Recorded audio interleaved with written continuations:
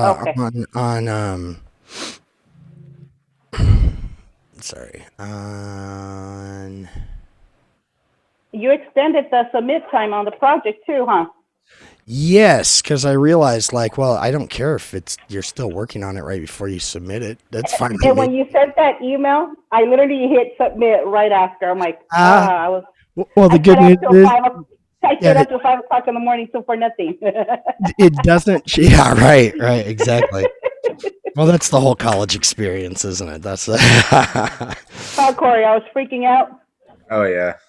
the good thing is the link doesn't change, so you can add, you can edit and change things, and it shouldn't change the link. And Yeah, yeah, but it is what it is, Professor. So, yeah, exactly, exactly. right?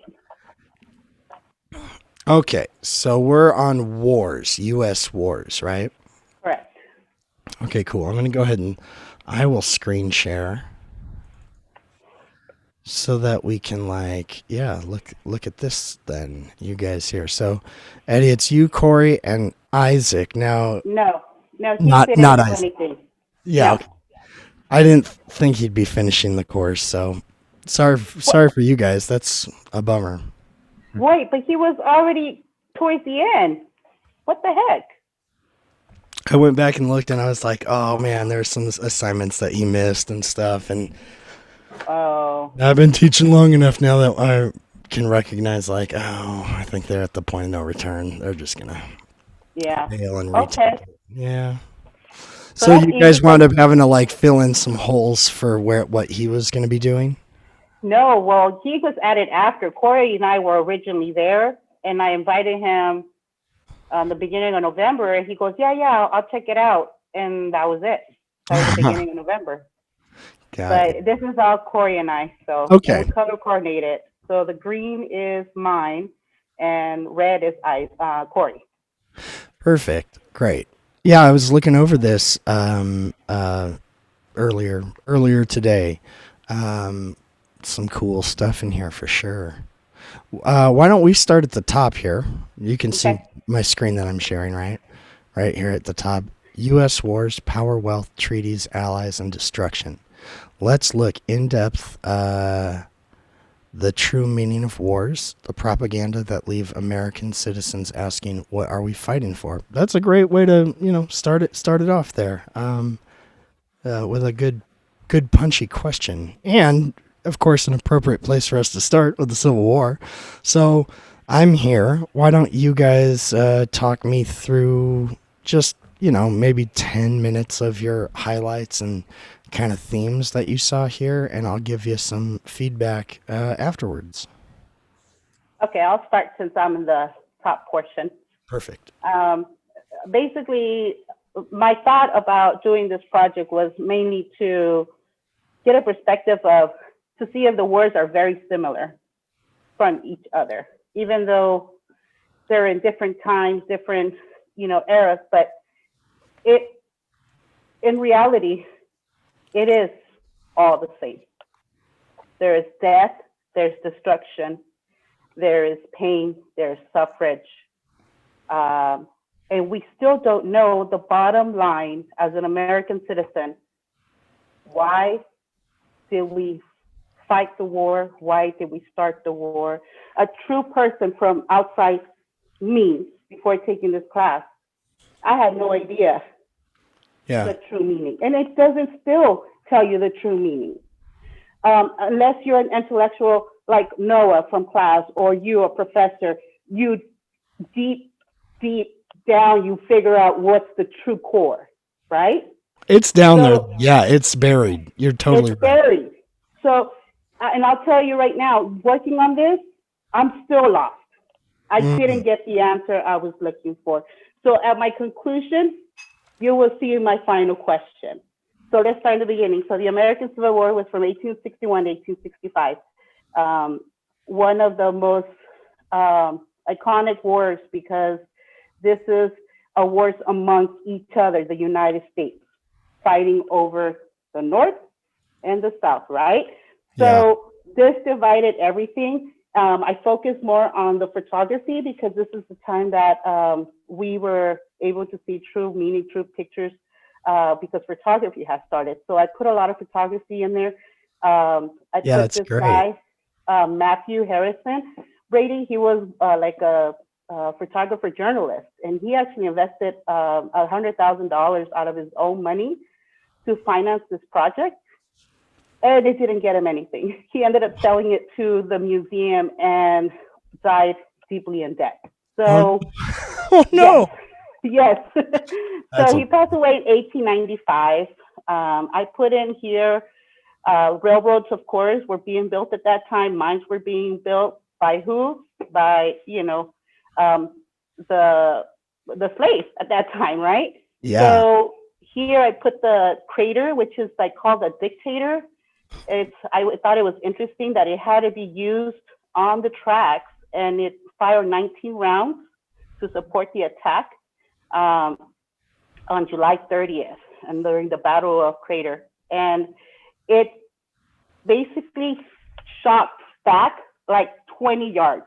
That's how powerful it was. It was Wow. massive. It was really, really massive. Like a This was what precursor for the like Big Bertha tanks. correct, Yeah, correct. in World War Okay. One. That's So cool. this one, it weighed, I don't think I have the weight here, right? No, I don't. But it was massive. Yeah. It was incredible. And here we have Abraham Lincoln visiting one of the battlegrounds of the Union. They actually, the Confederate Army ended up firing some rounds over at that side, and they had to protect Lincoln. But with his big hat, he was very easy to spot. Yeah. So they actually told him to get down, you fool. And then he took cover while they covered him. So that was interesting. Another thing I found interesting that I didn't know about this is that women also disguise themselves as men to fight in the war. Oh yeah. Yeah. So there was about 600 women that we know in history here. A lot of them were spies. A lot of them were Mm. sharing information back and forth, but mainly truly fighting for the war, what they believed in. So there you see pictures of them dressed in their uniform, and my computer shut off. So hold Oh on, no. I have to use your screen now. Okay. Let me see, reload. And yeah, so that's pretty much on my part. You want to jump in on the World War One, or and I put a quiz there at the end. How Yes. was the Yeah. war funded? Those are That's it was great. either by bonds or printing, issuing greenbacks. As new paper money, they had to print so much money because they stopped using gold at that time that they had to print all this new money. And or was it the federal income tax, which it was the first implemented? So what do you guys think is the answer? So Hmm. of course, Yeah. let me log in Yep, again. there. And you can jump in now, Corey, for your section. Okay. So I did World War One, and World War One was super interesting. I included a lot of pictures and all that. One thing that I mean, I remember brushing up on it since like high school, but I learned a lot more about this war doing this project. I didn't realize how long that the U.S. stayed neutral, and that I think, if I remember correctly, we only fought for like 7 months. Yeah, it's really short. Yeah, Really short. extremely short. But Our aid was really like it. Yeah, militarily we made a dent, but it was very psychological. I think it was maybe what we added to the war there. right. Yeah. And one thing that I also did find interesting is I put this quote down here under the picture of the soldier with the gas mask on. It said that the U.S. sent more than 1 million troops to Europe, where they encountered a war unlike any other, one waged in trenches, in the air, and basically this war was the first time we used planes in combat. There was poisonous gas. You had people running around with gas masks on. Tanks were introduced. So it was a totally different type of war than what the world had really ever seen before. Yeah, freaking blimps and zeppelins and all Yeah, kinds of stuff. Yeah, it is. It is. Yeah, and so yeah, that's good that you guys noted that because yeah, the Civil War is like a lot of people point to that and say, okay, that was the first probably modern war because it's the railroads, it's the telegraphs, there's, automatic weapons of a sort. By that point, troops are being moved by train in large numbers. It's a war of industry, but like it's not the technologies, it's just at the beginning of the Industrial Revolution. It's not like right. blossomed yet, and it's not to the scale that World War I is going to be. So yeah, that's good to note. Plus to mention like the German U-boats, those were some of the first like submarines that were ever used, and those things were just wreaking havoc on Yeah, everybody else going against them. They were so hard to find, and as you can see, it's basically one of those is what brought the U.S. into the war. yeah, yeah. Crazy to think those things are just off of our coast and lobbing some stuff our way every now and then. Yeah, but yeah, it is a little shocking when you're like, oh wait, we were not in the war though. It was going on for a long time before we entered it. Right. And Yeah. also, I know we learned a lot of things about like how much disease affects people. Like we lost more soldiers due to disease than we did to actual combat. Hmm. Yeah. And Yeah. then at the bottom, I put the fading battlefields of World War One. So it's crazy to me to think that over 100 years after the war, you could still see the trenches and the craters and basically how scarred the land is where That's that war really was fought. cool. That's really cool. Yeah, yeah. Apparently, there's a whole section of a forest in France that's like completely covered off because there's so many mines in there from Right. World War I, but also from the Nazis. And there's lots of Nazi stuff still just out in the forest. And when I was out in France when I was doing that trip on the French Revolution, we went out to look at one of the battle sites of Napoleon out in the countryside, and there's like cannon out there, like a huge cannon the size of like a suburban, but not from World War I. It's like from Napoleon. And it's Right. just kind of sitting out there. Like Yeah. they cleared a path so it's not rusting and stuff. And so there's a lot you can like walk out to it. There's a little monument out there now, but it's like, oh, this is just left here. Like just Right. sitting out there in the field for a couple hundred years. That's super strange. Oh yeah, and I'm sure there's plenty of more stuff that's just buried out there waiting to be found. Yeah, yeah, definitely. I'm gonna look at. I love the Atlantic. I'll be looking at this uh, later. That's very cool. That's a great find. But yeah, I like history .com has a lot of super interesting stuff on all these wars, so I included a few Hmm. links in them, like the 10 little known facts about World War One. Yeah. Yeah, obviously, I tried to focus mostly on like US deaths and costs, but obviously since we did only fight for 7 months, I think the US had like the one of the lower death counts out of all the countries that were involved. Yeah, yeah, Uh, definitely. We get a lot of credit, and it didn't cost us a whole lot. yeah, If definitely. there was a winner out of the war, it was probably America.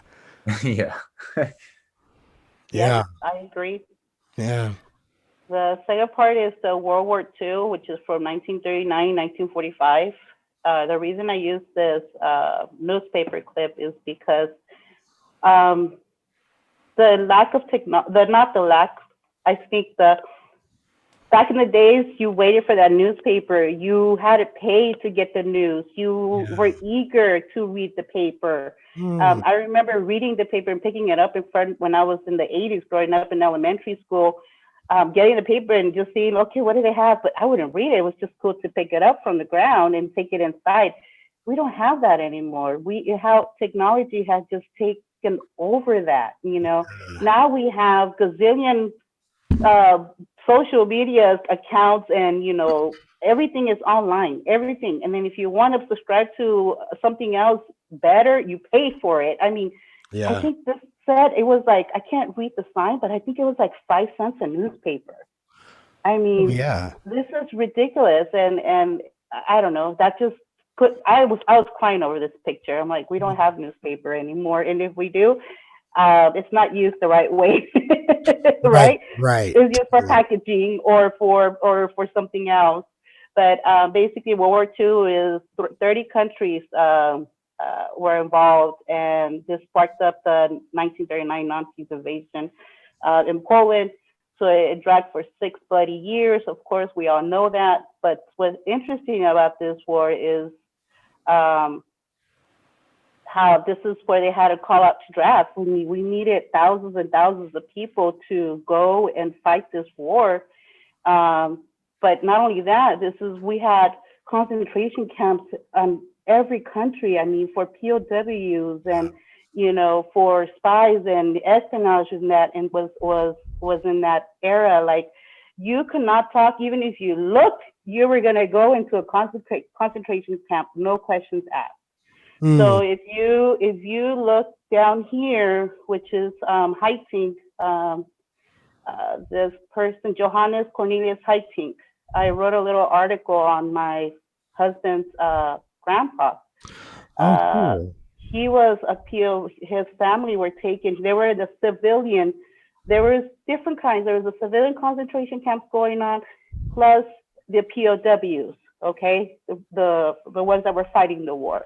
Mm. Um, they were taken. He was 10 years old, very rich, wealthy. Grew up and born in Jakarta, Indonesia. He was 10 years old. His father was a business owner. He sold motorcycles under the shop, and then it was a 3-story home. So the builds Oh. were always built like on a 3-story home. Very wealthy in Jakarta. Um, so he's 10 years old. He has a little brother named age 8. He gets a letter. The father gets a letter that they have to go into these civilian camps. So everything is taken away from them.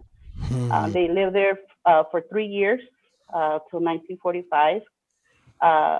Horrible, horrible conditions, horrendous, being tortured, starved, slaves to work in the railroads and the mines for food. No money. You will get your rice, and then you work, you put in the work, you get rice. And we're talking about little kids. The adults were usually separated, but the kids had to also work as well. Like I said, he was 10 and his brother was 8.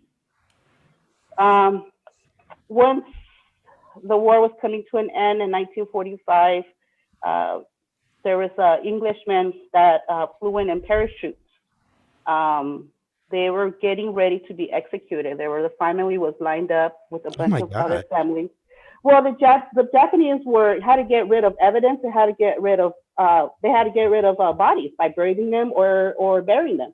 So when they knew that they had lost already, and they were gonna take over, they had to execute it. So they were already lined up, getting ready to be executed. And these Englishmen, parachute men, flew in and killed the Japs, and they were saved, and their lives were spared. And then they were in a boat, and they were taken to the Netherlands. That's where they lived in government apartments, which it was like the hangars, the plane hangars, for 2 Hmm. years. Oh And my gosh. they provided them food, they provided them home and everything. So the conditions did change, but still it was very, very unsettled from like that war from 1945 always to 1950 to get power to a new home, work. I mean, start all over. It was just horrible. So when in 1962, his friend commissioned him to come to Pasadena, and then he got him on a boat, on a 2-week boat, and Wow. they started their life here in Burbank. And my husband's father, he was 5 years old. He was a baby of all the siblings. There was 5 of them. So that's my husband's father also, and that's grandpa. And then grandma she passed away, both of them. But they lived a long life, 69 years together. They were 20 when he enlisted in the army over there in Holland and Netherlands. They were able to get married. So this is their marriage certificate. If you see it, it's written in Dutch. And I went ahead and translated it, and it's basically their marriage certificate. So they got married by proxy because he was going to be sent out to war. Wow. That's He crazy. had, Literally a journey around the world. I mean, correct. And man. I mean, our family is big and strong because of their lives were spared by the Englishman. So Yeah. it's an amazing story. And that's like Interesting to concentrated. post that right next to the, order 9066, Correct. Yeah, that's a Because there wasn't just this. contrasting picture there. Correct. There's not this concentration. I mean, they were all over. And then we come here and then we do the same thing in California and 10 different states here. There's a map where I put all the states that we had, the Yeah, I see that. American Japanese concentration camps. But we had the most. California had the most. So very interesting. Like I said, same thing happened to these poor people here. Everything was taken away. We're talking about lawyers, doctors, teachers, Yeah. and they were put there for all those years. And of course, we have the 2 atomic bombs. That's how the war stopped, of course. But it didn't stop because there was a lot of pain and suffering all over the world, not just here or in Indonesia, where my family felt it. And then I have a question here. How much was the war? No. What do you guys think? We're definitely at the, 485 billion. We got to be there, right? I don't know. Yeah. It's 341. There you go. 341. Okay, your turn, Corey. Okay, so We got to go quick bullet points too, because I got to switch over to the class Oh, we're almost done. Okay. meeting at 6. Oh, that's right. That's right. I'll keep it quick. So basically, before World War II, Korea was controlled by Japan, and after World War II, they were trying to figure out what to do with Korea. So Korea split along the 30th parallel into North and South Korea. North Korea was backed by the Soviets and China, and South Korea was backed by the US and the Allies. And it was basically North Korea wanted the whole country to be communist, and South wanted to not be communist. So many battles. I think one of the most important things, a few important things. The war wasn't really shown in the media. I put on there that the show MASH was really the most famous representation of the war, and no permanent peace treaty has ever been signed. So I mean, this affects us to this day. You see on the news every couple months, it seems like North and South Korea are starting to get wild up again and stuff like that. So this one's just important because it still affects us to this day. You got North Korea with their nuclear program and threatening the US every couple months, and South Korea is still basically fighting with North Korea, even though there's not really a whole lot of combat. It's still kind of scary to know that it could happen at any moment. Indeed. It is. It's terrifying. It's crazy. Yeah. There's no peace there. Especially when nuclear weapons become involved. I mean, you've seen from World War II just how destructive those are. And I mean, they've only gotten bigger and stronger since then. So it's scary to know. Yeah. But basically, total cost of the war was 30 billion, which is relatively cheap. We fought the war from 1950 to 53. Yeah, total casualties 33,000. And that's really it. That's the main points of the war. I don't know how fast you want me to be, but if you want, I'll move on to Vietnam. I did that one also. So We probably actually have to call it right now so I can close this down and reopen the other Zoom meeting. okay. Are you guys both going to be on tonight for the next few hours? I will not be. Okay, well, I'm going to record it, and I figured I can pull this up and do some quick feedback at that point when we transition into doing groups like that, so I can let everybody know, hey, here's feedback right off the bat, because we already went through your timeline project. Okay. Yeah, sounds good. Thank you guys for getting on early, and we'll see you later. All righty. I'll see you right now, Professor. Okay, bye. Bye. Bye. Thank you. Take China. I can split it into provinces. There goes Shanghai. It has the same wealth and health as Italy today. And there is the poor inland province Guizhou. It is like Pakistan. And if I split it further, the rural parts are like Ghana in Africa. And yet, despite the enormous disparities today, we have seen 200 years of remarkable progress. That huge historical gap between the West and the rest is now closing. We have become an entirely new converging world. And I see a clear trend into the future. With aid, trade, green technology and peace, it's fully possible that everyone can make it to the healthy, wealthy corner. Well, what you have seen in the last few minutes is a story of 200 countries shown over 200 years and beyond. It involved plotting of 120,000 numbers. Pretty neat, huh?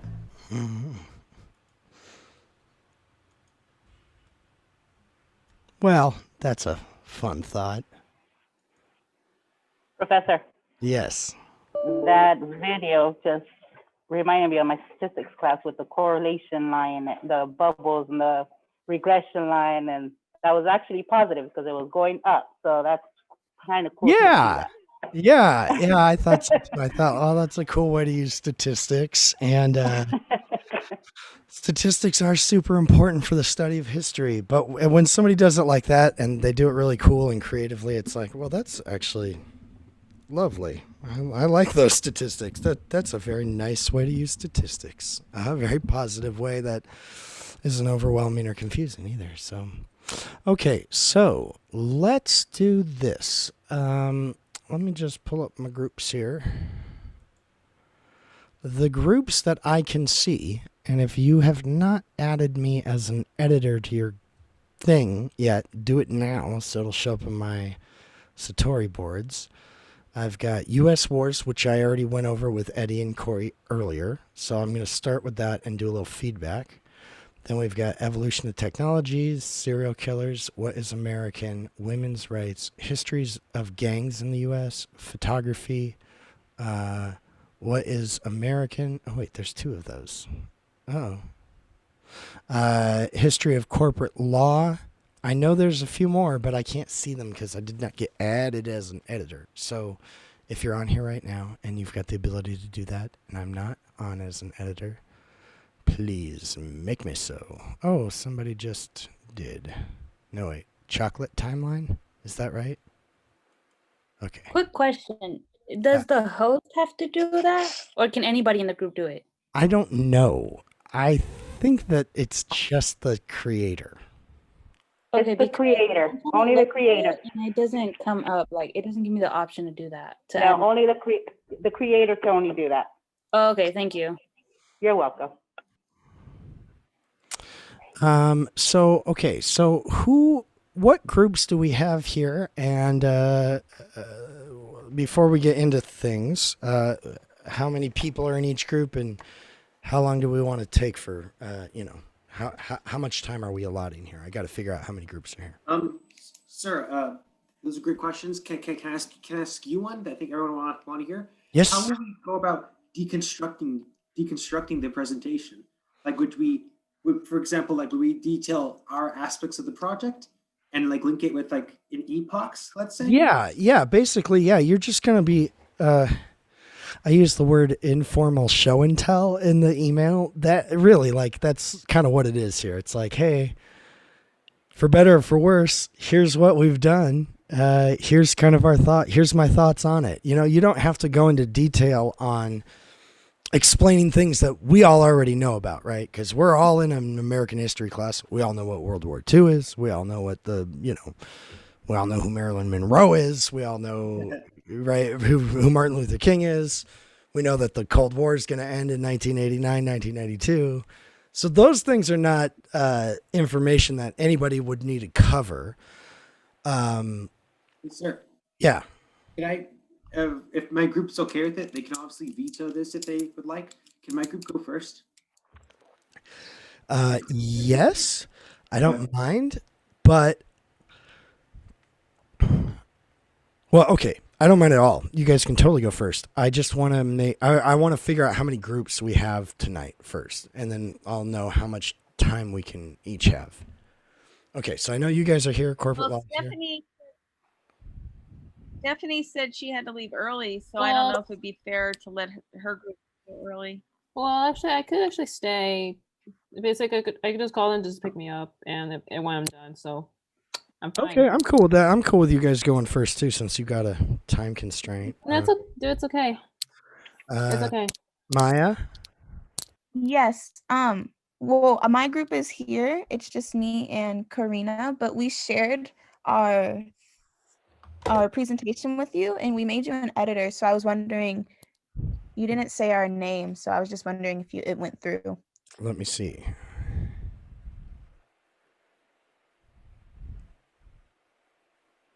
I'm not seeing it here. Doesn't mean it's not here.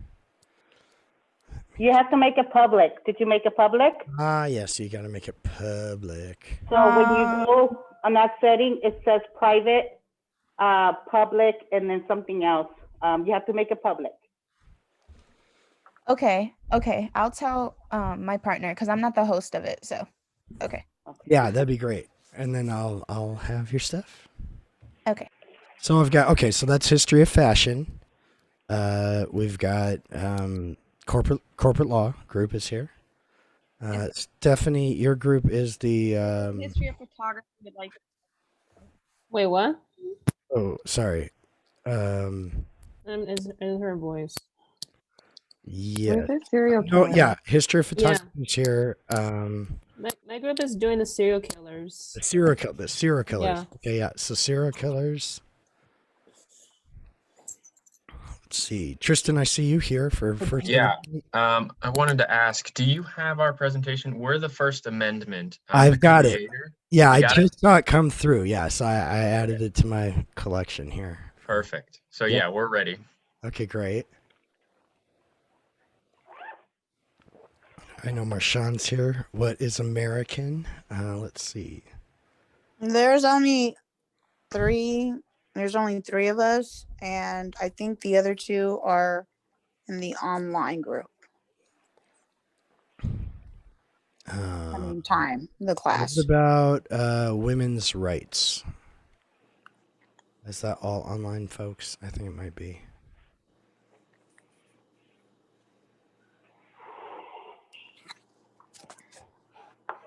Okay, so we've got.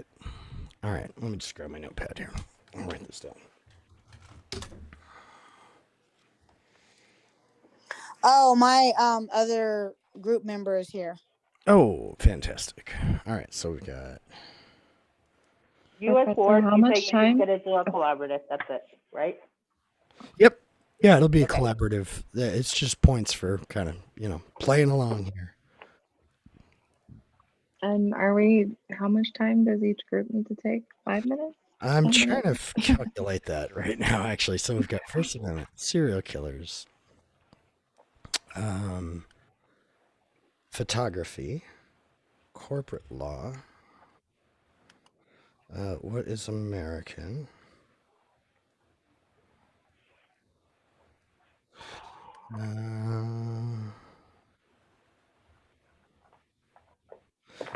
Anybody else? First Amendment, did you get that one? Yep, I got First Amendment on there. Evolution of technology. Oh, are you guys here? Good. Okay, good. Good. Quick question. Can you see if you see ours? It's I believe changing where is it at? Oh, changing nature of society. History of fashion just showed up for me. Oh, okay. So yay, that's good. Let's see here. Changing nature of society, I don't see. Oh, I'll give you guys a screen share so you can see the groups I can see right now. So here's the groups for our class. I've got these in here right now, and about, I don't know, probably like, how many is this? 1, 2, 3, 4, 5, 6, 7. This is We got 12. a lot. Probably Got a like, lot. yeah, 8 or 9 are on here. So there, a couple of you guys might even, if you want, if you're like, dude, I'd be cool going tomorrow and we can spend a little extra time on it. That's cool with me too. There's no rush. But yeah, we can get going here. So I think, okay, so we've got 6 groups tonight. I've got First Amendment, serial killers, photography, corporate law, what is American, evil of tech, history of fashion, and then what was that, changing society.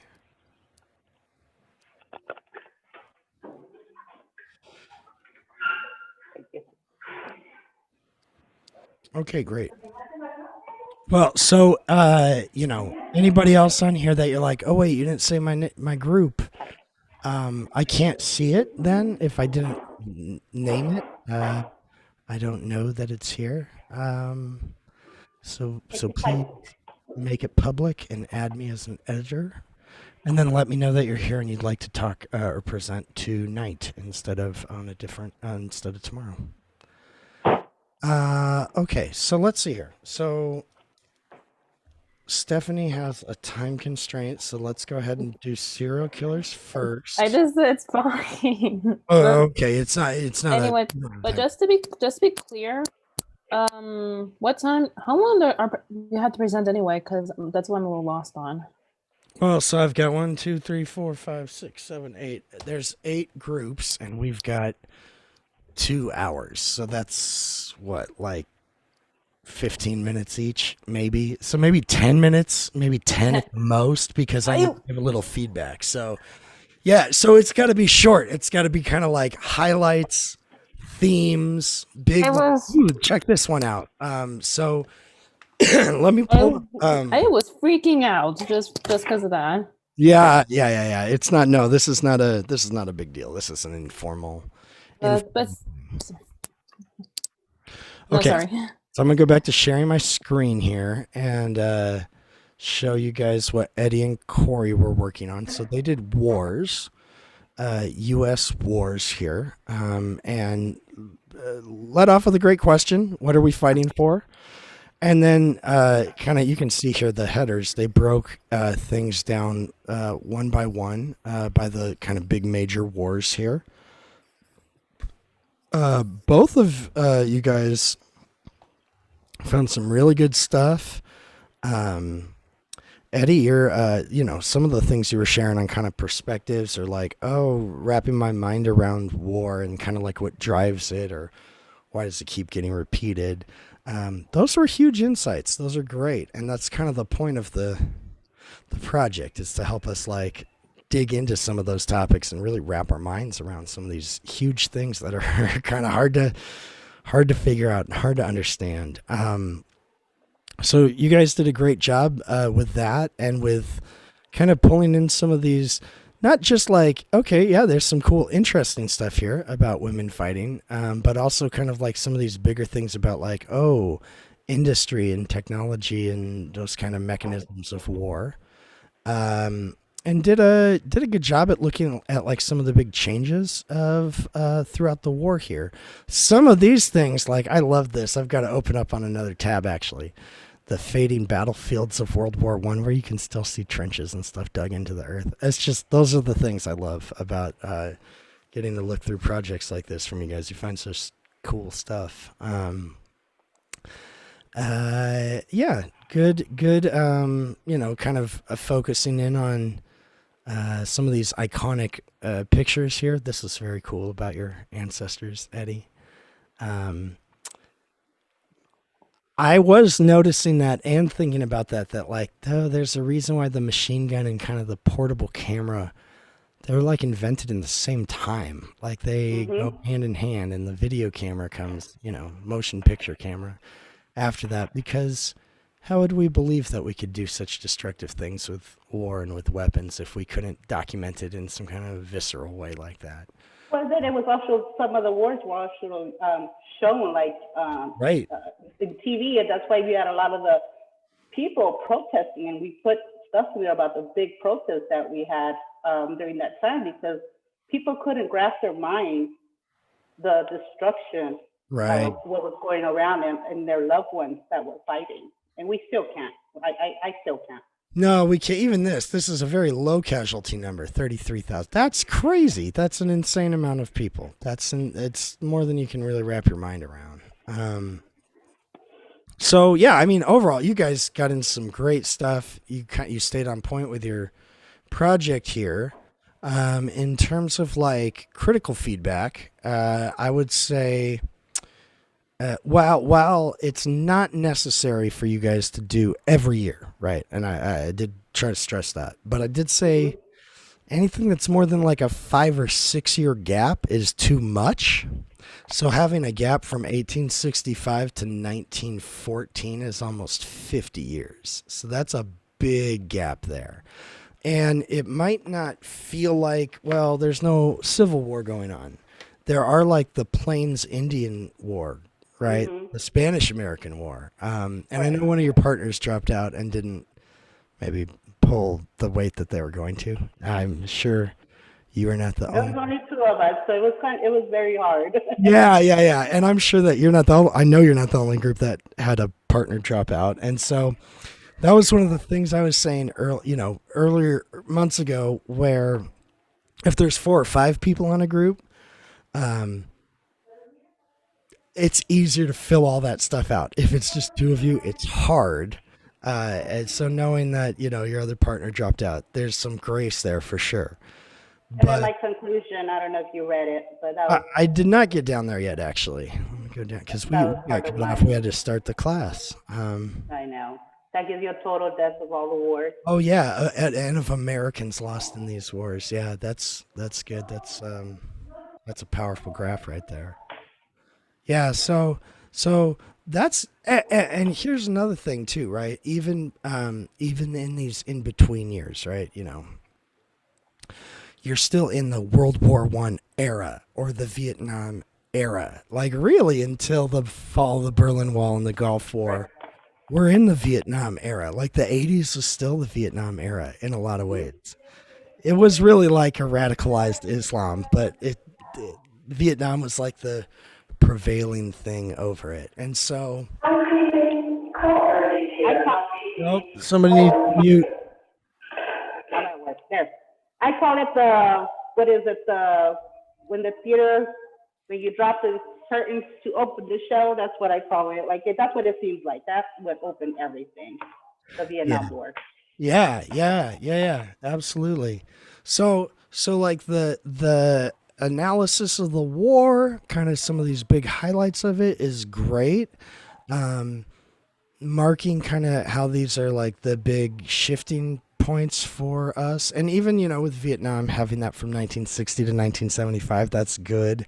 Instead of starting at 1964 or 67 or something like that, because it's been going on for a long time.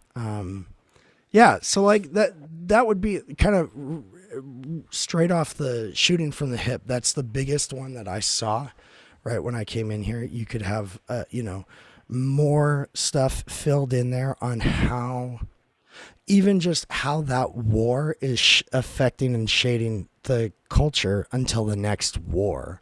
To fill in some of those, pockets and holes right here that would bridge the gap a little bit between the Civil War and World War I, or right there. Mm-hmm. Yeah, and even right in here, right between 1975 and 2001, that's really like Vietnam is shading everything, but it's a buildup to 9/11. It's a buildup to the war in Afghanistan, and there is so much problems and tensions and terrorist acts of the Middle East worldwide, all over the place. Lots of different groups, really starting in the 70s. It's in the 60s for sure, but the 70s it goes nuts on, and just keeps escalating up until until the 9/11.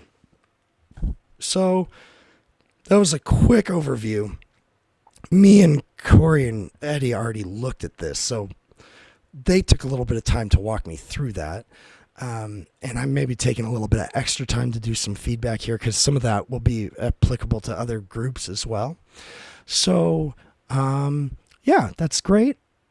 We took a look here at the at wars, a timeline via American War. Oh, I did want to say one thing to all groups. I noticed this, like if I go, okay, like here, this is probably, I mean, my guess is this is a Wikipedia text. I think it is. Right.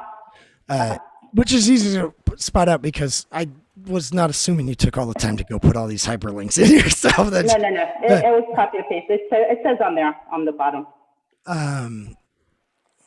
Oh, we talked about the same thing, actually. Yeah, I'm just like on the bottom, down at the very, very bottom. Oh no, you know what? That doesn't have it. No, there was another one. I know what to. Yeah, I just remember make what sure you that said. like whatever, because like I said, Take it off. I totally don't care. You guys can use that. The information's Yeah. good. You don't need to rewrite it necessarily. Correct. But just make sure it doesn't look like it's your writing then, if that's the case. Correct. So, yeah, Okay. so those are the two things that popped off the page to me on there. But yeah, thank you guys. Thanks for doing that and sharing. And you're right, it's a lot of work with two people. That's a lot of work. Thank you, Professor. Yeah, thank you. Thank you. Okay, so Can we go next? Wait. yeah, you guys are welcome to go next. Serial killer people, and then we'll do corporate law after that. Yeah, sound good? Okay, just I'm gonna stop screen sharing now, and I'm gonna let you guys Mm-hmm. screen share with me and show me. You can walk me through your timeline. I've looked at all of them, but you can walk me through that on your own. And I'm gonna try to take my headphones off without causing feedback here, because my. Okay, so I guess I said people's names: Rebecca, Jewel, and it's Capricia. Capricia. I'm sorry, I cannot It's pronounce all your okay. names really well, and also I don't hardly remember. Okay, who wants to share? If anybody's anybody in the group is available too. I mean, I can do the screen sharing. I just it'll let y'all be in the driver's seat a little bit more, but I don't mind screen sharing. Are you able to screen share, Stephanie? I'm using my phone. I think I can. Hold on. I'm on the page right now. If this thing will load.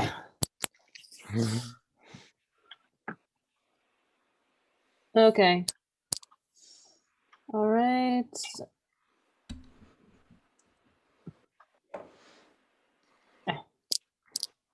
Share screen.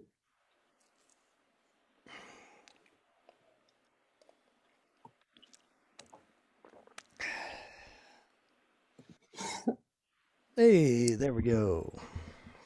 Okay, there you go. Yeah, ignore all my tabs that you could see, okay? Okay, you guys ready? We're ready. Can you guys just pawn your mic so I could tell you ready? Because I feel like I'm the only person that's saying Yeah, something. I'm here. Okay, so at the top of our presentation, we had a quote that was from Ted Bundy, and it said, "We serial killers are your sons, we are your husbands, we are everywhere." And so, like she said, in our group, we had Jewel, Rebecca, Stephanie, Celeste, who's from the online class, and myself. Here at the top of our presentation, we just went over like what serial killers are, who they are, or what the definition is, the different types, and just some of the different crimes that they commit. And then we go scroll down, Stephanie. I am sorry. I'm sorry. I'm like doing this really slow. This is all experimental. This is much easier to do in person or the classroom. So no worries. You're guys doing great. I love the Ted Bundy quote at the beginning too. And then That's crazy. Serial killers have different characteristics and different techniques. I scroll up a little bit. I've basically described the different characteristics of serial killers, and Can you talk a little louder? How about, can you hear me? Can you hear me? Yeah, I can hear you now. All right. Yeah, so I basically touched on the characteristics of serial killers and whether they're organized or disorganized and how that basically affects how they do the crimes that they do. Mission, You can visionary. scroll down a little bit, Stephanie. I'm gonna stop. You can just go slowly, and I think we can just, because we don't have to cover everything. Yeah, you don't have time Um, to cover everything. Yeah. Just So we give me basically now, we yeah, put, your highlights. yeah, for sure. We put in some information. Our timeline, basically, we have a bunch of serial killers from U.S. history listed from H.H. Holmes all the way down to like Timothy McVeigh. So we put in different statistics regarding their locations, like where they killed, the times that they killed. So like, for instance, I believe somewhere on our timeline, it says that Ted Bundy killed for an entire like presidential term, so for 4 years, and like he was affiliated with the Republican Party, I believe. He even was a part of like a campaign for, I don't remember the governor's name, but it was a Republican governor. So we put in information regarding that, information regarding some of the laws that were passed in, you know, the U.S. dealing with like gun control, the types of offenses and whether they were going to be federal or not. Something interesting that I found, I didn't really know, was that Timothy McVeigh, he, God, where is it at? Sorry, I'm trying to find it. He, so he was discharged from the military. It's down at the bottom. He was discharged from the military. I didn't know that. And then he had an issue with Bill Clinton signing signing a policy for, I guess, a ban on like semi-automatic rifles, which he was, and he was affiliated with the right-wing group that was really big on, you know, guns and different things, different types of weapons. So I guess that kind of was a part of his motive for why he went and he did what he did, which was the bombing in Oklahoma, right? Yeah. Yeah, Oh. Oklahoma City bomb. Yeah, he was disappointed in President Clinton for that. So I thought that Yeah. was pretty cool. Yeah, that was actually, yeah, that's all tied into the like what really affected Waco and Ruby Ridge and all of that. It's like the alt-right movement, kind of the militant alt-right end of the alt-right. I'm curious, do you think Timothy McVeigh is a serial killer? I don't think he is. Oh, my bad. Huh? Now I've seen a couple of his documentaries in like 2020s and Datelines, and I mean he did kill a lot of people, but I don't consider him as a serial killer. And that's my opinion. I'm just my bad. I'm sorry. You asked That's her. my opinion, and I'm sticking to it. That's just my bad. But you asked her, so go ahead. I'm sorry. I am still pressing this. So I am still. But yeah, there wasn't a lot of information about serial killers in each year. So yeah. Did you guys talk about the newest one in California, the Golden State Killer? The Golden State Killer? Yeah, they did a whole good 2020 and Dateline on him. He lives out. It was actually the evolution on how the DNA, how they were able to, because one of his families, they submitted one on like Ancestry at 23andMe, and that's how they were able to catch him. Nice. All these years later, all the way from the 70s until I think it was 2019. That's how they got him. Yeah. You guys, on that chart, why are serial killers on the rise? At least, like I know, like not consistently, but you get like there's a big arc starting like in 1950, maybe 1960. That's the question. We do have a chart do have a chart somewhere about the increase of about the question? Maybe is it just the convictions? Because there's a difference between like maybe is the population of killings the same but just more convictions, or is it like actually increasing, so to speak? I think the convictions. Mm-hmm. Because they were talking about I read somewhere in an article that some of the cold cases, like some people would admit to committing the crimes and then take it back, like recant it. And just to kind of close the cases, the courts would just charge them with the case. So to me, that's my theory, that the reason the serial killers went up in the 90s, well, on the rise, I guess, and then they had a peak in the right before that. Yeah. Oh, like, did you guys cover online- the Atlanta child murders? I did not. Oh. They're like Online, whenever you talk about like serial killers, they always say like it's not set in stone the amount of people they killed. Right, because sometimes they're still finding bodies. Even though, and isn't they say that some serial killers do this because from mental issues? Am I right, guys? Well, and I think I know what it's hard to find a specific serial killer because there's no conviction, and also you're right. Most of them are correlated with mental health issues, so they're in a separate category. Because most, yeah, it says it kind of does have from documentaries and videos I've seen about serial killers, each of them, even though if it's part of the United States or somewhere out of the country, some either say that they might kill just for like mental reasons or like some other reason, like they just want to, they just like really. Yeah, I think that's interesting that you guys put the Ku Klux Klan as a serial killer. Well, yeah, because they're like very interesting. Because they're like a cult. I feel like I didn't think about that. They were exposed to so much violence, and like someone's bound to be at least psychotic in there, you know? Yeah, maybe at the time they weren't considered as serial killers, but over time, you know, as we put a definition to it and it more, in reality, they are a group of serial killers. And they're like considered like serial killers, like they kill people like, for no reason or for purpose. Yeah, like it was about like serial killers, and it was based on hate crime, you know. Yeah, there are many killers. Some they don't just like do just either by shots or knife. Yeah, they always have a motive. Like, for example, like Albert Fish, he just mostly just strangles, mutilates, or tortures people, or in his case, children. And he writes the letters to the parents of how he tortured and killed. And oh, you talking about BTK? No, Albert Fish. Oh. Yeah, like if you see the article right here beside it, right here, they're like serial killers that have their own methods of their own kills.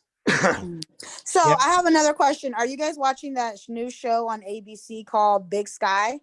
No. Oh. What's that? Is it a serial killer show? Yeah, it's I will like, be happy.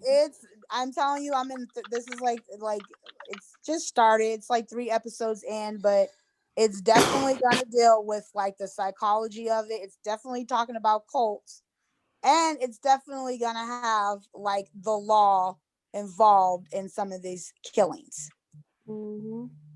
Yeah, I was gonna say, like, when it comes to like motives behind serial killers, like they tend to say that like male serial killers don't really know their victims, while female serial killers like know who they're killing and like have a relationship with that person beforehand. Yeah, we've had something like that. Yeah, but there's a besides spot the in our chart that we project added, regarding that. mostly all males were killers besides females.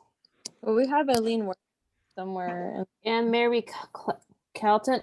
Even there was another killer that was born with some sort of dwarfism thing. Oh yeah, from Orphan. I get Orphan. Yeah. Besides, it's in 2007. Well, it's in the same year. Kind of based on the same year. Well, I'm sorry if I'm stuttering, guys. Basically, there are gonna be movies.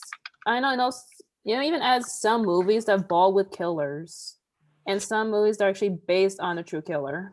You know what's really interesting is that like a lot of times the killings are a little bit. Oh, pause right here on this WW2 and yeah, even it's kind of hard to find like something that was like serial killers are actually based or have a connection with World War II.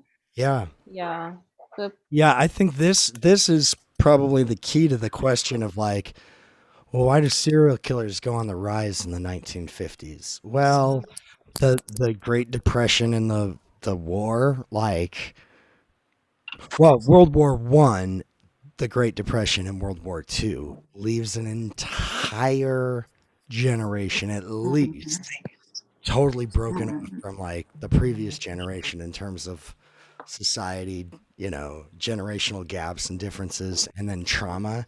And you enter in like alcoholism and child abuse and those kinds of things that go on the rise with mechanized society at the time as well. And it's like, oh, these all create a very bad situation in which people have psychotic breaks, Yeah, or they're like born sociopathic where yeah, that's where why they we don't. also added the PSTD, the post-stress PTSD. trauma disorder. Yeah, It- yeah, That's like, it's huge. I think that's hmm huge for this one. Yeah, absolutely. Another thing we found, Professor, just in regards to everything you were just talking about. So like those serial killers that had like their fathers away at war, things like that, and just being in the broken families.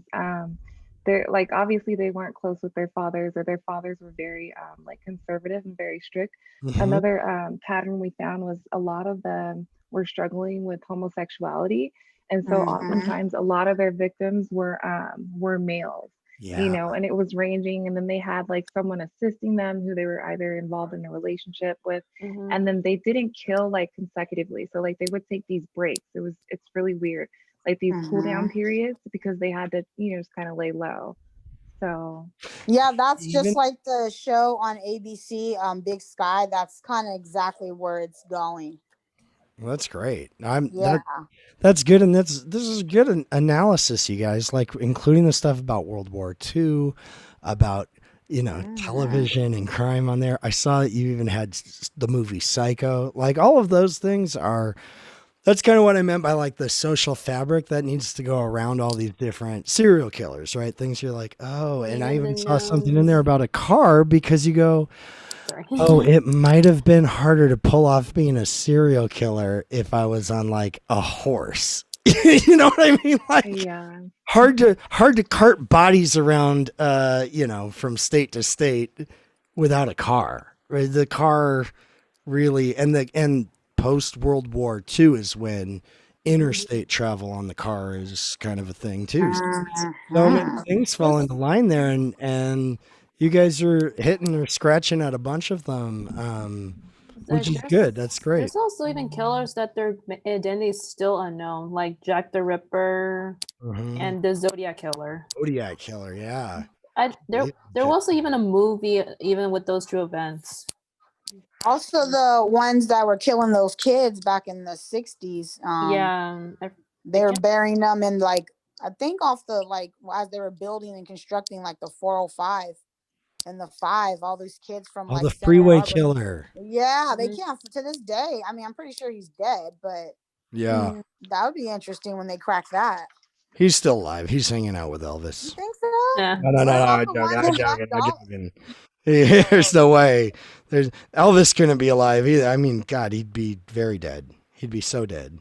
I don't know. Sometimes I think my mom's neighbor across the street is the Zodiac Killer just because he looks similar. He's older now. Well, but he's not. I swear his face and his eyeglasses and everything, it looks just exactly similar. I'm telling you. It's like his identity is really unknown, but all you could see, like if you see like dead bodies, you could like you really know he leaves coded messages that would be there's which one in taunted Arizona police and the too. press.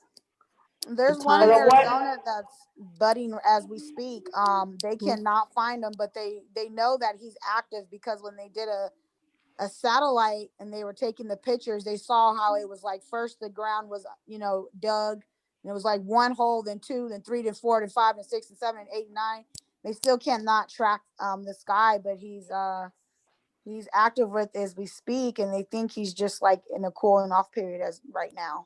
Wow. Isn't that so scary how you can't track them? Like, isn't that like the scariest Yeah, part? he's not leaving any DNA or anything, and It's kind of like homicide. he was able to take advantage of remember when we have the economic like home crisis and they stopped building homes? but they had all those tracks left. He took Yeah. advantage of that, and that's where he was burying his body. And then, like, when the turn like happened, and they were going back to construction and building those homes, just took like a lady was walking her dog, and he sniffed out a human bone, and next you know it, that was just one lady, then two, then three, then four, then five, and it just grew. Well, the one that I can actually relate to growing up as a kid in the 80s in the Valley was Richard Ramirez. Oh yeah, Richard the Doctor. Everybody feared. I had information about him. But So that's the only one I can relate to as a child. Yeah. And you guys did a good job. You guys did a very good You job. did. I love it. we even have a chart of of how serial killers kill their victims. Mostly, there's like a huge rate with shooting. Look at that. Shooting? Wow. Yeah. Strangling is 20%. Well, I thought that would be higher. I thought it'd be lower. No, because basically when you like strangle somebody, you're like leaving your DNA on the victim's neck. Yeah. I It's learned it also from more personal too. When you strangle them, it's like a personal attack. Yeah, Oh, that's true. from what I learned from forensic science. Yes, I actually learned. I learned about crimes before when I was in high school. Basically, like people like moose use weapons instead of their own hands because if you can imagine like basically the killer's leaving their DNA against the victim, so it's could be a little bit more easier to know whose DNA was that from. Yeah, Well, you know, it's remember that- interesting to see down here axed. See that at 1.5? If you went back 150 years ago in America, that would be way higher. And that's where the term axe murderer comes from. And it's because when people went crazy, when they had psychotic breaks, they'd go to kill people. And every house in America had an axe laying around on the back, in the backyard because everybody chopped firewood. Always. Every house had an axe. So if you're going to go nuts and kill your neighbor or your family or whatever, then the axe is a handy one to do. And the very lowest rate is getting ran over. Like besides, there's like I don't know how many 50% chance people could live from a run over. Yeah, it just seems like you're a lazy serial killer at that point. And there's more down here. I would think that they were like running or fleeing, and then that was just easier. Just instead of chasing them down, they just ran them over. I've seen some cases like that. Yeah.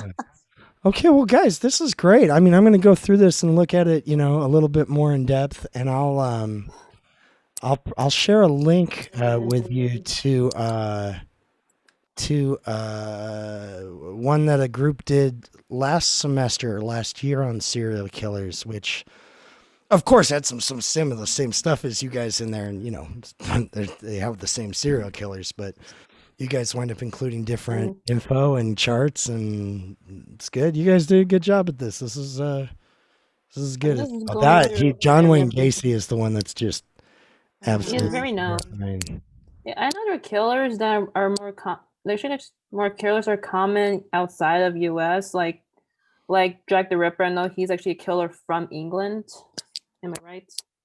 I thought we had a higher number in America per capita than. No, I I like think it's some. just because, like in America, we like publicize it, like Yeah, it goes that's what I on the mean. loose. Like there are many. I know there are many killers that are outside the USA that is known here even today.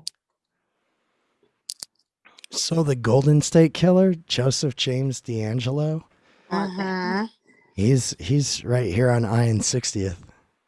That I keep going. I've just been Wait, tapping he's down. what? Wait, what? He's in Lancaster prison. Between Wait, Avenue what? J and Oh Avenue yeah, I, he, like, he 6 just years. got put there too. Yeah, I was gonna. So I told you guys I was teaching there last summer. I was It's trying his to new set home up for a little bit. I was trying to set up to interview him, and then COVID hit, and I couldn't go back to the prison. I don't know if I'd actually could go through with it. It'd be so I wonder terrifying and creepy. because He that said, like, prison is a level 4, and I wonder where he would be in that prison because, like, when my mom worked there, she worked in a place called Aztec, and that's where they keep people who are either serial killers or they kill people while they're in prison. Oh, It's administrative segregation. That's on A yard. It's on Alpha Yard. hey. That's usually where the lifers are. Yeah, I taught on A yard actually, because That's where I work. Yeah. oh, you work out there? No, I worked there clerical for like 8 years, and then I went back as a nurse. But I decided I didn't want to be there as a nurse. It was a different ballpark, you know. It's an oppressive So environment, man. Yeah, my mom worked in like the mental health. She was a clinical social worker, and it's scary. Like someone tried to stab her. But my biggest thing with that one was that she told me a story with this guy, and they gave him 999 years because he killed a lady who was pregnant and her toddler. Jeez. That is so scary. Like, and they could literally break out of that place. I mean, it's a like prison. I get that, but like there's houses around. Like, I just don't feel like there should be houses near a prison. Dude, I don't know. Like having to go through all the security checkpoints to get in there and go through that They're not electric gonna fence. do I'm that. like, Yeah. I wouldn't be messing with that remember when electric those fence. houses- That will when fry you to death. Yeah. I remember when they were building those houses and they were a little bit cheaper because we went to go look at the model homes. They're really nice, but I remember. they're Yeah, a little bit because I more know because cheaper I lived they're there. across from the prison. Because I remember- lived there, and I know it's like a lot of security, but people have Mm-hmm. broken out because it was in 2016, and I Mm-hmm. was in elementary school, and they broke onto our campus. Really? Probably Yeah. was on minimum facility though, because the minimum is not inside of the it's Yeah. not inside of the prison like the electric fence. That's like they're in like bunks. in I there. think was they going shut most of around- the minimum stuff down now, like the youth one and the women's. Like, I don't think any of that's there anymore. Yeah, and then they became into like at one point they were just like doing because I've had like my what does it call it when they're just holding there it was a holding cell for like immigration and stuff. Hi. Or Oh, just yeah. like Nice. moved, like they're moving them to like their permanent home. It was just like I forgot I don't know if it was like a processing center or what at one point it was. It's just a detention center.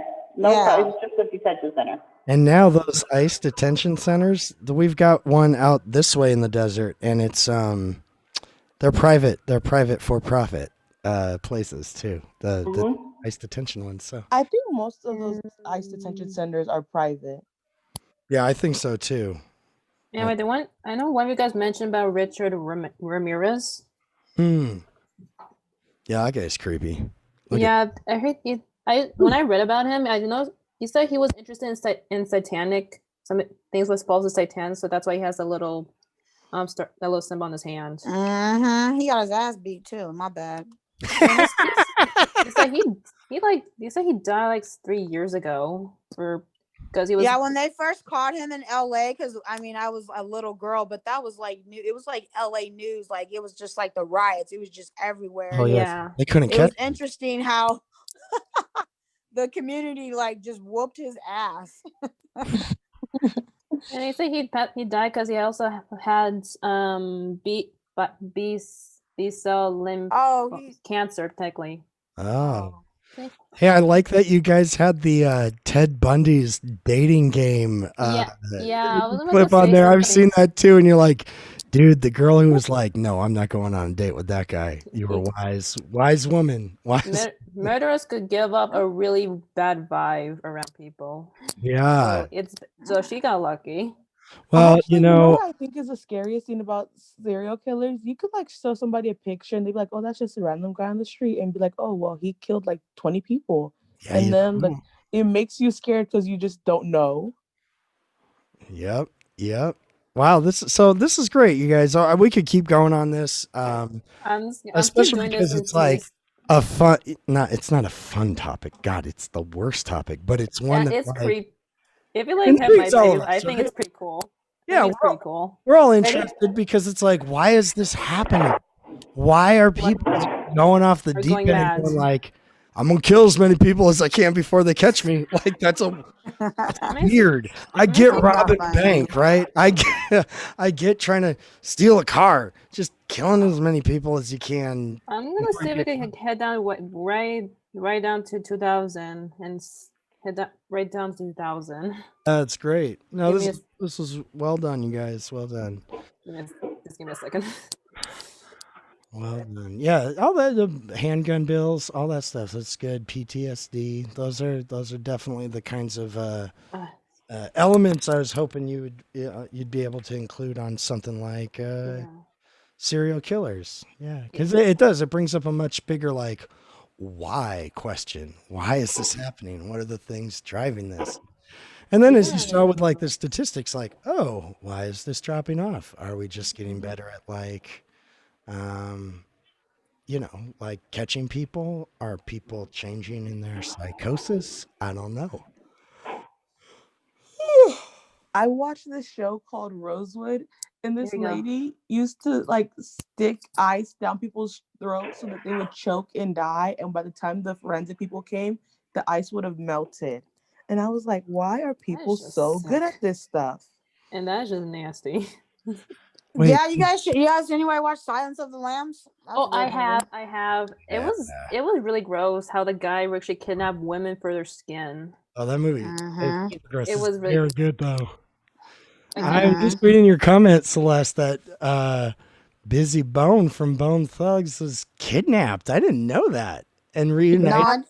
He was kidnapped by his stepdad, but he was reunited with his birth mother after the Adam Walsh killing because they made a movie and they aired it for the first time. And they were airing pictures and details about some missing kids.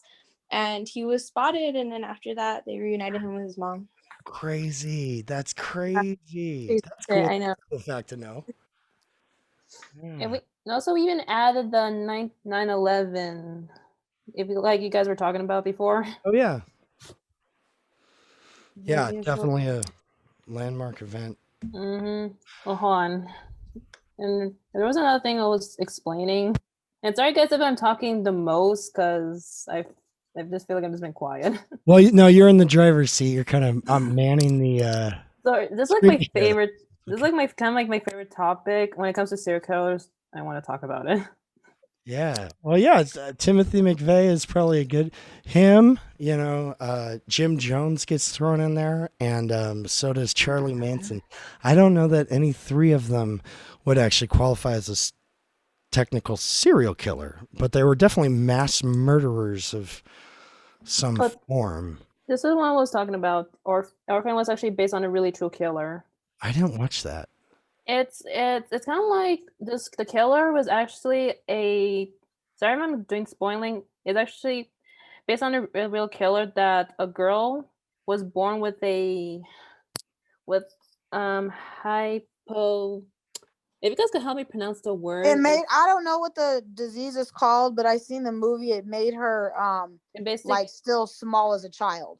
Yeah. It's hypopituitary. It affects her growth. Pituitary gland. Yeah. Oh, the pituitary gland. Yes. Basically, she's basically like a 30-year-old. I don't know how old, but she just have a body of a child. That's so creepy. Yeah. That's creepier than a regular person or a kid And coming to she's kill still. I heard she's still alive. She's still alive. She was released in 2011. Wow. But luckily, we're not in the Civic Republic, so we're good. But don't trust a child. Now one that looks like that, I guess, or talks like a 30-year-old. Basically, they say that she's able to manipulate her adopted parents to torture her two children. Oh, jeez. Then after that, yeah, he did. Her name was Barbara Shovik. I cannot pronounce the word. She's able to manipulate her adoptive mom to torture her children. But all right, guys, I'm gonna have to hit pause on this one and transition over to the corporate law group Sorry. now. No, it's great. You guys have tons of stuff, and this is the challenge from pretty much everybody's group. You guys put lots of work into this. You found stuff that's interesting and cool, and obviously you want to share because a bunch of people that aren't in your group are like, "Oh yeah, whoa, that's cool. I didn't know that." This is like it's the. I just got into it. We all got into it. Yeah. No, it's all good. Bravo. All right. So Stephanie, you can stop your screen share, and then somebody from the corporate law group can begin the screen share and Sorry, I lost my. take us away. Can we go after corporate law? Yeah, corporate law. Yeah, how can I start the screen share? So if Just go to the screen that you want. Go to share screen, and well, you will let's see like a hold on. page. Are you on a computer or on a something else? Are you on a computer? Yeah, I'm on a computer, sir. So if you go down to the bottom of your bar, you know, for the Zoom program where you can see View, security. stop video. Yeah. Go right next to where it would be like chat. Oh, share screen. Yeah, I Share see. screen, and then it should give you an option of which screen to share, and then you click that, and then we should be up and running. Okay, how about this one? Can I see it? Wait, oh no, wait, I didn't press share. Sorry. It's sharing now. Do you see, which screen do you see? Do you see the one? Is It's coming. It's still loading. There it is. There we go. I see it. I see your tutorial. You could zoom in a little bit because it's zoomed out pretty far. So maybe zoom Oh in. no. Oh, I see what's going on. Wait. An easy way to zoom in would be to hit Control, like hold down the Control button, and then either scroll up on your mouse wheel or hit the plus sign on your keyboard while holding Control. And it should zoom you in. Better? Yeah. Is this good enough? Oh, that's excellent. Okay, good. Sorry, because I have two screens. Yes. Oh, okay, yeah, that's good. It just got bigger again. Okay, thank you. Okay, so history of corporate law. I'm talking for my group because we only need one person, and also we have a few of my teammates, let's say, have children who are kind of noisy. So, yeah. So corporate law is the body of law governing the rights, relations, and conduct of persons, business organizational structure, and business organizational structures. The relevance of corporate law to American history is how it is responsible for ensuring the functioning and nature of corporate structures in society, which are immensely relevant. So the first essay I wrote, which Sepro appears to be editing, is that That's weird. I'm not editing it. Oh, wait. I see. I just had my button clicked on it. I'm not editing. Okay. No, I was like, well, hopefully he's not deleting it, but there it goes. What I wrote in the first essay and is that corporate structures are partially constructs, so they can be structured in a variety of different organizational arrangements. Professor Pister, she's a great she's a professor of law and economics. I think it might be New York University. I'm not sure. No, it's Columbia University, I believe. She designates lawyers as being the gatekeepers of economic inequality because of the capacity to manipulate capital arrangements through legal process, and how all corporate structures, all economic structures basically are built upon certain patterns of law, being contracts, property, collateral, laws of trust and corporations, and bankruptcy laws. And she classifies four characteristics: priority, durability, convertibility, and universality. And all those things build upon one another, because if you give priority to one structure, you have to determine its durability, which is how strong the priority is. And the convertibility is your ability to change it from one. You're changing manipulate your wealth from one form to another. So that's really important. And universality is to what degree does it apply to everything? Like how concrete is it? So yeah, so law gives corporate structures their manifestation and their emergent qualities, let's say. And that segues quite nicely into my next paragraph, which is corporate law. It's a summary up to 1865. And the thing is, we inherited the British common law, our system, from the British monarchy. And in the British monarchy, in order to get a corporate charter, you have to have the permission of the king. The problem is, well, it's not a problem, but the complication is that we don't have a monarch. So we have a common law that functions on the presupposition of a monarch without having the monarch to do it. So what initially happened was, after some legal fights, we decided initially to give states the right to grant charters. We didn't want a federal government to grant charters because the thing is we were scared of corporate power, particularly because of our experiences under the British in the form of the East India Trading Company. Yeah, many colonists at the time were saying when they were saying fight for liberty, they were saying we don't want the East India Trading Company here. We don't want mass exploitation. We don't want the British to raise taxes, because if they raise taxes, they might send the British India Company over here. Yeah, so what happened was after a few legal decisions, we evolved our own theory of American law. And the thing is, in British common law, there's a notion of corporate personhood. and corporate personhood is granted through a king. Only this time, corporate personhood is a fictional narrative that treats all the individuals in a corporation as an association. And state legislatures, through their charters, they enumerate the responsibilities of that association. So that it's quite limited. And they, as I write in throughout the paper, the precise organizational structure of the firm, let's say, was determined by the charter. So the thing is, corporations were actually quite controlled back in the early days. In fact, the earliest corporations were like schools, or like cities, or like, and if you go back to like Jamestown, what I learned was that was actually a corporation too. So like it's very vaguely defined, and it takes many different forms. The next paragraph covers the notion of general incorporation, which is where it details how these legal entities are collectivized and given are capable of being granted through a simple registration process. You don't need a state legislature in order to get one.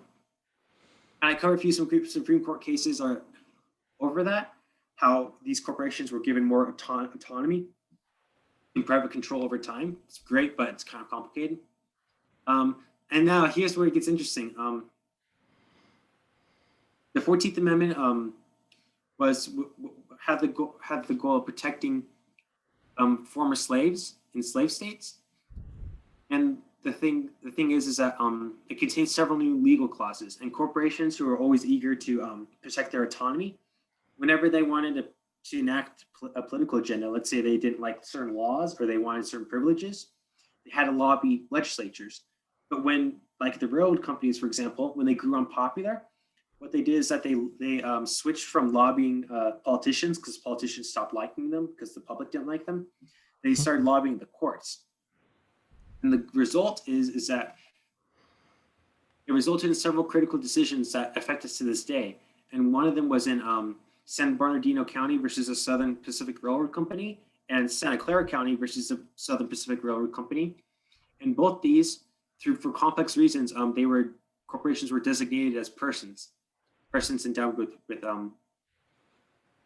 corporations are people. And it wasn't explicitly declared, but it was written as a legal opinion that was cited in later cases. So it was like a precedent, let's say. Right, which is how common law works, right? It's all really built. The precedent kind of paves the way for the next thing to happen. Yeah, or at least like it's here's one interpretation. So it gives like a baseline. It's really important, but at the same time, that's how how you see how the notion of corporate personhood emerged over time and built upon itself in a way that's quite fantastic to research. Okay, I put a few videos in here. Yeah, and how Professor Adam Winkler is brilliant. He traces how corporations, they ascertain their legal rights in what he calls a corporate civil rights movement. It differs for different other civil rights movements in the sense it was pretty much fought always in court, because it's not like like there was rioting in this city and the media covered it and politicians capitulated and they signed civil rights legislation. No, it was through interpretations in which corporations ascertain rights, and these corporations, they ascertain rights to all sorts of things. In fact, here's a quote. Indeed, today corporations have nearly all the same rights as individuals: freedom of speech, freedom of press, religious liberty, due process, equal protection, freedom from unreasonable search and seizures, the right to counsel, the right against double jeopardy, and the right to trial by jury, among others. Of course, that's the book. Seems crazy. No, and the thing is, in these videos, I recommend you all watch them if you can. He details how it's actually quite important, this legal concept, because the thing is, corporations weren't people. You're also taking out the foundation in which they have rights. So if you take away corporations are not people, that means that Trump tomorrow could pass legislation that nationalizes CNN and New York Times, or did you see? Or Biden can nationalize Fox News, or they can seize control of the stocks. So it's really important. Adam Winkler's personal view is that he poses amendments that say that corporations are not people because it would strip away all their rights, or at least it would blow up that whole legal infrastructure. What he advocates for is that he thinks corporations should be treated as minors. It's like a kid. a kid has a right to life, has a right, like, you know, has like, you can't abuse a kid, or at least that's what we try to enforce. Yeah. But it doesn't have the right to vote, and he doesn't have the right to drink or do drugs or serve in the military or buy a gun. So he says that these collectivist legal entities should be treated as minors in the sense that they're associations, and so they should represent. And when you sue a company, you don't have to bring every employee in. You just have to bring in like a few really well-funded lawyers.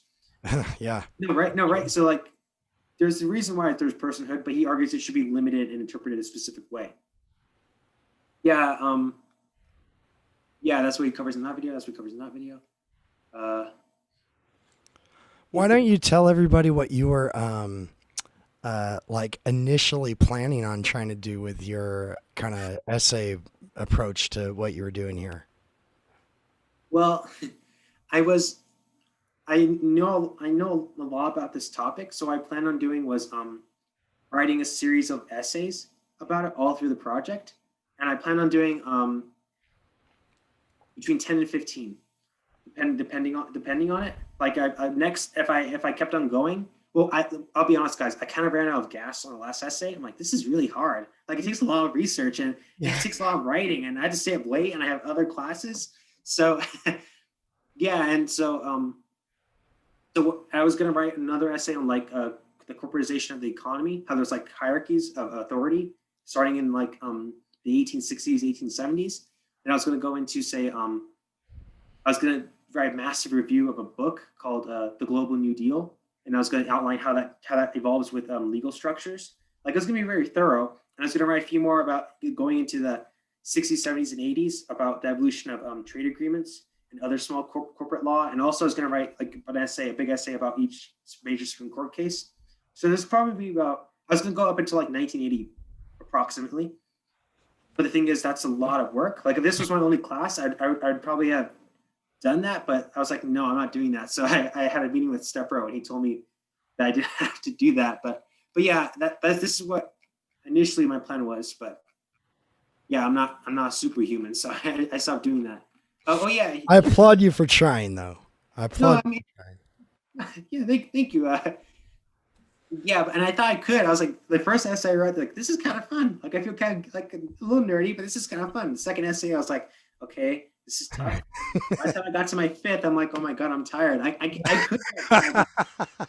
could write 5 more, but I would have been working on it this morning if I did that. So.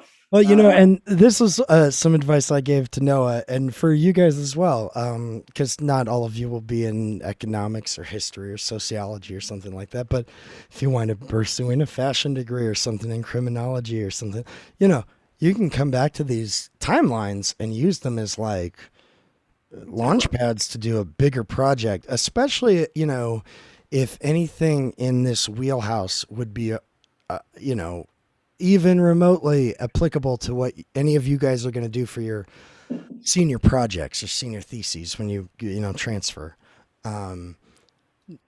Like, this is great. You can just kind of take this and like use it to, you start working stuff, rewriting, move stuff around. Just follow the link.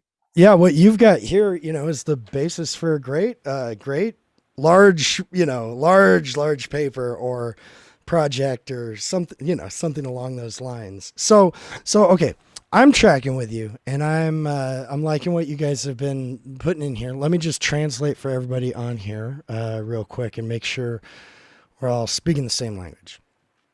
You guys are looking at corporate law as how corporations have essentially become founded and become a kind of cornerstone of our law system, but also a cornerstone of our economy now, and how they've shifted and changed over the last, few hundred years, but particularly the last 150 years, and kind of influence American society. Is that a fair? Yes, I feel like it's a heavy influence on American society because, America, like we were talking about this earlier about how America wants somebody who's tough on crime, right? And how it affects different communities and ends up with people being severely hurt. And like So when I approached this assignment and starting with the 13th Amendment and how in that 13th Amendment, there is a clause that says there can't be any slaves in America unless you're convicted of a crime. And so through the past 115 years, we've seen people being made into criminals. And I understand, like, if you break the law, like, you deserve to go to jail. But like in the 80s, right? Why is it that smokable cocaine is something you can go to jail for, but regular cocaine isn't? Right. Is that not making somebody a criminal? Right. Yeah. Yeah. Does everybody know about that? The, the criminalization of crack cocaine. Yeah, the crack epidemic. The And, war on drugs. War on drugs. I don't want to be the one to say it, but that was a war on Black people. I don't like Ronald Reagan. That was a setup. Just say no. I don't think it's just Black people, but I definitely believe it was a war on brown people or just people that was making money. People because that it's like, were poor what's and different? What's different from a pharmaceutical company selling the same legal stuff? It's just legal, and the drugs on the street is it's not legal. And so they just really want to fatten the pockets of the pharmaceutical companies. That was just a way to hurt the people who were poor and colored. That's my opinion. Because when you look at it, and that's not even the only thing. Let's look at something more recent. Trayvon Martin, the Stand Your Ground bill. There's this what's it called? Organization, this corporation called ALEC, and they're the ones that wrote that Stand Your Ground bill, because at the time Walmart was one of their members, and they were the ones who had the largest amount of long guns. I don't know if they did, but they said that they sold they were the ones that had the largest market for long guns. And after that whole Trayvon Martin case and the Stand Your Ground law, the sales in long guns went up. Is that not profiting off of like pure misery? Like, yeah, but cigarettes are legal. Alcohol kills people every day. The most dangerous things are legal. The most dangerous things are legal. But the things that people get because maybe they don't have great health care. I'm not saying crack is, you need to be doing crack. I'm not saying all that. I don't People with crack. like neurological differences, let's just put it that way, whether that be ADHD or other things going on. Yeah. If they can't get Ritalin, if they don't have a doctor, if they can't get prescriptions for medications, like they're self-medicating, right? Like, even if you go all the way back to something like 7-Up, you know how your mom's like, oh, your stomach's upset, have a 7-Up, drink some Sprite. Well, there used to be lithium in 7-Up, which would both calm your stomach and calm your nerves, right? It's what we give to bipolar people today. It's pretty strong. But, if you needed a little lithium, if you're feeling a little manic, go get a 7-Up then. And if you needed to really just get jacked to get your project done all night, go drink some Coca-Cola with the cocaine in it. I don't know. I'm not saying that's good, or we should just, get rid of the F. Ritalin takes, like, a 2001 study found that Ritalin takes up to an hour to raise your dopamine methods, while crack does it in seconds. And I understand that, like, crack isn't a good thing, but why were you locking up kids? Why were you locking up people for taking crack and then giving it to kids, calling it Ritalin? And I'm not saying that Ritalin is crack, but the chemicals that make are that the medicine same. are the same. Yeah. Oh yeah. So is coffee. So is any of those stimulants, sugar as well. Ritalin to meth is very close, though. My mom. Yeah. Back to like and she was corporate like- law. That's how lobbying started. Yeah, For some consumer rights. It was like a big thing with the automobile company, Nader versus General Motors. Yeah. And he sued them, and I guess they did like a huge thorough investigation. They had investigators follow him into the bank, look over his deposit slips to try to gather information, and they found nothing. So what ended up happening was it was a invasion of privacy because the investigator looked at the deposit slip. So after that, he started creating lobbying to help push legislate whatever. Legislation. Yeah, Mhm. legislation that. I get and it's Yeah. corporations and other things hiring unions hire lobbyists to go and like fight for our consumer rights. There's good lobbying and bad. That's a really good distinction, Yeah. Jennifer. Good lobbying and bad lobbying. Absolutely, because the same people that are, championing our consumer rights or our environmental rights are also, they're in the lobby of Congress, trying to get the attention of all the other guys from the NRA and the, Procter and Gamble and all the Yeah. have, are making tons of money off of their legislation and lobbying. And there's probably a better way we can like even regulate some of those things or guide them. But the lobbyist, that's probably a very critical element, right, to the whole corporate law, corporate economy structure of America and government, is that lobbyist position is pretty critical.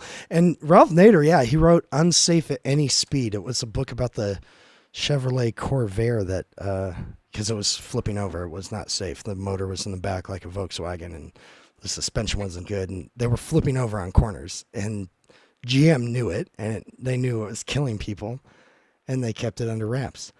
A lot of corporations did. DuPont knew this about Teflon decades ago. They knew Teflon was poisoning people, giving people cancer.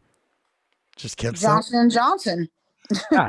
They're all, I mean, the criminal legality behind what a lot of these corporations wind up getting into is kind of like overwhelms you when you think about like, really, you guys were cool just selling cars that were going to flip over and kill like families, like little kids in the car. Like, wow, you greedy sons of bitches. Like, you guys are Right. bastards. And they proved that they're really like unscrupulous, like horrible people, because like GM, they got fined like thousands and thousands of dollars, not for the like consumer protection stuff. They did lawsuits of that, but Ralph Nader personally, like the court vindicated him because they broke into like his psychiatrist's office. But again, if you can connect some of the dots, they were breaking into the Democratic headquarters, the conservatives, the Nixon's camp was, right, for Watergate. And then they broke into one of the psychiatrists of, shucks, I can't remember who it was now.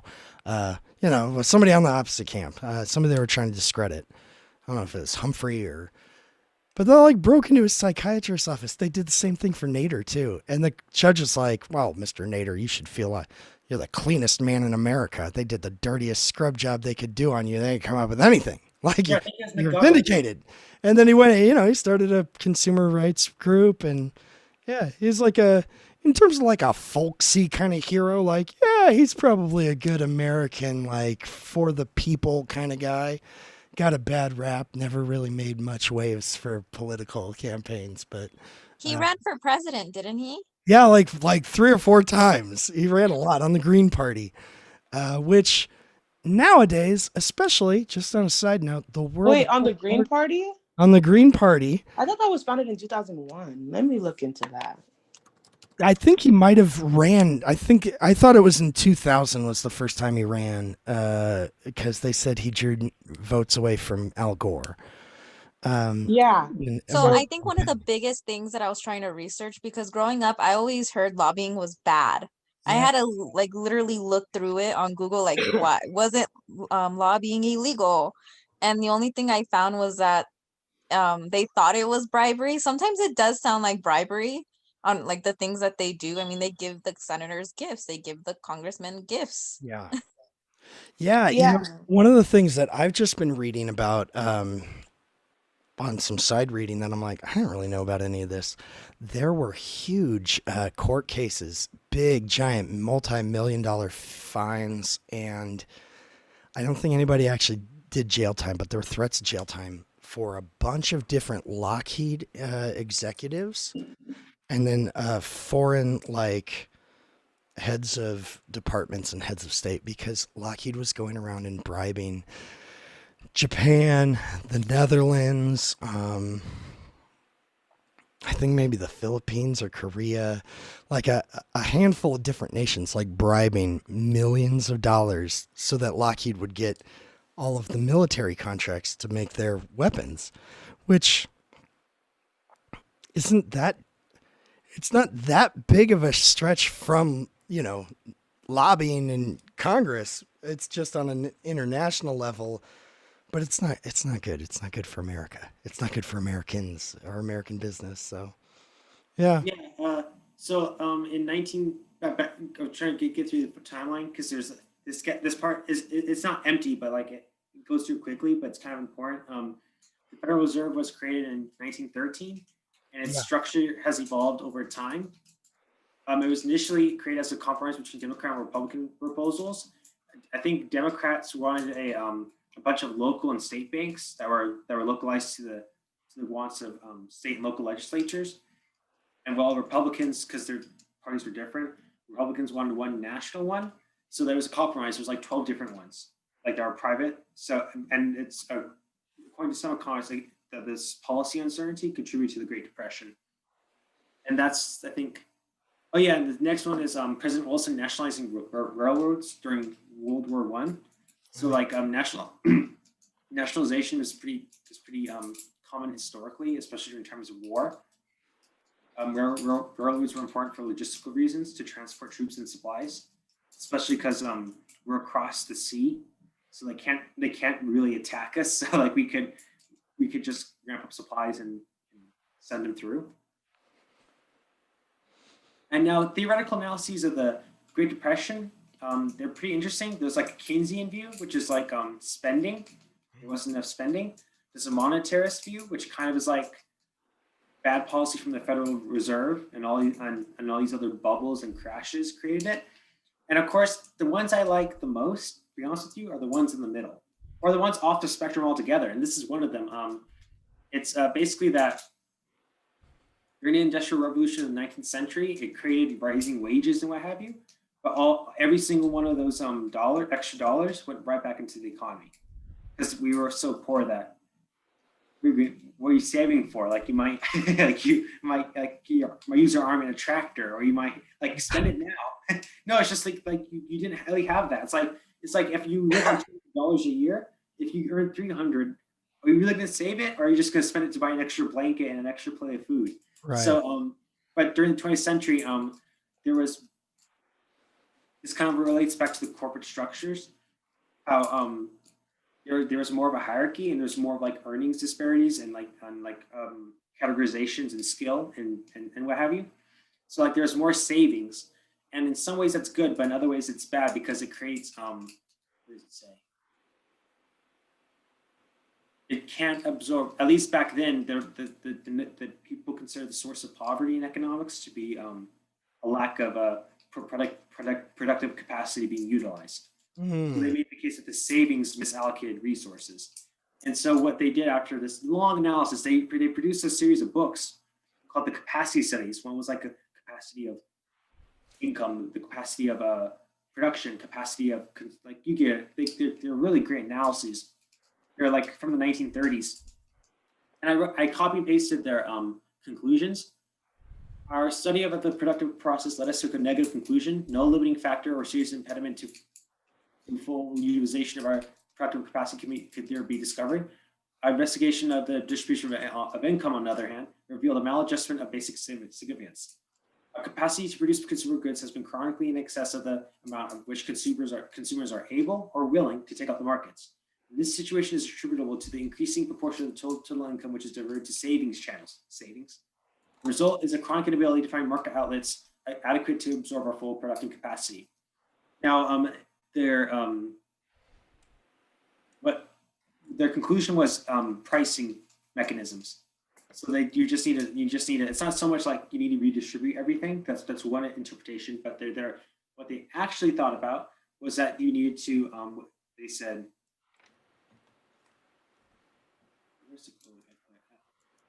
Oh yeah, the head economist Harold Glenn Moulton concluded that restructuring price policy was necessary to prevent the Great Depression. This is just one interpretation, by the way.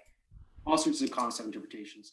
But I'm also pointing out how I think it's reasonable to. I like the study because it reveals the corporate structures and how they evolve over time.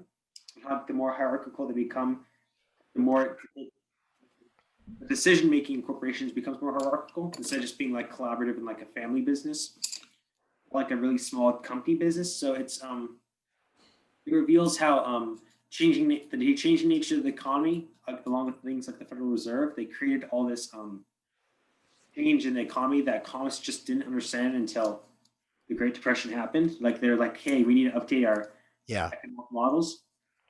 Yeah, so I really like this study. I love reading it. That's actually good. I'm interested to look at this capacity to produce stuff. And that's along the lines of like exactly what Dr. Townsend suggested with Social Security was, hey, we'll start giving everybody $200 retirement payments now that they have to use now and spend now. They can't just put it away in savings. They have to we're going to give them cash to live off of, put it into groceries and consumer goods and your rent and a new car or whatever, instead of just hoarding it and saving it, which is a big mentality shift for people. And one that happens precisely at this point, right at the Great Depression, because people were saving and they were saving in banks and they were trying to diligently stock away 10% for their life to, live off of when they were too old to work anymore. Most people. And when the bank closes, there goes all your money. Well, that plan's out the window. That doesn't work anymore. We got to do something else. Yeah, and also remember how the New Deal happened in two phases. One was like stabilization, like let's get the economy stabilized and back on track. And the second one was because of radical populism, like the labor movement and Huey Long, how he wanted to nationalize railroads and security. So FDR was like, he was a politician. He listened to the crowd, and he thought, I already have control of Senate, and I have control of all Congress. I have all these radical politicians wanting to do all this crazy, not crazy stuff, but you get have all these radical policies. I need to shift over. And he didn't even nationalize railroads or anything. His Social Security plan, based on what I read, was less radical than Huey Long's.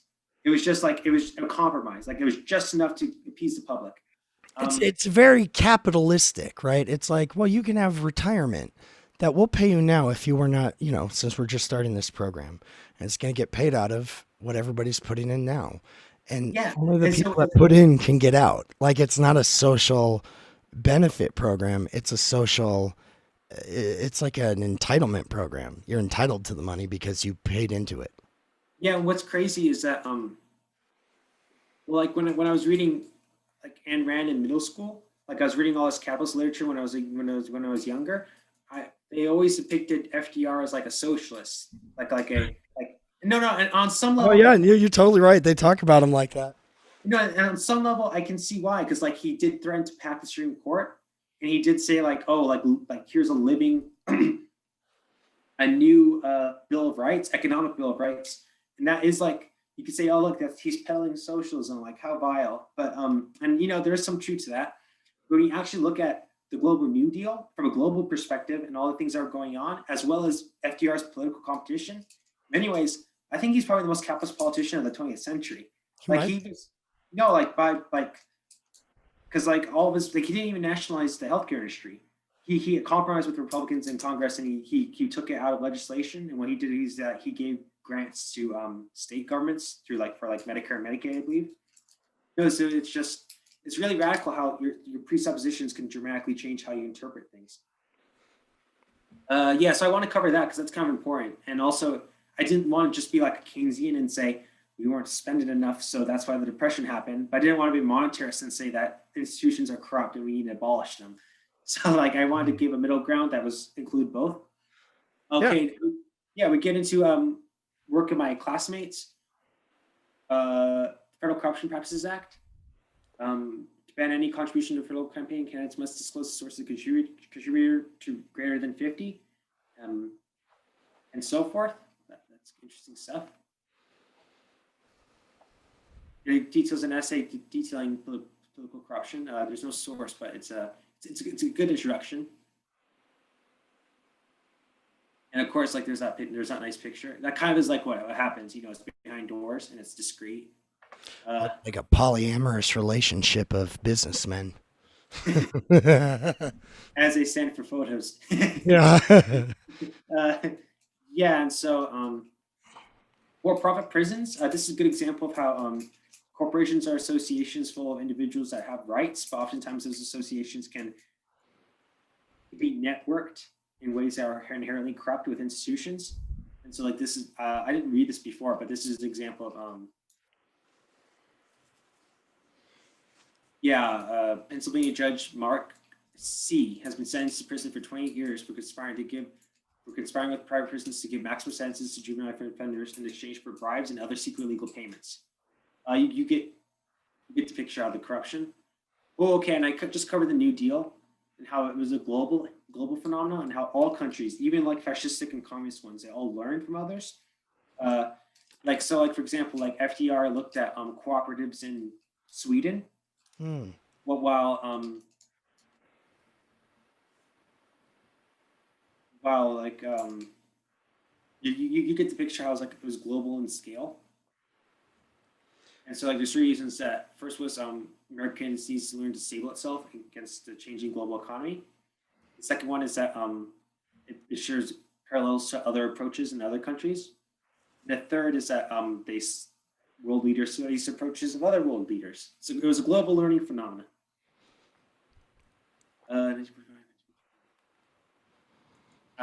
Perez wrote How Corporate America Invented Christian American by President Eisenhower by doing the following: the world religion for political culture, new traditions for inaugural players to the national prayer breakfast, and the first official motto of the country, in God we trust. Congress passed the change of the U.S. anthem to Under God in 1952 appears. I'm going to check that book out. That looks really good, actually. Oh, by the way, Changing Nature of Society. I see your thing here. It showed up. So, huzzah. Yeah. So this is one, there was so much I could cover, but I decided to settle on this case because it concerns executive power in corporations. And it's kind of commensurate with what Professor Winkler was talking about, how corporations are associations that are powerful and they have rights against pretty much everyone to some degree. This was the Steel Seizure case where Truman was waging war in Korea. So what happened was there was a strike at some steel mills demanding wage increases, and Truman was like, I'm not taking that. So he ordered the nationalization of the steel mills, improve logistical supply chains and what have you.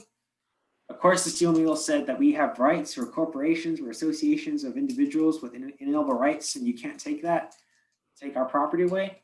So the Supreme Court ruled that Truman did not have the statutory or constitutional authority to nationalize steel mills without congressional authorization. Significance of the court case is how it is an explicit and enduring constraint on the parts of the president during wartime emergencies. Yep. So they came down and said, no, you cannot do that.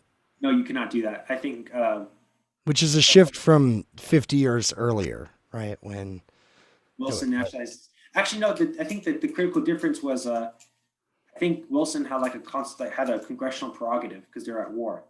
Oh, right. Yeah, well, Truman was waging war through police action. I was actually thinking of earlier, like the robber baron era of like calling in the Pinkertons, to bust up the railroad strikes or the steel strikes or whatnot. The court almost always came in to the favor of, the corporation, the big business, the corporate entities. Oh, and in that case, they aided the corporation, right? Yeah. Then I wrote one on post-war prosperity intellectual scholarship, how there's I'm referencing the immense growth in the 40s, 50s, and 60s. How, and this relates to the corporate structures too, how the corporate structures, how it created all this tension because there's tension between people at the top and people at the bottom, essentially. That's why many political narratives mythologize capital and labor, because there's that kind of that tension in management. But post-war prosperity caused many scholars to question it, how it altered the analysis of modern society, and all this literature I reference in this section right here, it all rests upon the assumption that the historic conflicts between capital and labor have been resolved. Affluence fostered new thinking about leisure, human relations, consumerism, and a host of extra economic concerns. That's from Pivotal Decade, a great book. Pivotal. Yeah, I've heard of that book. It's a great book. Yeah. Okay. Yeah. Of course, JFK was killed in 1960. And, Yeah, that's that shift right there, because we didn't really get to cover that point. In the 1970s, America shifts and has essentially like the end of a 30-year boom, like a kind of 30-year. It The Great starts to slow down in the 60s, but it's like an unprecedentedly long a time of just economic growth.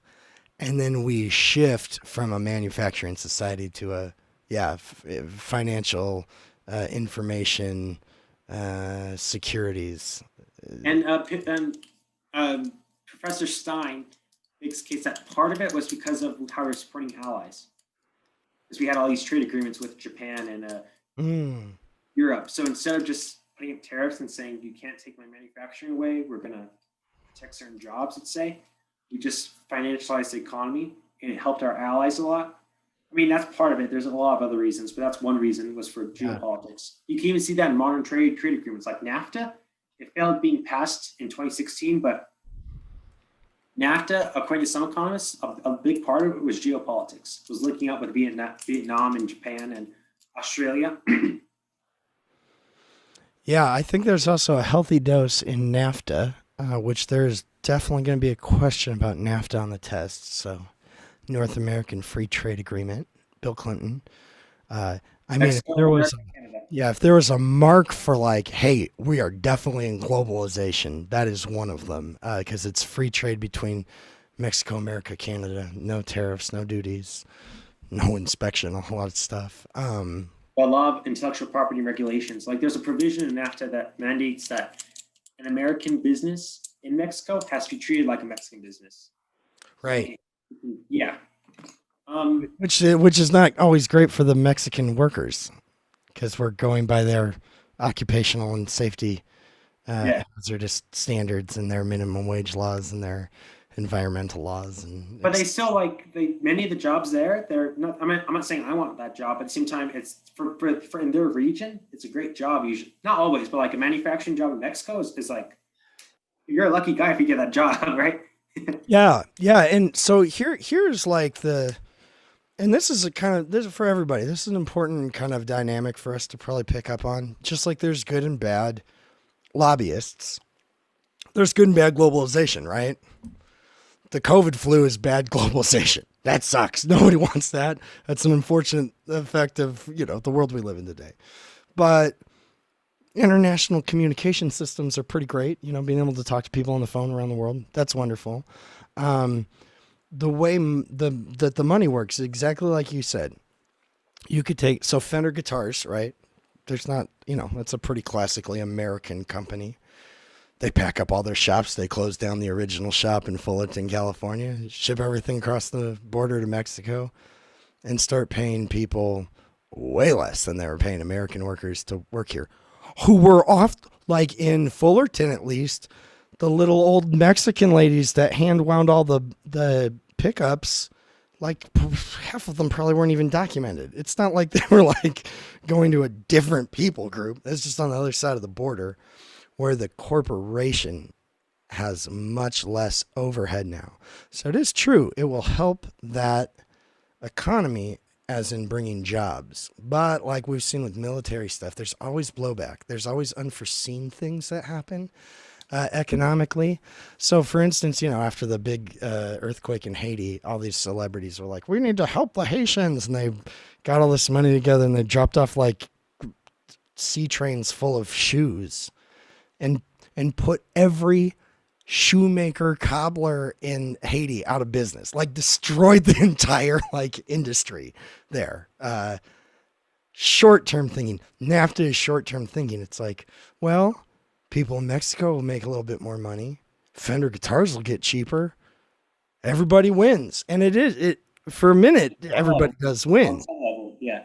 Yeah, but it's shorter term games unless those changes keep getting spread out and diffused. Like, I don't have a problem with Fender guitar having factories all over the world. They could put them wherever the heck they want. Just, we want to make sure that the the wealth that they're getting as a benefit of being able to participate in our global world and our global system is being shared globally, as opposed to what usually happens is it just goes up more and more and more. So the stock of Fender, they're making more. The margins get cut thinner. So there's less overhead. There's less money. They're squeezing everything they can get out of it. But, in the last 30 years, Fender guitars have gotten, they've done okay. Fender's not done the worst for themselves. They suffered in the 90s, though. Their stock went down. It went down in the 80s when they got bought out by a corporation. CBS bought Fender and then changed everything about them. And so their guitars started to go down in the 70s. And then in the 80s and 90s, and they were not, it was just a name. They were not great guitars at that point. They're making a lot better guitars now, but it's because there's a lot of competition. And it's homegrown competition from, small boutique guitar makers now. These little tiny shops that will get followings and pump out 5,000 or 10,000 guitars a year instead of 50 or 500,000, whatever Fender does. It's a hard thing to wrap our minds around, globalization. It's another one of those head scratchers that you go, I can't really imagine 20 million people dying in this war battle. I can't really imagine a company that just has places all over the world. It's a lot bigger than us, and there's lots of ins and outs. Very complicated. So I heard economists say that in iPhone and phones, software can be made in America, the camera can come from Germany, and it can be assembled in China and then shipped back to America. almost definitely, right? Like even the cars, right? Even our foreign cars here are often made here, but a lot of foreign parts are shipped in to those companies with special, duties and trade tariffs lifted or, amended for them. So it's like, so where was this made? Well, it's kind of made all over the world. All right, that's not black and white at all. We're not in a black and white world. It's all confusing. Yeah, globalization is sophisticated. We covered Nike, changing architecture, and of course JFK assassination and stuff like that. Passed the Revenue Act of '64 in 1964. They cut federal income taxes, reduced corporate tax, and created a minimum center tax deduction. And we get into Ralph. I'm not sure why I put that here or why this was put here, but you get the same area. Yeah. Yeah, not a big deal. The Tory's kind of persnickety when you're trying to drag and drop stuff sometimes. Sometimes it puts it. I know. Yeah, and that's why, because I think I was so much trying to put it at the beginning. So Yeah. It looked like it. Has been responsible for at least 8 major federal consumer protection laws, such as the motor. Yeah, you get the picture. That's Ralph Nader was the regulator. Oh, and the Friedman Doctrine it detailed how Friedman wrote that there's only one social responsibility of business, and that's to increase profits. And while Friedman did not, according to research I've read, Friedman did not create this movement. He did add an extra intellectual legitimacy to it, and it kind of reinforced the Chicago School Board School of Economics, which we kind of call Reagan economics. Yeah. Yeah, so in the 70s, the rise of international competition, the oil embargo, failures in foreign policy. I wrote about this in our OneNote. If you guys were reading it, rise of international competition, failures in foreign policy, like in Afghanistan or Iran-Contra, and the oil embargo too. All that made the economy either slump. Oh, and also the inflationary gap from previous policies. All that made the economy slump, and the foreign policy look weak and inefficient. And failure in Vietnam also was a foreign policy failure. That led eventually to the rise of Reagan, or from the foreign policy front, crime, and also the economy. This is more stuff about Ralph Nader, a young lawyer. He published a book. He critiqued cars. And this one, it's Nader versus General Motors Corp. Center for the Study of Responsible Personnel is an organization founded by Ralph Nader. I think you guys talk about this. Since 1969, has been involved in numerous research and educational projects to raise awareness and the responsiveness to the needs and rights of the citizen and consumer. Nixon's energy policy. American conservation measure, Trans-Alaska Pipeline Bill. Emergency Petroleum Allocation Act of 1973. Oh, and the Iran embargo. I talked about that. Yeah, don't start looking too much into Nixon. You'll realize he's not that conservative on some stuff. Professor Chomsky. Remember my friend said that? Yeah. When he joined our group. I remember your friend. Yeah. Good times. Good times.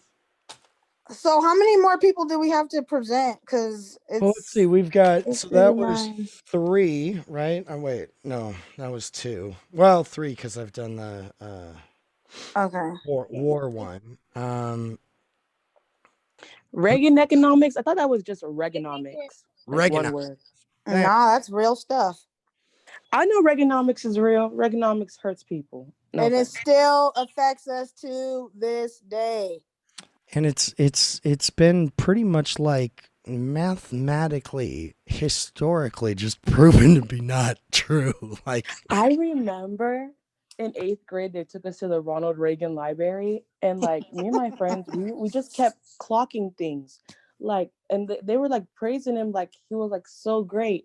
And the only reason we had to go there is because my AVID teacher said that she loved Ronald Reagan and that he's what made her proud to be an American. And now looking back at it, I was like, oh baby girl. I don't think When I ever talk to lived you in again. LA, I used to go to elementary over there, and that was one of the field trips that they would take us to, is the Ronald Reagan Museum. I've been there Yeah. like so many times. The My only thing I son, like- I couldn't pay my son any money to go back. He went there as well. You know, going to school at Jack Northrop, that's just a mandatory field trip. And I'd be like, can I just, when we go past the 118, I'm like, oh, you want to go to the Ronald Reagan Museum? And he's just like, no. It's traumatic. Like I remember like they were showing us all the flags of countries that Reagan visited, and I was like, how come none of these flags are from Africa? And the guy told me Reagan didn't think they were important. They were like non-factors, and I was like, good to know. nowadays, would he call those shithole countries? Yeah. Everybody has mixed feelings about Ronald Reagan, but I thank him for my green card. I got my green card because of him. My family did. Hey, okay, here's the crazy thing. Right? Ronald Reagan was way more judicious towards immigrants and immigration He was. than Obama was. Okay. Yeah, that's a fact. And Reagan is probably a great, because he's just far away enough to where it's like, that's definitely history. But I mean, I was a kid when he was president. Like, it's not that far away. I know, me too. Right? I was in elementary. Yeah. So some of us lived through that, but it's far enough in the past. He's been dead for a long time where we're like, oh, we're finding out more stuff about him. There was this tape that came out with him and Nixon just swearing it up and using every racial slur in the dictionary you could find. Yeah. Right. So more stuff's coming out. Like the only thing I remember from the library that I liked was like this wall, and like half of it was like spray painted and the other half was like completely clean. Because Ronald Reagan, like he died 3 days before I was born. Like I don't know nothing. Yeah. So like I don't really know nothing. All of us went there. We don't really know Ronald Reagan. We don't. I feel old now. Sheesh. Oh God. We gotta move on because we've got many more groups, and I could just probably talk to each one of you about your group or your presentation for a couple of hours. So it's on me. I'll say this, just looking, and I'm gonna spend some more time looking over all of your guys' stuff, but especially when you've got like, I have not read every treatise you wrote in here, Noah, and I haven't read looked at every video you guys have posted, but I want to make my way through these things. I will say this right from the get-go when I got in here to look at it, in just some of these bigger sections, not just Noah's, they're just any of them, breaking them up a little bit more. We're just working on formatting in general. It shouldn't work this way, but it does. It counts. It counts for you. It counts against you too. It's why I didn't do well in a lot of written essay tests in school. The TAs grade you on how good your penmanship is. It's not fair, but they do.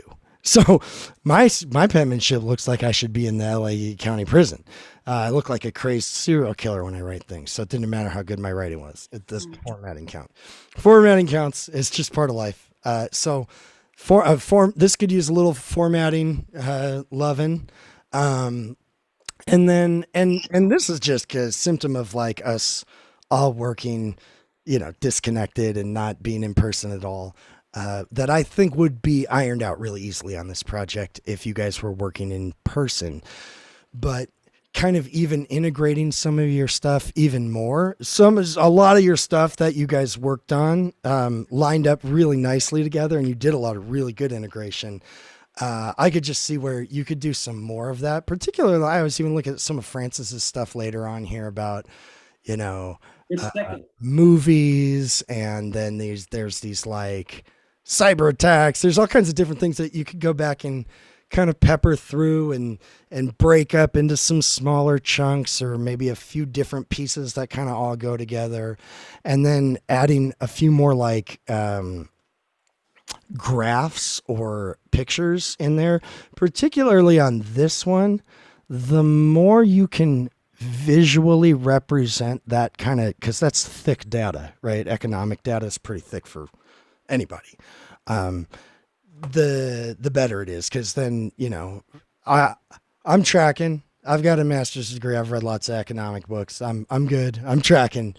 Probably a lot of our class was getting left in the behind at a few of these points, not because they can't understand what's going on, but just because our grid for this kind of stuff is infantile, when we're at community college. I mean, it was for me, at least. I didn't know anything. I didn't know anything about economics when I was at ABC. I knew nothing.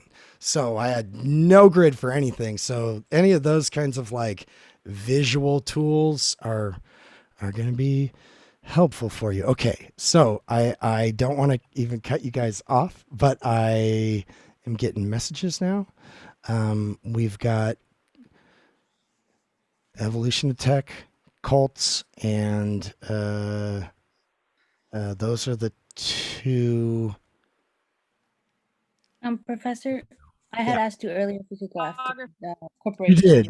You did. I should have had a better system in place for it's so much easier to do when we're like in person. Okay. We didn't do what is American as well. I just want to present today, not tomorrow. Okay. Here's the deal. I need to know if people cannot present tomorrow. Like, I cannot present tomorrow. Yeah, same as us. We have to present tonight. cannot. okay, here's what I'm going to do. I'm going to get my phone out and I'm going to set timers now, which if you're like, no, I want time, I will give you time. You'll just go last and I'll give you the time. You can go, you can take some more time on it. Cause we've been taking time. I'm going to do 10 minutes and we're going to go through in order here. Photography, tech. Wait.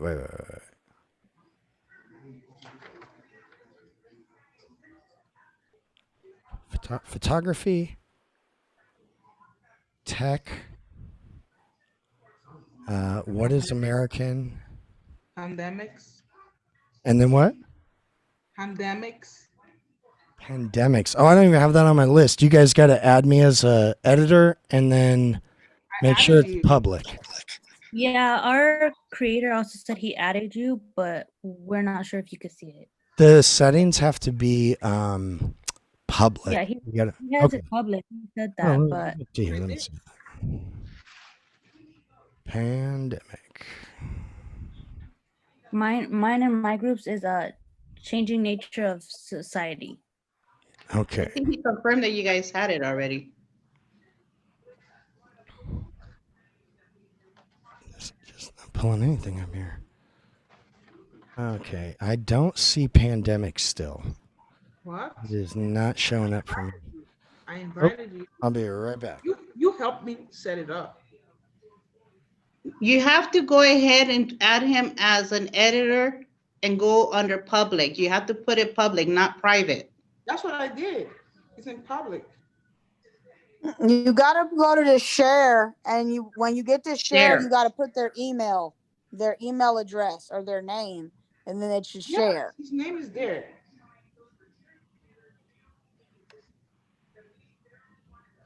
So you're missing a step. Maybe, I don't know. Because it's here, can view and comment. It's the step to make it public. I already did that. I did that already.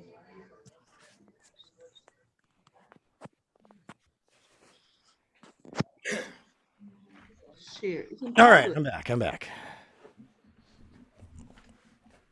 Hey, Professor, do we have a like a list of who's going, like a Yeah. priority list right now? We don't have I just have you guys written down. I didn't have a priority list. Okay, well that's fine. If you have a list, or if not, we're ready to go right now. We do have to wake up at 5 tomorrow, so we're trying to yeah. knock this out if we can. Okay. I actually have to work a shift. Yeah, I tonight, can see so that I you're have to- added onto ours already. to go to work. Okay, wait. Got a few people talking here. Jennifer, you're saying you have to work a shift? Yeah, I have to leave for work. Oh, okay. Right now or? No, I have to leave in about an hour, but Oh. I have to get ready. Gotcha. Okay. Professor, if Tristan, we're you doing guys are. tomorrow, can my group go first? What's up? For tomorrow, can my group go first then? Yeah, sure. And tomorrow's pretty open. I was saying like in the afternoon, evening. So we can figure that out now and say, hey, we can hop on at like, I don't know, like 4. Does that work a little earlier? 4 p.m.? Would that be good for some groups in here? We could go 4 to 5 or 6. Yeah, that's fine. 4 is fine. Yeah, I mean, if that's and like I said, if people just literally can't do either of those because it's kind of a nightmare trying to do scheduling with 2 classes and onlineness, we'll work something out. You know, we can hop on the phone for a few minutes or something. Like I said, it's not like the presentation part is really like what we're doing. It's like, let's just talk about your projects and look at what you did. So I don't want anybody stressing out about it, especially if you're like, I can't be a part of it and only one person from our group can.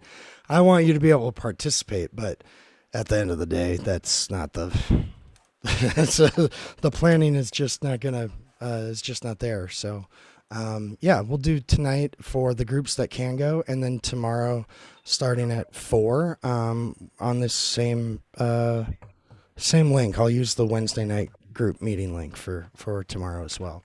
So okay, so let's do this. Tristan, which group are you guys? We're the First Amendment. First Amendment. Okay. All right, let's see here. Okay. Jennifer, I'm going to have you guys go first then on the photo. And we're going to do 10 minutes. I'm starting my timer right now. So you guys just go ahead and screen share. Oh, I can't hear you. What's Just that? 1 second. One of our members, can you hear me? Sorry.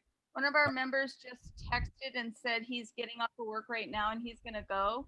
So if you want to have one group go just before us and we'll go right after, because that'll give him time to hop on. Well, that works good. How about you guys go, Tristan? You guys can go First Amendment. Let's do it. Yeah, that sounds perfect. So we'll do that. We'll do photo, and then we'll do Evo of Tech and What's American, and then if we have time, we can go do Changing Society and Fashion. It's ambitious. Probably can't do it. I'm losing my voice, but we'll give it our best shot. Here we go. Okay, setting my timer. So you guys go ahead and take over and screen share to your heart's delight. I think I might turn my camera off at this point though, because I've been on camera for a lot today, and that light's kind of bright in my eyes. So I might shut my camera off, but I'm not going anywhere. I'm here. Got it.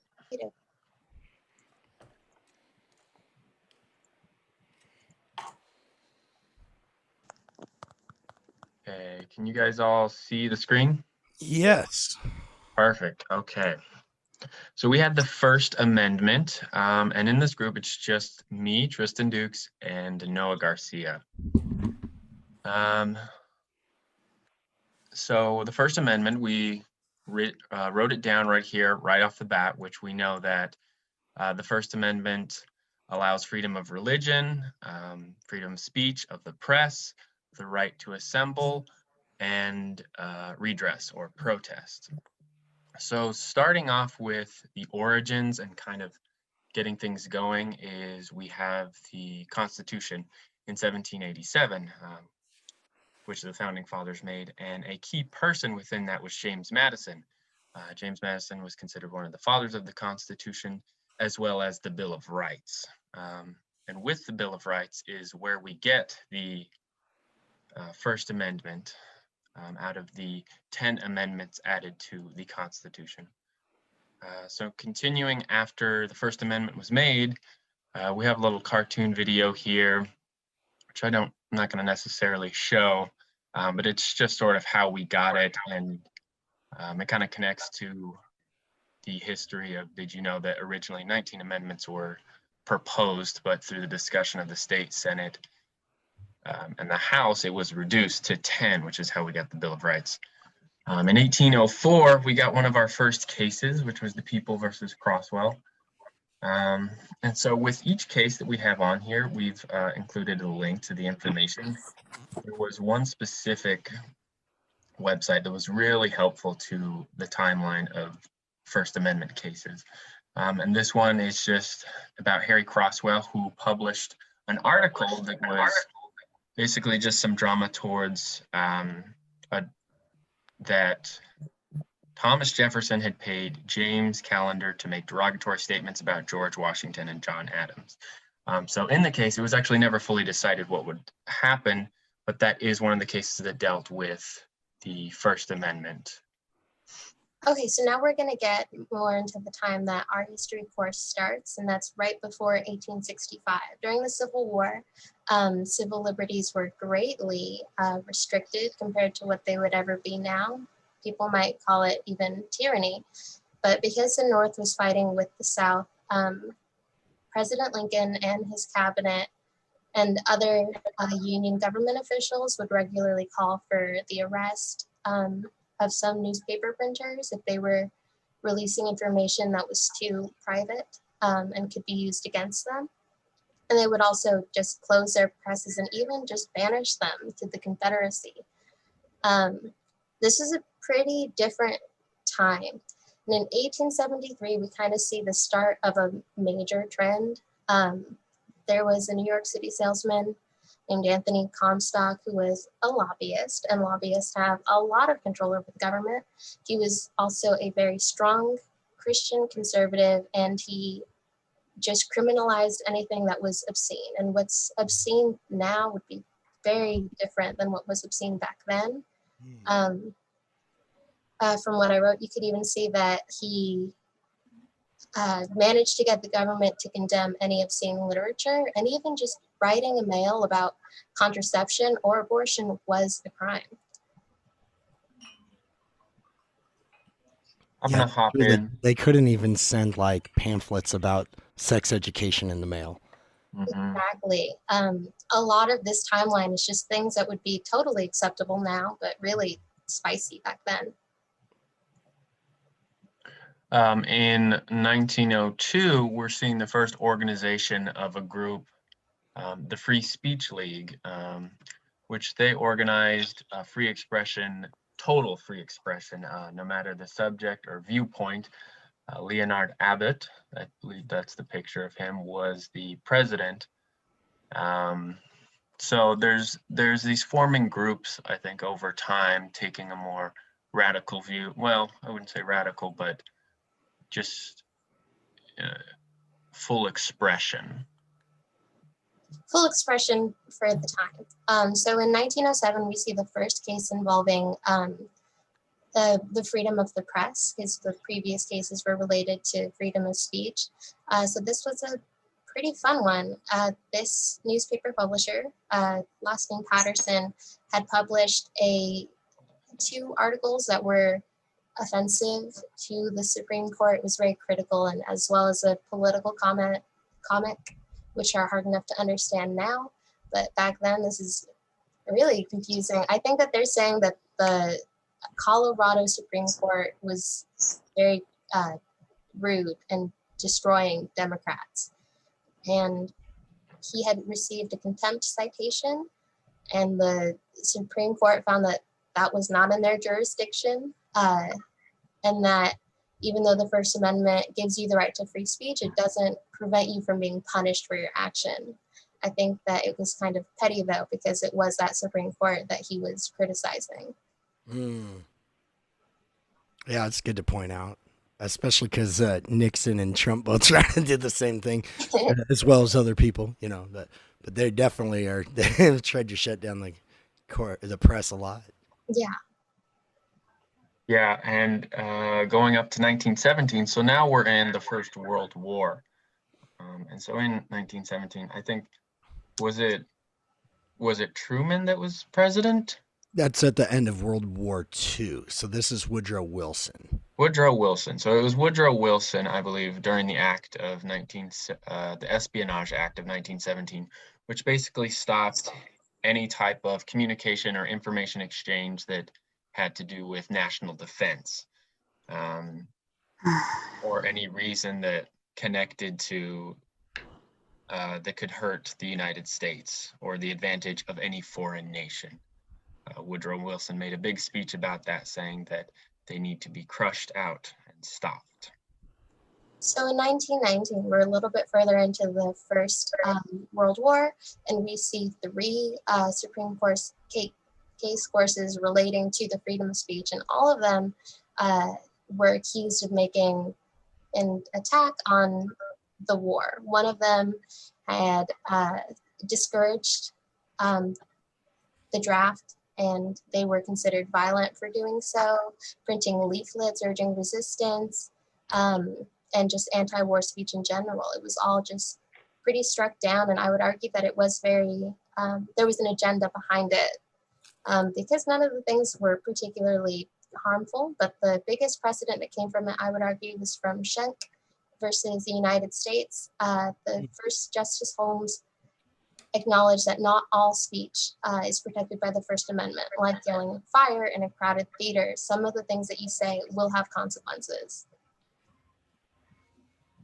Yeah, that's everybody knows you can't yell fire in a theater, right? Yeah.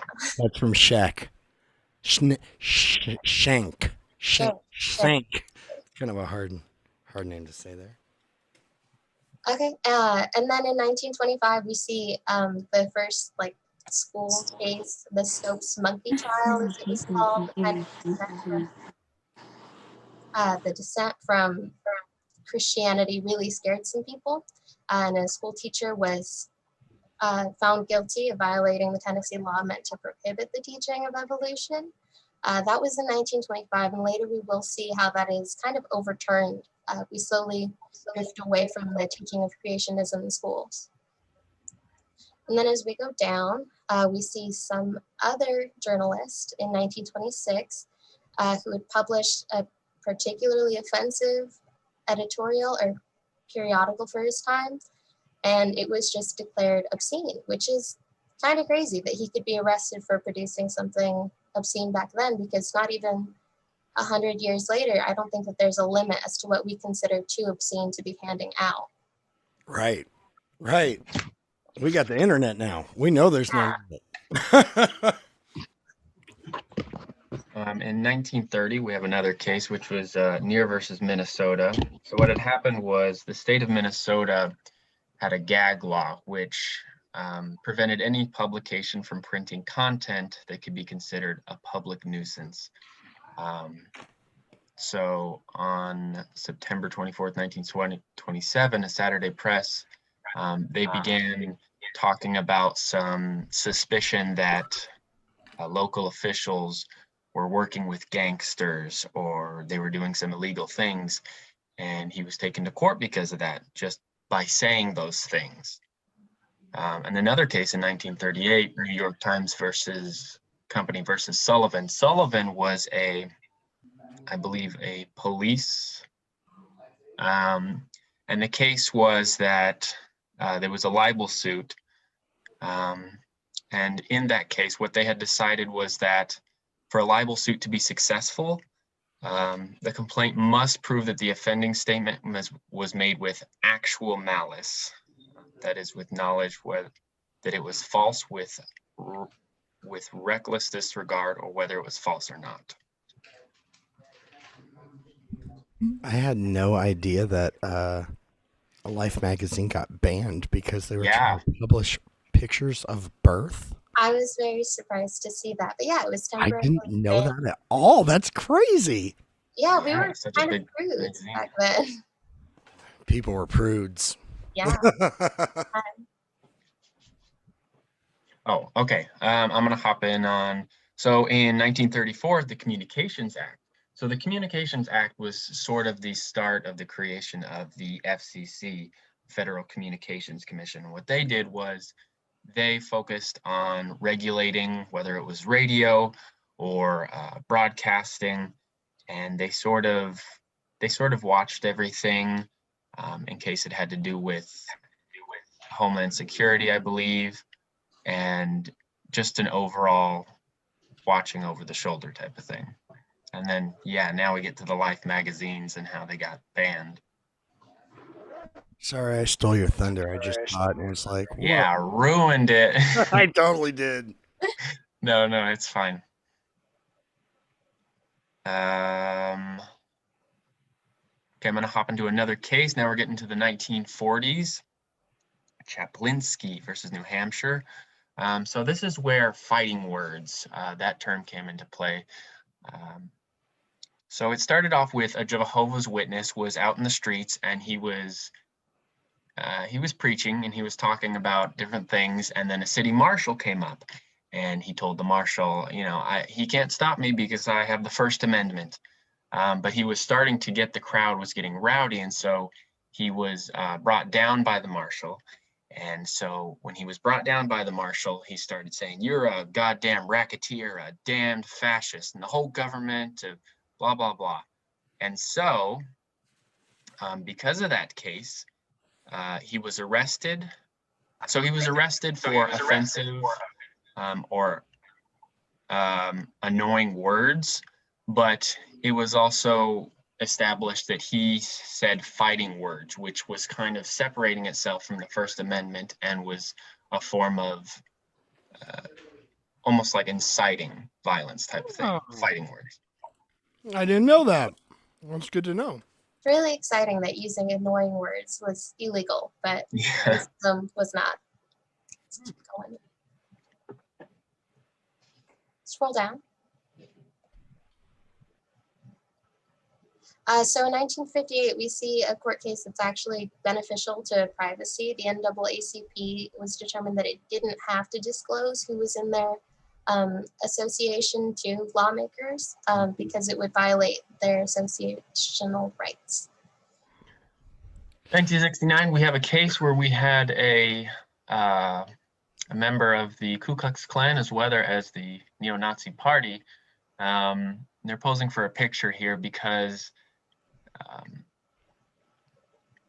so the Supreme Court threw out the conviction of an issue and tested whether such advocacy is directed to inciting or producing eminent lawless action and is likely to incite or produce such action. So they were taking in for all the words that they were saying and what they were condoning, but they have to be technically inciting or producing eminent. Encouraging people to attack now. Yes. Action.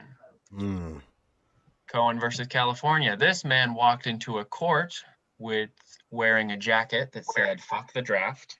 This was during Vietnam, and so he was arrested for that. He had a lot of support in his court, Cohen versus California. A lot of people were against the draft, and so the court determined that the profane message was not fighting words because the message was not directed at anything specific. And a famous quote from that is, "One man's vulgarity is another man's lyric." So in 1972, the Amish win a court case against the state of Wisconsin. The state of Wisconsin was concerned that the Amish students were not completing high school or even attending high school.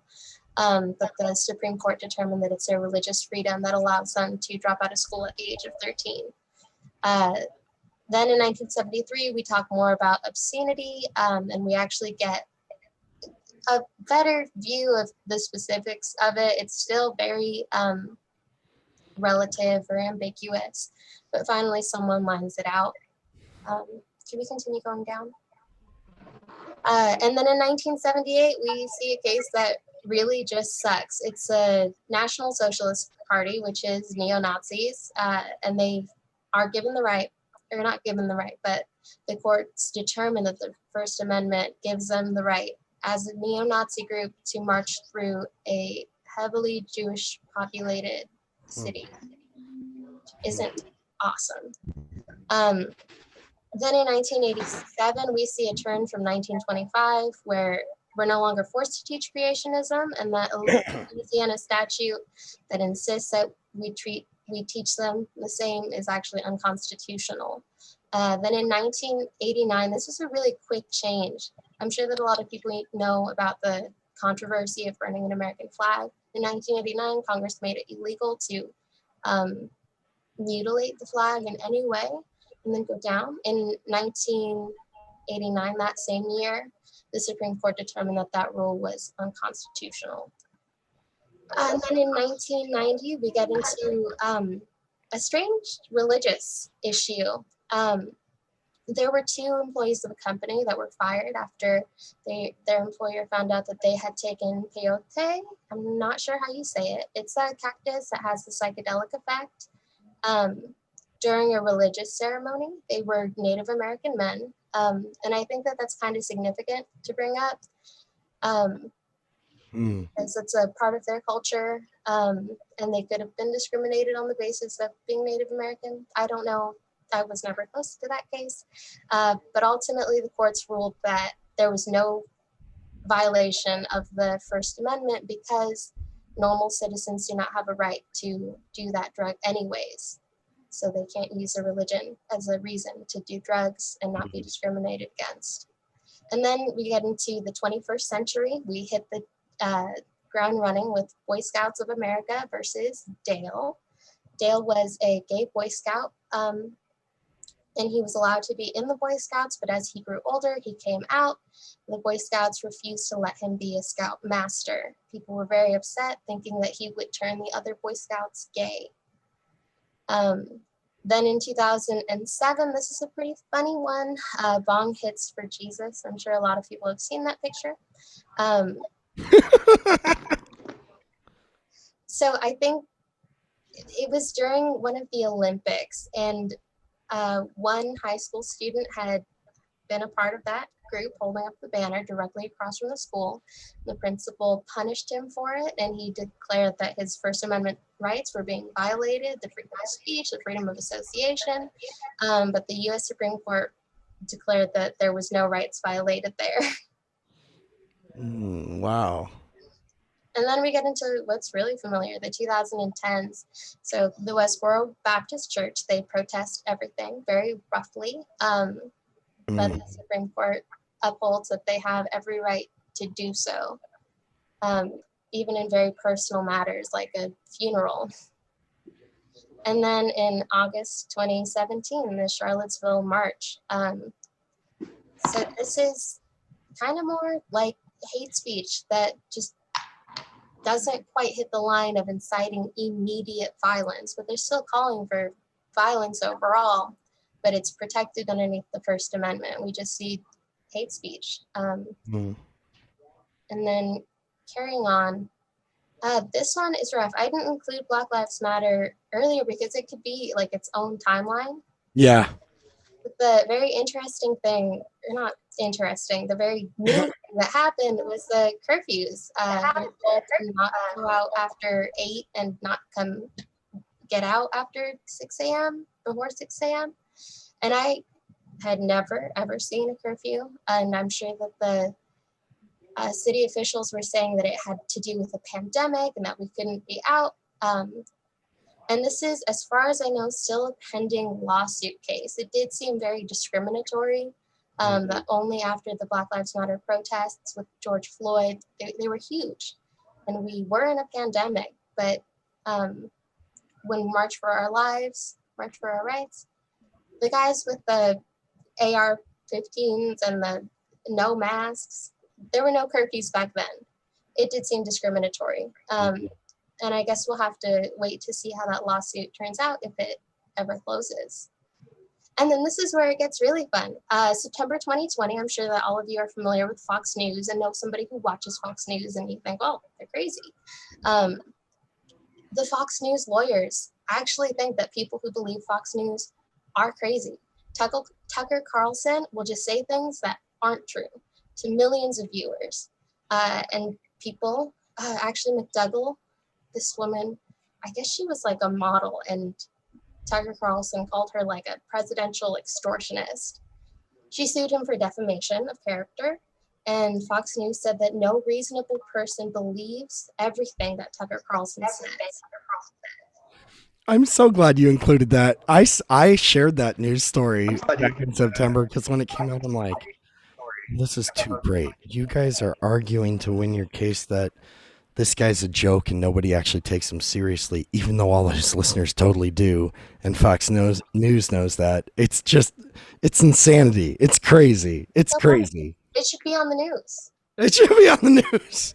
What is the news these days? That's, oh, and I didn't know that Amy Coney Barrett she couldn't name the 5 freedoms of the First Amendment. She named 4. It was very embarrassing. They asked her what the First Amendment, the 5 rights that it guarantees. She named 4 of them and said, what am I missing? And then the person answered the right to protest or redress. And then they asked, what are you reading your notes off of? And she handed a blank notepad up. And the Republicans were like, whoa, so smart. But that's just her being unprepared. Yeah. Ridiculous. A Supreme Court affirmation.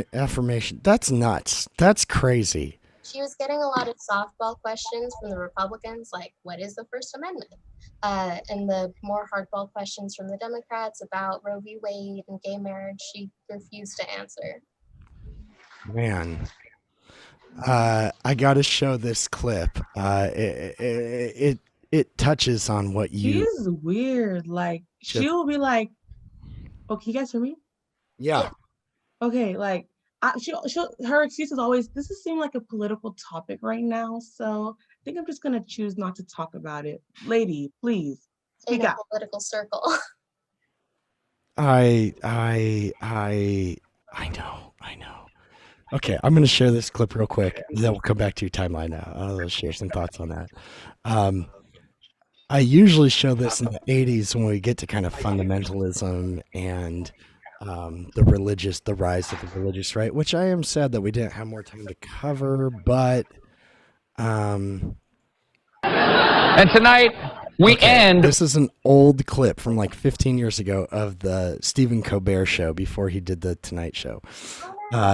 And he's interviewing a guy on the 10 Commandments. He's one of these, like, I think he's from like Louisiana. He's a lawyer or like a senator who's trying to get the 10 Commandments posted in courthouses and stuff. So, By returning to the first congressman I ever better knew, Republican Jack Kingston of Georgia's 1st District. Okay, wait. This Jim, is maybe another. Congressman, thanks so much for talking to me today. Well, thank you. Good to see you again. Well, it's good to be back. Now, for those out there who may not know, in 2005, you experienced an historic event. You were the very first member of the House of Representatives to be better known by me. Yes. You were my first congressman. You know what they say about your first? It's over much quicker than you thought, and afterwards there's a lot of weeping. Interviewed him. I want the one from 2005. But I want you to know I'm very grateful that you introduced. Do they not have the original clip on there? Oh no, I've got it on my computer. I might look for it. It's essentially the same thing. He's interviewing this guy who wants to like put the 10 Commandments everywhere. He's like, what are they? And the senator's all, you want me to name them? And he's all, yeah, go. He's all, don't murder. Stephen Colbert's all, 1. Don't steal. 2. He gets to like 4 and he's all, I can't name them all. And he's all, like, just looks at him like, Well, Senator, thanks for coming on the show. I just asked to leave right there because he can't even name the things that he's supposedly, championing, and it's just a thing of like politics as usual. If it's not in the Satori, I'll make sure I add it because it's such a great clip that highlights the absurdity of all that so much. But that was fantastic, you guys. That was a great timeline that you put together. You guys really dug out some good nuggets in there too, like definitely some stuff that I did not know about, and then some other stuff that I'm really glad that you did get to highlight and share on and talk about, because stuff with our privacy, our right to the freedom of speech, it gets attacked in so many different and odd ways. And there's not enough time to cover all these things, in detail together. But like the Comstock Act, that's a huge one. And if I had more time to spend on that, I would have liked to talk about Victoria Woodhull, who is a very badass American, like political, philosophical female leader from the 1880s and 90s. First female to ever run for president, actually. Super cool. Yeah, and she fights the Comstock Act along with Margaret Sanger, who gets arrested for violating it because she's sending out birth control pamphlets like, hey, this is how babies get made. Don't have a baby if you don't want one. Like, you're going to go to jail. We're going to arrest you for that. You're going to jail, lady. Like, whoa, society has changed a lot, because that was 100 years ago that happened.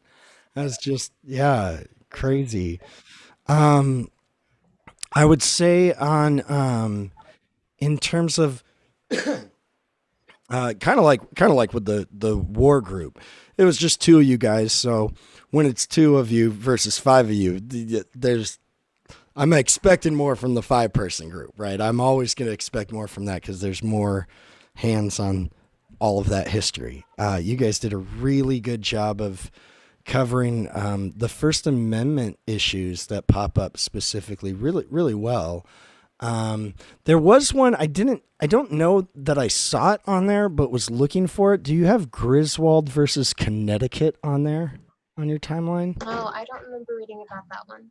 It's a case that, I mean, it's not like Brown v. Board of Education. It's not like this huge landmark one, but it's kind of a landmark one in that the Griswold sued the state of Connecticut, I believe, for the right to birth control, because they were like still, I don't know if it was still the Comstock Act, but it was something like that where they couldn't have contraception or information about it or anything. And this is like either the late 50s or early 60s. It's right when the pill comes out, the birth control pill, which is 1959. And the state says, no, you can have that, and the court can't bar you from that because that's your right to privacy, and like on a medical level. And that actually even paves the way for Roe v. Wade. And here's the weird thing. Roe v. Wade, the legality of that case is all based on the constitutional, like, right or expectation to privacy, which is kind of, not where you'd expect that case to come out of. So that was just one I had noticed that had popped up. But like I said, you guys had all kinds of stuff that I'm like, I've never even heard of that. That's awesome. I would have maybe put some headers in at different points to kind of break it up sectionally, because it does seem like, well, and this is true for any theme, the general components of it will probably stay with you through the whole course of it. Just like, for the war group, there's always the same handful of factors that are affecting wars or starting wars.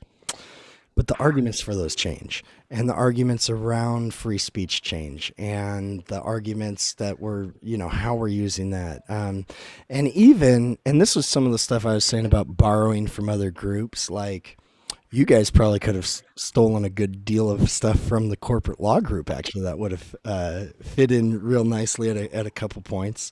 You're not marked down for that or anything. Don't worry. I'm just saying, like, in in a perfect world, if we had more time to talk about this and work on it and plan on it, I'd say go do some of that, and then grab a few more of those things that are like the push and pull around the legal cases. So,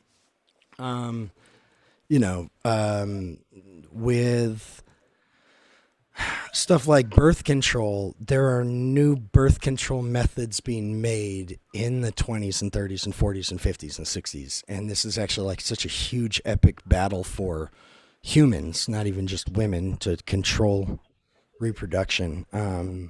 That the nature of even that conversation changes over 100 years, because the arguments that people made for the legalization of abortion 100 years ago, like Margaret Sanger, are not all different than they are today, but a lot of them are different because the world's way different. The society is different. The social safety networks are different. The family structure is different. Yada, yada, yada, on and on. So you definitely were on the money with some of these things, like the Espionage Act in World War I. Like that's great, like that kind of setting. So I'd say those would be things that would make that just pop even more, where you're hitting in a little bit more on the kind of cultural, political, societal things that are going around those. But that was really good. And I want to try to remember, I'm going to make a note actually, to send you guys a link to one of I tried this experiment with this project teaching 107 last spring, and one group, I think it was actually a guy and a gal, did one on just the Bill of Rights, I think. They made like a storyboard just on that, and it was actually really good how they did it.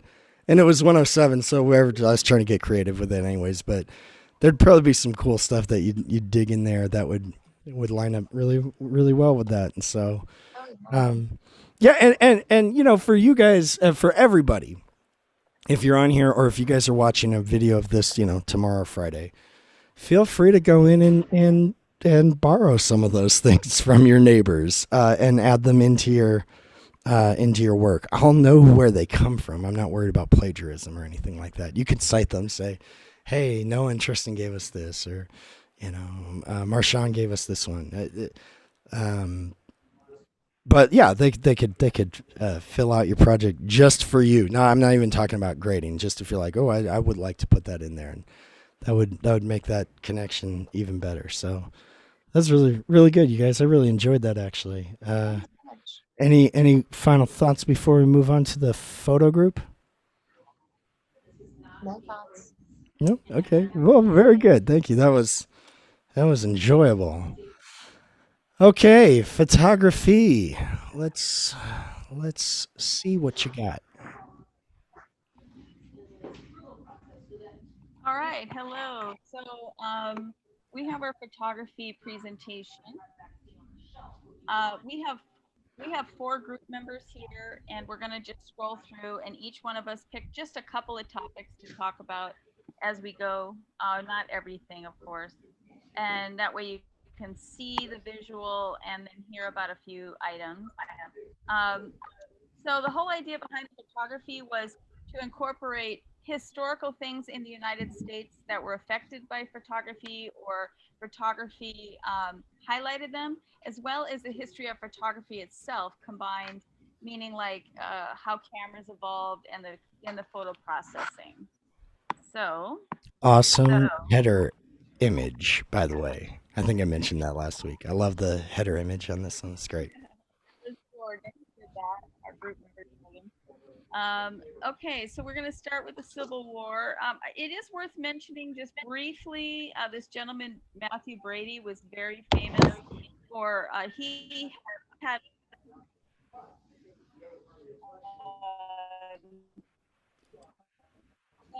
amount of all the Civil War photos were credited to him. The only scandal was that he didn't hardly take any of the photographs. He got credit, but he hired people to take the Civil War photographs, and then he took credit for them. They are now archived in the the U.S. government has all of his photographs in their archive of the Civil War. And were you telling me that he went bankrupt on this, or was that somebody else on that project? Yes, he did. Yeah, he did. It's a little bit later in the timeline when he dies. He dies penny, and we can get, it'll come up in a second in the timeline here. Your audio is one cutting in and out a funny little thing to bit, note- Jennifer. Okay, can you hear me? Yeah. Hello? Yeah, I can hear you. Can you hear me? Okay. I know, I have bad internet, sorry. So the thing to note is in old photographs, people had to sit for 10 to 15 minutes at a time. That is why they never smiled when they were taking photographs, because they couldn't move. And so one of the things that they had to use was this item here. It's called a posing stand. And they literally had to sit with that thing around their head for 10 minutes and not move to take a picture, which was pretty wild. That's why their eyes look weird, right? When they're holding still, but their eyes can't stay that still. So that the eyes look kind of weird in those photos.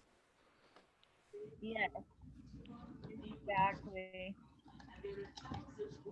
Okay, so I'm just kind of strolling through because we have a couple of items we do want to highlight, but just trying to get to it.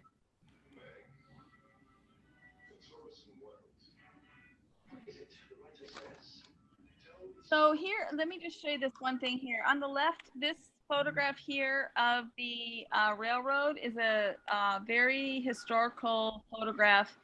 It was where they were building the American first transcontinental railroad. So from coast to coast, they started on one coast and another, and then they kind of met in the middle in Utah. The tracks met. And at that point, they put in and they made a celebration with champagne, and they put a golden spike in. They called it the golden spike. But it was really the first time they had a railroad that went from coast to coast. It's pretty wild to look at the photo and just realize, oh, that's like the two halves of America coming together. Literally, like East and West are meeting and yes, will be ever connected. Yes. Another thing to note is that in 1873, they used to have things called stereo cards. This is what they looked like. It was sort of like an old, maybe a lot of people are too young to remember the Viewmaster, but it was Yeah, I was kind gonna of say. like that, where they went to different, places in the world, and they took photos. And when you looked through it, it made it look like a 3D picture back in 1873. They were very popular as home entertainment. And here we have another Matthew Brady picture. He actually tried to make a profit by selling his Civil War photos and failed because nobody wanted to buy them. People didn't want pictures of the Civil War. But the U.S. government did pay him $25,000 for his collection. What a great gift to America and the world too, you know, to have those images. Such a historic moment.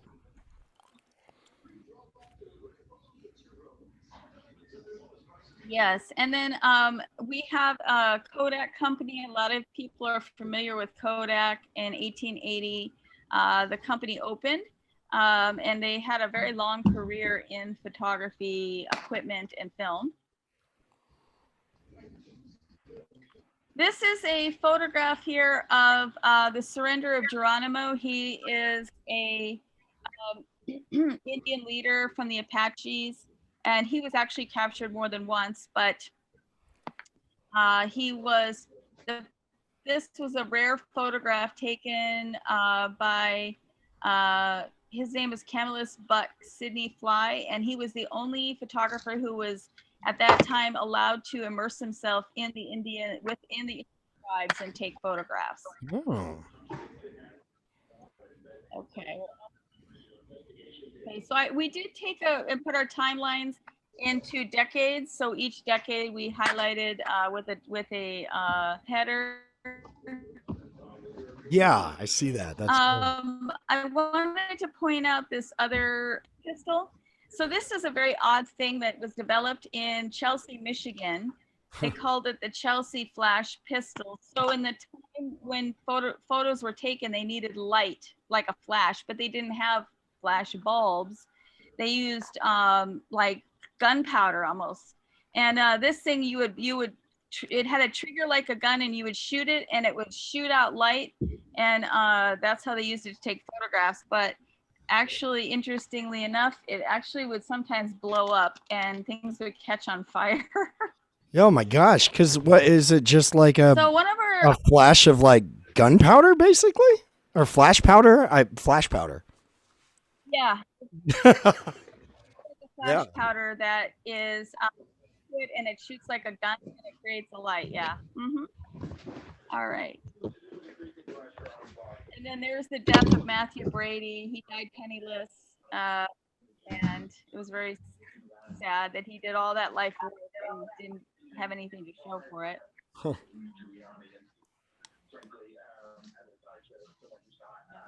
That some of our other members want to add to. Hold on one second.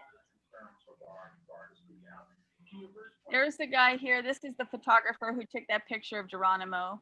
That was like the only picture of him that's in existence of the photographer.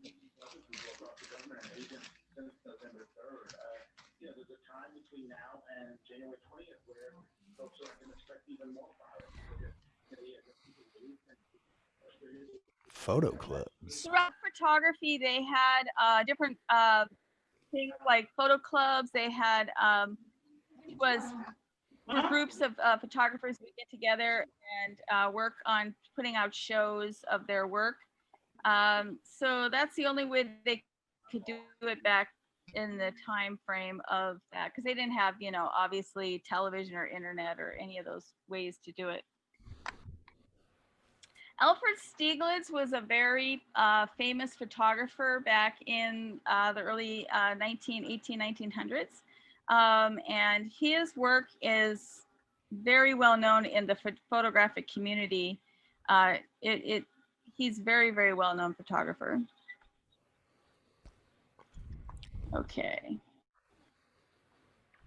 Okay, so one of our members does want to talk about Louis Wicks Hines. Andre, are you there? Yeah.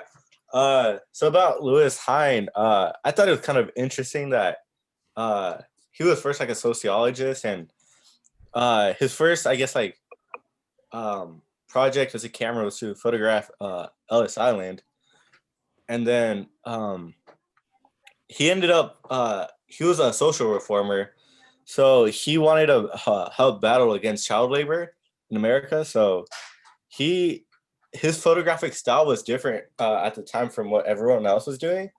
He mainly relied on natural light, and he used shallow depth of field to highlight the subjects, and which was not very common, I guess, at the time. And yeah, his main goal was just to battle and like document child labor in America. Yeah, that's a super famous photo. I'm pretty sure I'm familiar with a good handful of other photos of his. From like this progressive era. Which like makes me think also of some of the earlier photo books that are coming out, like How the Other Half Lives, and some of those ones that are really illustrating the changing nature of society, but also kind of like some of the disparity between wealth and poverty, and the right side of the tracks versus the left side of the tracks. And this new medium is very powerful in terms of mobilizing people to affect change that way, because they can see it laid out. So that's great. Definitely. Okay, so our next group member, Jordan, are you there? Did you want to talk about Norman Rockwell? Is he Yeah, there? can you hear me? Yep. Is this working? Yes. Okay. Yeah, I wanted to highlight. Everybody thinks of him as an illustrator, which he was. But what he did was he combined the world of photography and art in order to. He would set up photographs for hours using his neighbors and his friends and stuff in order to capture life, and then he would use those photographs in order to kind of add on, sort of like a Photoshop of the pictures that he took. And I thought that was really cool how he combined the world of photography and art. Like you see the marriage counselor one, the guy in the picture, he doesn't have a black eye, in the art he does. So he would just set up these photographs for hours, and I thought that was really cool in order to get the thing that he wanted to show. The Yeah, stories he that's wanted to tell. cool. I'm glad you guys highlight him too, because I mean, hard for us to probably understand. He's such a influential part of Americana during the 20th century. I mean, he was a very beloved and very well-known American for his pretty much his lifetime. The Four Freedoms painting, you know, in the World War II section, that's his. Yeah, and the original Rosie the Riveter too, actually. Not the more famous one, but the one where she's a little bit more masculine looking, actually, is Norman Rockwell Yeah, too. and the JFK one after he got assassinated. There's a JFK one that he did. That's really famous. Yeah, yeah. Okay, so I'm just trying to get to the next photo. So we have some other stuff. I'm just scrolling through. These are just some processes. Back in the days of photography, they didn't have actual negatives like we think of negatives today. They were done on glass plates. So it was literally a piece of glass that had a gelatin on it. And that's how they created negatives. So if you can imagine, they were very fragile. And if they broke, your picture was gone forever. I'm trying to get to a certain picture. Back in 1925, there was a Kodak, very small Kodak pocket camera that was developed. It was called the Vest Pocket Kodak model. It's a very popular camera. And then we have Ansel Adams. Autumn's going to share about Ansel Adams. Okay, so this image by Ansel Adams was the one image that made him famous. It was taken in Yosemite, and he took a lot of trips to the Sierra Nevada, and there was actually a Sierra Nevada club, and he also had an F-64 group. But this image, it was so hard, like, to go up to get that image. Like, he had to hike so far, and some people almost like broke their neck going up with him, but when he took this image, this is one that made him famous. Yeah, he's like he is like the photographer of Yosemite, right? Like, I mean, He has a lot of images. There's actually a mountain named after him in the Sierra Nevada. Oh, that's cool. I didn't know that. Yeah, I really like. I love Yosemite though. Okay, so we're just going to move on a little bit further. You guys can just enjoy the images as we scroll just to see here. That's the nice thing about your guys' topic. You've got no shortage of eye candy for it. It's great. All right, so Andre's going to share on Walker Evans. Andre, are you there? Yeah. So I thought Walker Evans was pretty interesting actually, because he was in no way like he didn't consider himself like a photographer, and he had like he wasn't really, I guess, like ambitious about taking photos. He just had a camera during the Great Depression, and he just photographed, I guess, like what he saw, like what he liked or what he found interesting.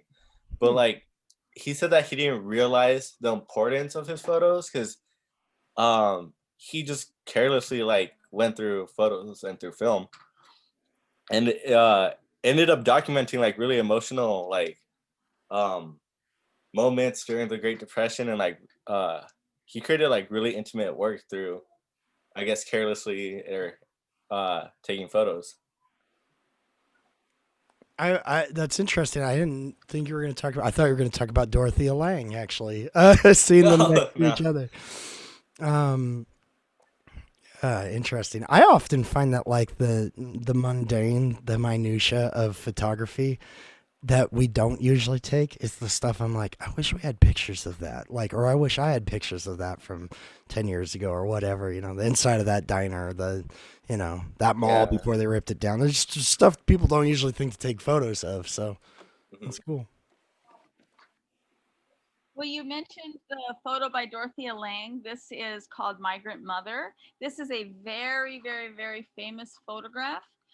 It was one that was used to sort of highlight the migrant workers that were in California at the time of the Depression, to sort of make it so that people in the world would know, or in the country would know, that there was suffrage. The interesting thing about this photograph, though, is that she was driving along a road. She saw a mom in a tent on the side of the road. She turned back around and went and asked if she could take photos. She spent time posing the children. This was actually a posed photo. It was not a candid photo.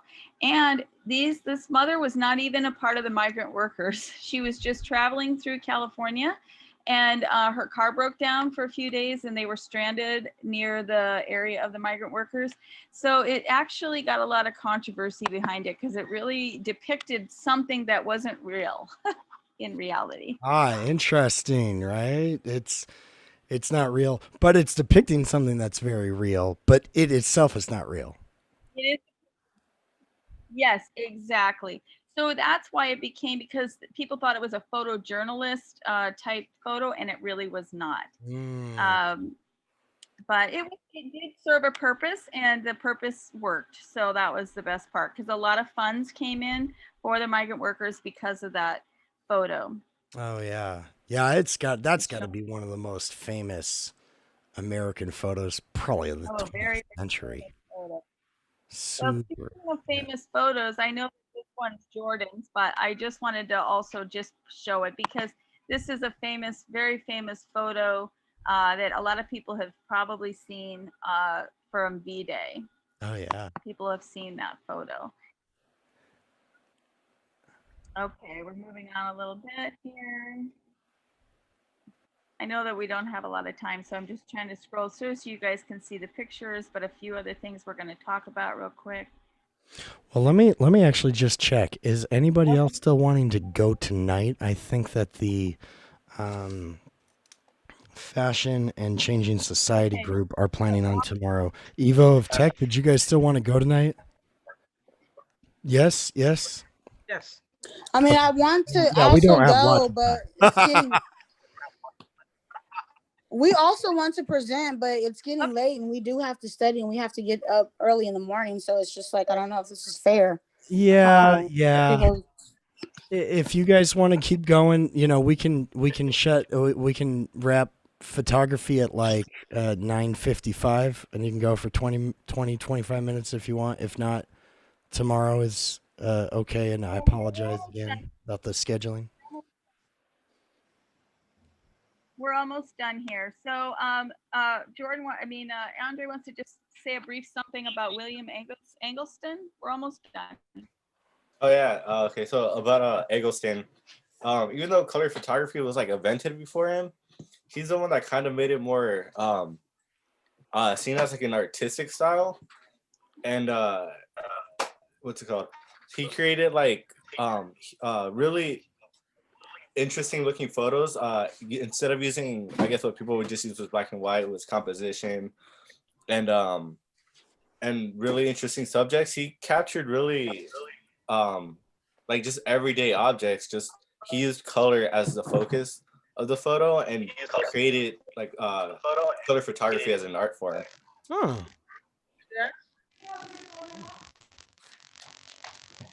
Okay, so we have some other famous photos here.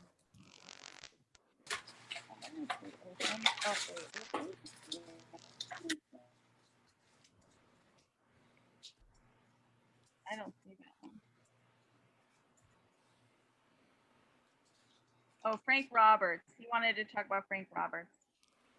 Robert Frank, he created the book The Americans, and kind of like Evans, he had the same approach. He wasn't carelessly taking photos, but he had the approach of taking photos of everyday things all around America. So he wanted to capture like American culture, like from like every state and that he went by. So he went through like, he captured everything from funerals of strangers to just almost like a stalker kind of person. Like he just photographed everything that was there. And at first, a bunch of other photojournalists weren't like a big fan of his work because it didn't document like America as like some, I guess like in good light. He created really like intimate photos. And so the book Americans was just about that. It was just really intimate photos of America that I guess we wouldn't have unless he went out and took photos of like everyday life of different people. That's cool. I'm not really actually familiar with that work. I'll look more at that. Looks great.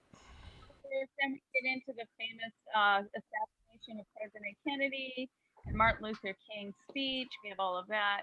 We have the first Polaroid, some of the first Polaroid cameras, Woodstock, and the Kent State shooting there. The famous photo from Nick Ut from the Vietnamese dropping of the bomb. One funny note is 1975, Steven Sasson invented the first digital camera, and it weighed 8 pounds. That thing's huge. So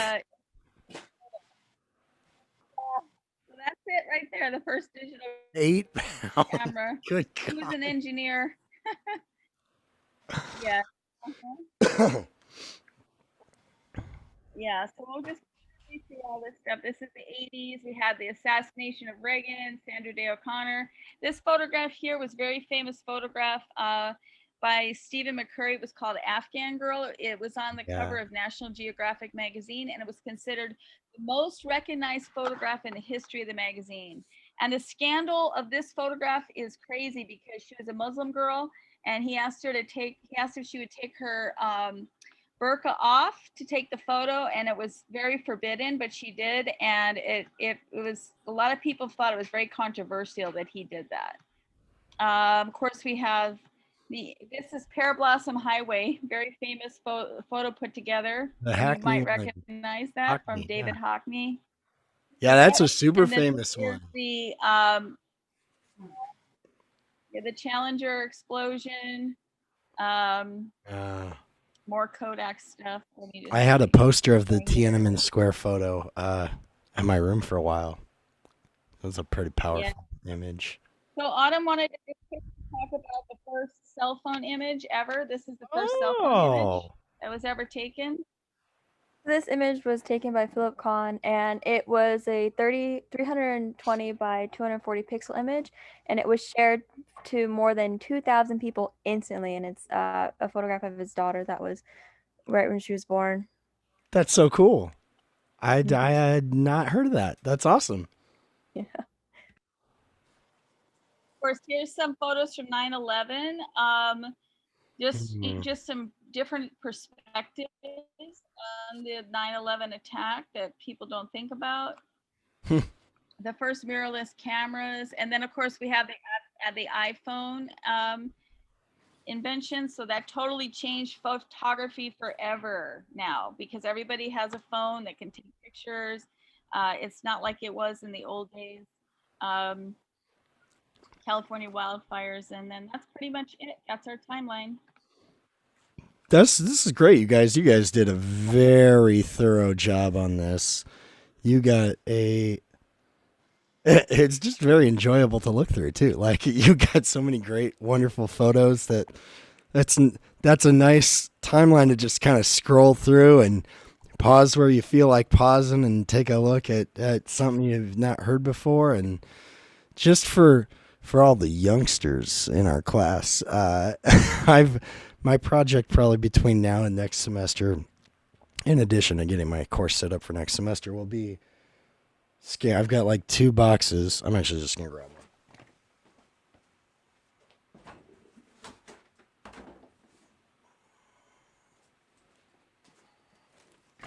This is like 2 rows deep with just regular photos. That's me and my brother and sister in a bath. I know that's probably very inappropriate for a college course, but that is 2 layers deep, and that's one of 2 boxes. Those were like kid pictures, that little box right there. But most of them are just from high school and like a few years of college. And my wife's like, why do you have so many photos? I'm like, all I did was buy gas and CDs or vinyls and film, like, to get developed. Like, that's all I spent my money on in high school. But it's a weird thing we don't even think about anymore. Film. Nobody, and just, you know, I'm all about perspective shifts, right? Thinking about photography. Nobody takes photos anymore and thinking like, I don't know if I want to take this photo. I've only got 2 left on the roll. I mean, maybe a real photographer that uses like actual film does these days, but that's just not even something we think about. But that's something everybody thought about for 100 years while they had photography. And, you know, like I was talking about with the war group, the rise of photography and motion picture with kind of these great war weapons and what happens with them. I don't think that was accidental. I think there's probably some kind of rationale behind that. Like, we have to be able to document this stuff. If we're going to build these kinds of weapons, we need to document it so we can show people, so we don't keep doing it, right? Like, if we didn't have any footage of Hiroshima or Nagasaki, we'd probably be a lot more like hot to trot to release more nuclear weapons in the world. Everybody, not just Americans. So this is, this is a great timeline. I love what you guys did and how you approached it. And you wound up touching on a ton of the cultural moments in our history through the lens of photography without leaving a bunch of big holes there. So yeah, bravo. Good job, again on this. This is nice. I'm definitely going to I'll probably be stealing from everybody's timeline as I had more stuff to Satori, but of course I'll be taking some stuff from here and some of these photos, but I love, that's why I love these projects. You guys always bring such great, rich stuff out that I've never even heard of. So thank you, Jennifer and Jordan and Andre and Autumn. Christian, is Christian part of the group? Thank you. He is. He's not here tonight though. He had to work tonight. Couldn't be here. Yeah. Cool. Just double checking. Right on. You guys rocked the house. That was great. Great project. Bravo. Or brava. Okay. Next. Okay, so I've got Evo of Tech and What is American? And Fashion and Society are going tomorrow. Who can go last? Let me put it that way. Is somebody I can't go last, so we need to go now. Sorry. You can go last, or you can't? I can't.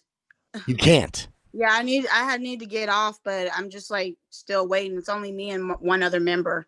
Okay, all right. Well, we'll let you go then. No, I would like to present. I mean, we'll let you go now, and then yeah. So go ahead and pull your project. Gabrielle, are you there? Yeah, I'm here.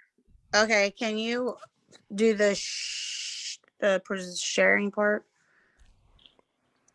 Hey, and for all folks too, like if you do have members that can join us tomorrow but couldn't present today, they don't even have to present the whole timeline or anything, but they'd be welcome to hop on and just show some stuff and talk about, a few of their highlights from it, so that people that are on tomorrow that weren't on tonight could see some of your projects too. Not mandatory at all, but if, because I do feel bad that the time time is late and it's finals week. I don't want to keep people unduly long, and good Lord knows I don't want to just stay on Zoom forever. But I do want to give everybody a spot to shine, if you will.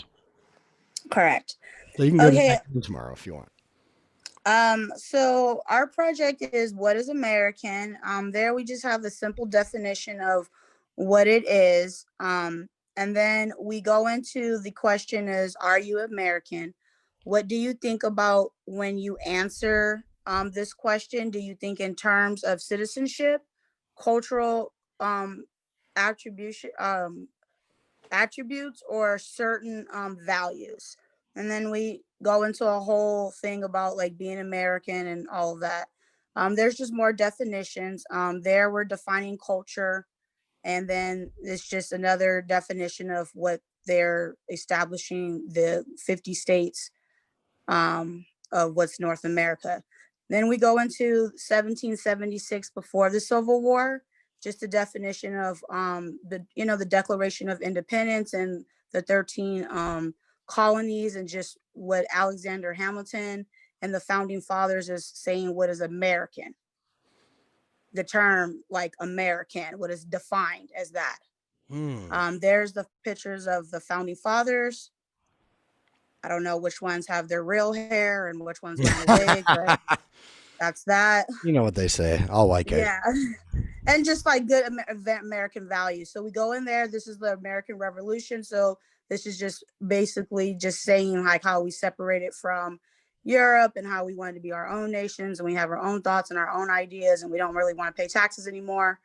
That goes into there. And then as we scroll down, this is going into, I think this is the 13 colonies. So just explaining more of how we want to separate and how we want to establish our new country, our independence.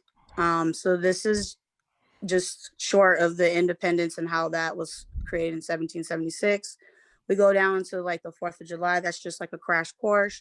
This is Hamilton. This is Can I just say I love that you have yeah, King freeze George right there, Gabrielle. This is King George. So this is his part in the play where he's singing, and so in this part he like spits and drools a lot, which is really disgusting. I do not like this scene, but it's because I think it was rumored that King George was just mad and he was. Sorry, I was playing it. I had to just see him. Oh, go ahead. Yes, so go ahead. What you heard in the sea when you see me go by. Why so sad? Oh, he's so great. If you guys have not watched Hamilton on Disney Plus yet, just do yourself a favor after finals are done and sit down and enjoy it. Yes, I agree. So we're moving on to the Bill of Rights. Just what is really self-explanatory, just the rights of all Americans. These are things that are established, what's guaranteed for liberties and individuals. We go on to the 10th Amendment. And keep scrolling, please. There is the Battle of New Orleans. And basically we just have a lot of stuff that everyone else have. Not that we copied, but we were just all thinking alike. Well, yeah, when you're talking about like major events in American history, they're all going to be the same, right? Right. And it's just defining American, like America, and defining us and who we are. So if we just scroll, I guess we can just go all the way to like the 1900s. I don't know. We have the Civil War. I'm sorry. Can we just scroll back a little bit? I was going to say for you guys too, like having a little bit more pretext for this is not bad since given the nature of your topic, right? So right. You don't need to do a ton before 1865 for photography, right? Like our group didn't do because there's just not lots there. Right. But this is pretty, yeah, there's a lot of foundational stuff going on there in terms of the way we think. Or why we are who we are now. Yeah, yeah. And definitely cultural immigration has a lot to do. The laws and rules from that time definitely has effect on us now. Mm. And so this is what our timeline basically just shows from the past, and then how some of these things are still taking place now. So the American Civil War, we already know what the causes of the Civil War is. It wasn't so civil. And this is just how one piece of legislation divided a nation. And some people to this day still think like this. They still have Southern pride. Oh, this is a quiz right there.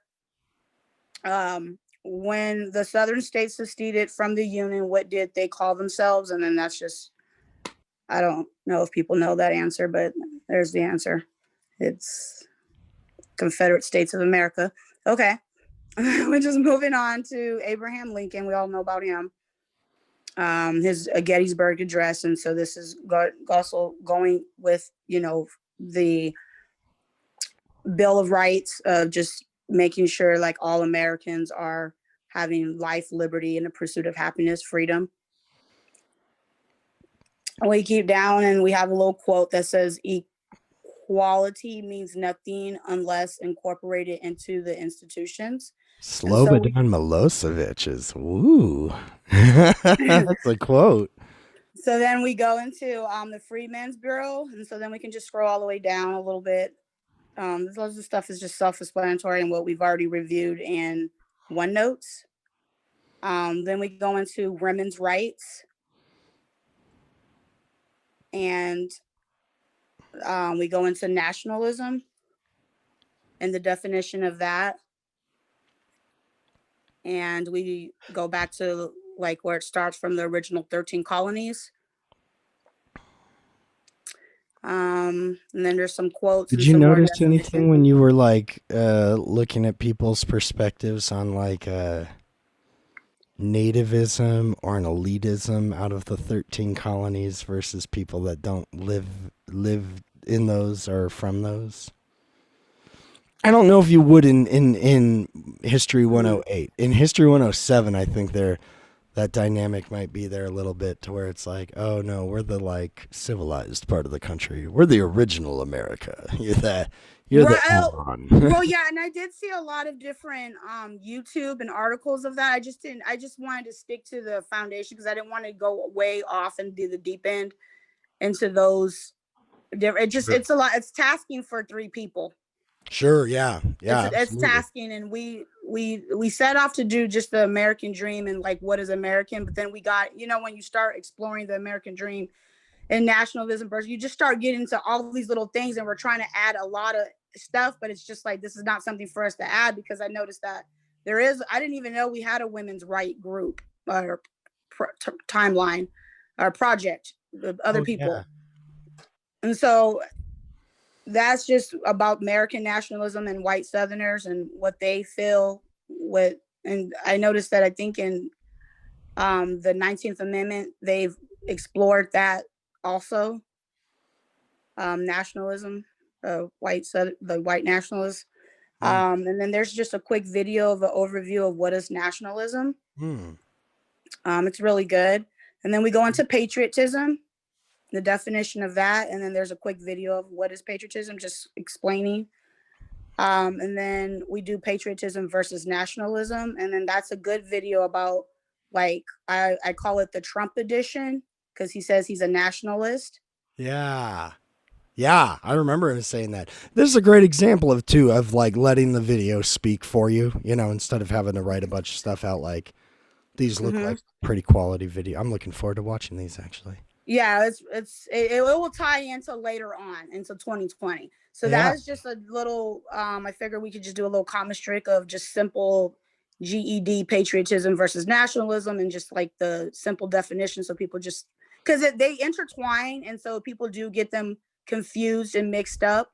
And so I realized that when you say patriotism, it's like positive. When you say nationalism, it's negative. It has a negative connotation.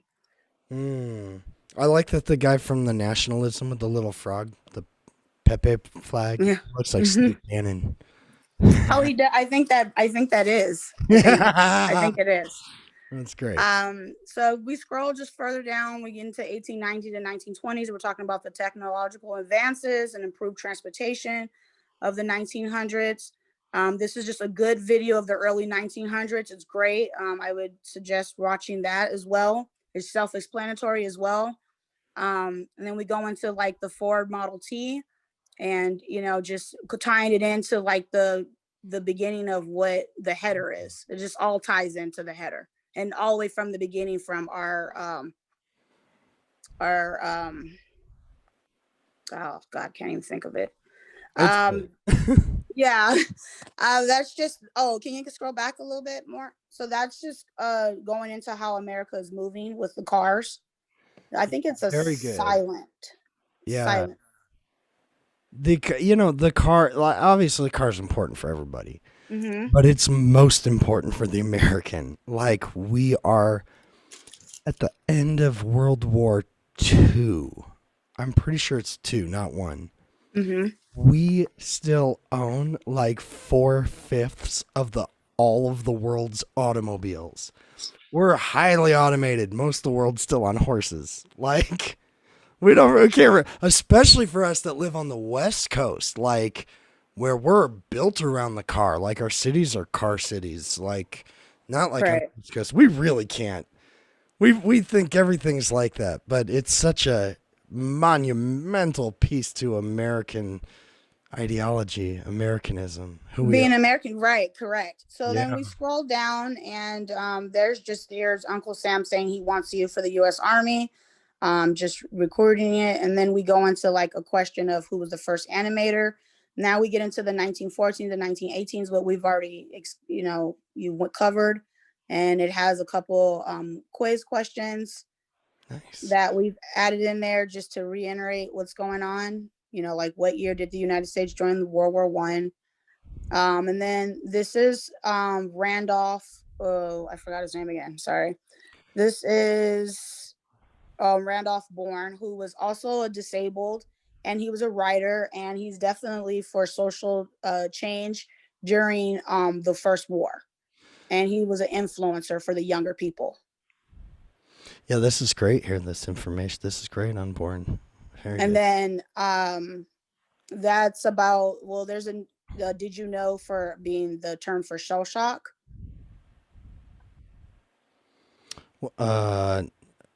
Shell shock is turning instantaneous. A sign of cowardice. Yeah, that's true. Unfortunately, that's true. Right. And that was her, because it's like when you're in war and then you hear all the bullets and everything fall around you, you are still like technically shell shocked. Yeah, and a lot of the people calling cowardice are the officers who are several lines of defense behind actually even being killed. Possibility of being killed.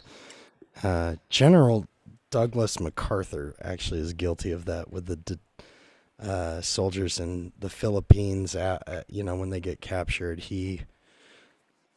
I think he actually later ate some of his words about it, because it's easy to judge when you're not up on the front lines. Correct. And then here's Janet Rankin. So she was so we're going into women who are shaping America, who's for social change, women in power. And then we just move on to the 1920 to 1930s, and just talking about like the Klan and prohibition and like all the changes of the roaring 1920s. And then we have a great video to complement the title of that.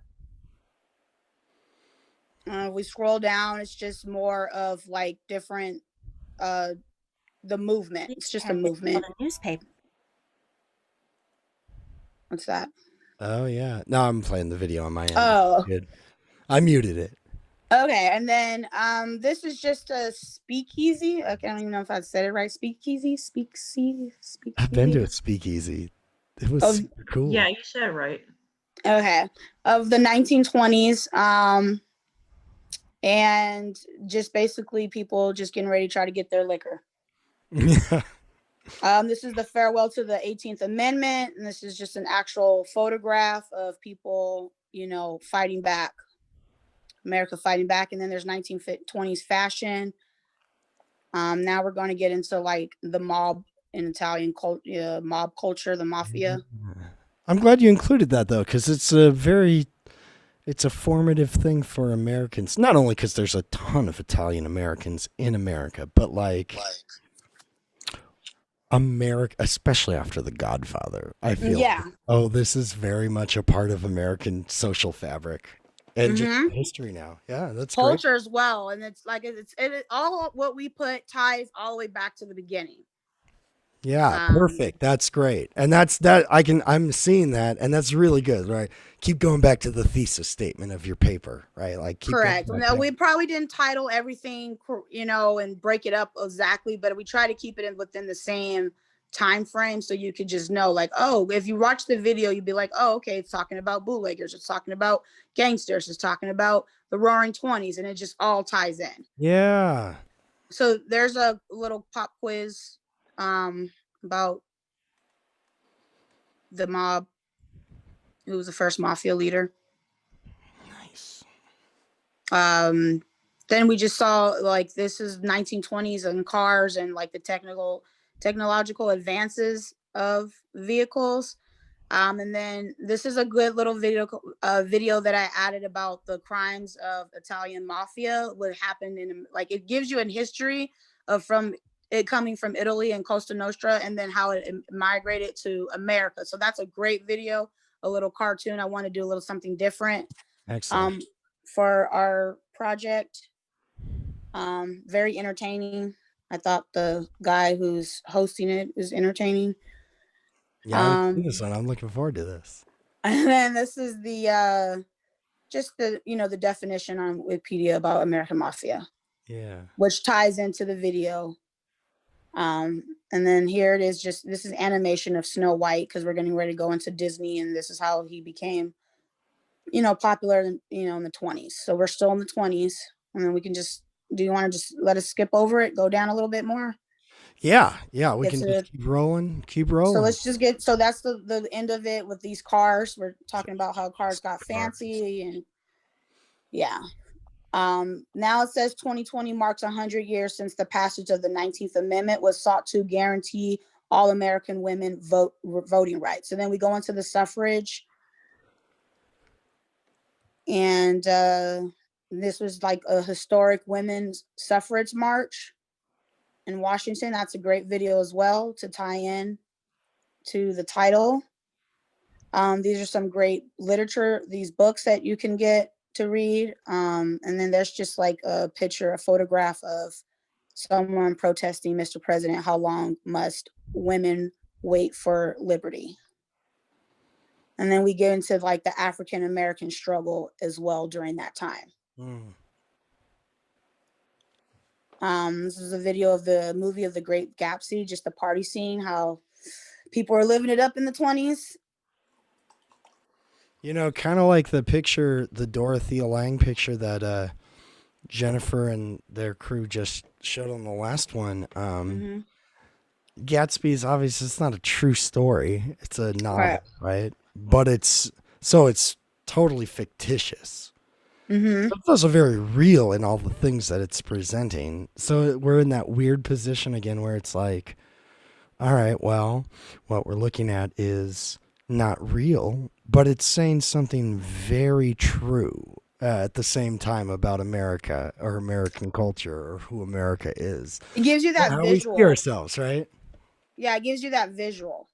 Yeah. Because they didn't have, the technology advances in camera. So Yeah, now well, we're and gonna go even in the novel too, it's like, well, it just kind of wraps it up into a narrative, like a picture, like something that's accessible to us that we go, yeah, that sums it up about right, even if that's So- not actually true, like an actual event that happened.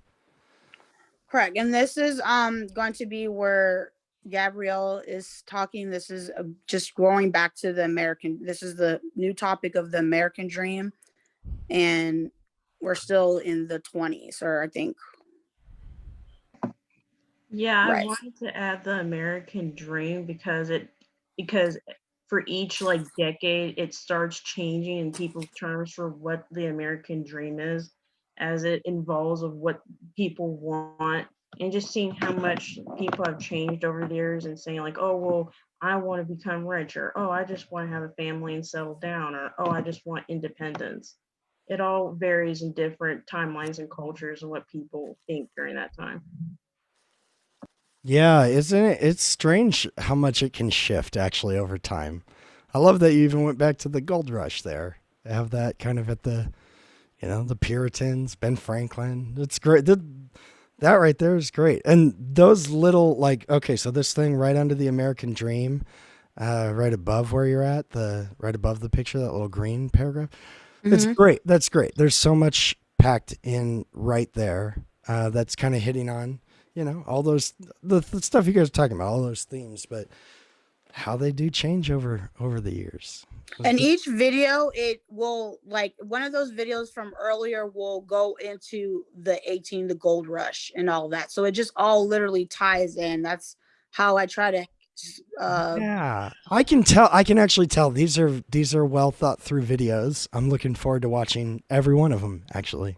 Sometimes it's like I can tell people are just throwing stuff in there, like the first thing they found on YouTube. Those look good, actually. Well, we all literally had to sit there and literally watch, because you just don't want to throw in anything. You want to make sure whoever the content creator is keeping in contact with your the timeline. Yeah.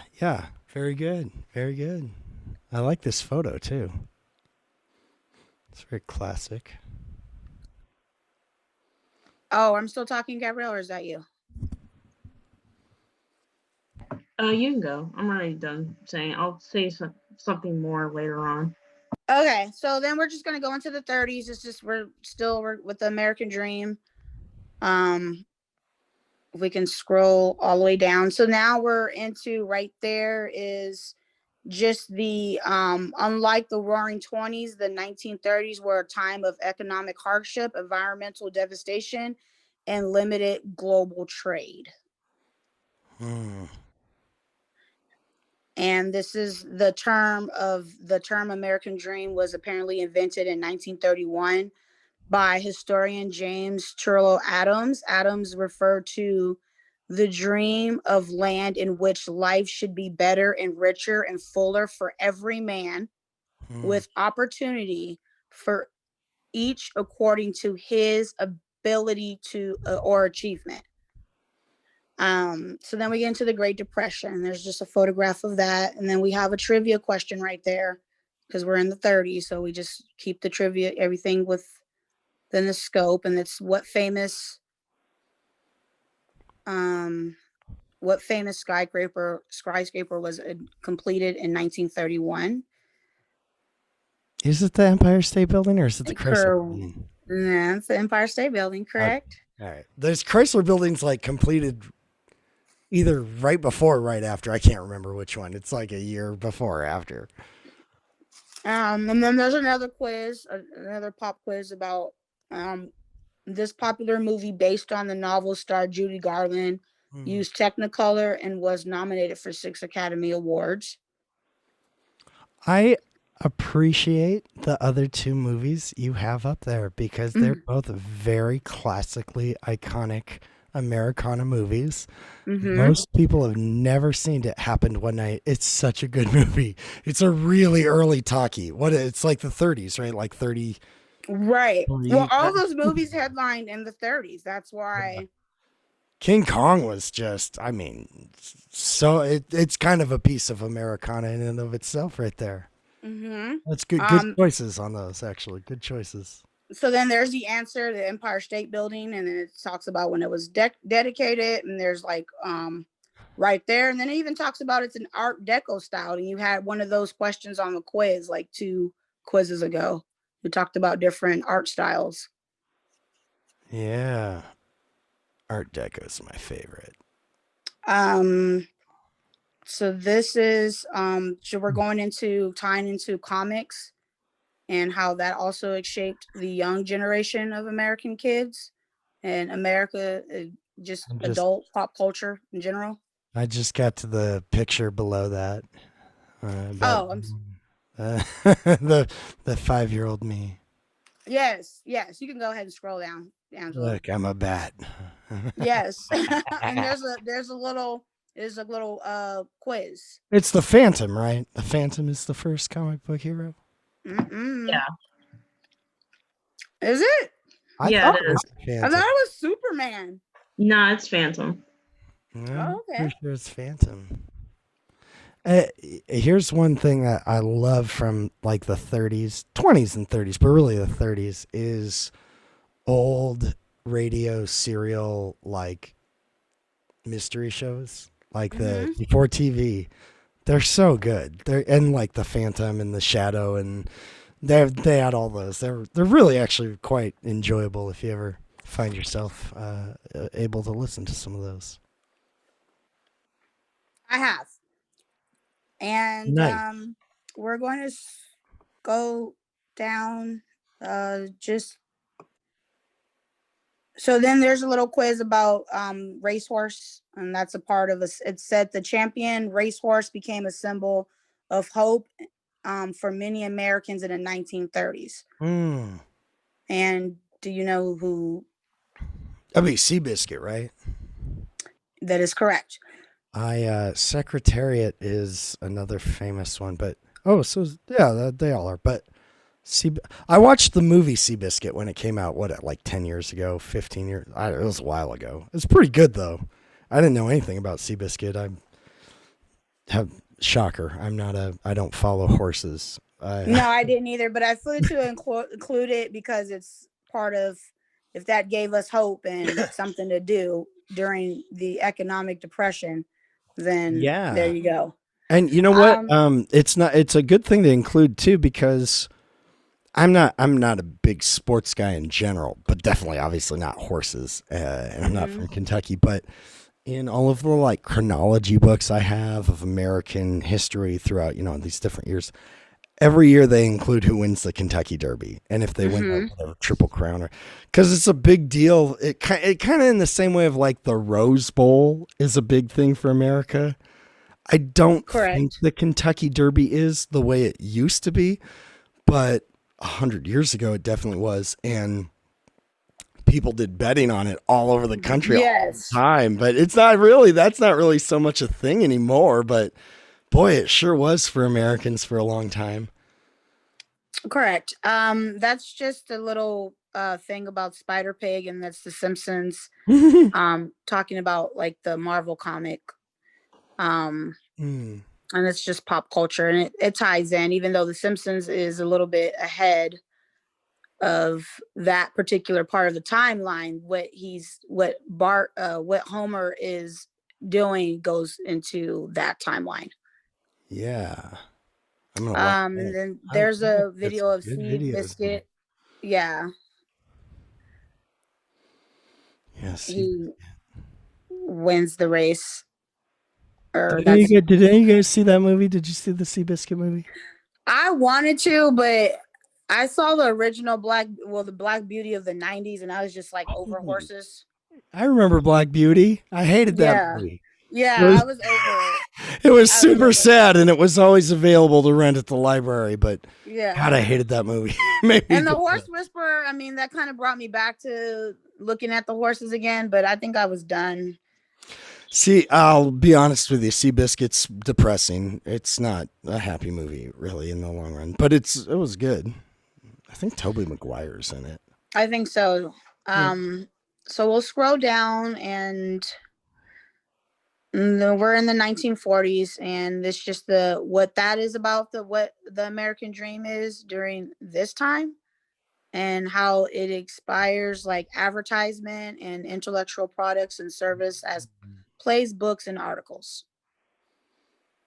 So this is Ray Charles, and now we're going to get into like the film Citizen Kane with Orson Welles. This is from the 40s, because we're the music genre, just how that inspired that whole generation. And then if we keep scrolling down, we get into another for that movie for Citizen Kane, if I remember correctly, I think it was part for nationalism, so that also ties to it as well. Yeah, a lot of our things that we've added it's gonna go back into the original three topics, which is what is American, patriotism versus nationalism, patriotism and nationalism, and the American dream. And that sound like more than three, but it's three main topics, and then under patriotism versus under nationalism and patriotism, there's subtopics, if that makes sense. So it's patriotism, nationalism, the American dream. Correct. Yeah, that's great. That's a great three-pronged approach to this subject too. I think that's I mean, that's only the best we can do, like I said, with three people. I mean, because we could have went all into law and stuff, but I was just like, we're way going off our topic a little bit, where we're just trying to- yeah. Well, and this was a very broad topic, right? Like Mhm. the American. I mean, you could include virtually almost anything underneath it. And so, yeah, picking the kind of like strands that are most important to you or that you really want to like trace out. I think you guys did a good job. Yeah. And I think with like more time and the ability to work in person together, you'd be able to like kind of massage and, rehead things or move some stuff together to make some of those themes stand out even more. But this is really good. I mean, you guys are covering lots of stuff on here. Yeah. So can we just scroll down to the 60s? Yeah, I'm actually in them right now. Yeah. Okay, yeah, let's Scroll just down to the scroll down 60s, and all we'll the way to take the like 2 more minutes, and then we're Yeah. gonna go on to tech. Yeah, so we're just going into like women's rights, gays' rights, civil rights, the Yeah. American dream and that. It just all ties in. It's just pretty Here? much self-explanatory. We could just go all the way down to like 1970s now, because I just already explained away the 60s, the 50s and the 60s. Like I said, civil rights, American rights, liberty, gay rights. Yeah, the rights revolution. Correct. Yeah.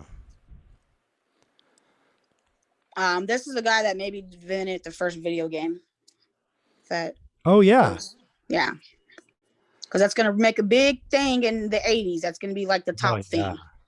Oh boy. So if we just go down to like the 70s, and we just talk about Ruby Bridges and just what she's done. And then there's a nice little timeline for you already. That's just gonna tie in. And the word equality and what that means with JFK and him signing the Equal Pay Act, civil rights. Then we got Martin Luther King's actual speech.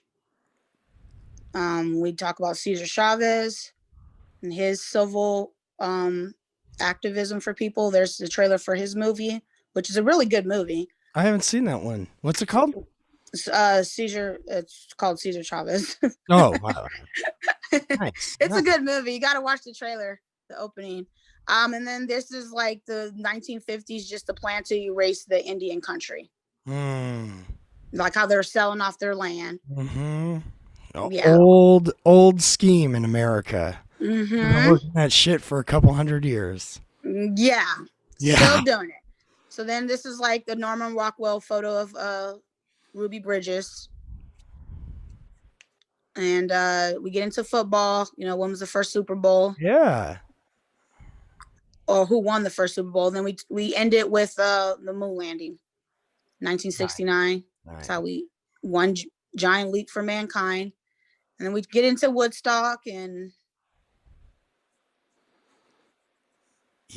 remembering Woodstock, and there's actual footage of the festival. The Kung Fu craze. Oh yeah, go to all the way down there. So we get into Bruce Lee and how everyone want to sign up for martial arts and think they're that.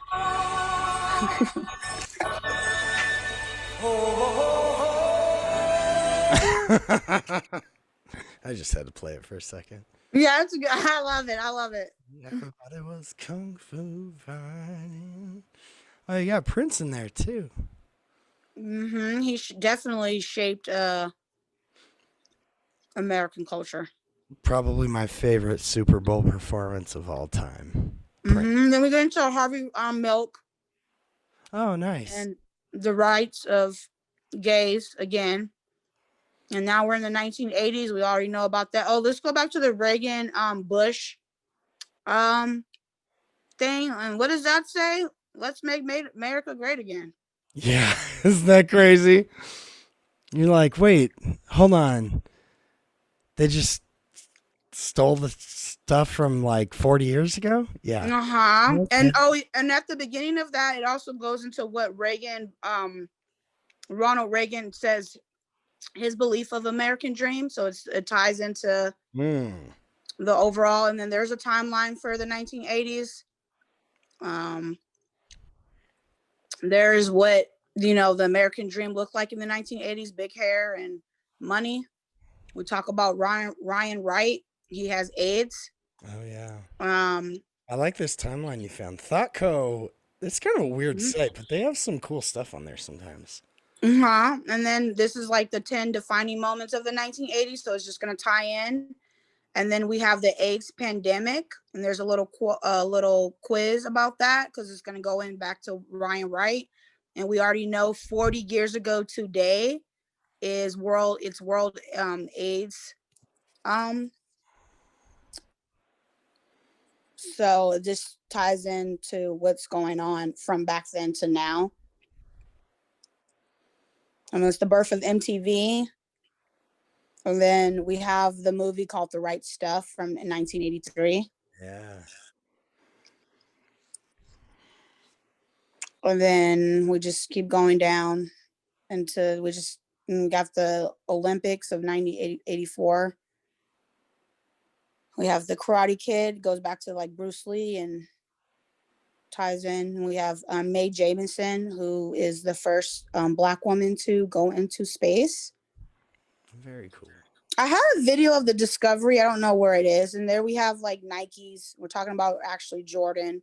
Yeah. Yeah, I saw And that. then- That's cool. That is actually kind of an ironically like big moment. Basketball star gets his own shoe deal and is monetizing himself. Right. yeah. Kids are paying $300, $200 to have his shoes even now. Shooting each other for him. Crazy. So this is going back to like pop culture and women and like women in general, trailblazing. She was the first talk show host, Miss Cynthia Garrett. Yeah. I thought Oprah was, but no. Yeah, I'm not actually familiar with Cynthia Garrett. That's cool. Me either. I love So them. then we're going into The Simpsons. So this is like how, I do remember that. I remember when they looked like that. yeah, that's the original, that's the OG Simpsons right there. Yes. So I put we put an article about that. And then we just go into the 90s to the 2000s and just talks about the, online and the, internet and how technology is advancing in the 90s. And then Bart is named the most influential person of Time magazines. He got the covet title. And then I just put a little clip of Bart Simpson, just classic, just pure funny. Nice. And then we talk about hip hop culture in the 90s and how that definitely influenced people. There's a book of the American Dream written about a British American. Then we talk about how Mr. Freddie Mercury of Queens, who was also gay, died of HIV or died of AIDS in the 90s.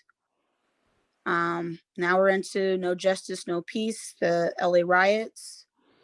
By the way, did you or has anybody that's still left on our call, the faithful that are hanging on? Thank you guys. Have you guys seen LA 92? It's just called LA 92. I think it's on Netflix, or it used to be. It's a documentary just on the LA riots that came out a few years ago. This is excellent. Very hard to watch. Very powerful. Also very crazy for like if you like me or Marshanda, if you grew up in LA in the 90s and you're like, Yeah, my grandma's house, like literally the stores and stuff around it got burned down because she was in the heart of her area. Was not bad or considered ghetto or anything like that, but she just was in that area. yeah. Well, it's so weird too. I'd come home from school, I'd watch LA burn every night for like a couple weeks, and then Yeah, it's a few months later, a few months earlier, it was like Waco's burning, and then O.J. Simpson's driving down the freeway, and Kurt Cobain just killed himself. And now that the CNN 90s documentary, the CNN shows I was telling you guys about, watching that and then watching something like LA 92, I'm like, oh, I grew up in crazy times. Like Yeah. the 90s were insane. They were Insane. More kids were getting crazy. kidnapped too. Yeah, there were still lots of serial killers even. It was just Yeah. one of those. Remember Polly Class? So, and then it's just a video of like the Rodney King and like him being beat down. It's just raw footage right there. There's just pictures of footage of what was going on during the riots. It was all people of all races actually were looting. There's a book about nationalism, which is going to tie into this thing of the 90s. And then there's a good movie, The Gettysburg, which goes back I've seen into, that one. That was very good. ties Jeff- back into our Civil War. And then we got, I did not have sexual relations with this woman. I did not have sexual relations with that woman. And then we have also the first Hispanic woman in space, Ellen Ochoa. And then this is just her TED Talk, which is, I thought was very informative. And we go into Forrest Gump. We already know about that. And we've actually had that before you like had the movie. No, that's cool. That's Yeah. actually great. It makes me Yeah. feel better about my choice of a movie, actually, because it's that Americana. And then there's like a quick thing on OJ. Hmm. We didn't have time to add the Menendez brothers, but Right. there is Clinton, I think, being impeached or his testimony, whatever. Yeah. And then we just go into the 2010s. We already know what's going on with 9/11. There's some quotes right there. There's George That picture of Bush. that jackass in a jumpsuit. Like, that guy didn't serve in the military. Talk about propaganda. Right, right, He sure as hell couldn't fly a fighter jet. right, exactly. So we just, and I'm a little bit sleepy, so just bear with me, please. Well, I also saw, if you go down just a little bit right before 2010, the military run out with the American flag for the Atlantic. Oh yes, I decided to add that because that goes with patriotism. Yeah, so Troy Aikman, the Cowboys quarterback from like the 90s, famous quarterback. Troy Aikman and, oh crap, I can't remember who else. This is his other commentator. This was maybe a month and a half ago. He did like a military flyover of one of the games, and him and the other guy that are doing the commentary, they didn't know their mics are hot and we're not off. And they're like, what a bunch of bullshit, a waste of money to get everybody, like, this is so stupid. Like, which of course the NFL crowd does not want to hear at all. But like the NFL players are like, what a bunch of bull crap, dude. Why are we doing this? So That's interesting because Joel, actually, my friend, actually brought that up 2 days ago. We were talking about that. oh, really? Yeah. Yeah. Yeah. Which is just like, people are going to run their mouth in these here. Well, Troy Aikman from the Dallas Cowboys said it. Like, that's not somebody you'd call a liberal snowflake of a person. You know what I mean? Correct. Like, So we go back. Can we scroll back up a little bit, Gabrielle, please? Thank you. We're just gonna go into the George Lopez. So this is like more of Hispanic people and how they're influencing American Dream and how they're, their successes going into now. I love this show, the George Lopez show. It's great. It goes to show you that, it's just a different view from Leave It to Beaver and the show of the 80s. We can finally see what Hispanic American families are like, which is very similar to ours. We all have our same, worries and issues and arguments and laughter. And so I just thought that was just great to add. We go down and we're going into Change, Hope, and Progress with the election of Obama. And we go into Jon Snow goes to a Black Howard University, I believe, and is speaking live with the students there and how this is like overwhelmingly a great progress for them. And then we go into the Pursuit of Happiness. So this ties in back into the American Dream with Will Smith and his son Jaden. And we scroll down. Now we're going into Colin Kaepernick and the different little quotes that goes with that. Oh, you already just talked about this, huh? Yeah. Oh, my bad. No. Well, I mean, I skipped down because I was just kind of scrolling on my own, but and this is probably a great place. I'll let you say one last, No, I don't have anything. That's it. This was good. I mean, you guys took a hugely broad topic and you did good. You sunk your teeth into it and really wrestled with a lot of themes and ideas there, and have some great moments of like analysis and question raising. So that's fantastic. Even with something like Colin Kaepernick, that's a great place to just kind of land or pause on this one, because when I started teaching in 2011, Occupy Wall Street was going on at the time, which seemed like it might be a real big thing, which turned out to not really be anything. It wasn't much of anything, and nothing really came of it.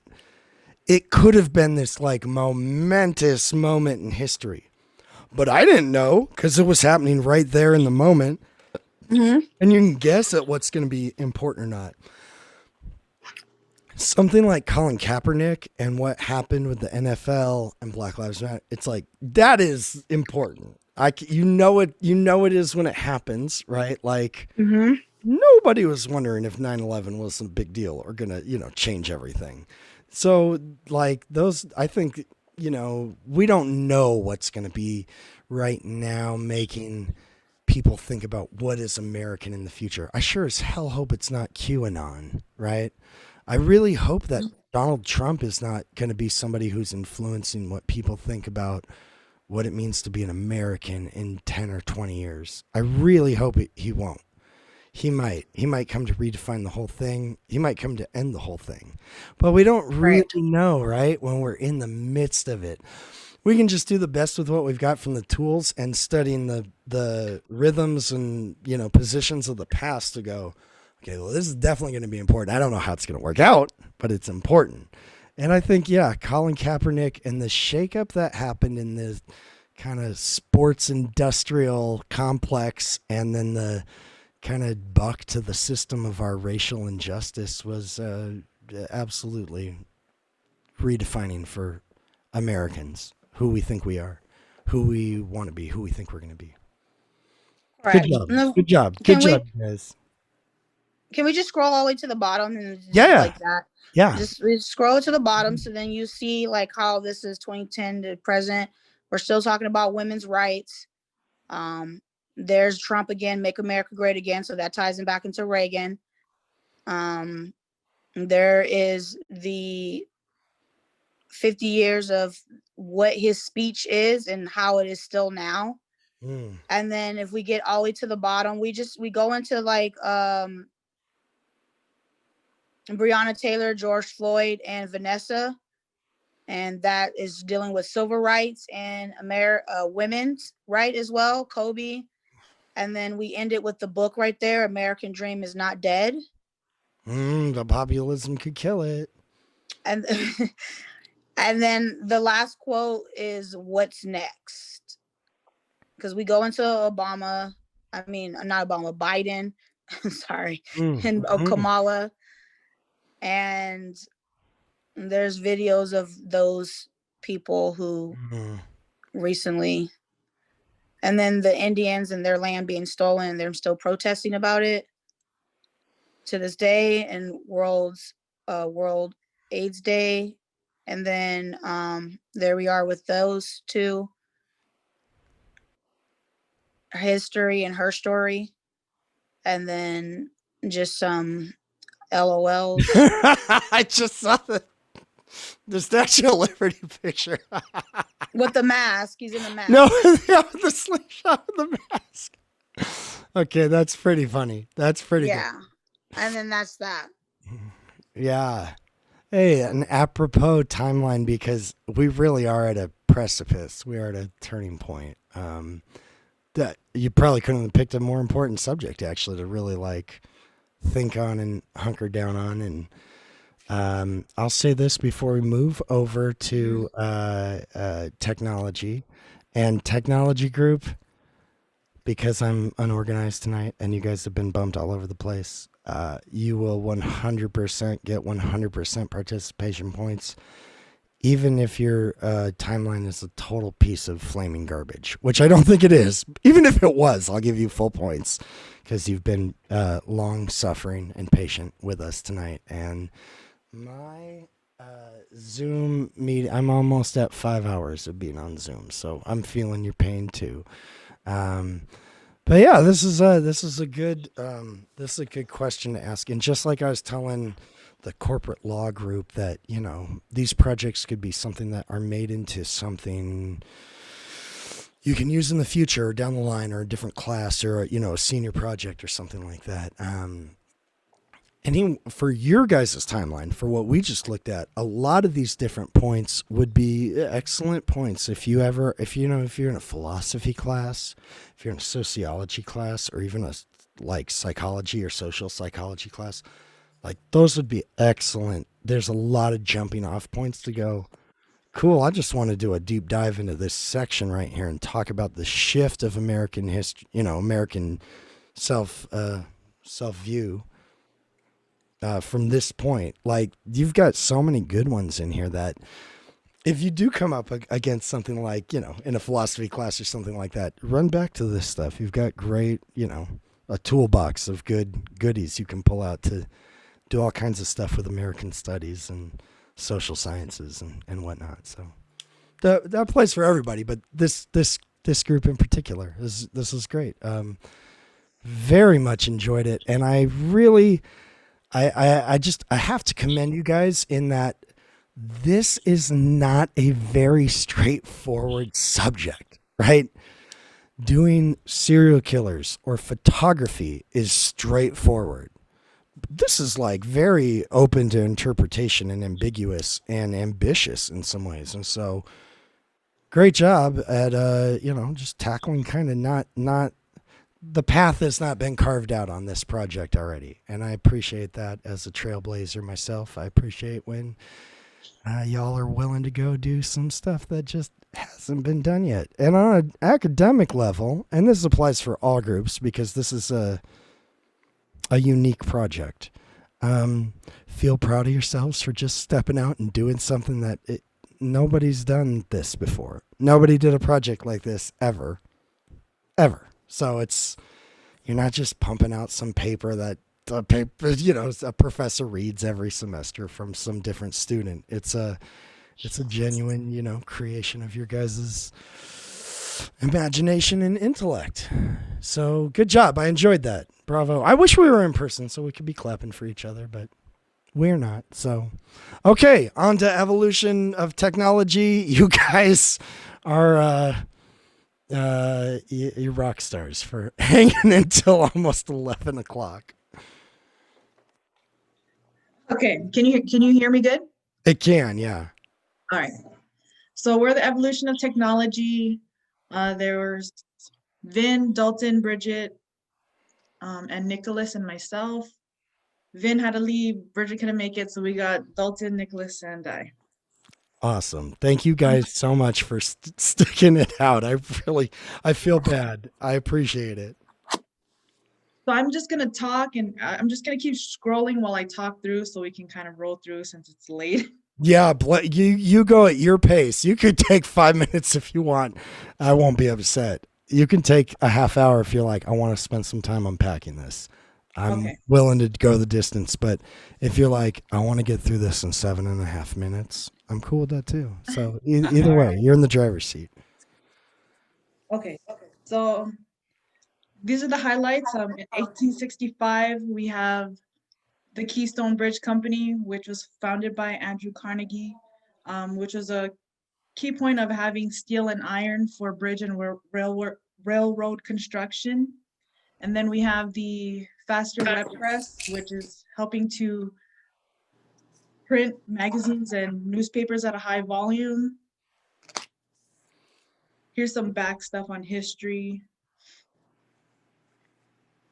Then we'll hit 1866, where one of the great inventions are dynamite by Alfred Nobel. Yeah. which was great for expediting the construction of roads, tunnels, canals, railroad, actually. And then we have down here, which is pretty cool, the first food truck, which is called the Chuck Wagon, invented by Charles Goodnight. 1867, Joseph Monnier reinforced concrete, huge in building and construction. Oh. Then we have the refrigerated car. There's improvements later on down the line, but this has really helped them preserve, especially their meats and their vegetables, because they would use salt or pickling. That Right. just helped preservation of food. Yeah, the change in American diet is crazy from that one invention. Yeah. And then 1868, we have George Westing's air brakes and the first barbed wire that was invented by Lucien Smith. It was later on improved in 1868 by Joseph Glidden, which is the barbed wire we see today. 1869, huge turn point, the completion of the Transcontinental Railroad, cutting down travel by weeks or even months. I noticed that you guys had the beach pneumatic transit in there, which is awesome. I try to make Yeah. a note of that and remind people of that because I'm like, this is so cool. Why aren't we doing this? Why aren't we getting shot through the ground in like pneumatic tubes? Like, that'd be so much better than like gas-driven railroad or subway or whatever. That's awesome. We'll jump to 1871, where we have the wind tunnel that was actually used by the Wright brothers. The knuckle coupler, which was to help secure the railroad carts, and the silos for agriculture. Ah, yeah. Art museum. I'm gonna jump to 1873, where was the improvement of barbed wire, and also brakes again for the railroad. We hit the Great Depression. Oh, well, actually, yeah, the Panic of 1873. Yeah.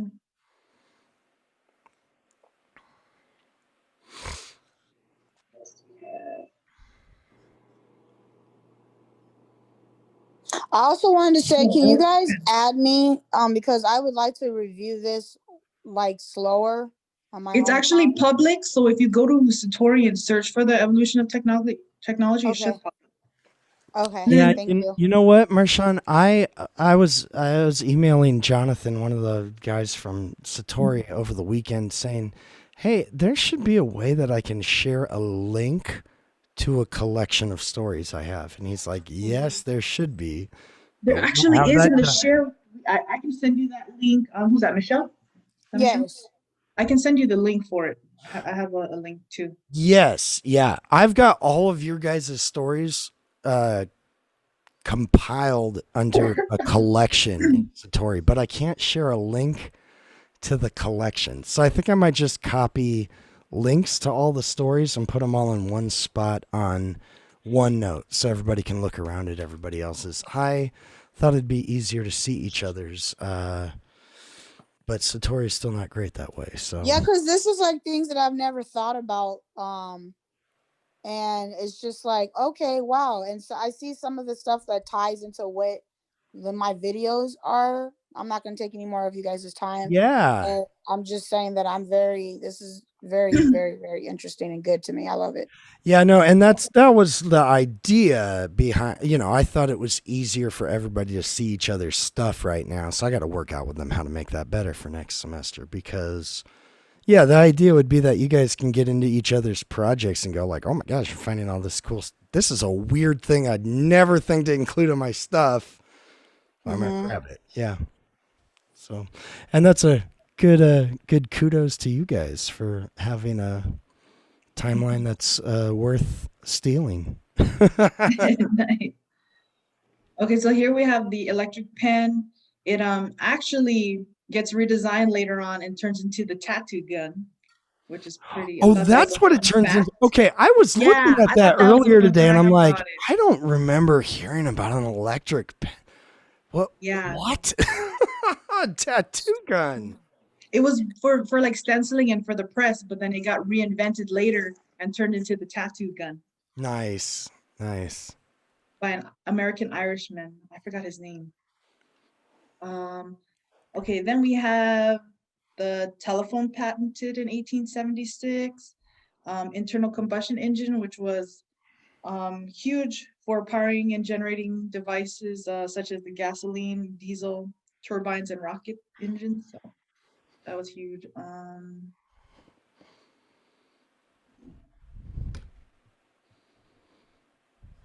There was so much.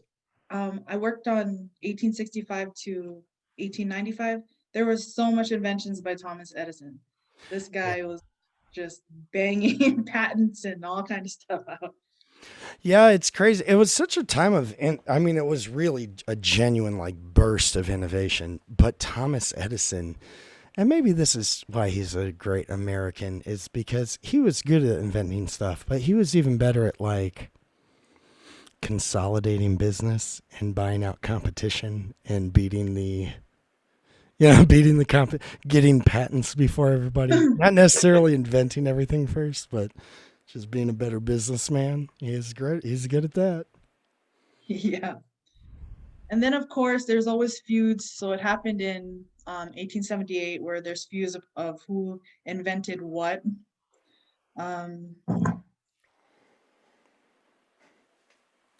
For the microphone and for the carbon microphone.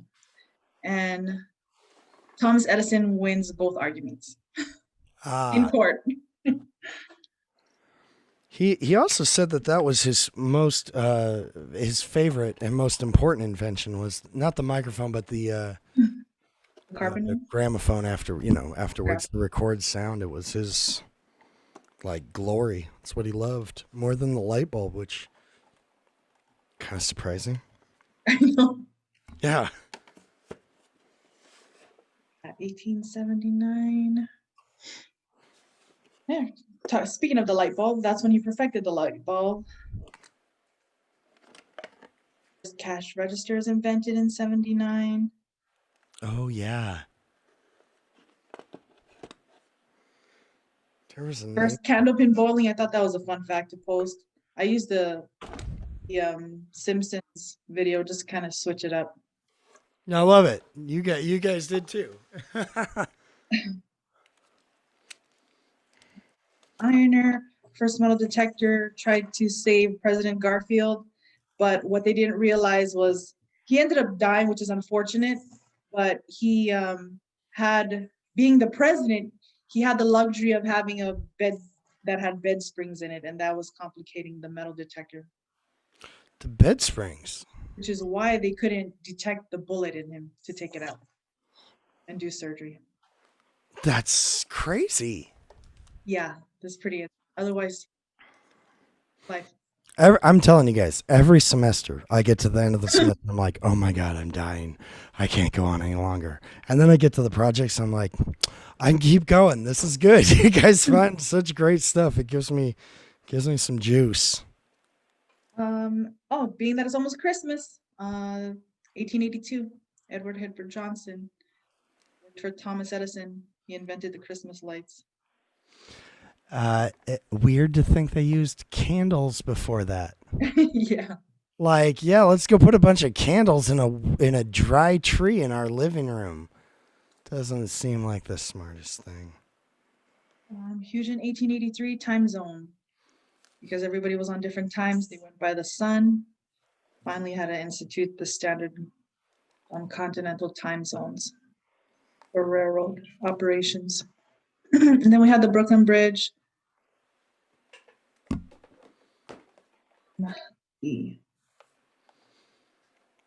Oh, first machine gun. Yeah, that's a big one. Created by an American, but I did more research into it. It was first sold to the British. Ah. Let's see, first phone call.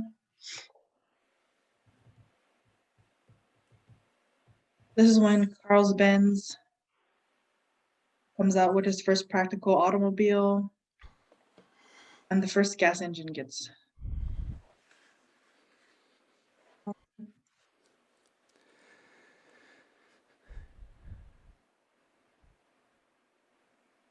First hideaway bed, kind of like a hideaway couch now that we have popular today, also in 1885.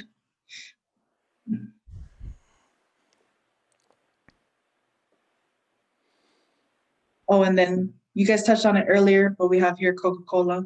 Yeah, that's they're one of the biggest corporations in the world today. It's crazy to think like sugar water controls like a huge percentage of the global economy. It's nuts.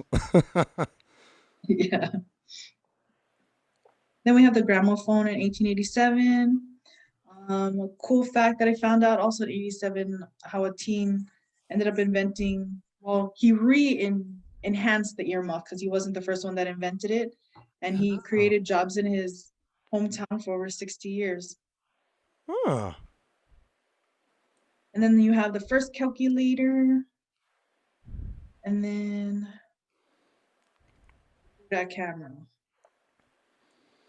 Hmm.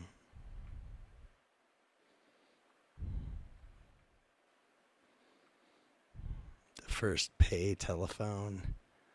Yeah. Something younger generations will know nothing of. Even the paper straw. I thought that was crazy how they used to like drink out of ryegrass and how it would have like that mustiness to it. Oh. So that's why the paper straw was created. And now we just hate paper straws. I mean, I do. Well, I'm like, it's back with a screw vengeance. the earth. I don't want to drink out of a damn paper straw. I'm like, get rid of all the aerosol cans. Get rid of everything. I don't want a paper straw. I went to medieval times and we used paper straw, and at one point it just started blending in with the drink. Yeah. You got like a 15-minute window on it. You better suck your whole drink down or you're toast. Okay. We're in the 1890s. Oh, invention of the electric chair. That was one of my shocking ones that I came across and doing more research on. So with William Kemmler, who was the first person to die by electric chair, they shocked him once. He didn't die. They had to shock him again. I've even did more research on it where there's a lot of botched electrocutions. I've heard of that too, where they don't lot of put the botched wet sponge underneath the head. Yeah, like in the Green Mile. Oh yeah. There was one where they actually electrocuted him. He didn't die. They carried him off, took him and gave him a lethal injection, and that's how he died. Damn, You that's gotta be a sick individual to sit there and think about how to electrocute people. That's crazy. That one blew my mind. And then this one was a testing bottle for quality of milks to avoid farmers from. They would water it down and kind of skim people so that they would make more of a profit. Oh. That was a way to eliminate that. They would test the quality of the milk. Wrigley. I just read about Wrigley the other day. Classic Wrigley gum, the incline plane. Wrigley made a ton of money during the war. I think they made so many chewing gums. Yes. Yeah.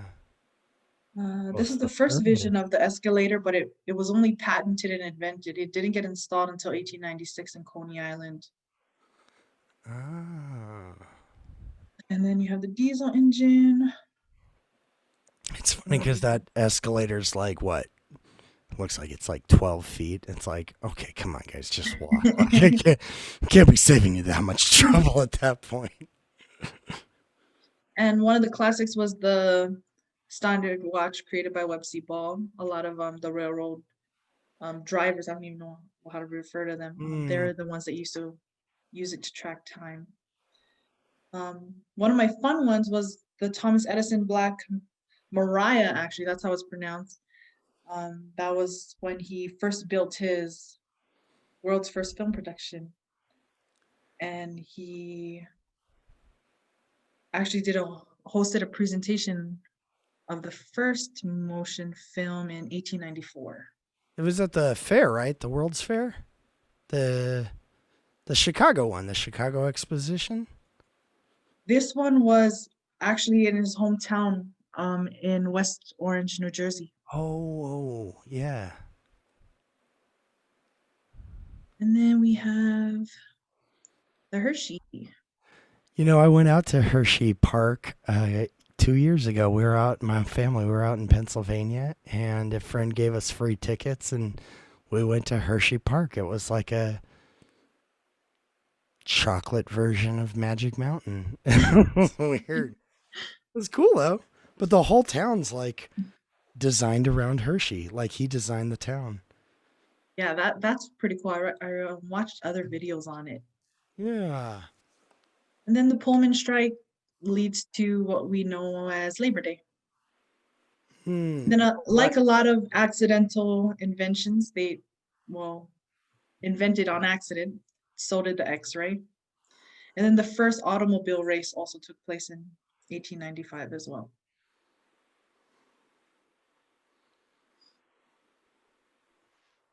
Hello, can you guys hear me? Okay, take it away, Nicholas. All right, can you hear me? You're a little quiet. All right, I have no idea how to turn it up.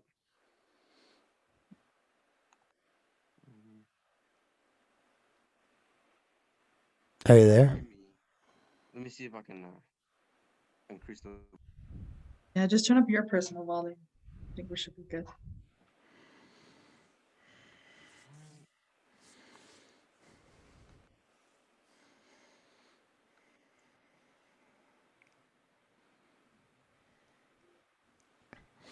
Man, you guys were very thorough on this. I didn't get to take a good look at this before tonight, because I don't think I got it on.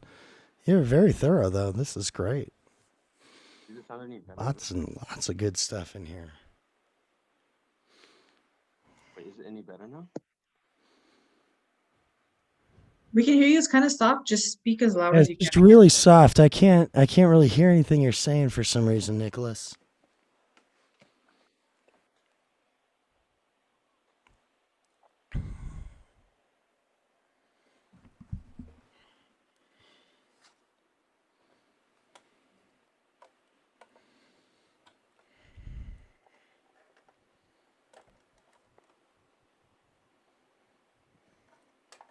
All right, I don't know how to make it any louder. Faint signal, but not much else.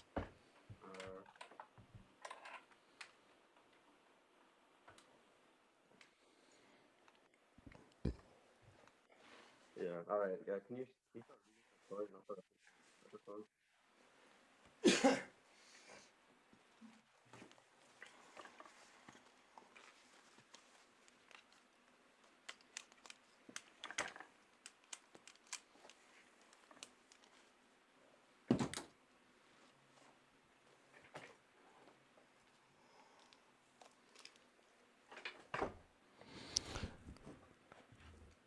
I've got nothing. I'm not hearing anybody. It's just Nicholas, are you on?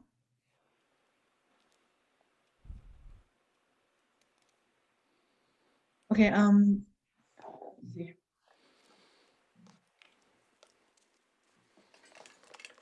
So Nicholas did 1896 to 1926. I'll just start scrolling while he works out his technical difficulties for sound.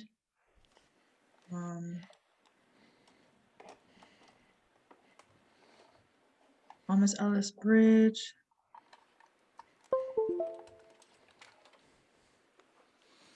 First Ford quadricycle. Oh, this is when it was released. The basically the escalator. 1897, we start the progressive era.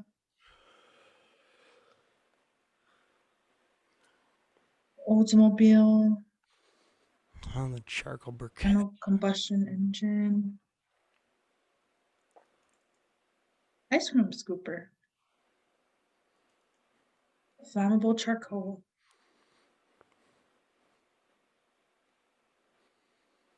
Opening of the Boston subway. First underground metro. Was that Boston? The first underground metro? Yep, the Boston subway. The Boston subway is really sucky. It was built in 1895 or whatever. It's Have you ever really been on the like subway? slow and like and it smells like gasoline. It's like, dude, this is the worst subway I've ever been on. Oh, it was What is built it in the like on a 19th century. subway? Okay, that makes It was in 1897. yeah, yeah. What is it Like, like on a subway? have you never been on one? I've never been on a subway or like a public bus. Really? Yeah. Dang, I used to ride the bus all the time, but I was pulled. I've been on the bus, but not the subway. The Yeah. subway's cool. I love the Because the subway. idea of a subway kind of scares me because like I don't know if I just have like earthquake culture, but like if it collapses, it's literally like underground. Because like we did for my history class, we did like inventions and we did the escalator, and like so many escalators lead to subways. And I don't like the thought of being underground. I went to the courthouse Nicholas, and we went on the last floor and I immediately ran back up. You know, if you were alive in Britain during the Blitz when the Germans are coming over, you'd be very happy to be in the subway tunnels because that's where they all went when the bombs were hitting. Everybody, they all went down to the subway tunnels because they were actually safe down there from massive explosions and buildings falling down. So on a structural level, you should be okay. I do get your fear though. But if you go down to LA and, you go down to like Union Station, you could take the red line up to Hollywood and it's a subway. It goes underground. I think, Is it like a train? No, it's like a subway. It's underground. yeah, the red line actually it's pretty much only underground. The gold line is like underground for a minute or two, but it's kind of like, they look the same. They're the same trains, but like one's kind of an elevated, surface level train, and the red line's running on an old line from like the 19 teens or 20s when LA was going to have public transportation before the automobile industry purchased it to destroy it so people would buy more cars. Also, too, real quick note, in Seattle, they have a whole, I think they have it's closed, the museum is closed, but it's an underground, like they had a whole underground city. Oh, do you know what? I have heard from like not conspiracy theory people, but like people that worked in the cities that like both LA has a pretty extensive network of underground tunnels, but also Lancaster does. Apparently, we've got some gigantic underground tunnels that were also used for running booze back in the day, and then for running stuff when the Japanese were trying to kill us. And there's a tunnel, I've been told, that goes from, it's like the Lockheed or the runway here in Palmdale out to like, it goes really far. I've never been to it, so I can't vouch like totally, but I believe they're there. I'd like to go to them one day. That's crazy. That's a postage meter? I thought that was an espresso machine you just scrolled over. Which? Like go down a couple? That looks like an espresso machine. It actually does. Like an old one, an old Italian one. Invented in Chicago. That's funny. That's great. Oh, the windshield wiper blade. Isn't it crazy when you start getting into this stuff and you're like, yeah, I guess somebody had to invent windshield wipers at some point. Like, Yeah, there's so course many there were. things and inventions that I've came across, and it's like you don't even give it a second thought. It's just there, right. Like I think about this stuff a lot, and I teach history and I do projects like this where I have students dig this stuff up, and I'm still like, yeah, I guess I never thought about having to try to like who invented the windshield wiper. Like somebody had to do it at some point, and that that person probably made a lot of money also in the process. Rightfully so. Not saying they shouldn't. They had a good idea, but it's just weird. We just don't think about those things. Radiochemistry. What else do we have? Does it sound any better now? Oh, Yes, yes. perfect. Okay, sorry about hear you that. now. I got it on my phone. That's 'cause I have no okay. idea. I have no idea what happened. So I'm gonna briefly go over my first couple of years. We're on. Okay, go ahead. Okay, I'm just gonna briefly go over the first couple of years. In 1987, I think an important thing to note is that Oldsmobile was founded. And in a couple of years, I believe in 1901, that was important because I believe they were the first like automobile company to use the concept of the assembly line.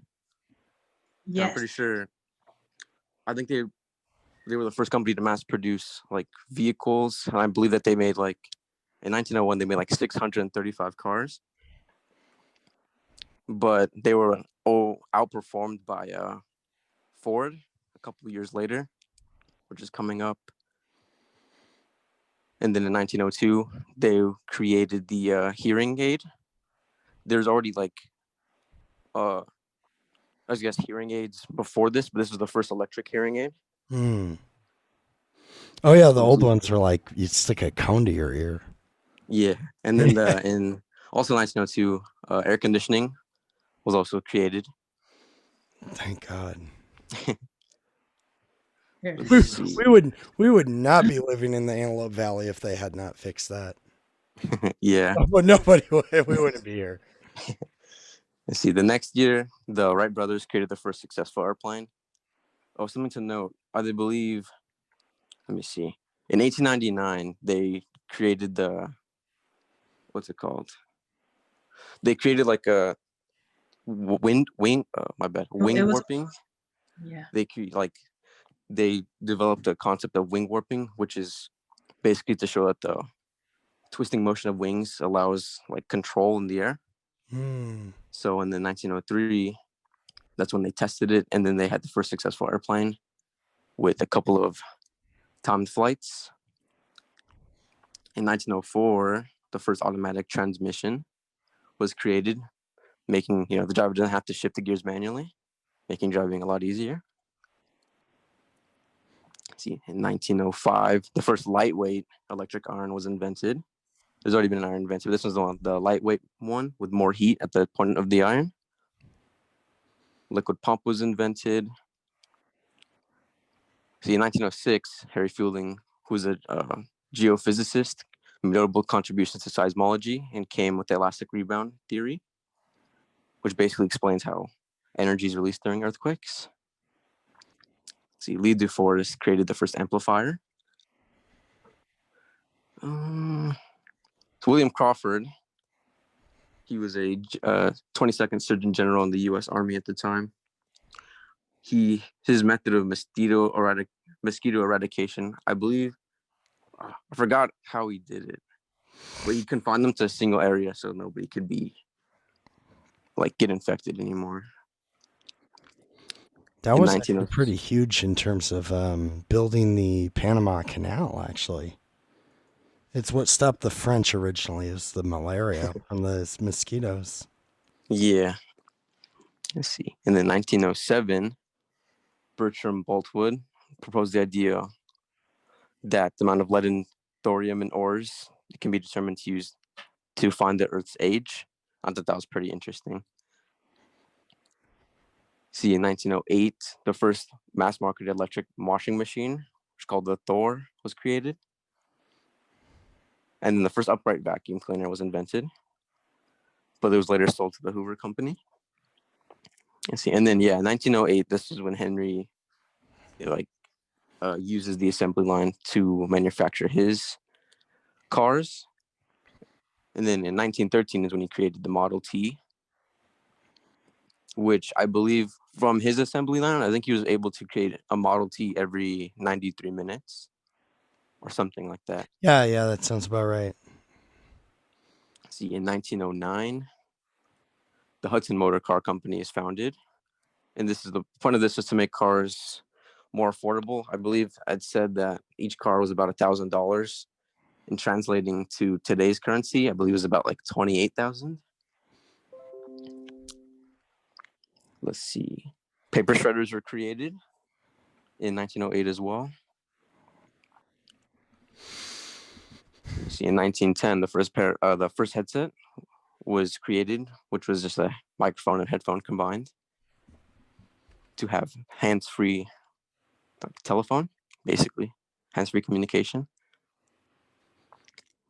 Let me see. Oh, on November 7th, the first air flight with the purpose of delivering commercial flight was made between Dayton and Columbus, both in Ohio, by the Wright brothers in the Max Morehouse. In 1911, the first M1911 pistol was used, and it was adopted as the standard sidearm. Also in 1911, the first automobile self-starter electric motor was created. Let's see. And then also in 1911, the first amphibian type airplane equipped with wheels and floats was also used.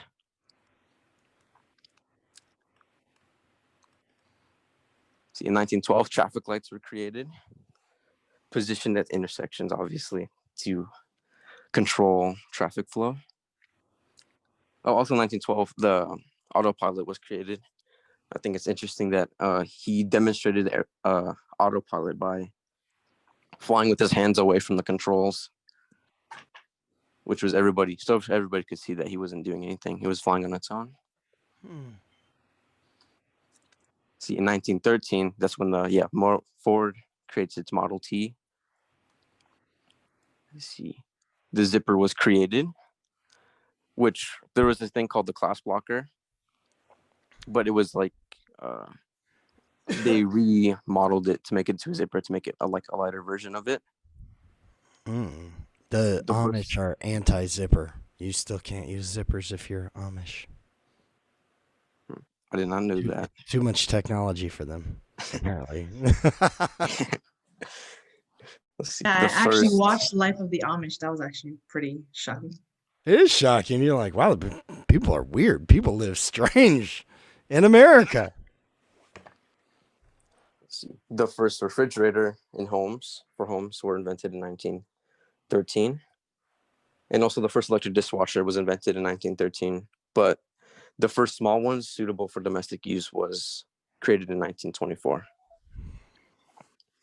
So in 1914, the first gas masks were used, despite it being before like modern chemical weaponry was even invented. Let's see, in 1915, single sideband modulation was invented by John Reshaw Carson. I can only find a picture of him and his twin brother. He's the one on the left. And basically, what they do is output a signal that is identical to a baseband signal. Let's see. In 1916, the first supermarket was created by Clarence Sanders, which is basically just a way bigger grocery store. Let's see. The first condenser microphone was also created in 1916. And also in 1916, the toggle light switch was also invented. And let's see, tow trucks were also invented in 1916.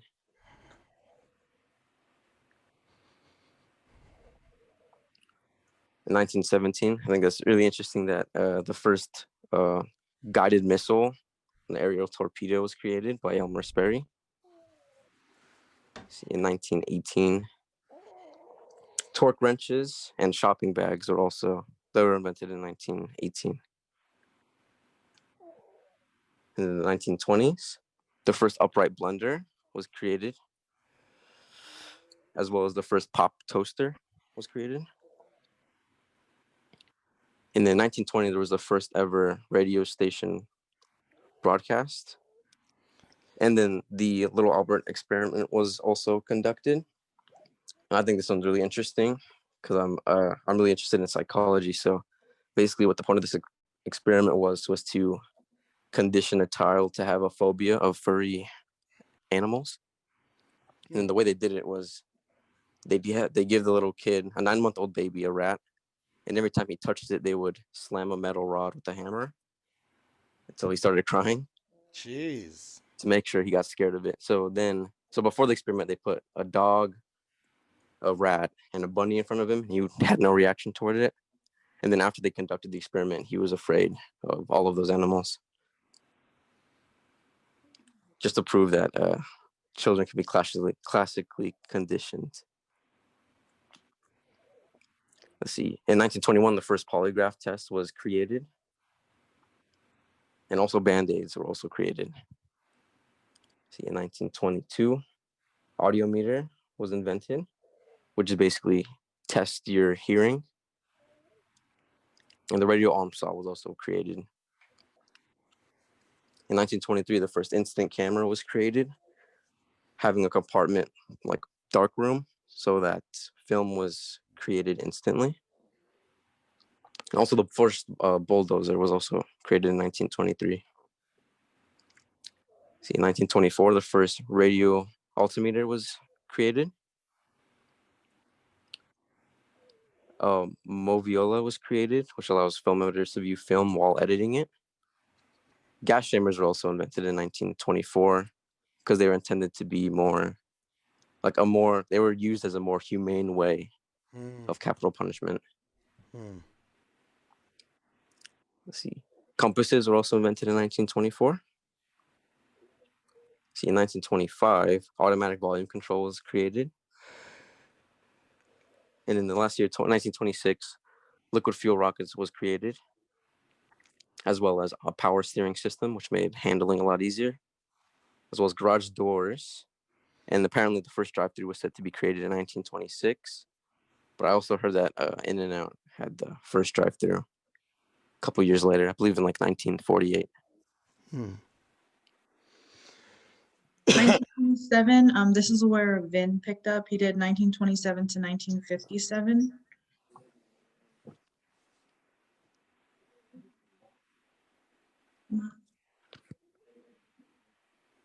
So some of the highlights from his 1927 was the invention of the television.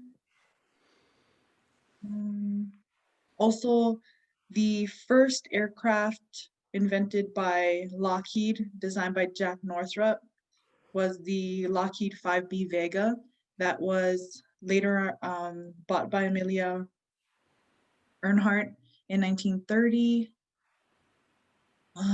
She does her nonstop solo transatlantic flight in 1932 with that same aircraft.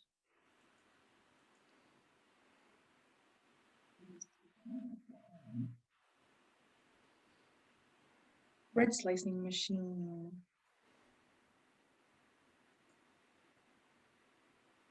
We go down here to the 1930s. We'll hit the invention of the car radio by Paul Galvin. I can't imagine driving in my car without a radio. Then 1931, we have the fun fact, which was the not so fun parking meter, if you've heard it before. That's about And the way to put it. let's see, 1933, drive-in theater. Yeah. Kind of wondering why those haven't come back in 2020. I know, Right? I heard of them wanting to start it at the Jethawks Stadium now that there is no Jethawks officially now. But I don't know if they ever did it. They were supposed to do it in December, the beginning of this. Oh, actually, the beginning of this month, they're supposed to do it for like every Fridays or something like that, do a drive-in theater. Okay, what else do we have here? 1935, the radar was one of the highlights. The invention of the radar. Next highlight I list was the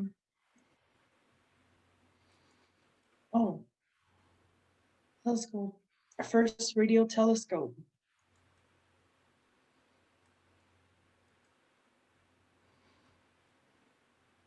Photocopiers, 1939, the helicopter.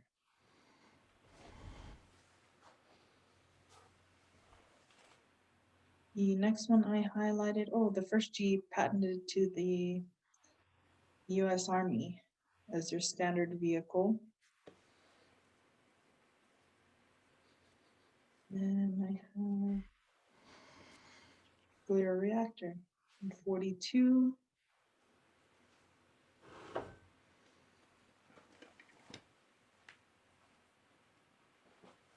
One for divers. I thought that's pretty crazy how oxygen can go toxic. How what? Oxygen can go toxic in the tanks. Oh, I didn't actually know that. Once you hit a certain, it's 42 meters. Once you hit 40, anything greater than 42 meters after a period of time, it can go toxic.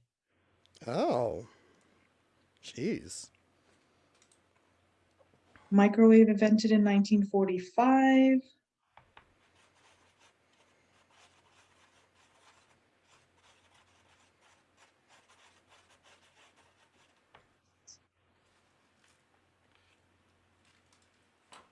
Oh, the first computer.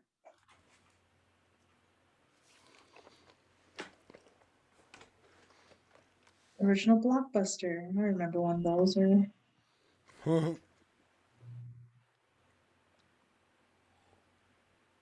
then the colored TV, reinvented from the original. And then 1954, I have him as the synthesizer. Is it a radio? Music synthesizer. That's how they compose music.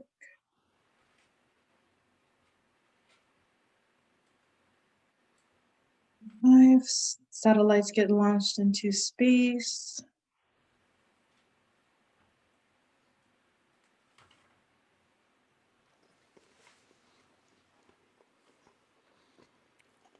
Okay, Dalton. Yes, can you guys hear me? You're starting at 19. I can hear you. Yeah, we can hear Okay, you. so this is Bridgette's part, and I highlighted a few things.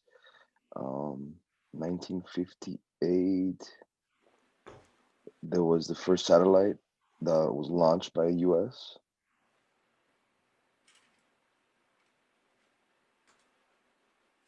In 1959, it was the first Xerox introduces a copying machine.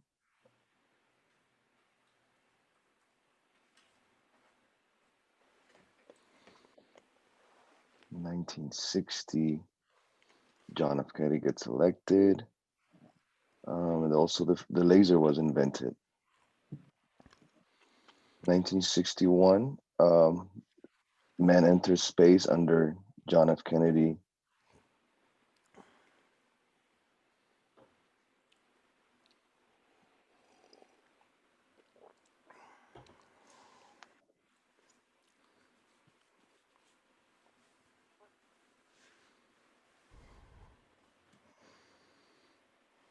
In 1963, that's where the audio cassette is introduced, and the touch-tone telephone.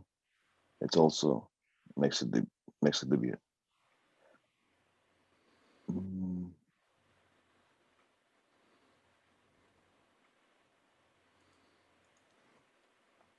The first computer mouse is invented in 1968. In 1965, they came up with the smoke detector, which was battery powered, and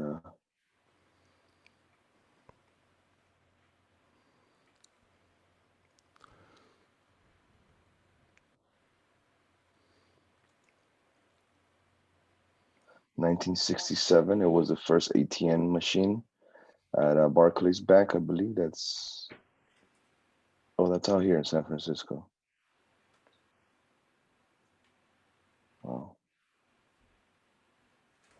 1968, Apollo 8 astronauts televised before the views, and they step in the moon.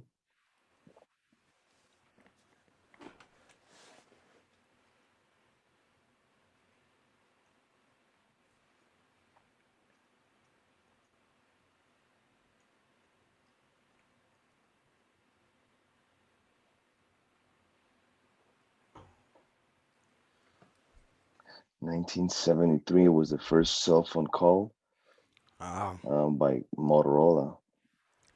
Was the company that launched it. 1974, the famous Rubik's Cube. Yes.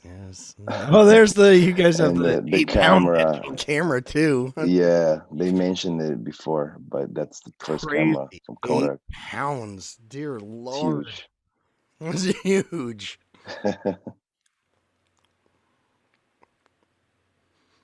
And then Steve Jobs created his first computer in 1976.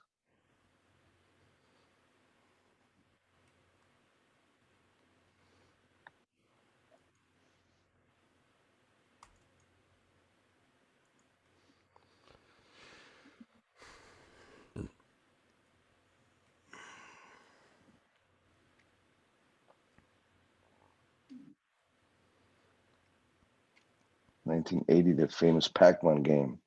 It's Yeah. introduced, still to this day. I put a thing on Satori.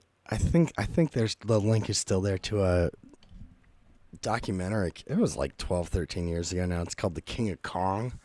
And it's about like the year of the video games, 1981, Pac-Man, but Donkey Kong. And like it follows these guys up to today and their kind of battle to beat each other at Donkey Kong. It's actually very enjoyable to watch if you like old video, retro video games and stuff. That's cool.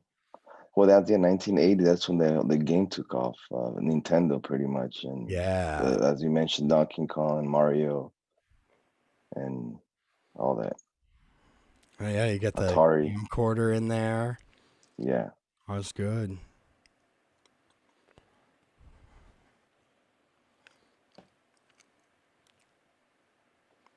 And 1987, the disposable camera. I think they don't have those anymore nowadays. Oh, they do. So last year when I went to New York, we bought our kids each one of those. Said, you guys can take your own photos. They did not know what to do with them. They didn't understand the concept of limited photos. They didn't know why there would be a flash or what you'd need to do. It was just like, oh, wow. It was like handing somebody something from another like time period in history. I They're haven't like, seen those. "What?" I haven't seen them lately, but Yeah, well, I had to this is order them my- offline. Now, they're not.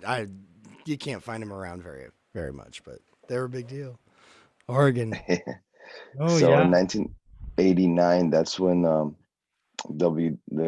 web came out, and Big one. this is actually I had fun doing this part because I grew up during these times, and I remember 1990 the AOL came out. Everybody had to have AOL Remember landline in everybody order getting to those work. stupid CDs Yeah. in the mail all the time. I had probably 500 All the time. AOL Yeah, I CDs. remember. I remember I had to tell my mom that the phone wasn't working in order for me to get online at the time. Right. Because it had to be through a landline. You're talking to somebody and somebody calls and it kicks you off. Yeah. 1992, it was the first text message that read "Merry Christmas." Oh, nice. And they also came out with the compact cassette. 1994, they introduced the first Sony introduced the first PlayStation, and it's been booming until this day. Also, the flash memory was invented. 1995, that's the first Toy Story movie that's computerized animated. Yeah, that's pretty huge. That was pretty cool. Yeah. And also Amazon started to do e-commerce, and since then eBay and Amazon have been the two big platforms on e-commerce.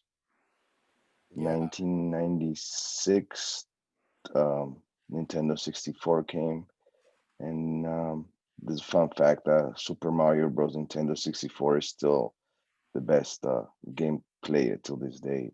Yeah. And the DVD was made 1996.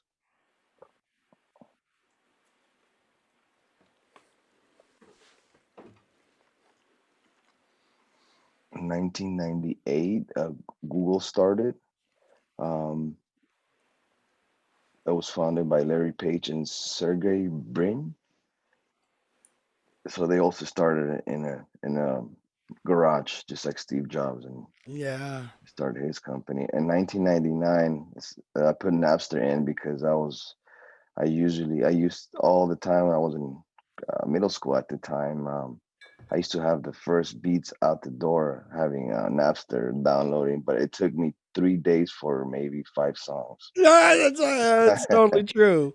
Isn't it funny too Yeah. how everybody was like, back in the 80s, they're like, you can't listen to all this bad music, this evil anti-Christian Metallica metal. And then the kids that grew up, they're like, fuck Metallica, those assholes, they just want money. Like, it was like totally disconnected That's from what funny. parents thought their kids would be running into. They're like, they want to shut down Napster, screw Metallica.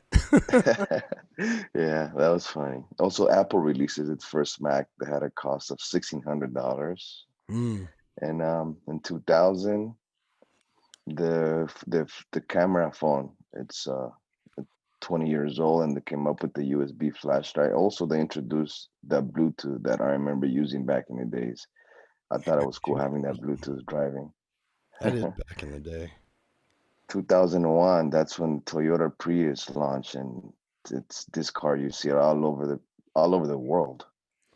That's Um, true. and they also Apple introduces the first portable iPod, the media player. Yeah. Two, 400 bucks. 2002, Blu-ray was introduced, but they didn't last for a long time. I mean, now we have HD TVs and all that. They're still around for cheap, for like $3-4. But I remember they used to sell them for $20. Because it was Blu-ray and the other one was HD DVD. Do you remember that? There was like Something like another that. competing one. Something like that. But Yeah. yeah, they became. I mean, they're cheaper now. They used to. I remember they were expensive when they first came out. Oh yeah, now it's like, well, why would you buy a DVD? Okay, so we go on to 2013, and that's when the Apple launches iTunes to go with the iPod. And 2004, Mark Zuckerberg launches Facebook, and also the Motorola, that flip phone was the first phone that's introduced with color and all the good stuff on it. The Razor. The Razor, yeah. 2005, YouTube's introduced, and the Xbox 360, which is a big competitor to Sony PlayStation nowadays. And Apple releases the Apple Shuffle, same thing as the iPod. In 2006, it's a Nintendo Wii launches, and the Blu-ray player it's released. They had no choice since they were launching movies that are Blu-ray. And 2007, it's when the iPhone comes out, and the cost of the iPhone, the first iPhone was $500 starting price. Yeah. And I remember that when they first came out. That's the bit to me. That is probably one of the biggest shifts in technology right there. That's when you get the smartphone. Yeah, it's a big change. Definitely, that phone. It goes down that the iPhone actually was the first device that allow you to use like a GPA turn by turn. It was the iPhone. Mm-hmm. From what I researched, and then also Amazon, they come up with this Kindle that you can have any book and take it to go anytime. 2008, we got Hewlett, and then we got the first Tesla with the Tesla Roadster. That vehicle cost about $99,000, I believe, 98,950. And then the T-Mobile launches their first Android power smartphone. Nice. 2009, the Aries IX rocket launches, and then right there, the iPhone becomes the first device that is capable of turn-by-turn GPS. 2010, the iPad is introduced, and I believe this is also the year that Steve Jobs dies. I think right after the iPad. if I'm not mistaken. Yeah, no, you're Or right. 2011. There we go. So that's what Steve Jobs has some medical complications to the pancreas, I believe. He passes away, but leaving a fortune for his family. And also, I didn't know that on that year the smart thermostat was invented. I thought that was pretty cool. That was good to know. Now we have all kinds of smart homes. 2012, Instagram's introduced, and the Google Glass was also introduced that year. That cost $1,500 just to project images. It's a projector, pretty much. To 2013, Xbox One and PS4 launches. And then the first smartwatch it's introduced. 2014, Apple introduces Apple Pay, which is right now this COVID. A lot of people I see they use the phones to pay, not touchless, or through computer. Even they just kind of on top of on top of the whatever they want to buy, or with their phone, even with the iWatch, they can purchase anything with the Apple Pay. So that was pretty cool. And then the hoverboard tool is invented, and BMW comes out with its first fuel-efficient electric car. And there we go, 2015, they came out with the first Apple Watch and the car that drives by itself. And they actually prognosticated that in 2020 there will be cars driving by itself, and indeed they are, but they're still doing some studies. Yeah, I'm not ready to roll around. Yeah. And then 2016 we got virtual reality, and then of course we have all these smart toothbrushes that tells you how hard you're brushing or whatever the case might be. 2017 the iPhone X comes out, totally different, it changes the iPhone. And then the Tesla Model 3 is introduced, which is the cheapest Tesla model car at $35,000. And then Nintendo Switch. 2008, NASA they sent Mars lander. It's kind of like a helicopter to get some samples from Mars. And let's 2019. 2019. You can scroll. I think 2020. We have the 5G now this year that came out, the 5G, and we also the digital money movement. It's really taking this pace. Now cryptocurrency. It's the future, and especially with also COVID, that'll be a real push for that, huh? Exactly. And NASA launches the SpaceX Crew Dragon by SpaceX, so that's pretty cool too that they launched this year. And that's it. Cool, man. You guys had a lot of stuff in here. You are very thorough. You got a lot of stuff. I'll probably definitely be taken to add to my Satori's along the way. Great resources, really cool insights into stuff here. You guys are very thorough. If anything, I'd say the one spot where you might have I'd love to see more of is in just the kind of not on one specific invention or thing, but on like a kind of general, hey, here's the response to this thing or this technological movement. So like, for instance, like a little reflection at like, hey, what does this actually mean for humans and how we think of ourselves or America or whatever after, say, the atomic bomb or the moon landing or the internet, right? Like you guys have some of that stuff. I was just saying, like, in a more if you were looking at the corporate law one, I'm like, oh, I wish I would have had more of what you guys had, a little bit more salt and peppering of kind of these items throughout with their analysis spread out through things. This one I'd like maybe a little bit more analysis at a couple different points. Even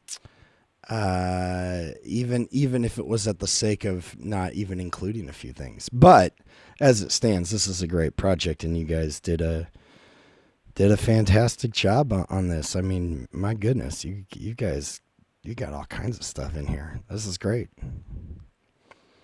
Thanks for hanging in there with us too, Professor. my in 2.5 minutes my Zoom recording will hit 6 hours, so Yeah, it's been a ride tonight. yeah, It's time to call it quits. they're cracking up. Yeah, it's time to call it quits. Thank you guys for hanging. I apologize for the mix-ups and whatnot, but I really appreciate your work and your presence. All right, thank For your you. time. Yeah. All right. See you guys Good later. night. Have a good night. Bye. Oh, there's a couple spaces, at least 2, in between maybe like 4:45 or 5 and 6. Let's see. What other groups have not gone yet? Trying to see.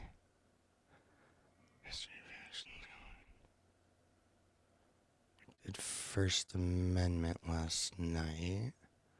We haven't done cinema or cults, but I have not heard a lot from either of those groups. Oh, we also haven't done women's rights. But they might. I don't think women's rights is presenting. I don't think they're able to.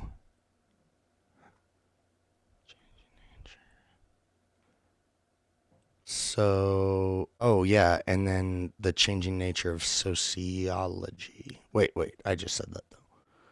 So we've got cults, cinema, fashion. Well, fashion first. Always fashion first. And then fashion above all. I think pandemics. Am I missing anybody? Is anybody on here? You're like, you have not mentioned us, but our group needs to present things.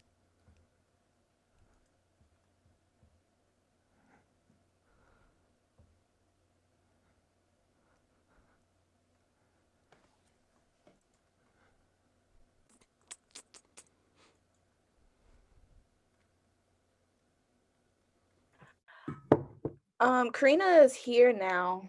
I don't Okay, know. great. Yeah. Kind of. You guys take it away then.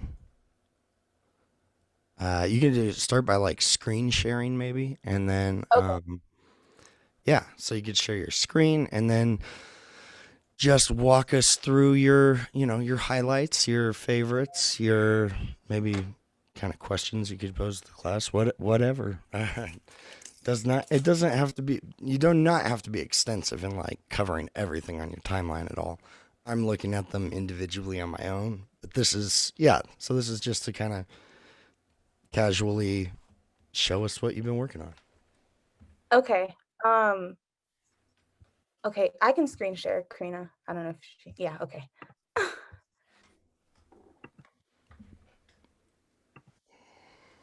Is it sharing? Oh no, not yet, sorry. It's also not necessary, but it would be nice to see your faces while you talk. Oh yeah, sorry. Forgot about that. Cool. I was actually thinking like I should probably include that in like a final email to the class. Okay. Like, hey, when you run into me in person, tell me that you were in the online class, because I'm not going to remember very many faces.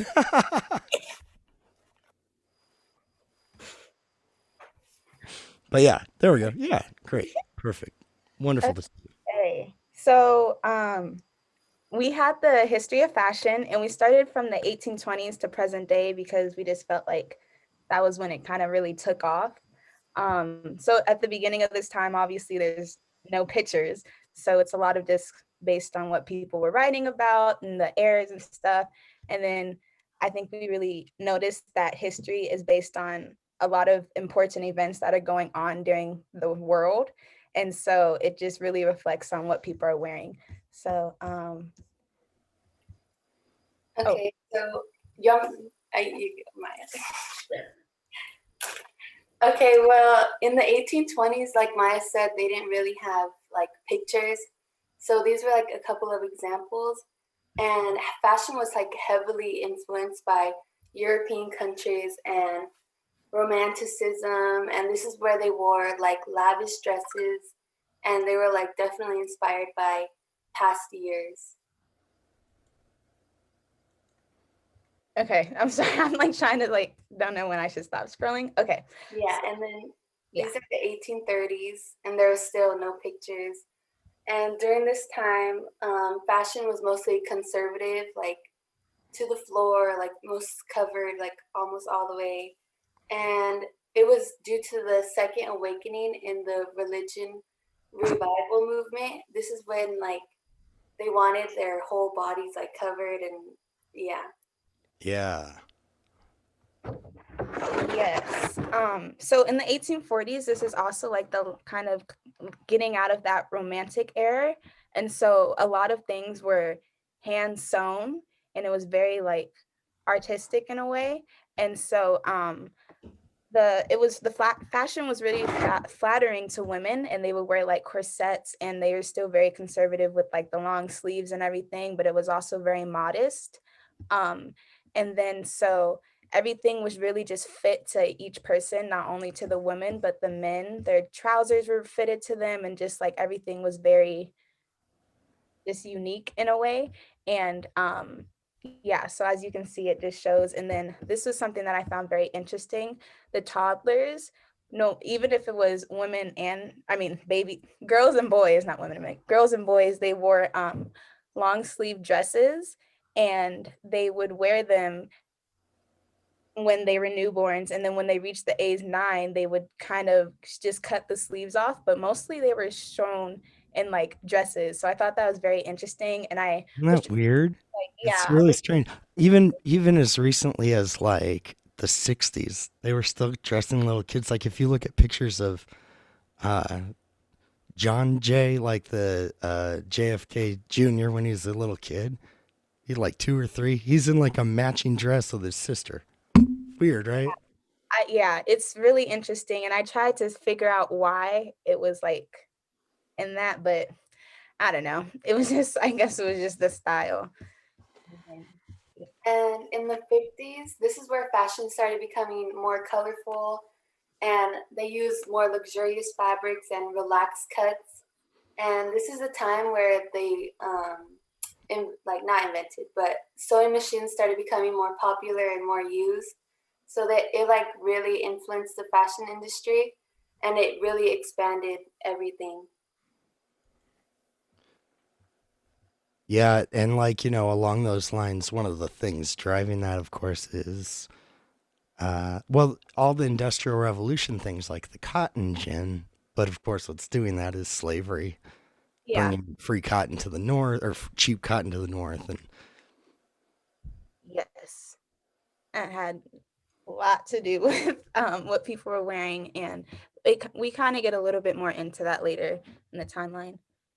And in the 60s, fashion became based on your status. So like the girl that she's looking for marriage or like a suitor, and then the like mannequin, that's more of something someone married would wear.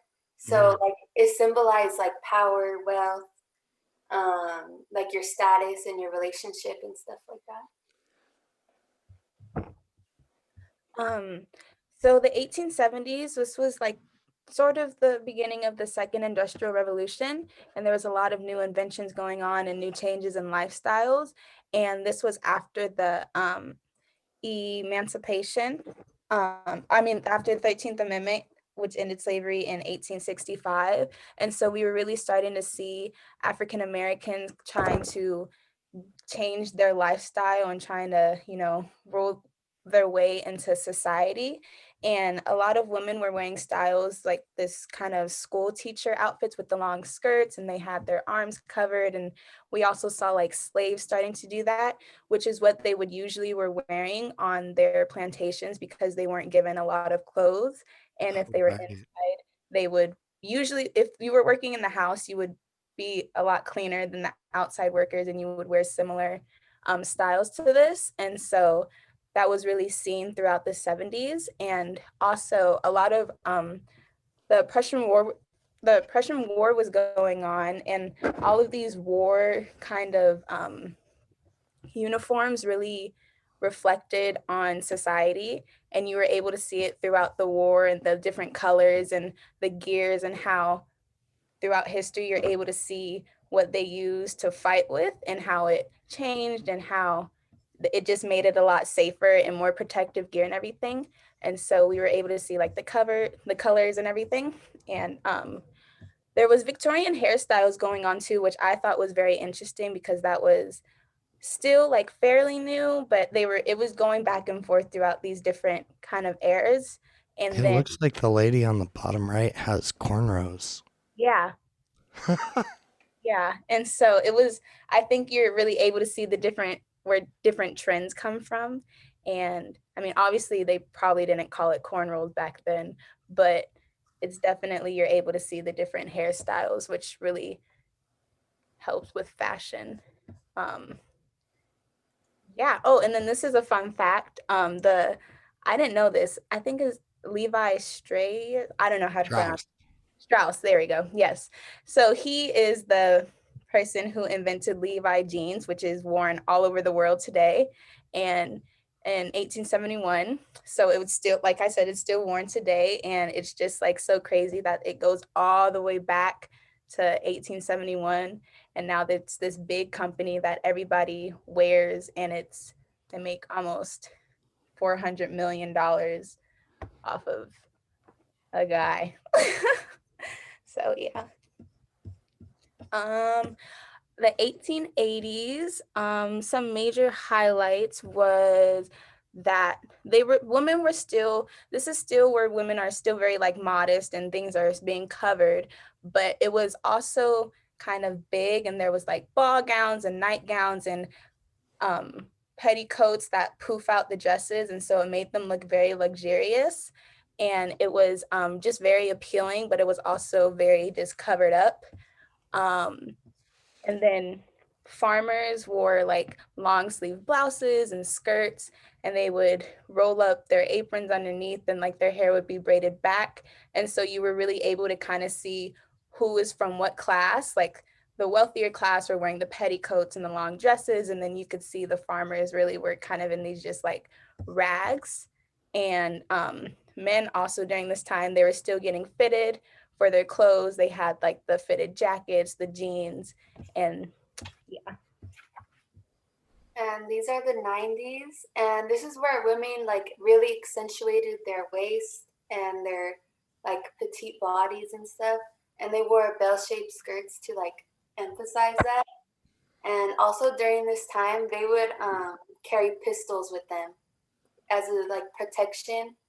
And Oh, like the little Derringer pistols, the little like purse ones. yeah, they used to wear them under their garter belts or their shoes sometimes, and they use it as protection, and like it was and to hunt for food sometimes too. Have you guys ever seen Portlandia?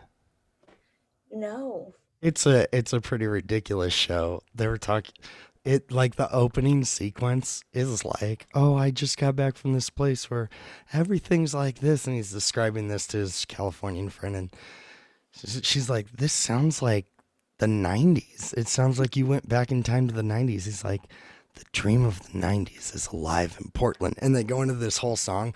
On the second season, they do it, but he's talking about the 1890s and how Portland's like the 1890s. Everybody is like making beard oil and mustache wax and chiseling their own ice. And it made me think of it with that. Did you happen to come across the Gibson Girl or any language about that? It was kind of exactly what you guys are talking about with like the bustles and stuff, and trying to really accentuate like curve and full figure and bigger. Like the 1890s was probably whatever like American ideal of like a female figure is. It was probably the largest in the 1890s. If that, yeah. So they often talk about the Gibson girl. I can't. I used to know where the name came from, but it's been a while.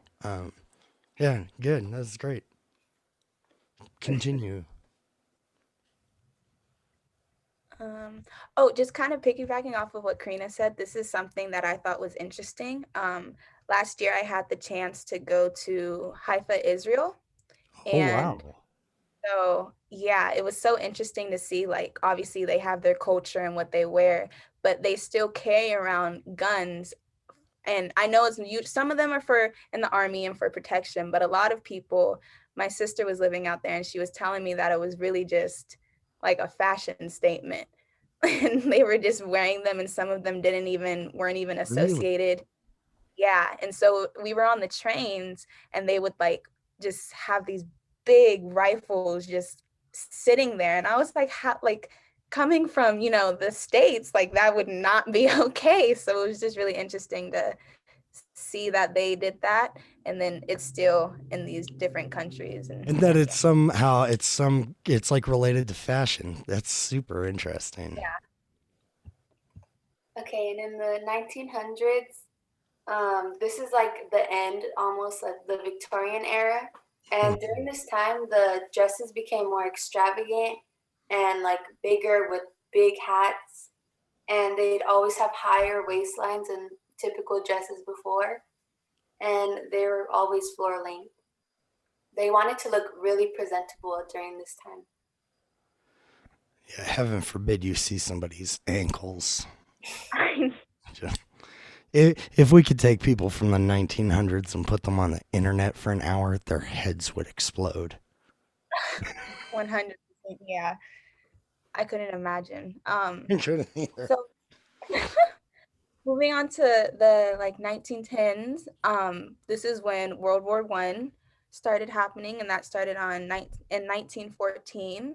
And this is when we started seeing women kind of coming out of that element of like very restricted because their husbands were leaving for war. And so we saw them in a lot of like uniforms and overalls, and their hair was worn not as glamorous and everything. And that was because they were really trying to, a lot of them started working and providing for their families while their husbands were gone. And we definitely saw that.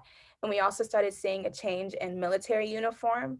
And there was a lot of protective gear. And as you can see they have like protective hats, and like you can just really see their uniforms starting to change because we started coming in with different weapons that weren't used in past wars. And I think they started realizing that in fashion and everything. And a woman named Coco Chanel, who is, the Chanel. So I actually didn't know that she was from the World War I era. And she was she had a very feminine style, and it was very sporty, and that inspired the brand now, Chanel. And she borrowed her boyfriend's suits and she would wear them, and she would wear sailor pants, and it really just inspired this idea of like this sporty, feminine, new kind of look. And this is also her, and it's just like very interesting to see how that has changed throughout the time and how women were never seen in that. And then we have the hobble skirt, which is very just ugly in my opinion. It was very restricting, and you couldn't really you couldn't lift your leg, and so it was typically It kind of goes at the knees, it looks like. And it looked like it's like if you were to get a hair tie and kind of like tie it down. And so that's why it's called the hobble skirt, because they would like hobble down the street wearing it. And typically wealthier women wore it because like women who were working obviously couldn't wear that. But usually if you were just, living your life, that's what you would be seen in. And so, yeah, this is just kind of the whole like single mom when the men would leave to the war and stuff. And so we started seeing definitely a change in women's fashion if you were more of the working class. So this just to pause for a sec. This is I liked for this with the war. I really like that you have this changing German uniform, and you can kind of see in just a matter of 5 years, fashion going from this kind of older traditional colonial European to kind of a modern soldier looking uniform in just a few years. Yeah. And yeah, I thought that was really good, and to also like point out, a lot of women were working, and like in Britain, it was like grow a victory garden. Like it was like turn in all your extra like people were turning in their wedding rings and stuff for like the war effort. So yeah, it was like, well, let's downplay all the like high society, high fashion stuff for a little Mhm. bit. And Yeah, I it's love that you have Coco Chanel in here. She's a cool lady. yeah. I like her. She reminds me, the style, hearing you describe it, it reminds me a lot of, not Audrey Hepburn. Is it Laura Hepburn from Yeah. like the 30s and 40s? Yeah. Yes. Okay, so the 20s, the roaring 20s. Um, this is definitely, everyone knows that just the roaring 20s was full of luxuries, especially for major cities like Los Angeles, Chicago, New York City, and women aim to look older than their actual age, which I thought was very interesting.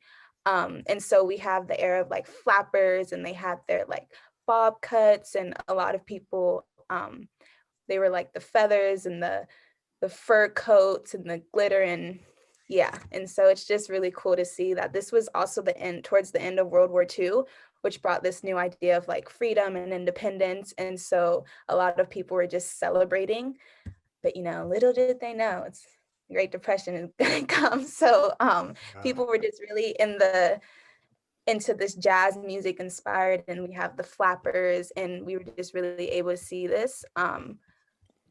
Yeah, and it was just full of just luxuries. And then for men also, they were very into these like suits and hats and trousers, and they had their like knit sweaters and bow ties, and it was everyone was just very updos. And then in 1929, the stock market crashed, which really influenced trends to become a lot of like narrow and conservative. And then except for like in Hollywood, people were still, into their velvets and furs, and we were really able to see that. And then in 1929, plus fashion started becoming very popular.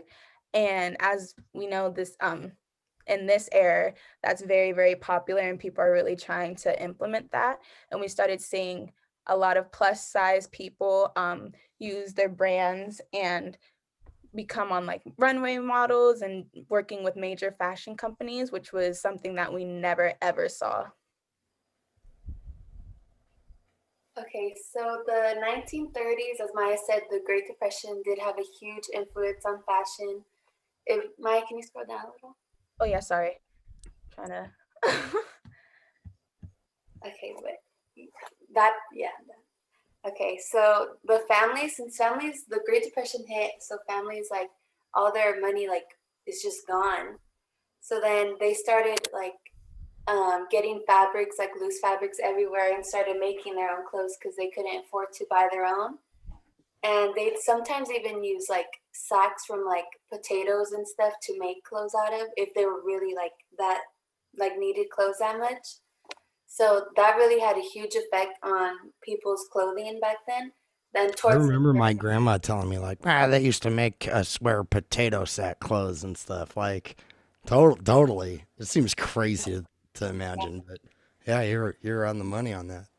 and then towards the late 30s, that's when they started wearing business suits to look more presentable and ready to work.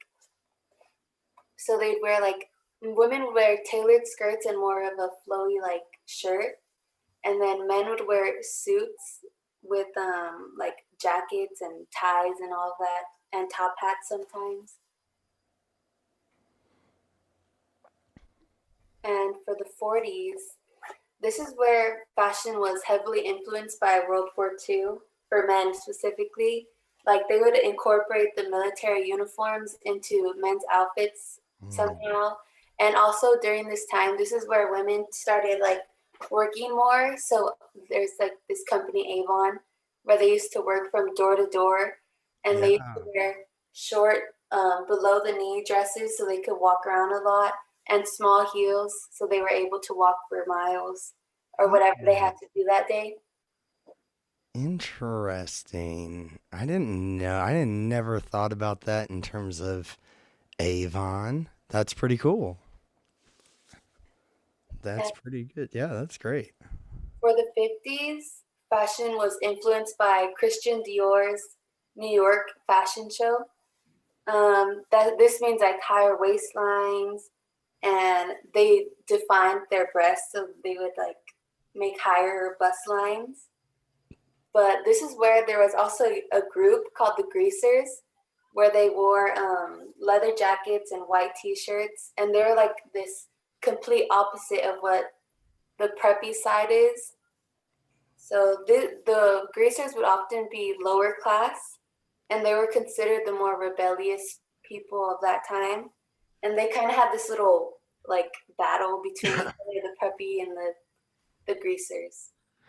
Yeah, I'm thinking of like a local kind of extension, or maybe predecessor to that, actually, before the actual Greasers, kind of in between that 40s big band and the 1950s Greaser.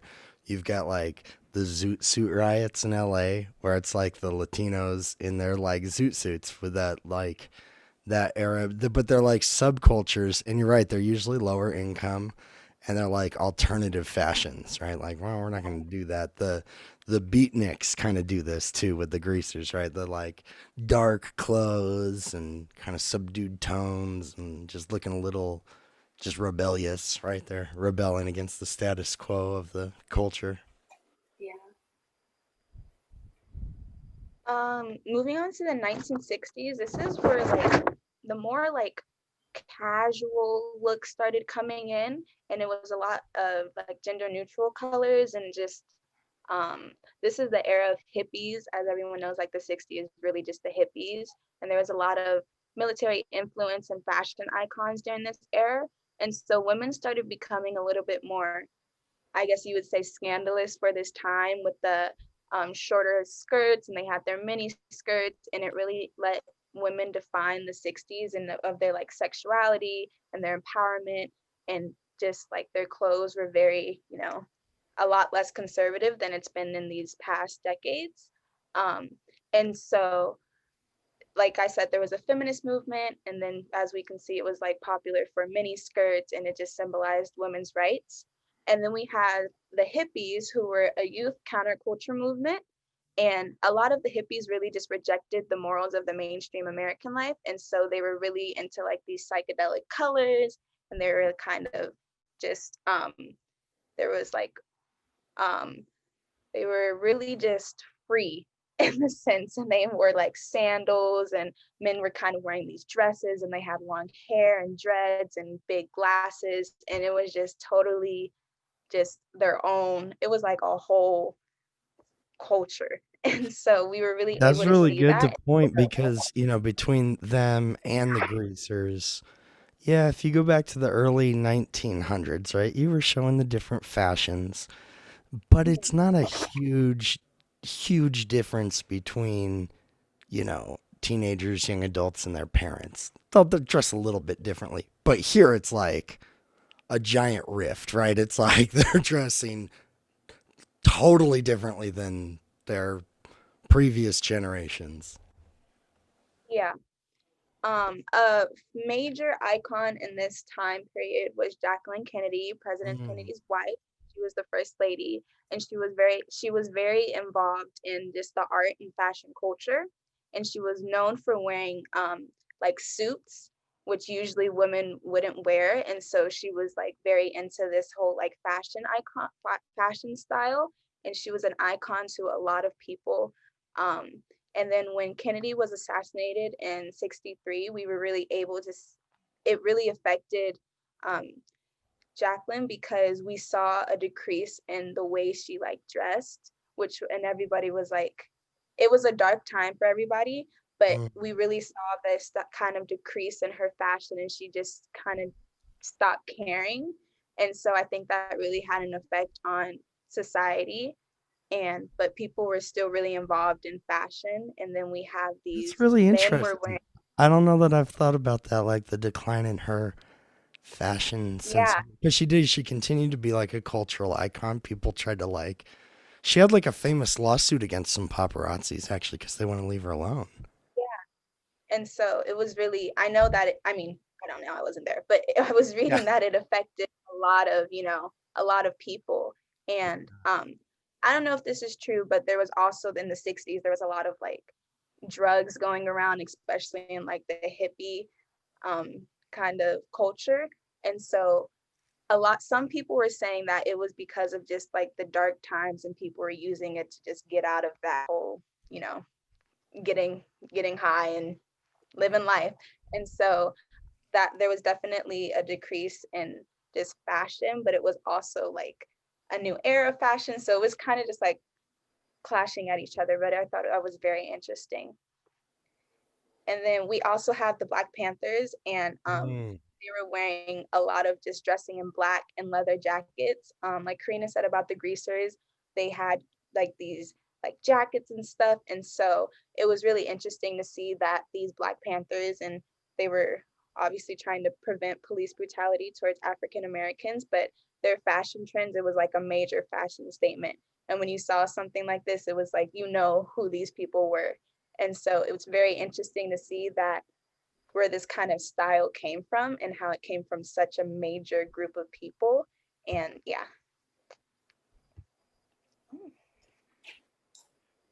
And for the 70s, this is also known as, this is like the hippie, like disco era. So music was actually a really big influence on fashion, because if you listen to folk and rock like music, you dressed in bell bottoms and bold pattern like paisley and floral and stuff like that. And this time, it was also the starting point for disco. During this decade, people were decided going out and dancing was really a really big thing. So they started dressing with their onesies, like leotard, but with flares at the end. And this was also the time where they were fighting for gay rights and women's rights. So this made people 10 times more comfortable in what they were wearing. So they started becoming more confident and bold with what they decided to wear. Nice. And the 80s, this is where TV shows really had a big influence, like the show 90210 and things like that. And also people, Madonna, Michael Jackson, Princess Diana, these are really big influences on girls and boys. And also the Letterman jacket, that was really huge during this decade. And they started going for that, I'm trying, but I'm not trying that hard. Jeans, baggy jeans that would look like they were 10 years old, but they were brand new, with shirts, t-shirts and stuff like that. They're trying, but not that much. That's really funny. Oh man, that flower dress that girl has on the photo right above. Oh yeah. That I saw so many girls wear that when I was a kid. Really? Oh yeah, it's on. I think there's quite a few TV show characters that had literally that exact dress on, in different scenes. It's just stuck out to me.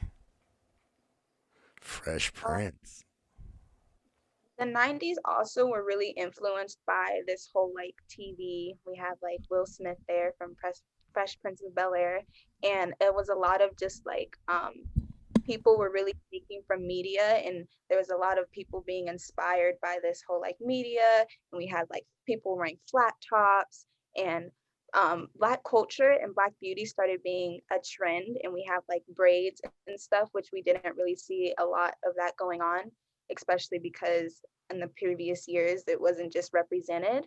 And so we saw a lot of different trends with baggy clothes and combat boots, and hip hop really inspired the 90s, and bandanas were being represented. And then this is where people were wearing bandanas, and it was either you were representing a gang, And so a lot of the time, especially nowadays, I remember just growing up in school and they would say like, take off your bandana. I'd be like, wait, why? But like knowing where it's coming from, but like, it's really interesting to see like you were either associated with the gang, and they started making portable music devices, which included like the boom box, and that was really like represented in the 90s, and people were carrying this big boom boxes, and it was kind of like a fashion statement also, if you think about it. And then Yeah. Latina women started outlining their lips, and we saw a lot of that from Jennifer Lopez, who was becoming very, very popular. And they would use like black and burgundy, and this was like a beauty statement for the Latina culture. And also the kind of like this like sexy schoolgirl look started coming, and in the famous movie Clueless, we really saw that throughout the fashion statements. And 90s hip hop really helped stylize a lot of people. And this is when breakdancing started becoming very popular in Harlem and in New York. And that was very culture defining, and baggy clothes and crop tops and big flannels, and which is now becoming a trend again in 2020. And so we kind of get to see that evolve again, but this is when like we're really able to see what media can do to style. That TLC, when they wore that, I think that's to the MTV Awards with the condoms stapled to them. That was very controversial. People were like up in arms. They were cool though, man. That was probably the first big expensive thing I ever bought. It was like 5th or 6th grade. I saved up for like a year and I bought a pair of Doc Martens because they were just that awesome. They were very popular in the 90s. Very popular. And in the 2000s, it was like fashion was really influenced by celebrities and the red carpet and stuff. As you can see, like there's like Disney stars there, like Ashley Tisdale, and everybody used to watch Disney, so they were all trying to dress like her and stuff. And this is where they like copied them. Like if they saw them wearing that, everyone was like, "Oh, I want to wear that too." So this is like that time where low-rise jeans and all that stuff was. Even now, it's still coming back. Like fashion, from, like everywhere is coming. Yeah. Just like history, there's something cyclical now to our fashion, right? Like, which I don't think was true historically for humans. It was just kind of like slowly changed over like hundreds of years in different places. But now it's like every, 10 years, every 15 years, there's a new cycle, and it's usually going back 50 or 40 years, which is usually up going back 50 or 40 years. And they're just kind of like reinterpretations in different ways. And these are the 2010s. I feel like the 2010s were like awkward, like the beginning 2010, because like they all like mostly influenced like from the 2000s. So there's like no change like in the beginning, but then towards the end, like when YouTube started becoming more famous and YouTubers used to post like lookbooks or like what I wear in a week or whatever, and that's where people that used to watch all those videos where they used to like try to dress like them and mimic that. So I feel like the beginning is awkward, but then towards the end is where everything starts to change, Yeah. So Yeah. crop tops and cardigans and all of that stuff started coming back. Yeah. And a lot of, like Karina was saying, YouTube was becoming very popular, and a lot of people would just go and like get back to school ideas, and it was just a weird trend. I don't know why that was happening, but Yeah, well, I'm thinking of like Pinterest coming out then, and like MySpace, and then Facebook, and this is when yeah, like, that's media very interesting. and then it was a lot of social media influencers who were really influencing this whole trend, and like we had like the buns, and it was just crazy. And then we move on to Oh the yeah, all 2020. the tutorial videos. I don't really think about those because I'm a guy, but like the makeup videos, the hair, there's so many of them. I'm like, I didn't realize this is the thing.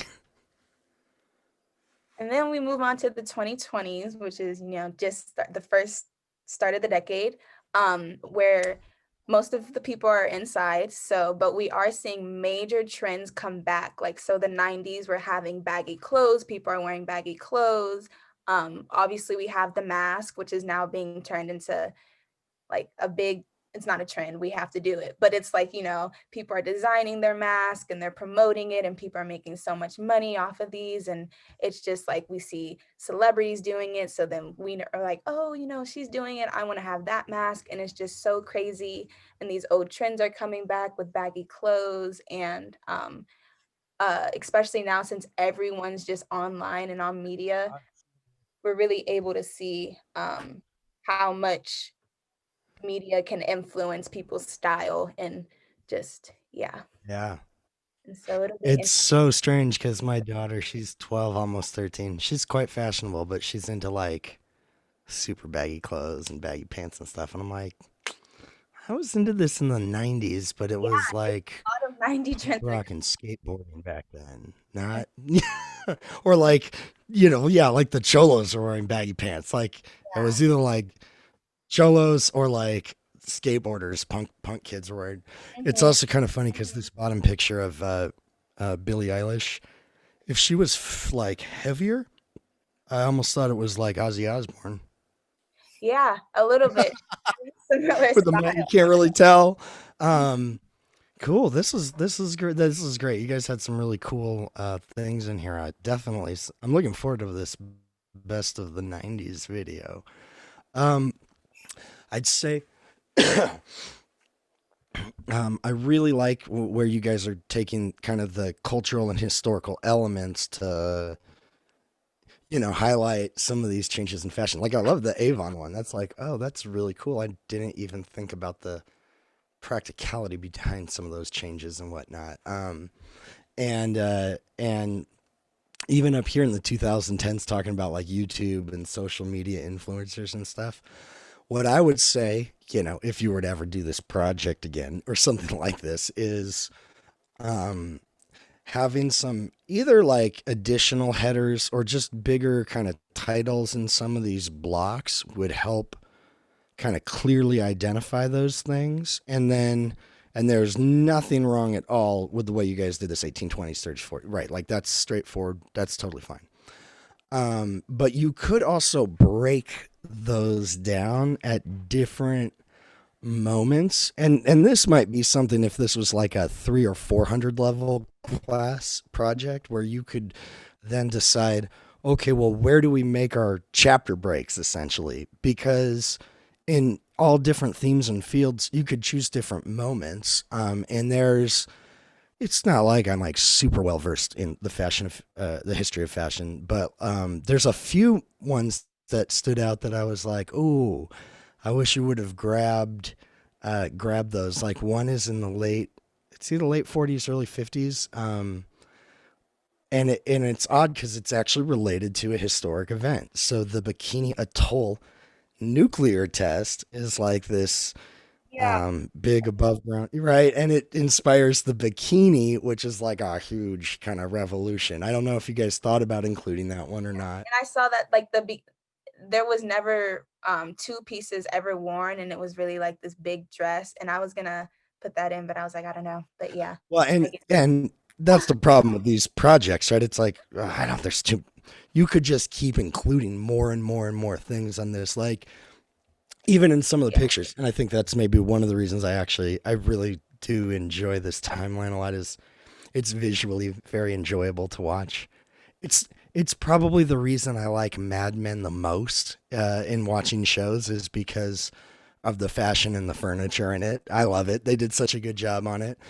But even in some of these pictures, it's like, oh, you could have done a whole little thing on rollerblades, or like you were saying, like watches, or what. There's so many different things in there that you can include. So it was just two of you, and you guys did a really good job for just the two of you. You kind of went all the way through and did a lot of good pre-context to all that, or even, you know, just at different moments, kind of talking about those growing generational gaps in kind of a bigger, more abstract point. Like those would be Those would have been excellent additions had you had, more time to go through some of those things.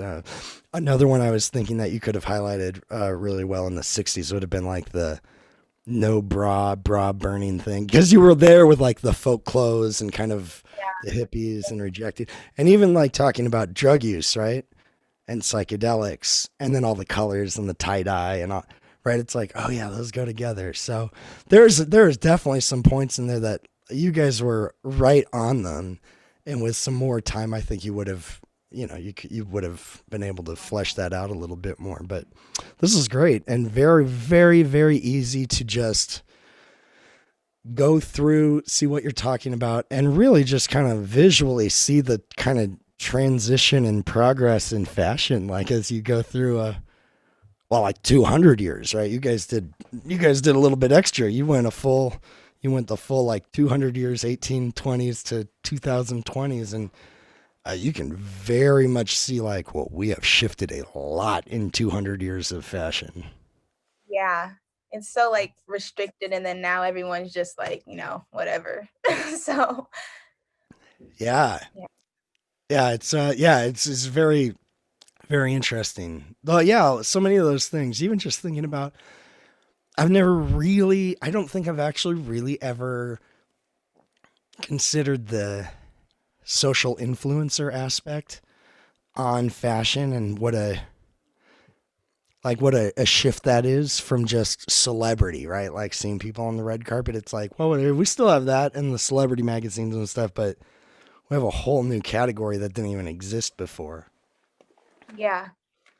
Yeah, cool. Well, very good, guys. Thank you for doing that, Karina and Maya. That was enjoyable, informative, and well put together. Bravo. I appreciated that. Thank you. Yeah. Okay. Who's next? Are we doing changing nature of society? Is that the... Yeah. Okay. Yeah, it's 4 of us, but Eric said he has work, so Oh, okay. That's fine. That's yeah. fine. Let me share it.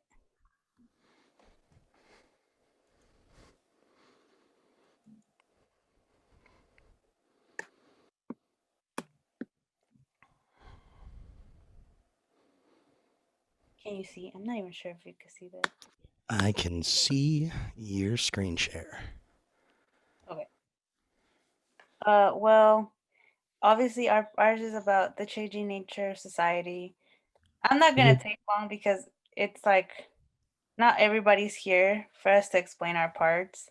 Hey, you guys, that's not even actually necessary. You don't actually really have to explain your different parts.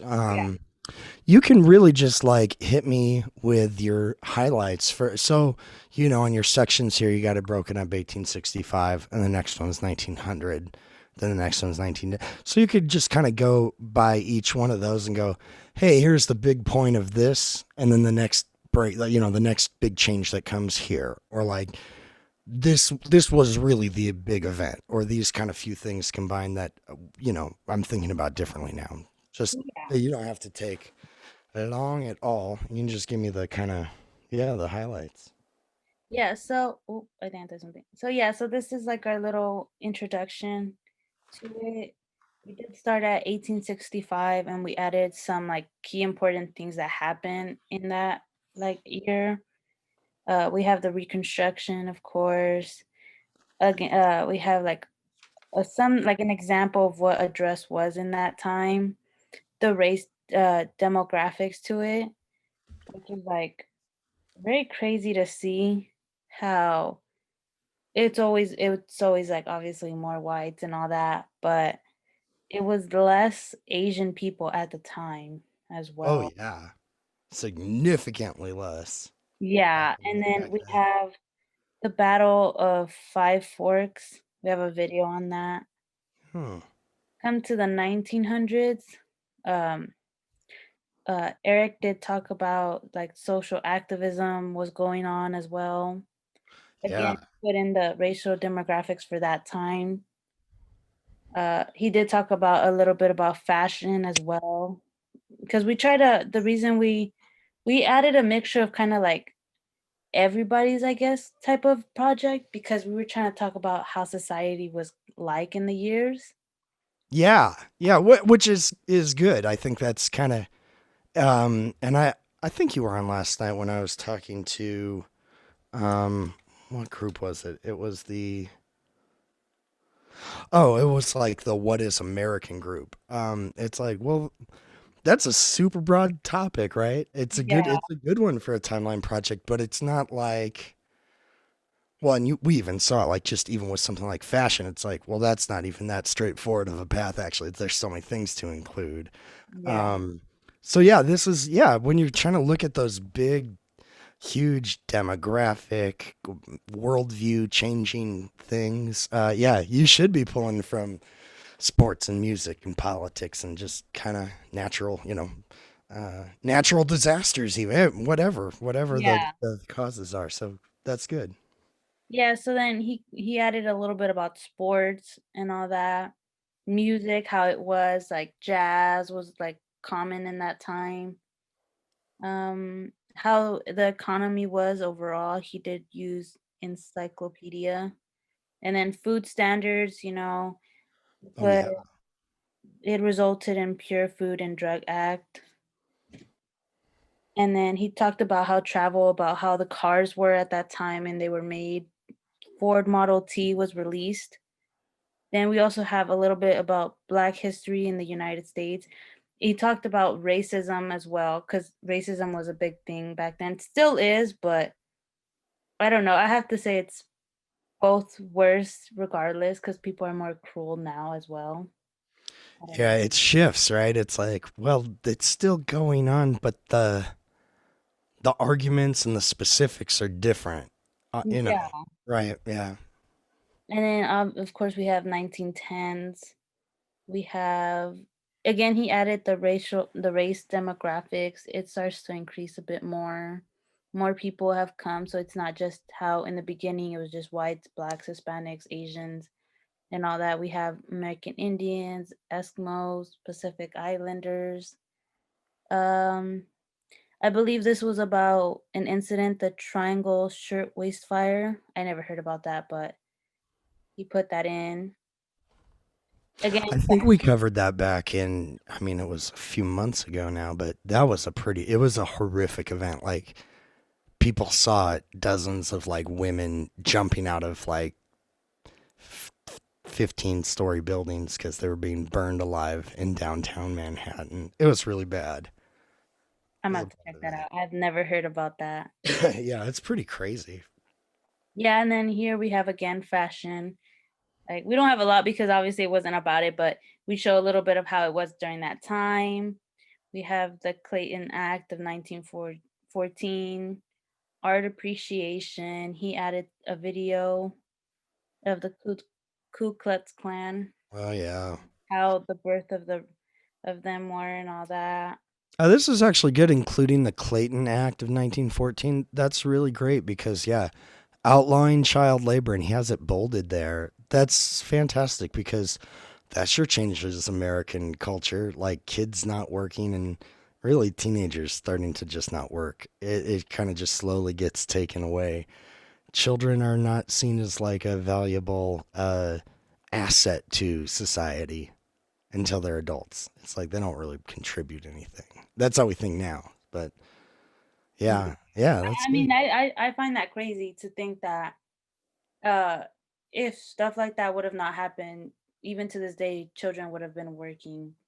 And it's like children should be allowed to just have fun and relax because it's not on them to really have to provide something when they're just so small. Yeah. Oh yeah. When you're talking about 5 and 6-year-olds going to work, that's insane. That's crazy. That's like sending my niece to go to work. I'm like, no. Like, it's crazy how overall with this project, I found it crazy how we really have evolved. And either it's good and then it's good and bad. There's not really an in between. Right. Like with racism, right? It's like, well, some of these really are good changes. Even with the KKK, it's like, well, we're moving towards like banning them, right? Didn't we make white supremacy, white nationalist groups finally move them onto like the terrorist list, like they're bad players. It actually seems crazy that even in 2020 we had to have a fight or a debate or argument about that.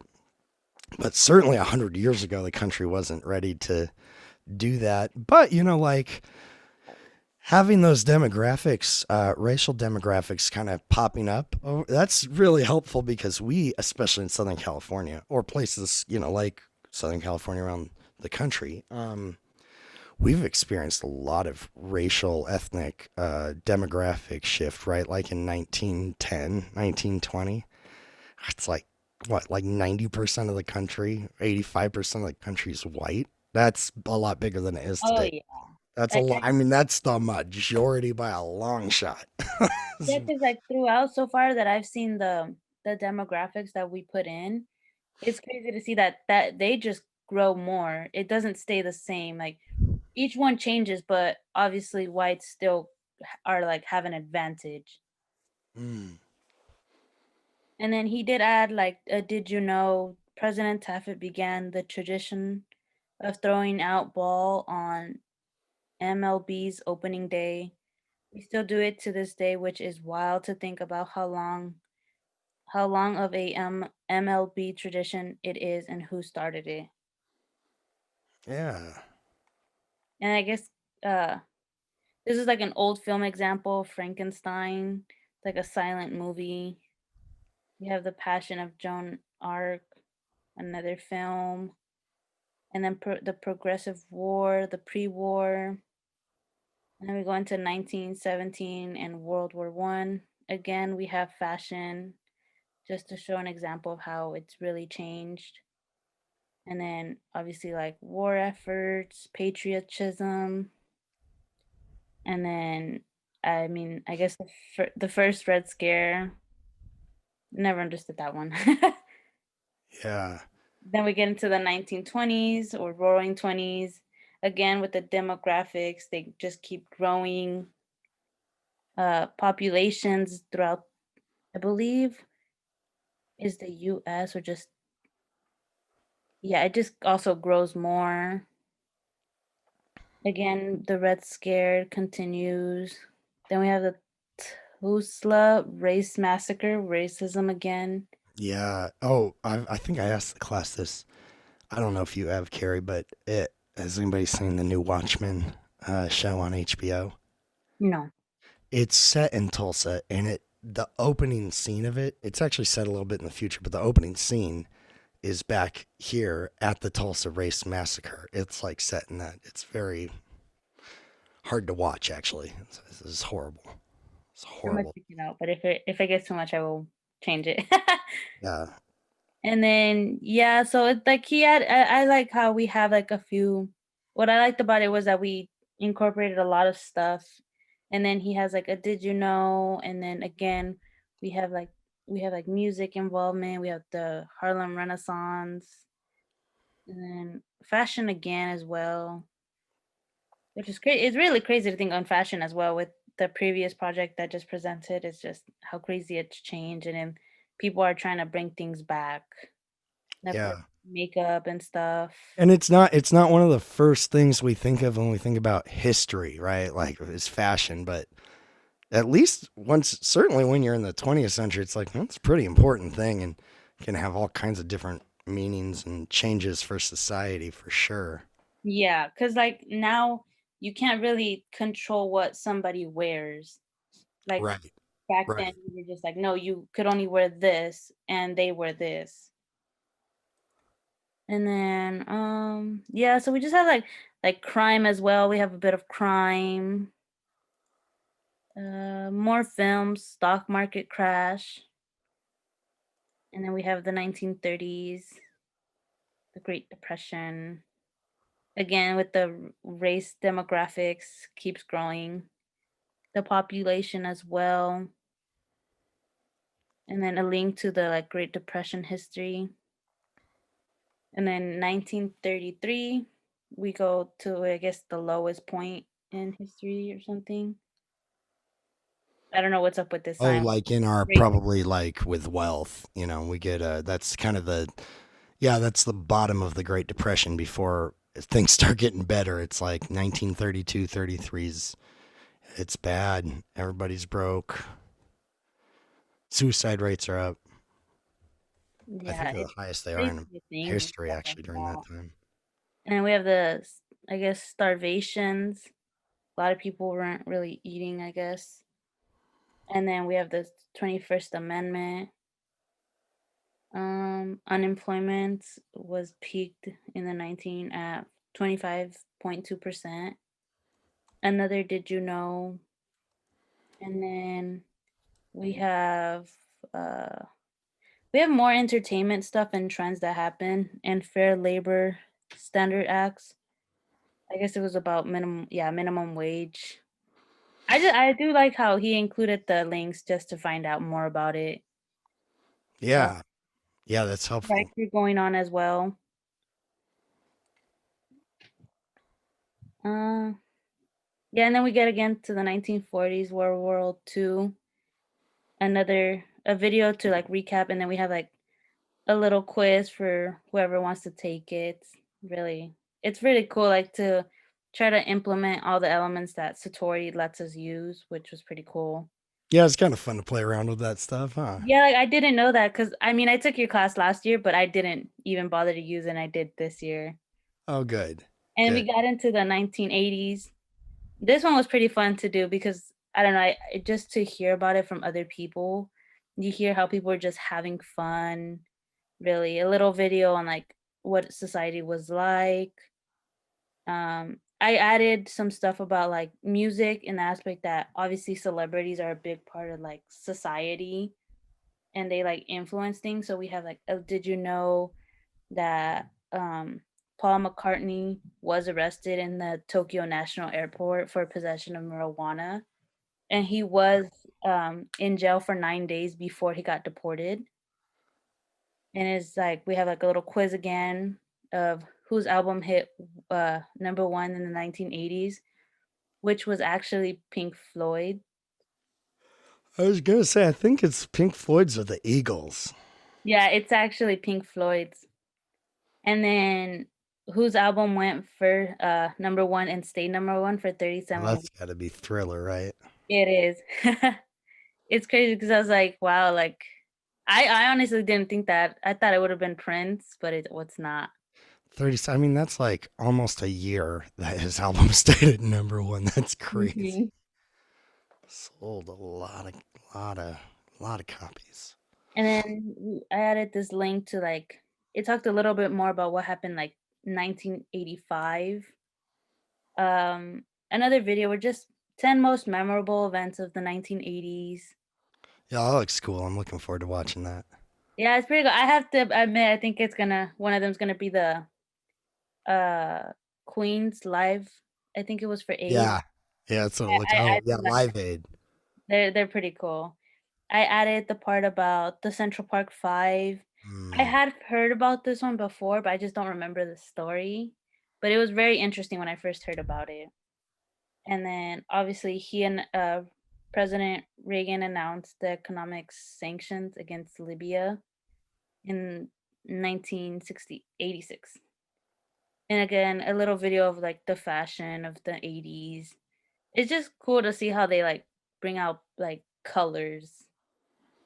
And then in the 1990s, we have the Oklahoma City bombing as well. And then another fashion video, just the 90s. And then like another small quiz. We didn't really have a lot on the 90s. We kind of like, I don't know, it was getting close to the deadline. So Yeah, yeah. we like just put something. And then obviously in the 2000s, again, another top 10 defining moments. There was actually an HIV AIDS pandemic, and it was at its peak from 2005 to 2012, which was kind of crazy to think about because I never heard of it. And I was like, I pretty much remember anything from those times. And I'm like, I never knew about that. Yeah. And then of course now in like 2020, you have like COVID's going on. So it's not as like normal as your previous years where there's a lot going on because everybody's basically at home. Um, we did add this video of like 100 of years of fashion just to get an overall thing. And of course, like the unemployment rates and then like this little graph. But what's crazy about it is I don't know if we could still add more, but if we were to add more, it's crazy to think that society really has changed because even now, just because someone's like we're all indoors, it doesn't stop people from like criticizing others because I guess now they call it canceling people, which is so Yeah. funny because it's like, can you really do that? But Right. Can they're you actually doing cancel? that, and it's just like you're being dramatic because you wouldn't like it if it was done to you. So, Yeah. but yeah, that's our project. It was pretty fun. Nice. I'm looking forward to some of these videos in here. So right off the bat, I'd say like you guys, there's a lack of continuity between a lot of the sections. So there's like a strong thing right at the beginning about 1865, but then like what is that? 35-year gap to 1900. So that's probably too big of a gap. The same thing in like when it goes from 1940 to like 1980, that's a large gap where my phone is ringing. Hold on a sec. Where there'd be enough happening in there that we should you should have more on that section. But I don't know, did you guys have a hard time working together or It wasn't about like that we couldn't work together. Like we did make a group chat like on Instagram. The problem that we like all kind of came into was like finding information because our first thing was initially to do like sociology throughout the years, but then nothing would pop up. So we decided to stick with like society. Yeah. It was Yeah, then well, for that, I think you guys did good because essentially like the things that you wind up looking at are very much that's kind of like the when you're looking at like race and fashion and economics and all these big change, all those kind of big categories. yeah. Essentially that's what makes up sociology, right? It's kind of a wide look at all those things. Yeah. Yeah. So yeah, that's I can see that. I think there's and you guys would be you're free to add stuff. It won't change anything on my end, in terms of being able to access it if you add or edit or whatever in here. Yeah, I would have loved to see some of the stuff about like just the demographic statistics. Like I'd love to see that continued kind of each decade or something like that because then you really get a clear picture of that. But I appreciate them in there. They're super helpful ones. Yeah. I'm gonna stop sharing now. Yeah. All right. Well, good deal. I think that's that. I think the pandemic group's going to get on at 6 with me, but if your guys are good, I'm good. We can hop off. I had one. Oh, yeah. Jorge, go for it.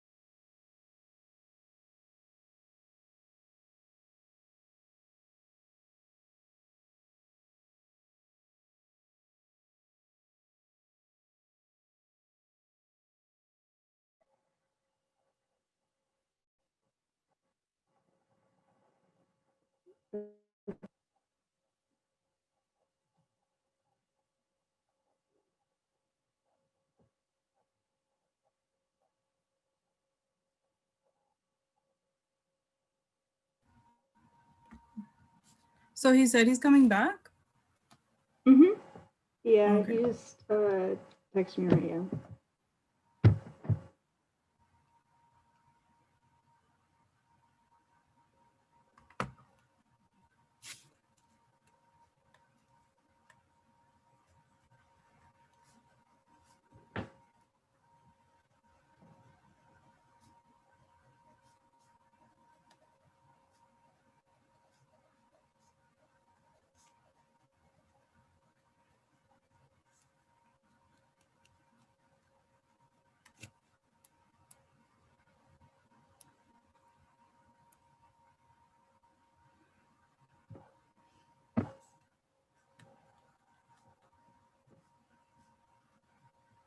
Mm, mm.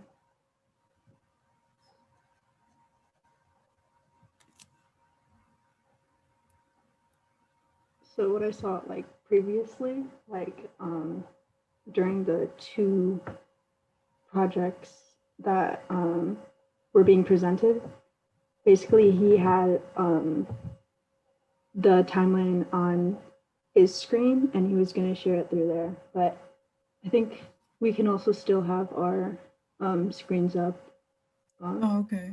with the timeline. So then, you know, we know what we're presenting and stuff like that. Was he like asking a bunch of questions or anything? Or how was it like?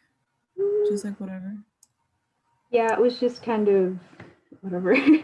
Oh, Yeah, he okay. wasn't really asking questions, but he was more like commenting on like parts.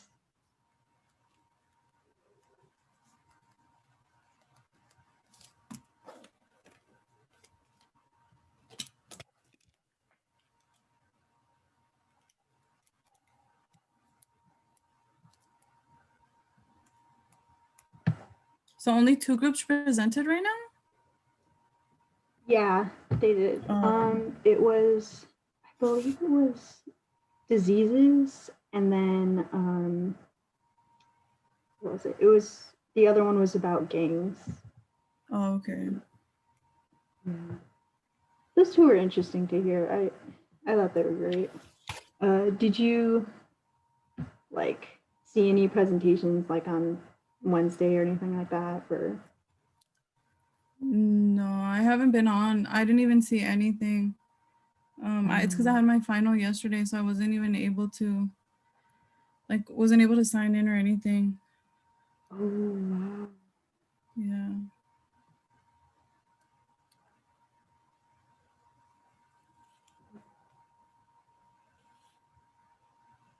I'm like trying to write some stuff down because I didn't get to finish making my little cheat sheet while I was at work. Oh, that's okay. I'm pretty sure he's understanding, I guess. Oh, okay.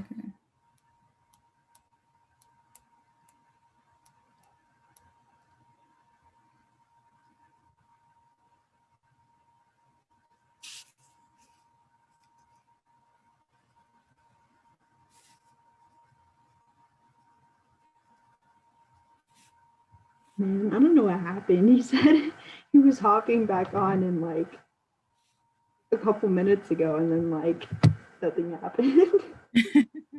I mean, at least we tried, you know, if he can't make it, at least we tried and he sees that we like, you know, we're here. Mm-hmm.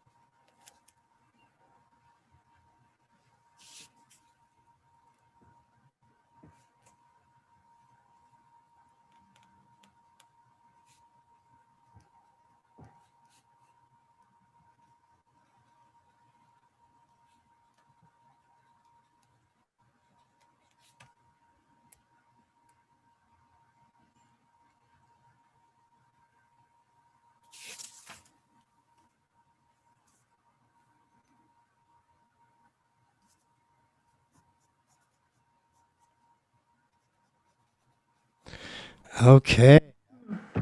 Oh my gosh, you scared me. How you doing? I'm doing pretty good. Oh my goodness. Group projects. I appreciate you guys pushing through. I will say that it is encouraged to go quickly. Not because I don't want to like look at your stuff in detail, just because I'm still writing test questions and the clock's kicking. Yeah, I get you. So yeah, go for it. You guys want to screen share and just show me what you're working. Oh, okay. What you can walk me through your stuff. I did that for the last group or two because they were unable to figure out the screen sharing thing. But if one of you's at a computer, you could totally do that. All right, since we're gonna be taking turns presenting, The other groups had one person that was kind of scrolling, and then the other people that were presenting were just kind of sharing, like, "Oh yeah, go a little further." So yeah, you could do that. all right, okay, here. Uh-oh. No, the little thing's in the way. Okay, there we go. There. All right. Oh, real quick, Mm-hmm. I don't show up on this one, so whoever created it, can you make sure that I'm not only an editor, but that the story is public? That way it'll show up under my Satori's. Yeah, so change me from view and comment to edit and comment, and then as long as it's public. Perfect. Okay, and then I'm not sure. You might have to go to share. Go to share again. It's a little weird how they have it set it up in Satori. I don't. So if you go over to the actual share tab, yeah. Yeah, so change it to public. Just click the. Yeah, there you go. Okay, there. Perfect. All right. Excellent. So I have not seen your stuff yet at all. So this will be new for me. So go ahead and hit me with your highlights. And also approach it just knowing that I know a lot about American history and about cinema or cinematic history. So don't feel that you have to overly explain things to me. Just kind of talk as if I'm an insider on your project. All right. So, okay. The history of cinema. So, we start off with the creations and discoveries before cinema. So, from 1865 to 1891, the seeds were being sown by other inventions to make way for the birth of cinema. We have little things like the zoetrope and flip book animation. Oh yeah, flip books. Yeah, and then Edward Muybridge's Horse Race. And then vaudeville performances. So Very good. Vaudeville performers were essential to film because they were the film subjects of movies at the time. Yeah. Yeah, definitely. Vaudeville was like the template, the pre-template made for Hollywood. Yeah. They were like the main acts and stuff. Mm-hmm. So they could perform and entertain the audience, making the film more enjoyable. And some famous people who were vaudevillians were Buster Keaton, Burt Williams, Charlie Chaplin, and Houdini. Here's the chronophotographic gun, which I find kind of funny because it's just a gun that's been turned into, just a camera. Then we have the flexible film and the first commercial camera by Kodak. We have celluloid film. Charlie Chaplin was born. So, all right, for the birth of cinema, during this time, people would start to become interested in film and experiment with its potential after the kinetoscope and the kinetograph are invented. So, the kinetoscope and the the kinetograph were both made by Thomas Edison and W.K.L. Dixon. They were both essential to the creation of film. And the kinetograph was the camera that captured the film, and the kinetoscope was the machine for viewing the film. Were they kind of an all-in-one? Was it like a two-piece unit? I thought it was like kind of a could record and play, but I might be wrong on that because I don't. Oh no, those two are like completely separate things. Okay. Yeah, I think I know what the one you were talking about though. And I think that one comes up later. Mm-hmm. Yeah. So then we have the Black Mariah or Maria, whatever it's called. Yeah. It was the first production studio. I think it's called Black Mariah. I think that's how you say it. All right. And that was actually named after the patrol wagon over here. We also have a little blacksmith scene that was made in the Black Mariah. The first kinetoscope parlor is open. More clips. Harry Houdini was performing in vaudeville at the time. And then the Lumiere brothers, that one was the all-in-one, where it could record, and then it can also play back the film. We have the public screening, George Méliès.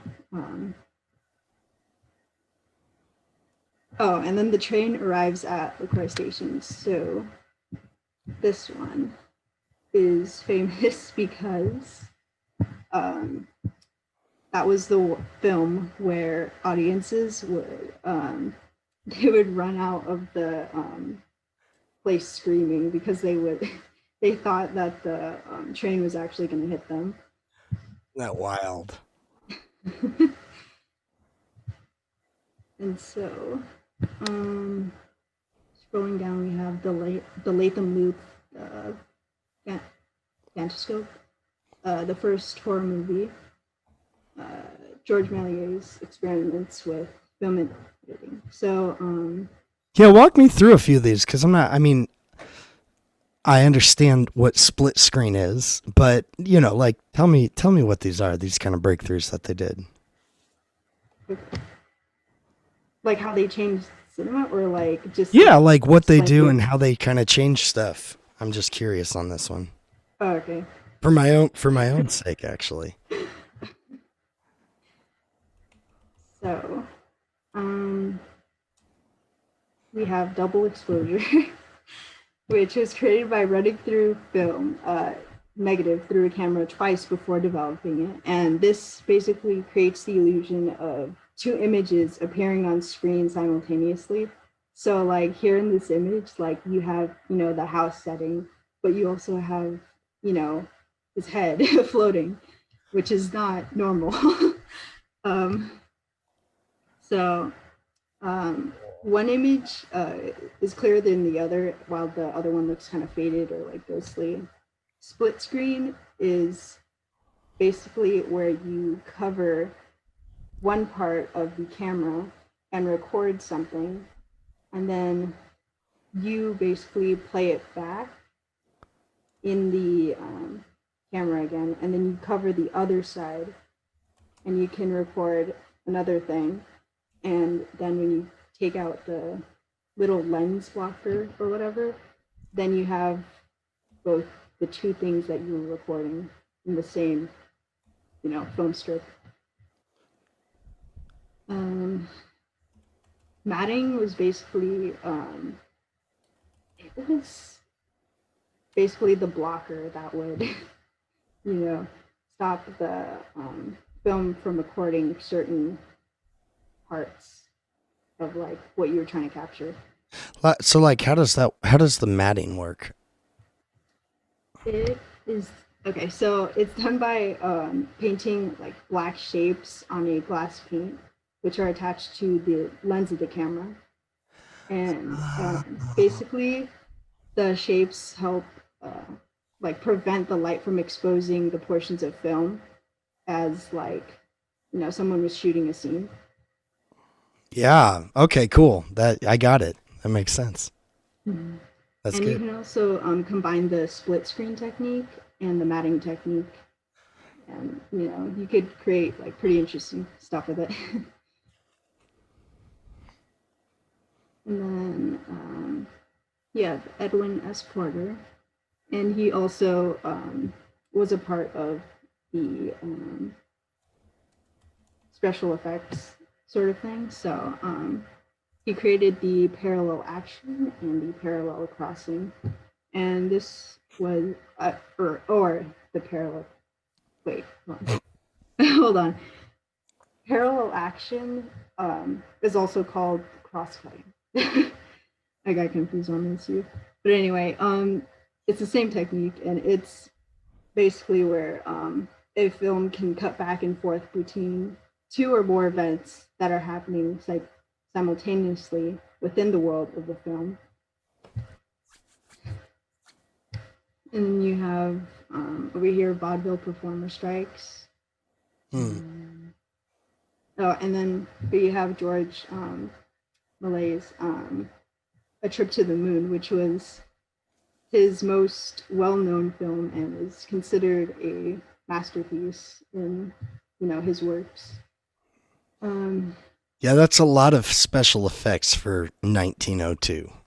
And it was at the time like it was all like it looked like magic or something. It was really interesting. Yeah, and then we have Edwin S. Porter's film, which used the cross-cutting technique. Oh, and then here we have The Great Train Robbery, which was the first Western, and it was the first film to use techniques like the tilt and the pan. And then over here's the famous ending scene of, the the movie where it's, it's a medium close up of one of the bandits, and like he like raises the gun like directly at the camera, and he's like looking dead into the audience. So, then we have the first movie theater that opens in Pittsburgh. And then it's Daisy's turn. Where I start. All right, so pretty much right here at this point, we're hitting up where J. Stewart Blackton comes in.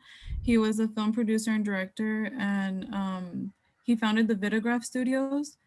And he was kind of like one of the first ones to do stop motion and drawn animation during this time. And when I looked him up on IMDb, he had like 188 credits, and I was like, dang, that's like a lot.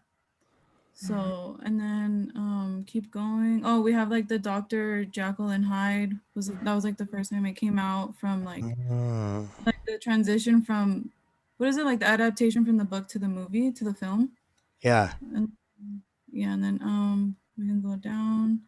And so then right here, this is like kind of like where the motion picture patent war started.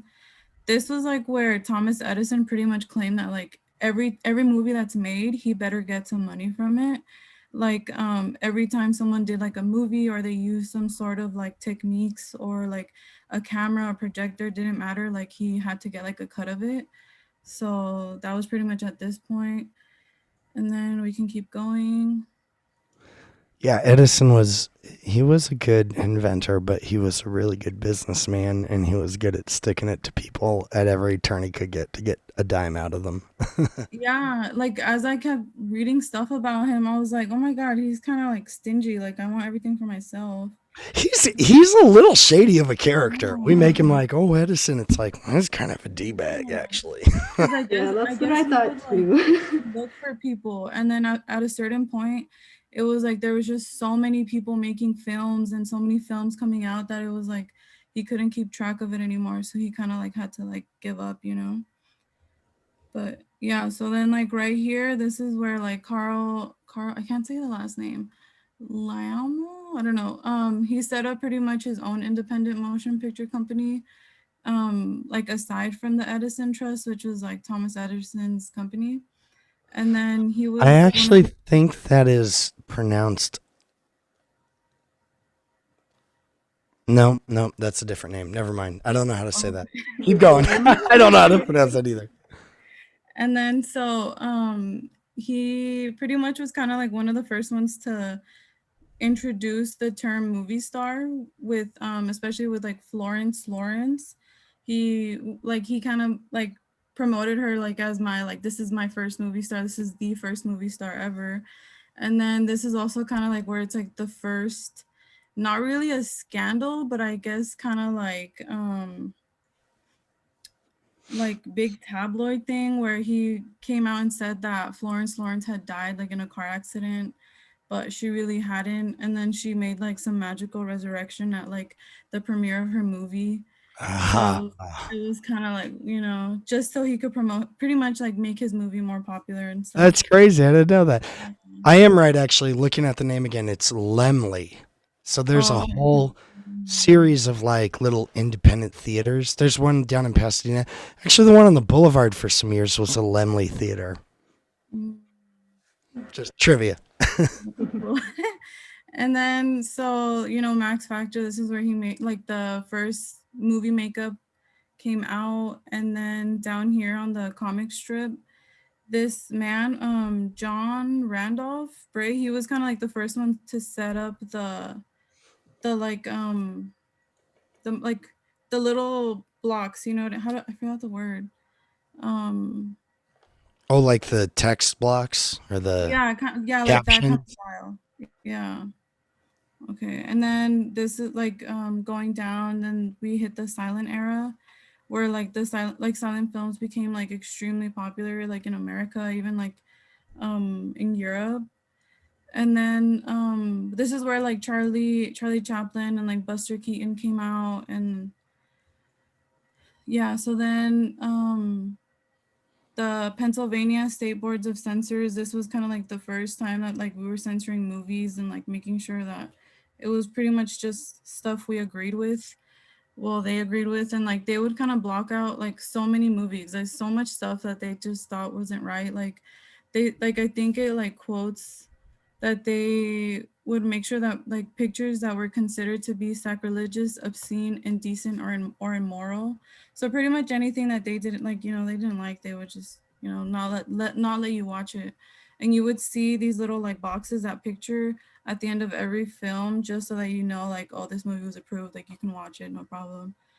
And then yeah, the Nestor Film Company was in America. It started like in New Jersey, and then we can keep going down. And then Little Nemo, this one was like the first cartoon animation silent film also, which is pretty cool. And then we can keep going. Yeah, Universal Films, this is like kind of like where it got its start. And then the movie, this one, the Queen Elizabeth, and it was also called like Les Amours de la Reina, like something like that. It was like translated, I think. Yeah, it was in French, and then it got translated, and it kind of became like those movies that like all the socialites were watching. So it was kind of like those like the talk of all the socialites. And then we can keep going down. And like Saved from the Titanic, this was like I think the first silent motion, like the silent picture, the first time it was like adapted. And then we can keep going. And then yeah, we can keep going right here. And then this is where the kinetophone came out from. Thomas Edison created it. It was a combination of the kinetoscope and the phonograph, which synchronized the picture and which were both synchronized to produce the illusion of motion seen with accompanying sound. So it was like all together now instead of like as opposed, yeah. And then we can keep going down. And this is like World War I. Pretty much at this time, well, at this point, like, you know, the US wasn't in it yet. So like the US was still making films, whereas like in Europe and like films over there kind of like stopped. But like the US was still producing, and yeah, there wasn't that many problems with like the US not making films, but there wasn't really that much big like propaganda films right now. And then we can keep going down. Mm. Yeah, and this was Charlie Chaplin made his debut in Making a Living. Paramount Pictures was founded, like, and they were in LA. And then we can keep going. So then this one I think was like a really important film. I wanted to watch it, but I just haven't had time to watch it. But It's the long. It's like yeah, 3.5 hours long. I think that's why I was like, I need to wait for a day that I have nothing to do. 3.5 hour long movies are long no matter what. When they're silent and long and in grainy black and white, it is a challenge for a modern viewer like us. It really is. Yeah, I know. Yeah, but yeah, I mean, it was interesting. I mean, obviously, there's a lot of stuff with this film that probably nowadays it wouldn't slide with us, because it was it was heavily protested. There was a lot of like stereotypes on like African Americans and stuff. There like a lot of what's it called? Kind of like praising the KKK and stuff like that. Like, so a lot of people didn't really like that. There Yeah. was like there was just like a lot of things about it that was like extremely controversial. They would like make like the African Americans seem like they were like aggressive, and like they would like rape women and stuff like that. And all the like African American characters were played pretty much by like white men in blackface. So it's Mhm. like, so then we can just keep going down right now. And then Oh, yeah, okay. So speaking of blackface, blackface was created, before film was created. It was shown in vaudeville as a form of entertainment, and it eventually followed into film. Blackface was a way for white people to introduce Black culture into the white audience. This version of Black culture that they showed via performances was extremely inaccurate, and instead showed like more stereotypical stuff. It later started to die off during the late 1930s and early 1940s during World War II. okay. And then right here with The Fall of a Nation, this was kind of like the sequel to The Birth of a Nation, but except this one wasn't really as popular. Like it wasn't as successful as like the other one. And like it didn't get that much attention either. Like, people, obviously people watched it, but they didn't really like. Yeah, I'm It actually didn't- unfamiliar with this one. I've never heard of Fall of a Nation. Yeah, it was, it's considered like one of the first sequels, but then it's like, like it's not, and it's a lost film. I think that's also another reason why like it's not really talked about. 'Cause it's lost, so there's like you can't watch it. That probably is why. Yeah, because I'm like, dude, I've never even heard of this. Which kudos to you guys. That's always a good sign on a project. Like, oh, you're digging up stuff I've never even heard of. That's great.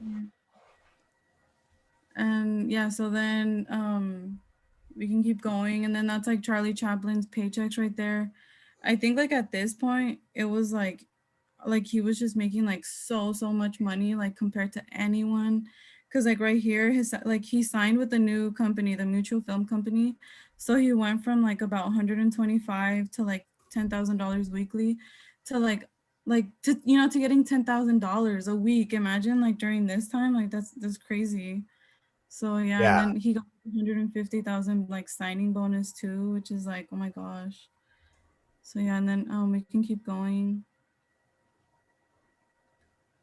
Where Are My Children? So this one, that movie right there, that one also was kind of like, I think it was like I thought it would have been more monumental, like because it was kind of like the first film where they talked about like abortion. So like it was like the wife didn't want to have kids, but the husband did. So she was like aborting her pregnancies and things like that, and it was kind of like one of the first instances where like something like this was talked about in film. And yeah. Nice. I've not heard of this one either. That's crazy. Yeah, you think that would make a little bit bigger waves. They couldn't even send contraceptive information through the mail in 1916. Yeah, exactly. That was one of the things where it's like if you were married, like there was no reason for you to like need any sort of contraception. So the fact that she was going and getting like these abortions while she was married and stuff was kind of, I don't know, I just felt like it should have been more of a bigger deal, and it kind of really wasn't. All right, and then we can keep going. And then, so right here, the Lincoln Motion Picture Company, it was like the first African-American owned film production company,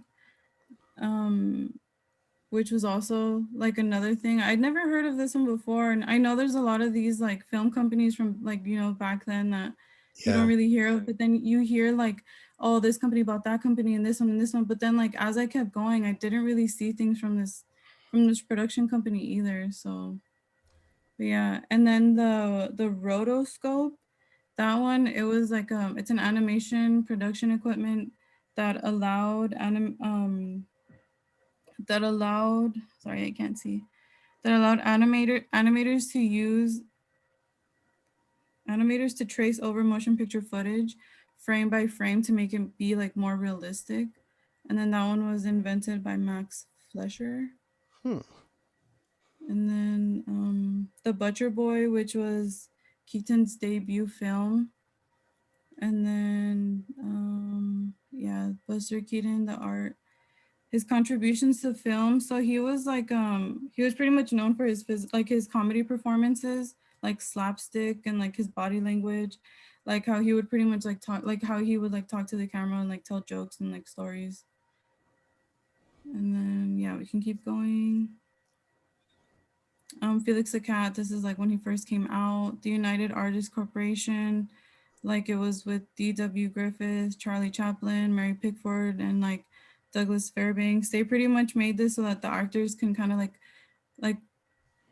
control their own work and like control what they were allowed to do instead of letting like other companies do it for them. And then we can keep going. And then this guy, Rudolph Valentino, he was kind of like the first, I guess like the first Latin lover, like, you know, the first guy Yeah. for like all these women. Yeah. Okay, and then we can keep going.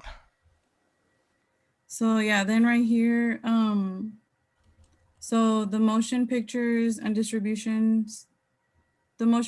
producers and distributors of America, they were later named Motion Picture Association of America. They were created to focus on producing a strong public relations campaign. It's kind of like to make sure that like Hollywood always had money, you know, so that they can always make films in Hollywood. And then right here, so the Roscoe Fatty air buckle like situation. This one's kind of interesting to me too, because it was like, I guess he had a party and then Virginia Rape was at the party, and then like 4 days later she just like died. And then there was like speculation and like he was accused that he like raped her and like he drugged her and stuff. And so it kind of made him the first like person in film that was like blacklisted. So he was like banned from like doing anything. And then he was like trying to work under, I think you pronounce like a pseudonym or something like that when you have like a different name. Mm-hmm. But he really wasn't successful anymore after this happened. Hmm. Yeah, and then we can keep going. And then so here, this is kind of like where like, you know, Disney comes into play. And yeah, so let's just keep going. Warner Brothers was created. And then Alice in Wonderland. We can keep going. Yeah, we can keep going. So then right here, the Movietone. The Movietone was kind of like a better system for like putting synchronized sound on film so you can watch it all at the same time. It placed the soundtrack onto the actual film next to the picture frames, as opposed to on a separate synchronized disc, kind of like the Vitaphone system. Yeah. Okay. And then yeah, we can keep going. So then right here, this is kind of like where like the film started to have like sound. Some of them had like music. There was like before there was mostly just music played along with the films, but then here it's kind of like when you started hearing like more dialogue. Like the Jazz Singer, it was like the first musical where like, you know, everyone was singing together. Mm-hmm. And then the Academy Awards started at this time too. This is when they were founded. And then yeah, we can keep going. The first electric television, and then Mickey Mouse. Steamboat Willie. Oh no, this isn't it. Plane Crazy, sorry. And then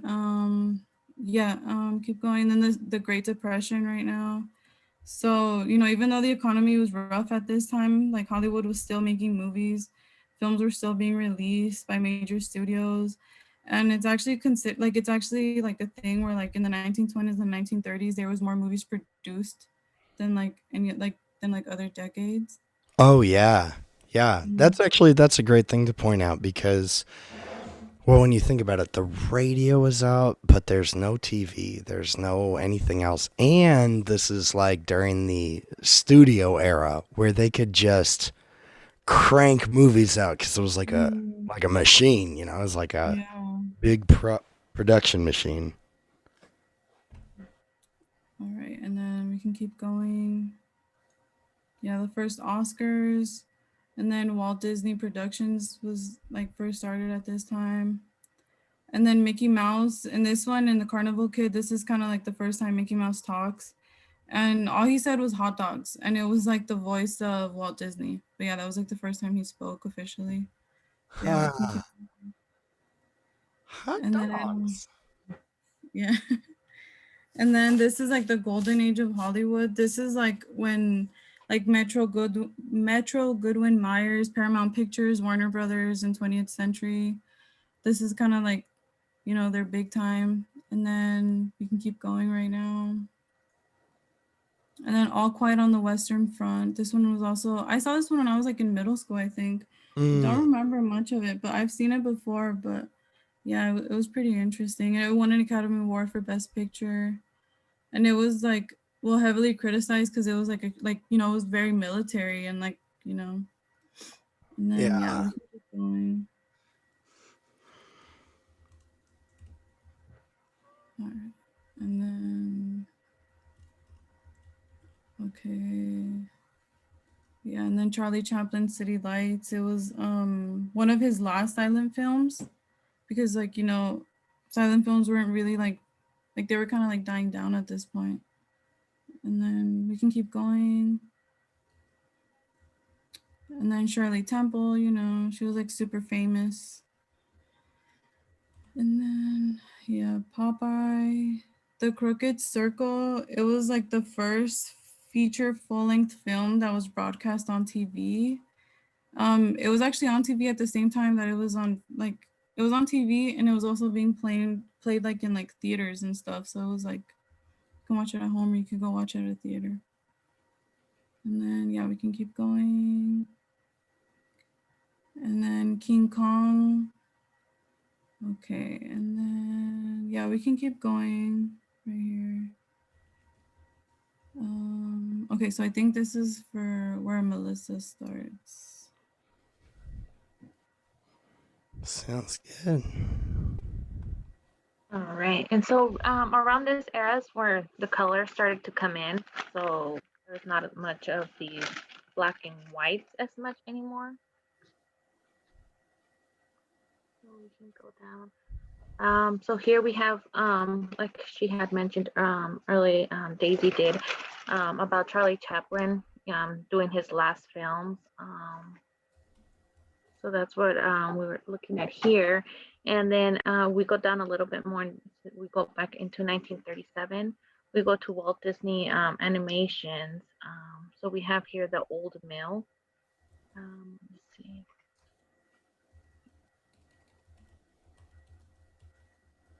Okay.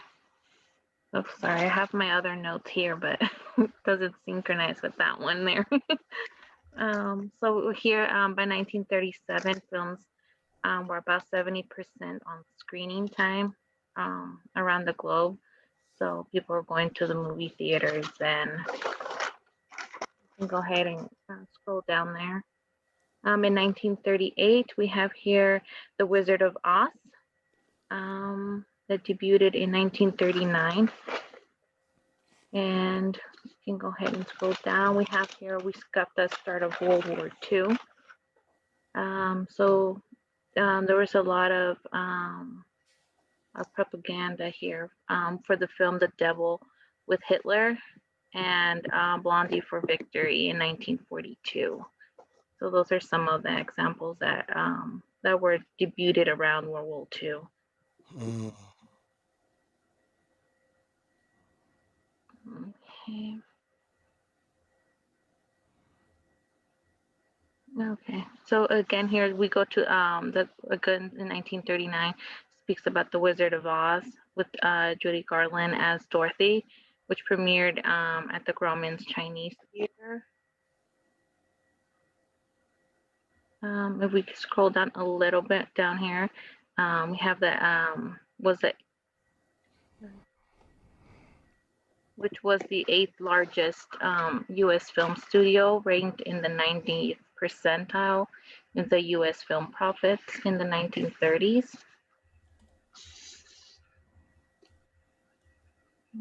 Okay. And then let's see, Disney released animated feature film masterpiece Pinocchio in 1940, which was the best example of studio animations that won 2 Oscars, one for best score and one for best song, When You Wish Upon a Star.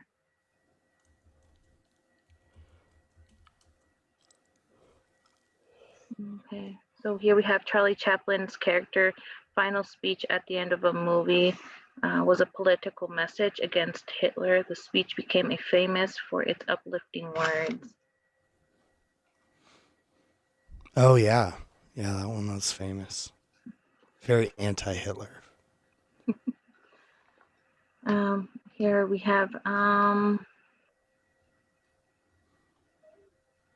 we can go here with the first generally acknowledged film was released by John Hudson's director, debuted film of The Maltese Falcon.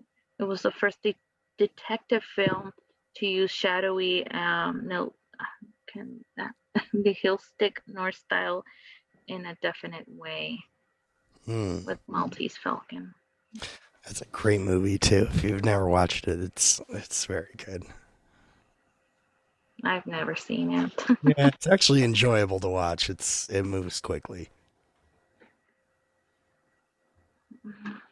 All right, and then we have Pearl Harbor on December 7. Pearl Harbor was bombed by the Japanese in a surprise attack. This was the final push for America to declare war for the film industry. It would lead more propaganda in the film industry.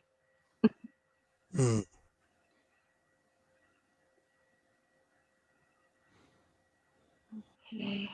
So here we have in 1942 we have Casablanca. I've actually seen that one. It was pretty good.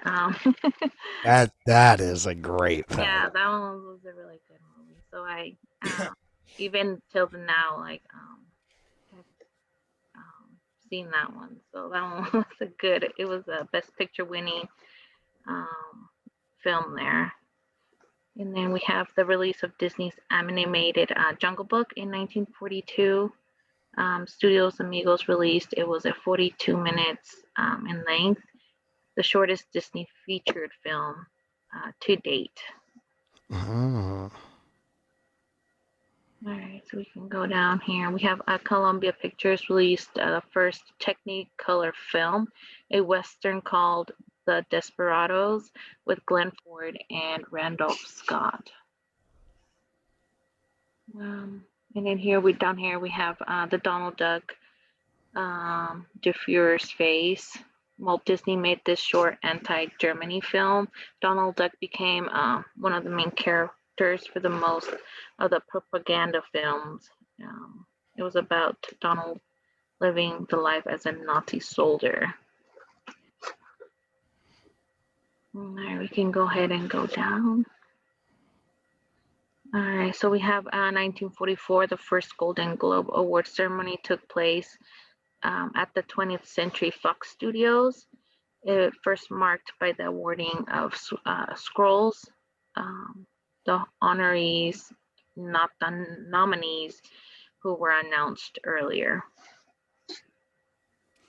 We can go ahead and scroll down there. And then here we have the Friendly Ghost. So we have Casper the Friendly Ghost made its first appearance of an airable operation named Casper on the movie scenes. So that was in 1945. All right. Then I have here, we have one of the earliest, if not the first, Hollywood film to feature the use of martial arts in a fight sequence was in Blood on the Sun, starring James Cagney as an American newspaper editor who exposed militaristic plans for Japanese expansions. You can go ahead and scroll down.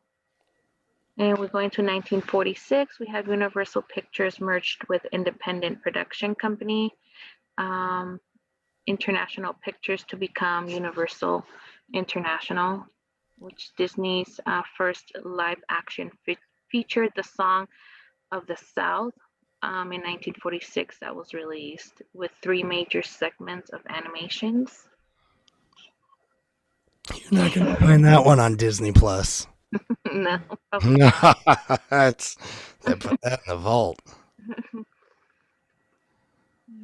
So we have down a little down, we have Motion Pictures Code allowed films to show drug trafficking so long as the scenes did not stimulate any curiosity. So they would show certain things to an extent, so it doesn't get the audience curious about or interested in anything that they show. Let me see. Yeah. In 1947, we have Motion Pictures Code forbade, derogatory references to characters' race. 1948, the Warner Brothers was the first to film a color motion picture, newsreel, and show its theater audience. Its subject was the Tournament of Roses parade in Pasadena in the Rose Bowl.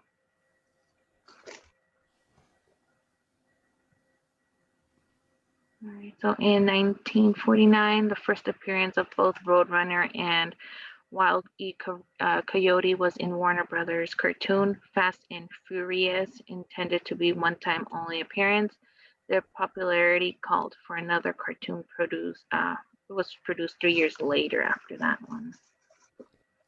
So we have 1950, Walt Disney, the film Cinderella Studios' 12th animated classic was a limited release in New York and in wide release on March 1950. And then we have the popular comic strip Peanuts, created by Charles M. Schulz, was published for the first time in 7 U.S. newspapers and ran as a column until February of 2000, which was almost 50 years. In 1951, we have kind of like a rewritten Alice in Wonderland, more Yes, cartoon that's a good way to animated. put it. So we have 1952 was the last year the film of comedian Charlie Chaplin produced a U.S. film, Limelight. So that's when 1952 was. And then here we have the first animated cartoon short filmed in 3D. Walt Disney Technicolored Melody was premiered in 1953, which was the first year the Academy Award ceremony were televised. We can go ahead and scroll down. And then we have Disney was one of the first major Hollywood studios to create TV programming. Walt Disney himself hosted various versions of his long-running prime anthology TV series, Walt Disney. And then here we have Godzilla was made in Japan and directed by Ishiro Honda. It was dubbed in English and heavily edited for American audience before it made its way into the theaters because of political elements. So Godzilla in Japan was a symbol for nuclear bombs, even though it provokes attacks of hydrogen bombs. also Godzilla itself destroying Tokyo symbolizes some type of destruction that would happen with nuclear bombs. Mm. Yeah. Yeah, it's interesting to think about how they deal with it that way. Yeah, so they had to change a lot before we were able to premiere it here. So around this time, the first color television was released to the public to buy, which was only like a 15-inch screen. It cost about $1,000 at the time for an iPad. So we have changes in technology. We go into television becomes more convenient device for watching movies and shows, being in the comfort of your own home, as it could, versus the movies with technology changing. The theaters weren't as popular as they were prior times. Yeah. So we have here 1955. We have the first featured animation of Lady and the Tramp. Was also marked as Disney's first full-length cartoon based on an original story rather than an established classic. And we can scroll down. We have here in 1956, The Wizard of Oz was televised on network television. On CBS TV. Rock star Elvis Presley's first film, Fox Love Me Tender, also appeared in 1956. We can go ahead and scroll. So we have here Jailhouse Rock official trailer, Elvis Presley movie. We have in 1958. The national average ticket price for theater admissions was about 68 cents, according to the National Association of Theater Owners. Numbers of drive-in theaters, U.S. also peaked near 5,000. The main for horror and scene fiction films also peaked in the 50s. And so we have in 1959, we have Walt Disney's Sleeping Beauty, which is a short Technirama, I can never say that, was the second and last Disney animated featured shot in widescreen. Go down. And then we have screen directors formed in 1936 by a number of Hollywood filmmakers, renamed the Directors Guild of America in 1960. And then we have the master suspense of Alfred Hitchcock's psychological horror thriller film Psycho terrified audience that it opened in theaters amidst great secrecy and instructions, and no patrons would be admitted once the film started. And we can go home.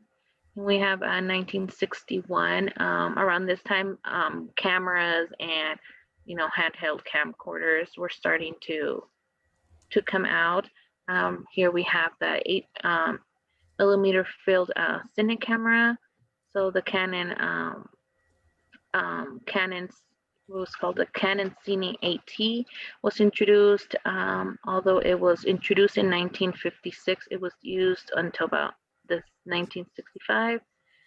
It was required to reproduce an image of subjects in exactly the same format as shown in the viewfinder. So that's one of the more futuristic, I guess, cine cameras. Yeah. Field. If we can go down, we have here the 101 Dalmatians. The comedy film produced at Walt Disney's Productions and based the novel by Doddle Smith. And then we do also have information here of the tickets around this time went up to 73 cents and about 70 cents in 1960. Here we have the 10 top films, and we have America might be known for Hollywood, but Canada was actually the first entry country in the world to have 2 screen theaters, which offered 2 films on different screens. Oh, I didn't know that. Yeah, so by the 1960s, the multiplex had come to America eventually. So it was actually Canada, the one that started 2 different films. Now we scroll down, we have here again, we have the different camera. Of course, it's way smaller and more convenient to use versus what the other, the beginning of cinema was. So we have the Brownie 8mm movie camera, which was a low price quality clockwork driven camera. So that kind of helped fix and focus better. So we can go ahead and scroll down, and then we can go down. And then in 1964 and 65, this was actually one of the cameras you can like to make home videos in. Was popular for homemaking videos. So, and then we also have the TV movie How They Run, starring John Forsythe and Senta Berger, was broadcasted on NBC TV. And then we also have Mary Poppins, which received 13 Academy Awards nominations and won 5 Oscar statues at the time. So that was a very popular movie. And in 1965, we have the film of Sounds of Music, which premiered at the same time of its release and surpassed Gone with the Wind as the #1 box office hit of all time, which was nominated for 10 Academy Awards and came away with 5 major wins, including one of the Best Pictures and Best Directors. And then at this time too, the civil rights movement had been influenced on American society. Among these was the birth of the African American film industry. The civil rights movement actually marked a shift of representation of the African American films. Before the 1960s, African Americans weren't really in like films. They were portrayed by, lead white males with, like how she mentioned earlier, blackface. So around this time, that's when they started being like more involved and not just, portrayed by someone else. And then we can go down to 1966. We have here let's go here. The ABC TV network paid records of $2 million for airing rights to The Bridge of the River. The screening attracted over 60 million viewers and set a precedent for higher fees for hit films sold to television. And we can go down. We have the Walt Disney's version of Jungle Book in 1967. It was animated, featured, and personally overseen by Walt Disney. So it wasn't really like one of their, oh yeah, let's definitely work on this. It's just kind of like, okay, just kind of throw it out there. And then we have, in 1967, African-American Sidney Poitier became the first Black actor to have his hand in footprints immortalized in Grauman's Chinese Theater in Hollywood. So that was one of the first Black African-American actors to get, credit or seen for their work. And we go down. We have in 1968, we have the rating system of GPGRNX. Rating system was created by Motion Picture Associations. These ratings were given to movies after it was complete for the purpose to inform parents about the like behind it, whether it's child appropriate or not. So it kind of goes in with the MPDA, which eventually migrated to the Hays Code, created in 1934. And so when it became the MPAA, which was the GP RX, so that's a little history of that. And then we have the Academy Award ceremony of 68 was actually delayed a few days, held due to Martin Luther King's assassination on April 4th. So they kind of delayed the award ceremony for that. Then we go down, we have Greetings by Brian De Palma. Was the first movie to receive an X rating due to its sexually explicit content. So we have in 1969, we have The Midnight Cowboy was released May 25th, directed by John I cannot say that, Schlesinger. It won the Best Picture Oscar and was the first and only time an X-rated movie received an honor.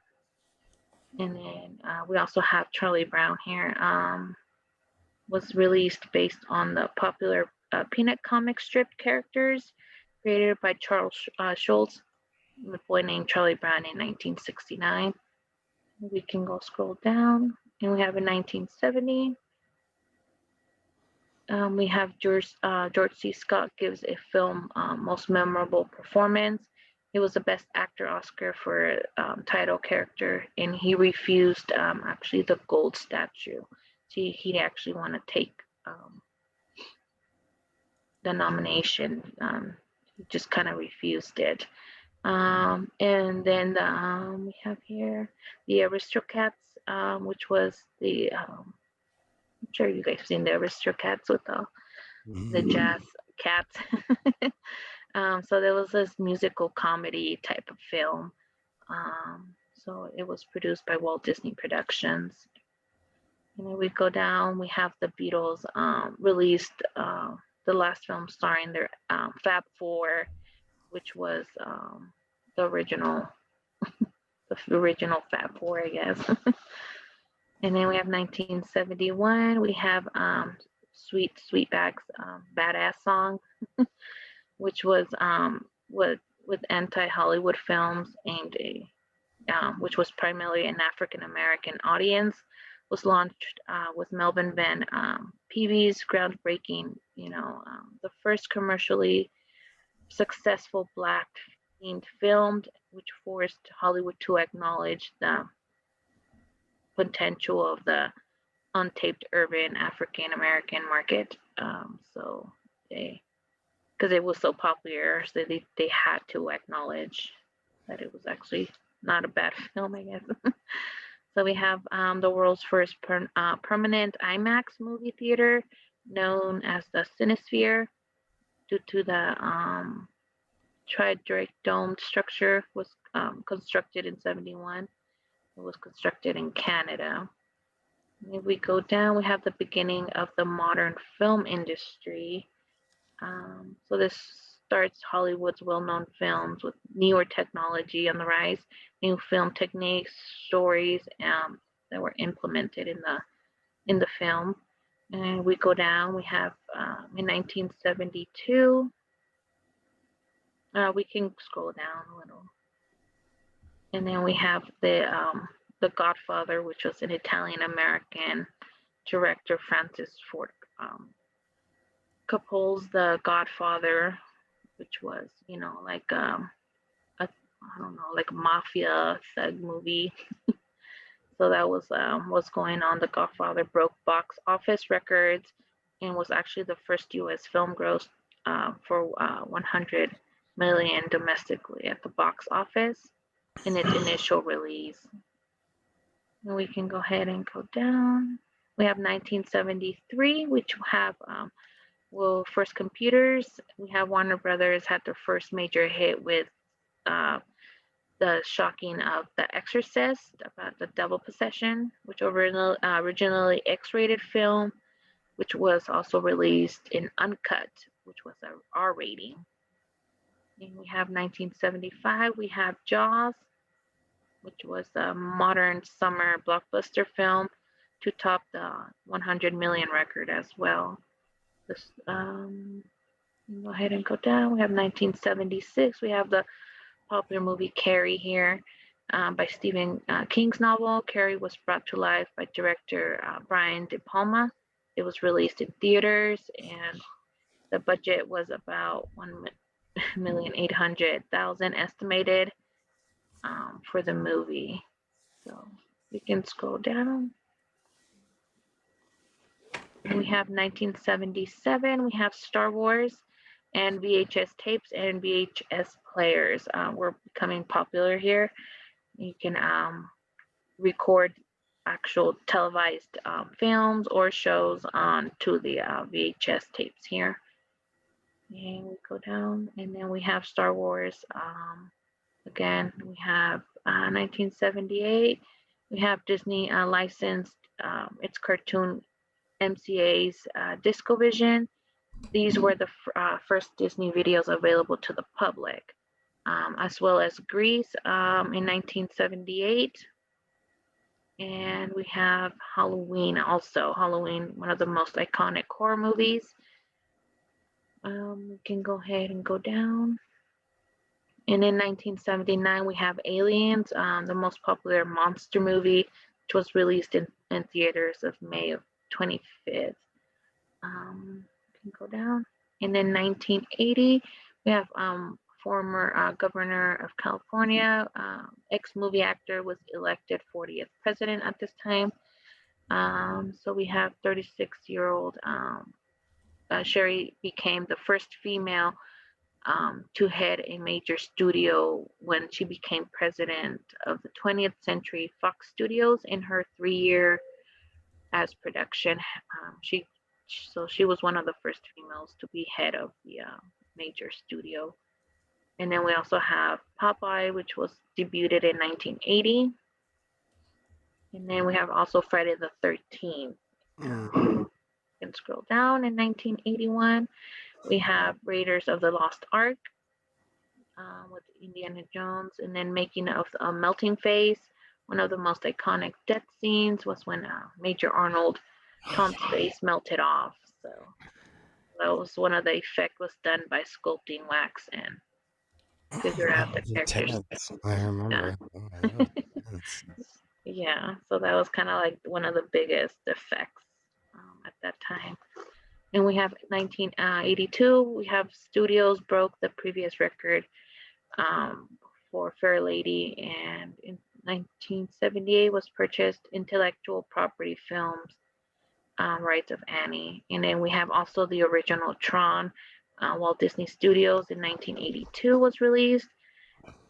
And then also we have around that era, which was really popular, E.T., the extraterrestrial was released around that time also.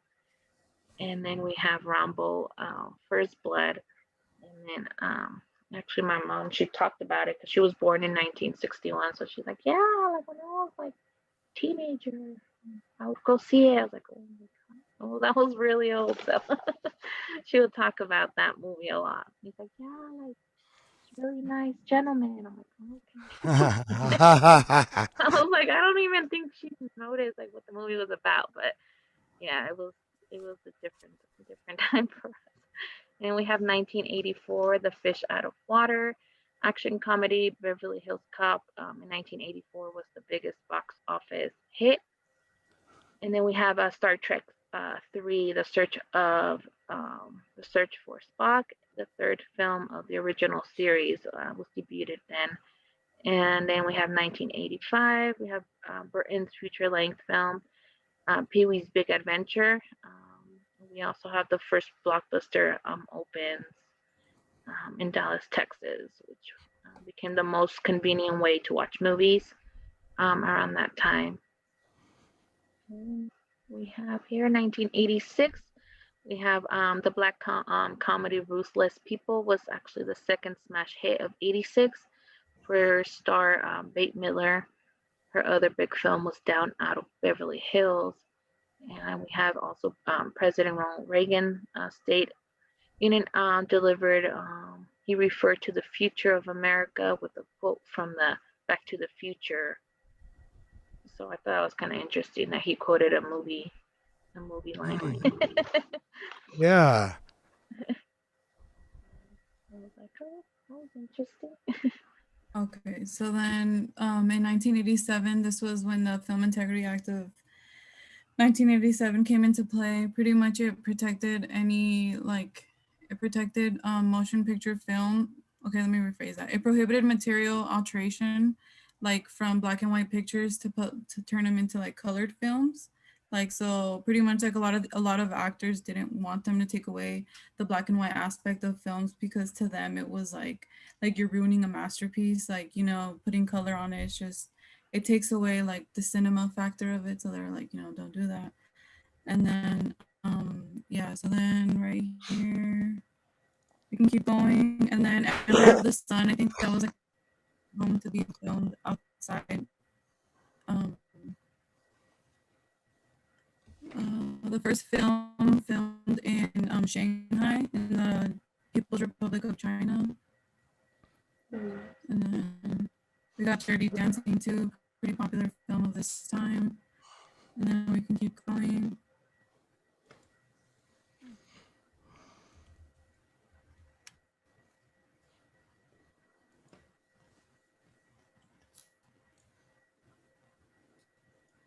I think my internet's being really weird right now. Yeah, Matt, you're cutting in and out a little bit.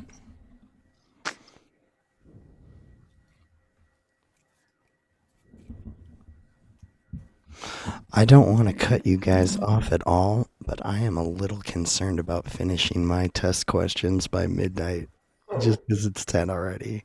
I'm sorry.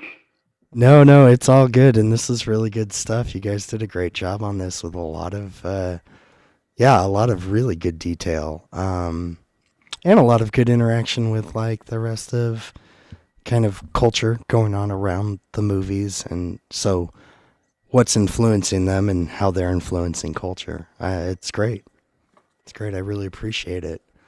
And I wish I could actually just stay on longer, but I think I probably do need to hop off just so I can make sure to try to get these test questions done in time. Are you guys okay with that? Oh yeah, sure. I'm okay. Okay, cool. Well, this is great, and I appreciate it. I appreciate you guys getting on with me tonight and presenting your hard work. Thanks for coming back with us, actually. Oh, you got it. You got it. About that. All right, guys. See you. Well, see you around, I guess. Alrighty. Bye. Bye. Bye. Bye. Thank you.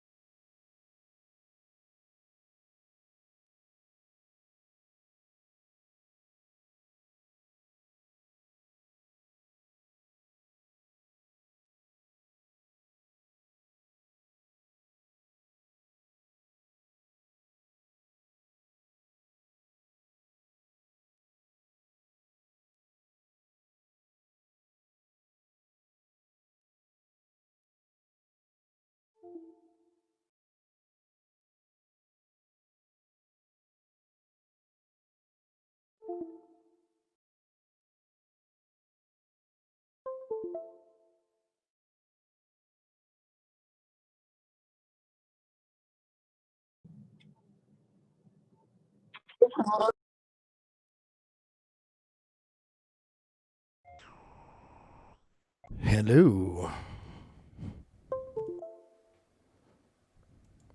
Hello. Hi, I see Lila and Miriam here. I just turned my camera off actually. Yeah, I joined the link through Canvas, me and Miriam, but there was no one there, just us. Oh yeah, in the email I sent out today, I tried to make a note that it would not be the regular. It wouldn't be our Wednesday night link. It'd be my regular ID for what I do, like office hours and stuff. Oh, okay. All right then. No Yeah. worries though. It's not a big deal. Okay. Yeah, I think we're waiting for one of our group members, just one more. Because I believe Jessica wasn't going to be able to come. Oh yeah, she actually emailed me, and that's fine. That's totally fine. Okay, yeah, we're just waiting for one more. Cool. Well, you guys can pull it up and screen share away if you'd like with what you've Okay. got going on there. Miriam, do you know how to do the screen share? Because I'm actually using my cell phone, so Yeah, I if you don't. guys are on phones, I can also screen share and scroll through it for you. You'll just have a little less control, but I don't mind doing that at all. I can figure it out. Here, let me do this then. Oh, I just had this open. Where was it? Alrighty. Pandemics. There we go. There we go. I'm going to screen share that. Can you guys see your project on the screen now through me? I see it. Yes. Awesome. Awesome. Very good. Okay, well, so we're waiting for okay, so Jessica's not going to be able to be with us. She's added twice on here. How strange is that? Is Adesua, is she coming? She said she was, so let me just message her and She make sure was that on she's last still night coming. for the whole thing too. Maybe she. Yeah. Yeah. Yeah, we If were she can't waiting make to it and see it's if just you two, that's okay as well. It's like I said, it's not a big deal. Okay, let me just double check with her real quick.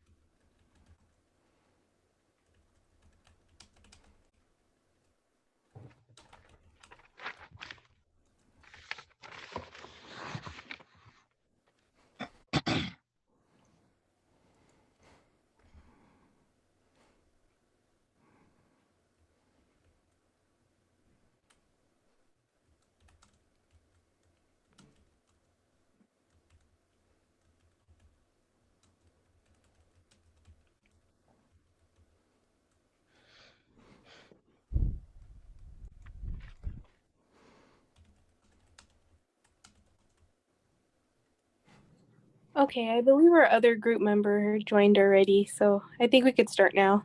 Yeah, you're good. You guys can take it away. Take it away. All right. Let's Okay. see here. You can still see my screen for group projects. Yes. Okay, great. So I see your introduction here, and starting kind of right off the bat with smallpox, and that's one of the big ones, right? That's one of the worst pandemics or viruses that humans have had to deal with. Yes, so this was Jessica's, she added it. So I wasn't too familiar about it, but I'm gonna try to read off of some of the things that she did put. So for the smallpox pandemic, which started in 1877 and 1977, that's when the smallpox came around. And then she also added a chart onto the right side that has a link to it. And then one of the first methods for controlling the spread of smallpox was using variation and named the virus after smallpox. Also, it's sores that are very like pussy onto the body. When given to people who have never had smallpox, they are most likely to be scratching and have a runny nose. People went on to develop the symptoms associated with smallpox, such as a fever and rash, along with pussiness. However, people died from the smallpox naturally. And then she added, let's see.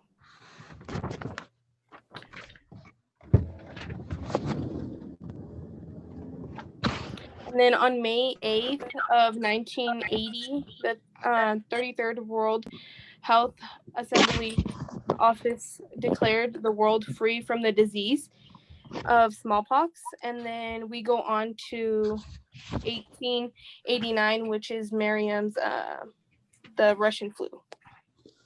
Which, by the way, it's a little ironic because I had just shut my camera off and disconnected it. But if you guys can share your video, I would not mind seeing your faces while you're sharing. If you haven't done your hair or makeup or, you're in pajamas, it's okay. I understand. There's no pressure.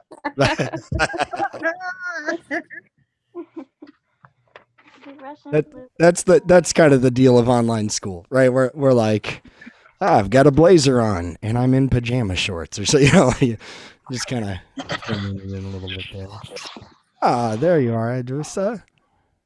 Yeah, I'm in my car because my son is distracting me, so I just in my car. Oh my gosh, I feel your pain right there. I'm in my garage right now. I'll hook my camera back up because I want to see you guys and you can see me. But I, whether it's school calls like this or like going on an app like Stereo where I'm going live, yeah, I've got to go in my garage or my car when I'm at home because my house is too small and my kids are very loud. Yeah. Oh yeah. Okay, so we can continue. I believe that's Miriam's turn.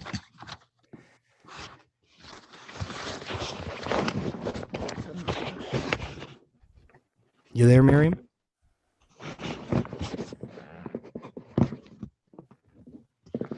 Can you hear me? Hello? You're kind of low, Miriam. How about now? Yeah, I can't hear your voice super well. Yeah, you're kind of. There's my picture. I got my video up there now too.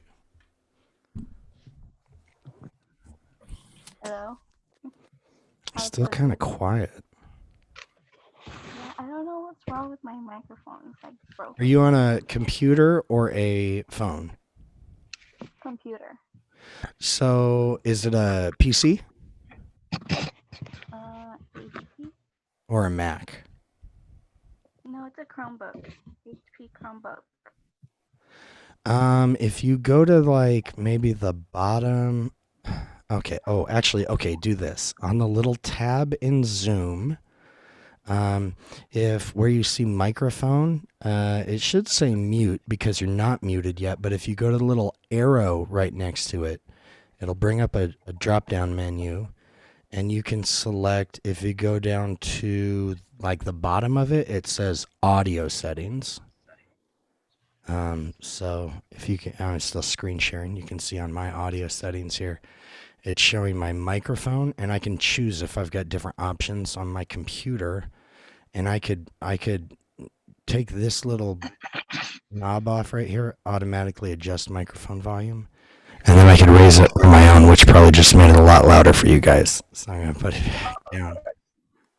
So yeah, you might have to hit, or you might have to click or unclick automatically adjust microphone. Sometimes the automatically adjust microphone makes my voice way too quiet. Or just manually, move that up. Or you might have to go like down in the bottom right hand of your computer, there should be a little speaker icon that you could right click on. That would take you into your computer's audio settings, and you might be able to adjust your mic there.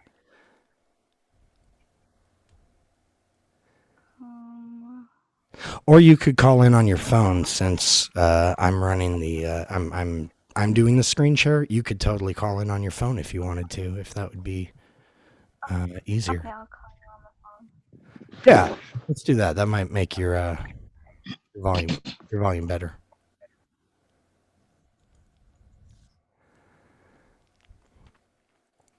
All right, well, Miriam's switching around. I'll tell you guys some things that I noticed right off the bat. And a few groups, this was it's not like a problem, but having some extra headers in there helps break up the kind of flow of material a little bit more. So, instead of just having group project pandemics here, you could have like pandemics before 1865 and do some of those. Then the next one you could do, public health from 1865 to 1890, or, something like that, where you kind of put those blocks in. Or, and I told this to the group that did war, so you could really make your own kind of time sections based on what, for them, it was for the prevalent war that's kind of dominating American culture at that time. For you guys, it'd be like, well, what's the big pandemic that's the outbreak? Because there's other, outbreaks of viruses and stuff happening right now around the world with different things. But obviously, COVID's the one that's over 2020, and probably for whatever, some years to come until the next horrible thing comes to make our lives miserable. So yeah, so that's one thing that I noticed in terms of navigation and organization that your project would probably, benefit from if you were to do this project again in the future or something like it. Not that you ever will, but that's kind of the initial right off the bat thing I see from just pulling it up and looking at it. But that's just a little feedback. So let's keep going. Miriam, yeah, I'm over I'm over the Russian flu section, if you want to talk about that at all. Yeah, can you hear me? I can hear you great now. All right. All right. The Russian flu happened in 1889 through 1890, and it's also called the Asian flu. I kind of messed up there. Asiatic flu. And it was the last great pandemic of the 19th century. It started in Siberia and Kazakhstan, and it traveled to Moscow and made its way to Finland. Kazakhstan is supposed to be where Borat is from, but just random trivia. And then it moved to the rest of Europe, and it actually only took 4 months to spread all around the world. And the pandemic has killed about 1 million people worldwide out of a population of about 1.5 billion. And some of the symptoms were headaches, body aches, hot and cold flashes, fever, weakness. Some reported cases were in New York and port cities on the East Coast. And 7 members of the Manhattan family between ages 14 and 50 were the first confirmed patients. And in their home, they started to feel sudden chills, headaches, followed by sore throats, bronchitis, and laryngitis. Oh, yeah, laryngitis. Oh, I'm suffering from laryngitis. I'm Yeah. suffering from a touch of that. Maybe I've got the Asian flu. On December 28, a 25-year-old Thomas Smith was the first death reported in the U.S. They said he had ventured out too soon after his illness, caught a fresh cold, and died of pneumonia. The death toll started to increase, and then people started taking more serious. The Russian flu wasn't entirely finished. It returned several times in the following years, but the population became immune to it, and it was forgotten by the Spanish influenza from 1918. Yeah, I'm curious because this is definitely overshadowed kind of in history, and it's only in the last year maybe that I've actually even heard of this, which is strange considering how many people it killed. Do you know how because I really don't know a lot about this, how similar or dissimilar it is to the Spanish flu that comes along? Because from what I'm reading here, it doesn't seem that like, it seems like, well, this almost looks like this morphed into the Spanish flu. It's probably a very different viral disease. I'm, speaking out of my ignorance there, but the timing, yeah, it looks like, well, this happens right at the end of the 19th century, and then yeah, like the next big one that happens is that Spanish flu. Interesting. Lila, you want to tell me about Typhoid Mary? Yes, so Typhoid Mary, it's a virus that was traced back into a hospital cook, which was named assumingly Mary.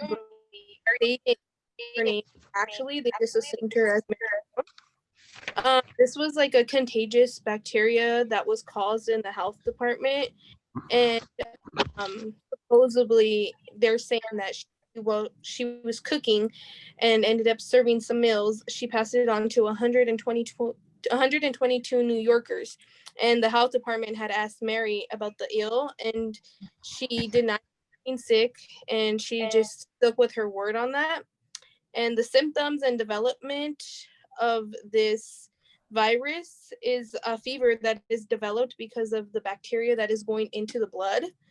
And some of the symptoms, which are reached over from 1 to 3 weeks, are fever, headache, nausea, constipation or diarrhea, loss of appetite, and rash throughout the body. But once again, it can either happen into the second week, or you won't notice to the third week till you have a full exposure of the bacteria inside of your blood.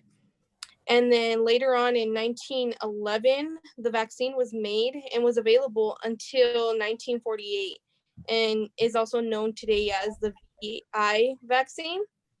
And some symptoms are very similar to now what we call COVID-19 because of the loss of appetite and constipation or diarrhea. So it's kind of crazy how you can think that, oh, way back then there was a disease and something similar to what you're living in now. So I thought that was pretty crazy. Yeah, also like a little disheartening maybe for us in COVID to see, oh wait, there was like 37 years before it was approved for like public just widespread public vaccination. I don't think coronavirus will take that long, but I mean, supposedly we have one. We'll see. I don't know. I'm not holding my breath. Yeah, and then a fun fact about the vaccine, it was only 72% accurate, and after 3 years of having the vaccine given to you, it only turned out to be 50% accurate. So it's crazy. And is this one eradicated? Is typhoid fever eradicated, or probably not since it's a bacterial disease? Yeah, no, I'm not some other countries go through it. What's that? In my country, Nigeria, it's like really common. Oh yeah. Even my sister just got sick of typhoid. Really? And it's it's very deadly, and it can kill like this. Wow. Yes, it's deadly. Yeah, the symptoms just increase over the week as well. Yeah. They mostly get it from contaminated water. Mm-hmm. Eating, or even drinking the water. Yes. It's I very think common. so. Bill Gates, you know, his big thing is like before he dies, he wants to get the whole world on like clean drinking water because he's like, we're in the 21st century. There's no reason anybody on earth should not have clean water to drink. Yet millions of people die every year from like diarrhea and stuff like that because of things like typhoid fever. So, yeah, in America, we don't think about it as much anymore. It was definitely a part of our past, but it's still part of the world's health issues there. Yeah, it is. Yeah, especially with when I was reading about it was constipation. That was more of like a serious symptom because now if you think about it, people who have constipation in a virus, they can lead up to like diverticulitis, and which is very severe for like the intestines and the colon as well. Oh yeah. Yeah, so I thought that was a very topic to touch. I'm gonna look at this video later on when I'm kind of going back over these. Okay, yes, yeah, that is just how basically the bacteria is reached to your intestines and kind of breaks it down and gets into your bloodstream. Nice. Yeah, that's good. No, you guys, this semester, lots of good videos and timelines. I mean, I've probably got hours of just videos to watch that I'm excited about. Actually, I love these. These are the best kinds of videos. They're always interesting. Yeah. Yeah. Okay. So do you want to talk about polio right now? So, first of all, okay, polio is a very highly contagious. You're a little infectious quiet. disease. If you can It's a virus. talk a little bit louder. Really? Yeah. Oh, okay. Okay, so can you hear me now? I can hear you. Yeah. Is it loud or? It's okay. It's good. It's good enough. Yeah, I can hear you decently. Oh, okay. So, polio is a very highly infectious viral disease. It largely affects children under 5 years of age.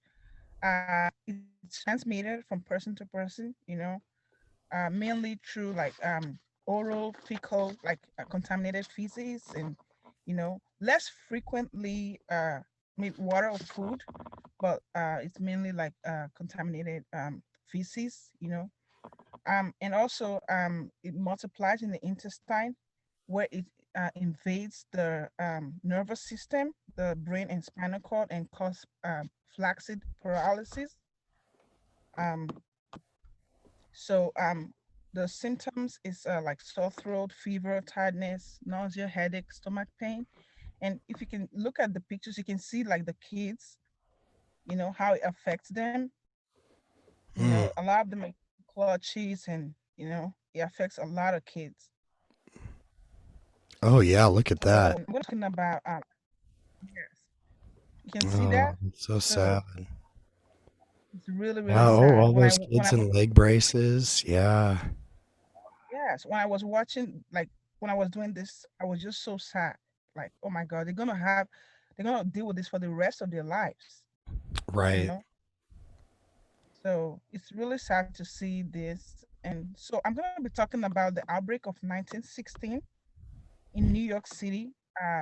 The epidemic that happened in New York City, it affected like several thousands of people. It killed over like 2,000 just in New York alone. So I made some notes here. So children, like, they were warned not to drink from water fountains, and like they had to ban like New Yorkers from traveling to other cities, and those who try to do it, they will have the police escort them back to New York. They were banned not to go to like any other like any other cities. So over the This is Atlas. That's me. Sorry. It was Netflix. I was actually pulling up something to show you guys when we're done. When you're done with this, I didn't know it would play audio. I apologize. Continue, please. Okay, so the Health Department of Bureau of Preventive Disease authorized like everyone, like those who were affected to quarantine, just like COVID-19. Like, you know, people have to quarantine, and also they also institute hygiene measures to slow the transmission of the disease. Movie theaters were closed down, like swimming pool were closed down. Public gatherings were almost like non-existent at that time. So yes. So over the course of that year, there were over like 7,000 cases and more than 6,000 deaths due to the polio in the United States. So it was a really, really bad disease. Let's see also. And also the vaccine, the first polio vaccine was available in the United States in 1955. And so according to the CDC, from what I read, the US has been polio-free since 1979. Really? Yes. It's been polio-free since 1979. So, and this is one of the ones we are or were close to eradicating. Is that right? Polio, like we've gotten close to it, but we haven't actually eradicated it. Yes, but in the United States, it's eradicated. But in other countries, they're still dealing with it. Yeah, just like typhoid, right? It's a kind of a problem of wealth. Yes. So here, I'm going to show you real quick. So I pulled up my Prime video. I don't know if you guys have Prime, but this one right here, it's called How We Got to Now. I just started watching it. It's an interesting show, but the very first episode is called Clean, and it was really informative for me because it talked all about like our historic problems of sanitation, keeping ourselves clean, particularly cities and having to build sewers and stuff like this and water treatment plants primarily because of disease. Just like you're saying, polio, typhoid, these things are spreading and they're wreaking havoc in all these cities that keep on growing. So you guys might really enjoy that, particularly that episode. It's a pretty cool show, actually. It kind of takes those big, long approaches to history about these different topics and stuff. So it goes way back and then kind of shows all these modern changes. So I just thought you might like that. You continue. Oh, yeah. So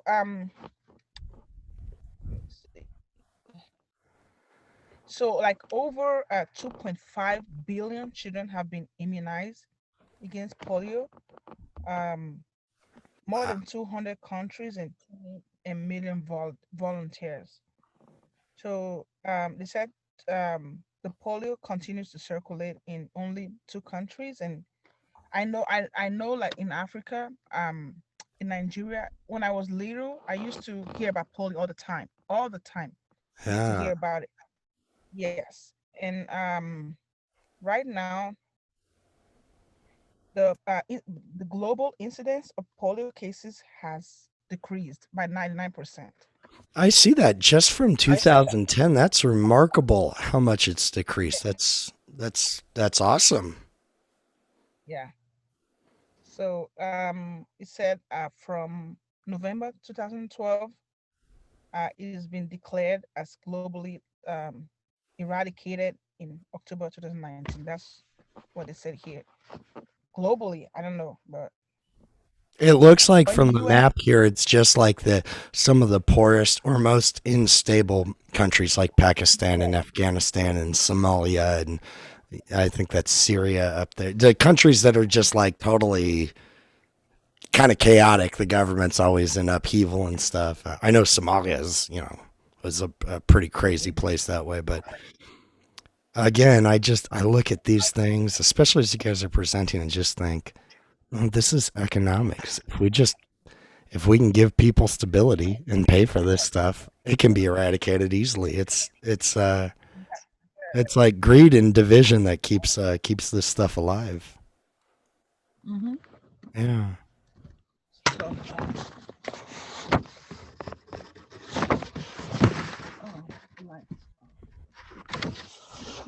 open my car. So and then so you're the next section is you as well, the Spanish flu. Yes. I'm trying to turn my light on because it was turned off. So Yeah. it's so uncomfortable to be in the car.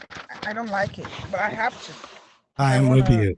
If I didn't have this is my friend gave me this office for free, and if I didn't have this to work out of, I would have lost my mind in April or May for sure.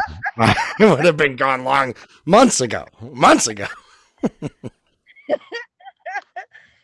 Oh God! So the influenza, the flu, it was Yeah. the deadliest pandemic in American history. God. So the virus attacks the respiratory system. Is the flu virus is highly contagious. We all know that. And right now, I think the flu is still going on right now. So, so when an infected person coughs, sneezes, or talks, respiratory droplets are generated and transmitted into the air and can then be inhaled by anyone nearby. So that's how you get it. So I did not know that the Spanish flu is called La Grippe or La Gripe. La Grippe? I think it's La Grippe because I've heard that in like, I can't remember what it is now. There's actually an old musical where one of the lines in the song is something about La Grippe. And I knew it meant you're sick. I didn't know it meant the Spanish flu, actually. Oh, That's great. That's great. yeah. So, and I found a place where it kind of connected it to like World War One. I was so excited about it. I was so happy about that I found that. That's what I include here. It says the influenza pandemic of 1918 to 1999 killed more people than the Great War, which is the World War One. Yeah. So, yes. And also, it says And more people than the died. Black Plague, like you were pointing out. That's crazy. Yeah. I actually walked into my office earlier today and I didn't have my mask on. And one of the gals at the front, I'm like, oh, sorry. And she's like, oh my gosh, you're going to give us all COVID. I'm like, COVID, I got the bubonic plague. I'm up in the game. COVID's probably worse than the bubonic plague. We just have a lot better medicine now, I guess. So you see, like here it was so severe that the average lifespan of the U.S. was depressed by 10 years. Whoa. Like, wow. That's crazy. So, yeah. So the virus had like a mortality rate of 2.5% compared to the previous, because they've had like influenza pandemic before, but this was like the biggest one they had. And death rate for 15 to 34-year-old of influenza were like 20 times higher in 1918 than in previous years. People, so see here. So, and also another thing that I like really took my attention here was like let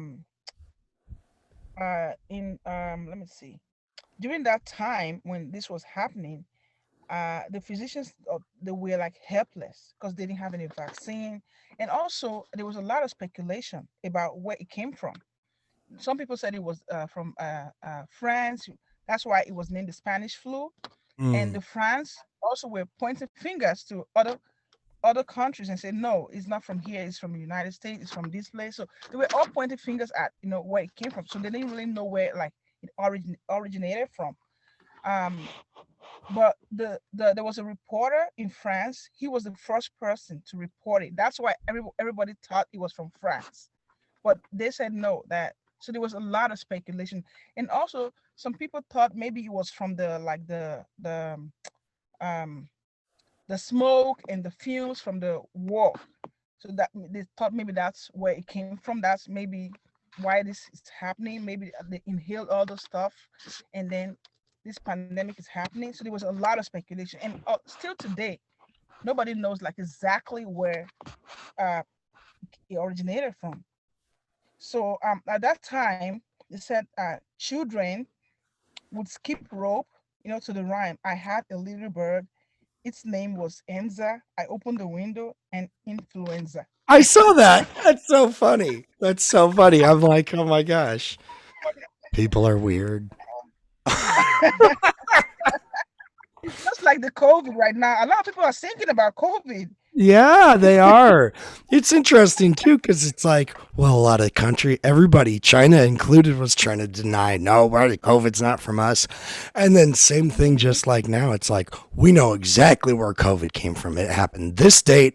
This guy bought a bat from a meat market. It's like, listen, you can't actually prove that. That's a theory, right? It's still, I'm not saying it's a bad theory. That seems like a plausible theory, but the way we try to like pinpoint it down exactly, it doesn't feel like we've got the science for that yet, or the technological reach. Maybe we do, but I'm seeing lots of parallels. And until this year, I had never seen photos from the Spanish flu of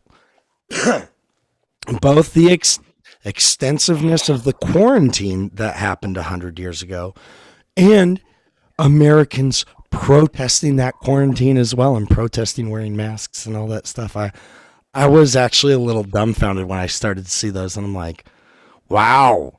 I always say history repeats itself. It really repeats itself sometimes in the strangest of ways. I just hope that all these pandemics, I know we're still going through like the flu season and all that stuff.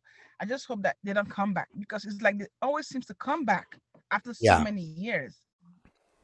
So that's just my prayer, because we don't want any more. Look at the COVID right now. So, Yeah.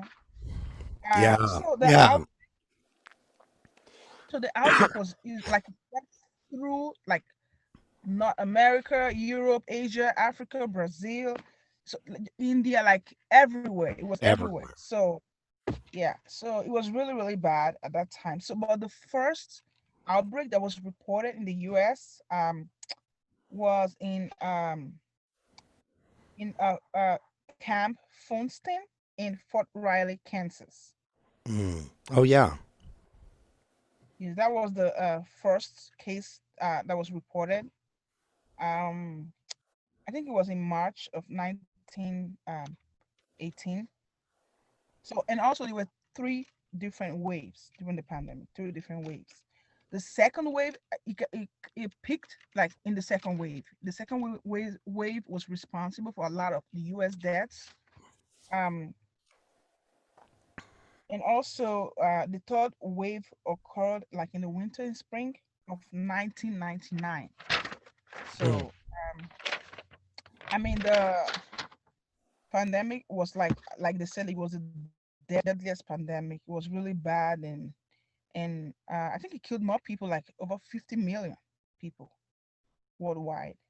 Like you can see here, yes, in about 500 million cases, and then 50 million deaths worldwide.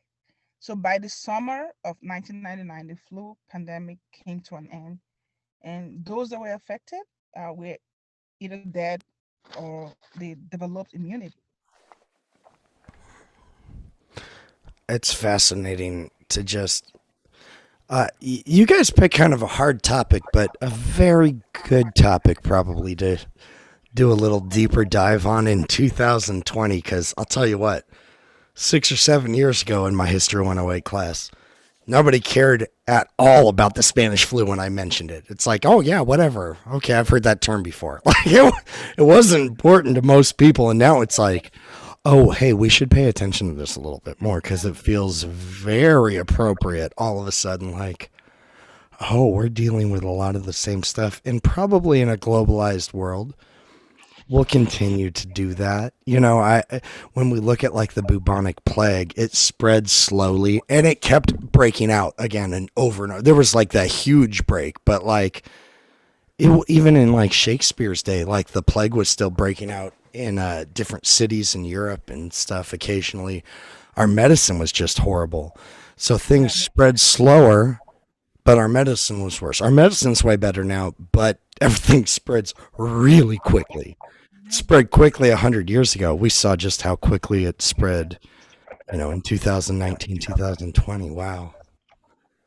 Yeah. You can see like the pictures, at Walter Reed Hospital, Yeah, look at that. So, yeah, and also in like like the hospitals, the clinics, they don't have any more beds, no space. So they have to create something, like they're doing right now with the COVID. They don't have a lot of beds. Like if you go to some hospitals, you can see like the corner or like outside, you can see like they just build like tents or something like that, Right. so they can accommodate more people. Which really seemed like the problem, right? Because it wasn't necessarily that, oh, we can't combat COVID and we can't help people get over it. It was like we don't have the capacity if the whole country experiences this all at once. It wasn't even like the expectation that we wouldn't all experience it. It was like, well, we got to stretch it out and delay it because if everybody gets this, there's only so many ventilators in America. There's only so many hospital beds, right? Yep. Yeah. Yeah. Oh, that good. That was good info. That's a big one. That's a big one. Nice. Yeah. Jessica is not here for the Zika virus, right? I don't know if you guys are familiar enough to talk through this at all. If not, it's okay. I'll read through this and watch videos on my own. So if you're like, I didn't read it really Jessica's stuff yet, don't worry about it. But if you're like, oh yeah, I'm very familiar with Zika virus because you are. I'm not familiar at all. I hadn't even heard of it till a couple years ago. And then it was like, I heard about it with like murder hornets. It's like murder hornets and Zika virus are coming for you and they're both airborne. It was like, oh my God, this is horrible. Then coronavirus happened, which was something nobody was even expecting. Yeah. Nowhere. Yeah, exactly. It just seemed like it came out of nowhere. My dad lives in Italy. He's been living there for like 20 something years.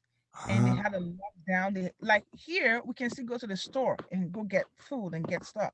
Over there, they closed down everything. Yeah. Everything closed down. And so I don't know. But in the US, if you talk about closing stuff down, like everybody's like, no, we can't do that. But over there, you didn't have a choice. Yeah.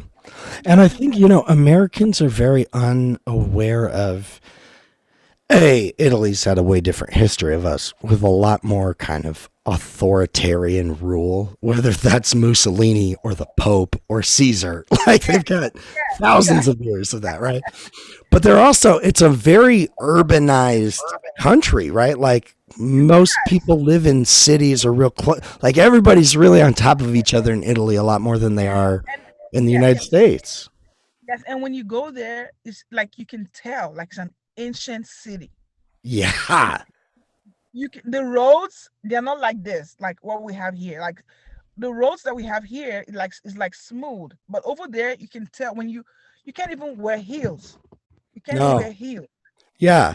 Well, that's interesting you mentioned that because that was one of the things I noticed when I was in Rome, like both a few of the roads and some of the walls. I'm like, oh, these have been here for over 1,000 years. Like this road's been here for 2,500 years. Yeah, when you go there, you can tell, oh my God, this is ancient. This is ancient country. Just out of curiosity, what part of Italy does your father live in? He lives in Napoli. And I've been to Napoli. I've been to Milano. Yeah. Yeah, we traveled by train to Milano because I have family members over there. Yeah.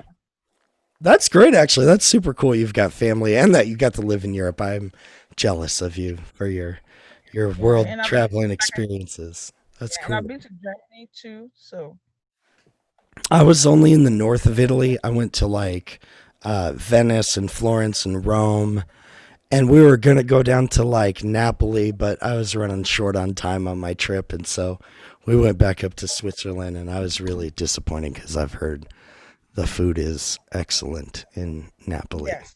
Yeah, they have good food in Italy. I think that's where spaghetti came from. Oh yeah, oh yeah. And here, this is a little off point, but here's a weird thing to think about, right? Which it does relate to this topic. Spaghetti, we think of it as Italian, right? It's Italian food. It's a globalized food. There were no tomatoes in Europe before Christopher Columbus, etc., and all that. And it's like, oh, and there was no pasta in Italy before Marco Polo brought it over from Asia. So it's like, well, Italy, like spaghetti and meatballs is totally Italian, but it's also not really Italian. Kind of the same way, like, yeah, it's just interesting to think about. So that's, And they're very friendly. They're super friendly. I feel like yeah. they're the most friendliest country in the world. I loved Italy. Yes. I think I could move to Florence, actually. I'd have to learn Italian, but I could live in Florence. It was such a cool place. Yeah, it's such a cool place. All right. Well, Miriam, you want to talk to us about the Hong Kong flu, the Asian flu? It's funny. I thought Trump coined the term Hong Kong flu, but apparently he's not even that creative. Had to copy that as well. The Asian flu happened in 1957 through 1958. It was a global influenza A virus subtype H2N2 pandemic that was originated in Guizhou, China, and it was first detected in China late February and then spread to the United States in June. And the estimated number of deaths was 1.1 million worldwide and 116,000 in the United States. A way that it was spread was from children when they returned to school. They spread the disease in the classrooms and then brought it to their homes. And the infection rate was the highest among children, young adults, and pregnant women, and the elderly had the highest rates of deaths. And then the symptoms were similar as the COVID, which is fever, weakness, body aches, chills, and so on. The first case was reported in Guizhou in early 1956 or 57. They were reported in the neighboring province of Yunnan before the end of February. It was announced a epidemic in April 17.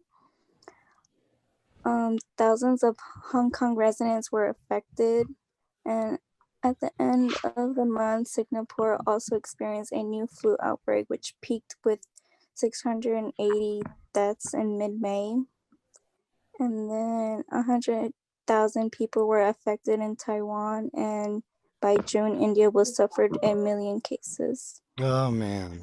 Yeah.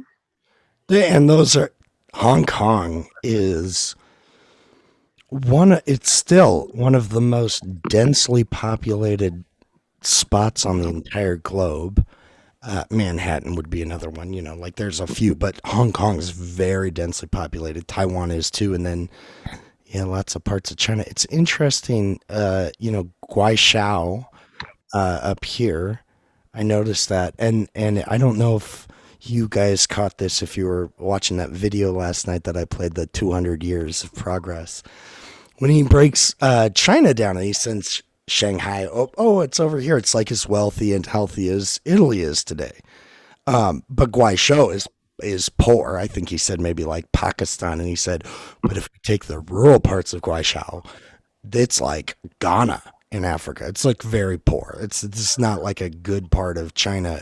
So again, I'm seeing another connection between poverty and disease here that I don't know that I've noticed some of those connections. I mean, I've noticed the connection between poverty and disease, but not in this kind of pandemic way. It's very interesting to see it laid out like this. I appreciate that.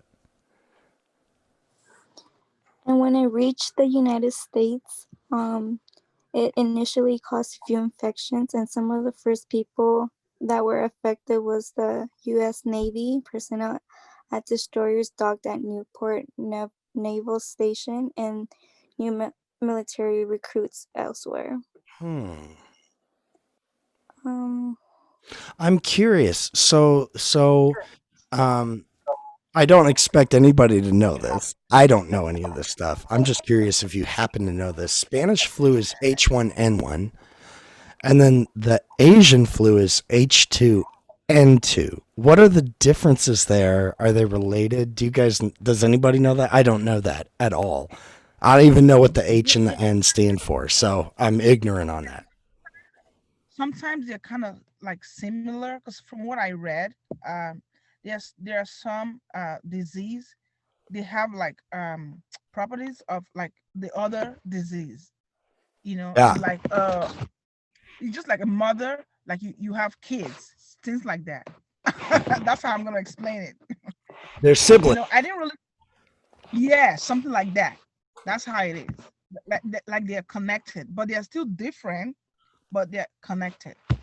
And that's kind of the nature of viruses, right? And why viruses are so challenging, because they morph. So it is this thing, and then it realizes, oh, our bodies are smart, and they start developing antibodies. Our brains are smart, we start developing vaccines. So the virus just goes, okay, I'll change and make it over here, and now, yeah, viruses suck.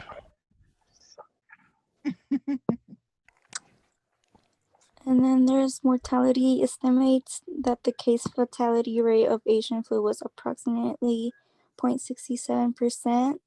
The disease was estimated to have 3% rate of complications and 0.3% mortality in the United Kingdom. And there was a vaccine introduced in 1957, and the pandemic ended up slowing down. And then we go on to the Hong Kong flu in 1968 through 1969. It is also known as the H3N2 virus. And the pandemic had killed an estimated of 1 through 4 million people worldwide in 1968 through 1969. It was the third influenza pandemic of the 20th century. It appeared in mainland China, but the first official case was introduced in July 1868 in Hong Kong, and that's where the pandemic got its name. By the end of July 1968, extensive outbreaks were reported in Vietnam and Singapore. How it spread was during September 1968, the flu had spread in India, the Philippines, Northern Australia, and Europe. Then the virus spread in California and carried by troops returning from the Vietnam War. But it did not become widespread in the United States until 1968 in December. And then it reached Japan, Africa, South America by 1969. The death rate of Hong Kong flu was actually lower than the other pandemics of the 20th century. It's super interesting that it reached Japan after the United States, but I guess the Vietnam War would account for that. That makes sense. That's just weird when you think of it being a Hong Kong flu or something originating in Asia, but cool. It was the mildest pandemic in the 20th century. It was similar to the Asian flu, which might have provided some immunity against the Hong Kong flu virus, which may help reduce the severity of illness during the Hong Kong pandemic. And there was a vaccine available 4 months after it had started. Yeah, I saw that. That's cool, and that would, I mean, that alone right there is like, well, that'll help a lot if if you get a vaccine quickly. Adesua, you want to go to Ebola now? Yeah, I know for sure. That's a disease that affects Africa, but disproportionately to the rest of the world. Yeah, and the funniest thing is that I didn't really pay attention. Well, I knew when it was going on. Heard about it, but I didn't really like pay attention like that because I never really met anyone, that had it. I just heard from CNN and the news about Ebola and all that stuff. So it's now that I'm doing like my research, in this project, that's when I started to pay attention. Like, oh my God, it was really, really bad. Mm. Yeah, because it's super aggressive, right? It's like very hard to combat once it sets in. You've got a very low chance of surviving compared to even stuff like COVID, right? It's kind of just takes over. And also, it was one of the deadliest viral diseases. It was discovered like in 1976. So the 2014-16 wasn't the first time. So that's what I thought it was like the first time. So when I did my research, I saw that it happened before. But I think it wasn't that big, in 1976 because you said it was discovered in 1976. Um, Let me see. So it occurred in parts of Central Africa. First outbreak occurred in Congo. It's also in Africa, in a village near the Ebola River. That's how they got the name Ebola. I got it. That makes sense. I didn't even know about that. I didn't even know about all this. So it's good that we're doing all this research and doing this project. So Yeah, because I didn't know that either. The Ebola River. Of course, that makes sense. yeah, I didn't know that. So I was like, wow, okay, that makes sense. That's why it's called And just Ebola. like you, I'm very familiar with the West African Ebola epidemic from a few years ago. That still kind of flares up. We get afraid of every year. It's like, oh, Ebola, because there's a case of it. And it's like, okay, well, as long as there's not a few hundred cases of it, we should be okay. But it's a scary one. But yeah, 1976, that's almost 50 years ago. Yeah, no, and I never even knew about it until 2014 to 16 outbreak. Interesting again, too, right? That the Congo or Zaire, after they're decolonized, but now they're back to Congo, right? The Democratic Republic of Congo. Like Zaire's not a country anymore. Is that I right? don't know about that. I don't even know that. Yeah, like I remember as a kid looking at maps and I remember Zaire being on there. And then I remember at some point it disappearing. I'm like, man, I can't keep up. Especially after the Cold War ended. It was like tons of countries changed their names between the like late 60s and late 90s. It shifted a lot. But the Congo, Heart of Darkness, the Belgian, colony in Africa that we're some of the worst egregious, violations of human rights and stuff occurred under colonialism was in the Congo. And then, of course, the Sudan has not been a great place of stability or wealth or anything else like that. They're two of the poorer places in Africa. So, of course, it makes, well, and also like the Congo's very tropical. It's on the equator. It's humid, hot. It's got those kind of environments like Southeast Asia that where it's like, oh, this will grow viruses. This kind of tropical environment does that. So the initial case was reported in December 2013. An 18-month-old boy from a small village in Guinea is believed to have been infected by bats. So a lot of people think it came from bats. Interesting that this and COVID are both being, pinned on bats. That's either probably true or not true. Like there's probably not a middle ground on that. It's either like, okay, we've figured that out, or no, that's a boogeyman that in 20 years will be like, that's silly. We thought that. But they also said that the COVID came from like the sea, like from seafood or something. Oh, okay. The main one I've heard is from a guy eating bat meat in Guizhou or someplace like that, where it's super poor. Because apparently the COVID virus is very similar to a avian virus that mutated into bats, which then could mutate into humans, which is what they, at least one camp thinks the AIDS virus is from, right? That it did come from monkeys, but then got transferred over through some kind of human monkey interaction, whether that was eating or biting or whatever. Something happened there where it mutated and jumped into humans. I don't know though. Like I feel super unequipped in this area. I don't know as much as I'd like to. So I appreciate this a lot. Yeah. And after that case, that the 18-month-old boy, they had like 5 additional cases of fatal diarrhea that area. So that was like when you were like, oh, okay, so we need to take this serious. So the Ebola, it said it soon spread to Guinea and let me see here. To Guinea issued an okay. So on March 23rd, 2014, it had like 49 confirmed cases and 29 deaths. You know, so the WHO declared an outbreak, you know, and just like, you know, so that's when people start taking it serious, like, okay, this is really serious.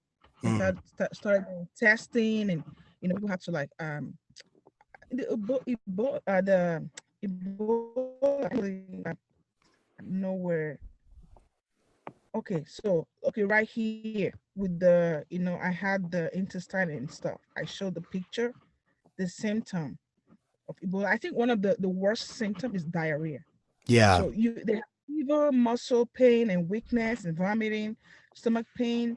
I think like the really, really worst symptom is abdominal pain, diarrhea.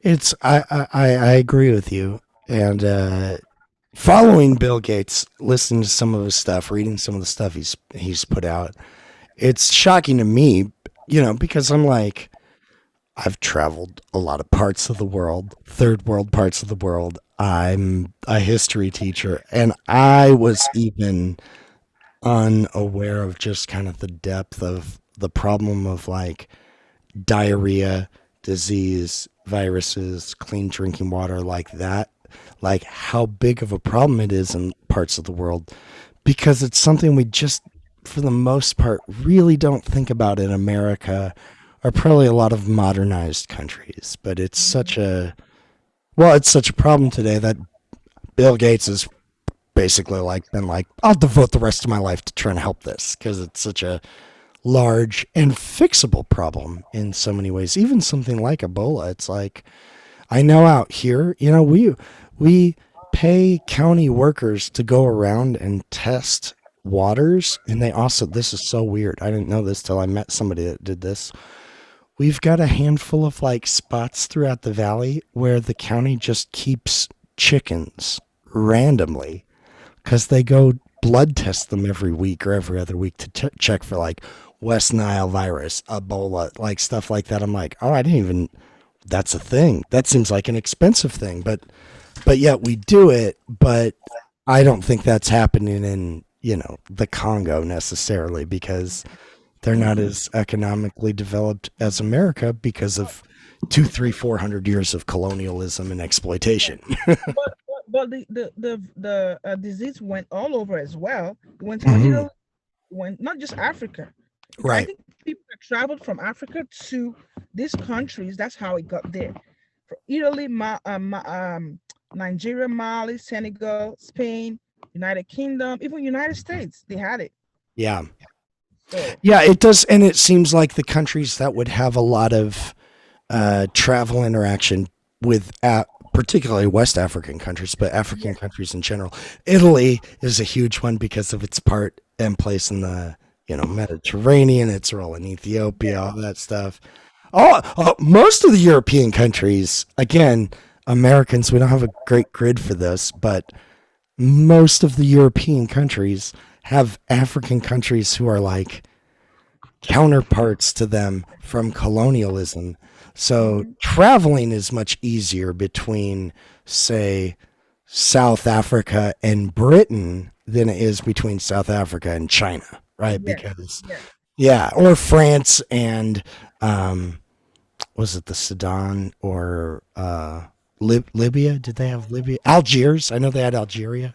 That was a French colony. So yeah, interesting. The kind of connections there just between those global connections, and of course the United States, which I found out, and you, of course, I'm sure you know this, but I was a little surprised to find out that like one of our largest pockets of immigration from the last 10, 15 years has been from West Africa, particularly Nigeria in general, where like Houston, you can there's direct flights that go several times a day from Houston to Nigeria, right? Yeah. In Texas, they have a lot of like Nigerians there. Yeah. Yeah. So yeah, that makes sense. Like places like New York or Houston or hubs like that, there'd be that. California is far. It's far. I've been here because when I came from Europe, I came here. I spent 7 years in Austria, and when I came here, I've been over like almost 11 years here. I haven't been to Nigeria. I haven't been there, because it's far. That's You weren't born. You weren't born there. No, I wasn't born in Europe. No. Yeah. Where were you born? You were born I was in. born in Nigeria. Yes. But since you were young, you have not been there. No, I've been there. I went to Europe when I was 22, and I stayed in Austria. I was married to an Austrian. Oh. I don't really say this, but so I was married to an Austrian for like 5 years, and then got divorced, and then I came to the United States after a couple years. So I haven't been to since I came here to the United States. I haven't been in Nigeria. Have you connected with Bonju at all in our course? Because her parents are Nigerian, and she. I know Bonju. I know her parents. Oh, you do? Oh, cool. Because she was just talking to me about like going to Nigeria at some point. I know her parents. That's great. That's really cool. We go to the same church, and they used to come to my house too sometimes. But it's been long. I haven't seen her. So. What church do you guys go to? Do you mind me asking? Redeemed Christian Church. Okay, Redeem. Yes, the Redeemed Christian Church. Excellent. Oh, very good. I know Cool. her family very well. Yeah. My husband Awesome. works at the prison, and her mom used to work at the prison as well.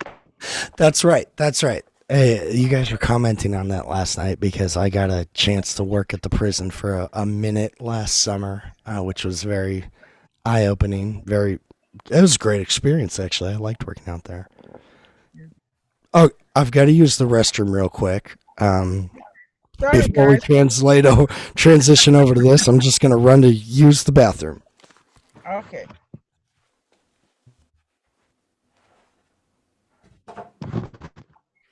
Sorry, everyone. No worries. We're doing good so far. Because he likes to talk, and then now he makes me want to talk. Yeah, yesterday was a long class. Yes. At least we got a chance to go and take our time. Yes, thank you. Yeah. Because yesterday would have been like rush, but now, so we can take our time because so. Yeah, we get to cover everything so we don't miss anything. Is Jessica here now? Let me see. I don't think. Oh, okay. Oh, she's not here. Who is No. Jessica? I'm not sure. I think it's just Miriam who's part of our group, and that's it. I came because I need to present my project as well. Oh, did okay. online class, and on Wednesdays I have another class. I had a 2-hour final yesterday, so it's kind of challenging because his class time, like his Zoom times, are on Wednesdays, but I have 2 classes on Wednesdays, so it's been interesting. But that's why I'm here today. Okay, I'm back. from a bathroom break.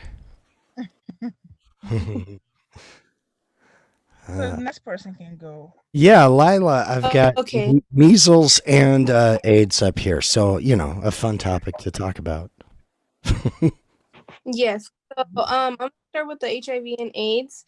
So AIDS, just to kind of touch on what it is, it destroys the person's immune system, resulting by death. Some of the diseases in the body would be usually able to fight off, but most of the chances are not very strong. Those that are infected by HIV virus encounter a fever, headache, and lymph nodes, which are around your neck area, and they become infected. So that kind of gives off some bacteria, and your lymph nodes kind of expand. So, and then along with that is symptoms that carry higher infections in the bloodstream and genital fluid, and it destroys the T cells inside your body. So in 1981, AIDS was first observed in the American gay communities, but the virus was actually developed from a chimpanzee virus in West Africa in the 1920s. I've heard that. You said the 1920s? Yes. Ah. It was from a chimpanzee. So not many researchers did research on that until finally they did more research on it, and instead of always looking at the gay communities, they found out that it was from a chimpanzee. And people only believed that people who got blood transfusions, homosexual men, and drug users, such as injections, and developed AIDS. And also the years passed, and researchers also discover that not only men can get it, it's females that can get it through sex as well. And then let me see. I've actually never heard this part about the 4-H club. I did know Yes. the hemophiliacs with blood transfusions, because there was a little boy early on who got AIDS from a bad blood transfusion. Of course, homosexuals. I definitely knew that because it was blamed. It was called the gay disease. A bunch of crackpot, quote unquote, Christian preachers went around saying, "Oh, this is God's judgment on everybody." It's like, well, that's clearly not true, because that's just circling around the world now, and heroin with the needles. I did not know Haitians, though. Yeah, that was actually part of it as well. And then now that you talk about how a lot of people were blaming the gays and stuff, they also banned gays from traveling and also for donating blood for blood transfusions for a couple years. And that was crazy. And then there were 3,064 cases of AIDS in the US, and out of those 3,000 people, 1,292 people died from this disease. The numbers continued to grow, and then the pop culture came along, and they started to not basically be ashamed about their diseases, so they acknowledged it. And there was an actor, Rock Hudson, who was a first major public to acknowledge that he had AIDS.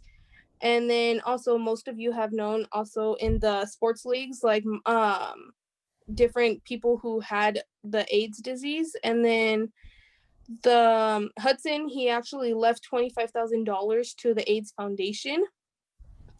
And this became a very popular thing in the pop culture, because most people in the pop culture were drug users and actually just ended up getting the AIDS disease. So I thought that was really interesting that after everything came out, most pop culture and sports leagues people came out about their disease of having it. And it's crazy because a lot of them did have the money to actually fight off the disease, but not many people knew that there was supposedly a vaccine. Till this day, there's still no vaccine, but yet there are some people that survived from it who are famous, and it's like, wait, how did they survive? How did they overcome this deadly disease? Right, So like Magic Johnson, right? Yeah, that was crazy, because out of nowhere he was sick and then he recovered from it, and it was just like, money can obviously buy anything. Yeah, I can. It can. There's a reason why rich celebrities living in West LA live a hell of a lot longer than super poor peasants living in West Africa, right? Yeah, money buys you much better health care.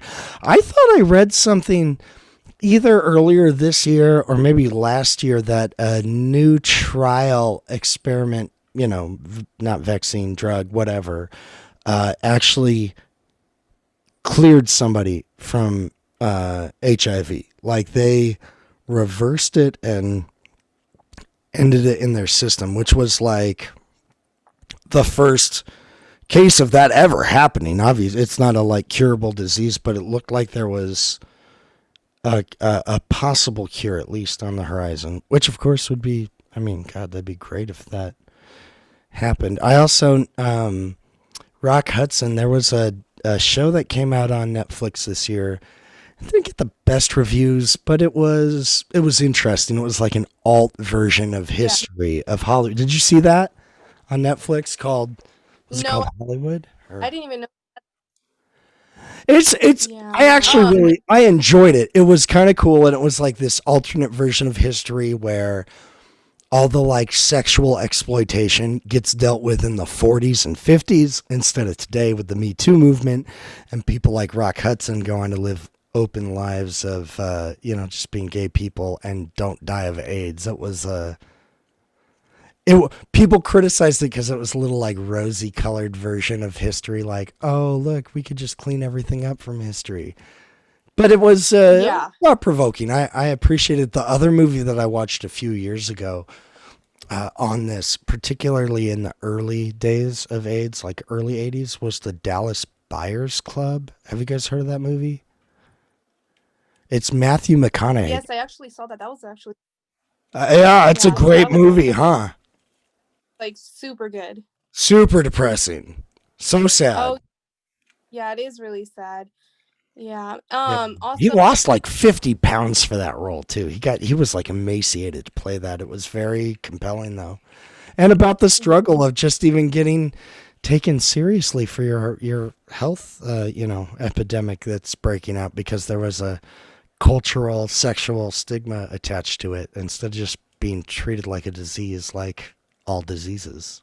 yeah, they just kind of pointed at one community and was just like, okay, that's where it came from and that's what we're gonna stick to. So that was kind of crazy. What else? I also wanted to talk about how the FDA approved when you were talking about how there was people that were getting cured or supposedly tested.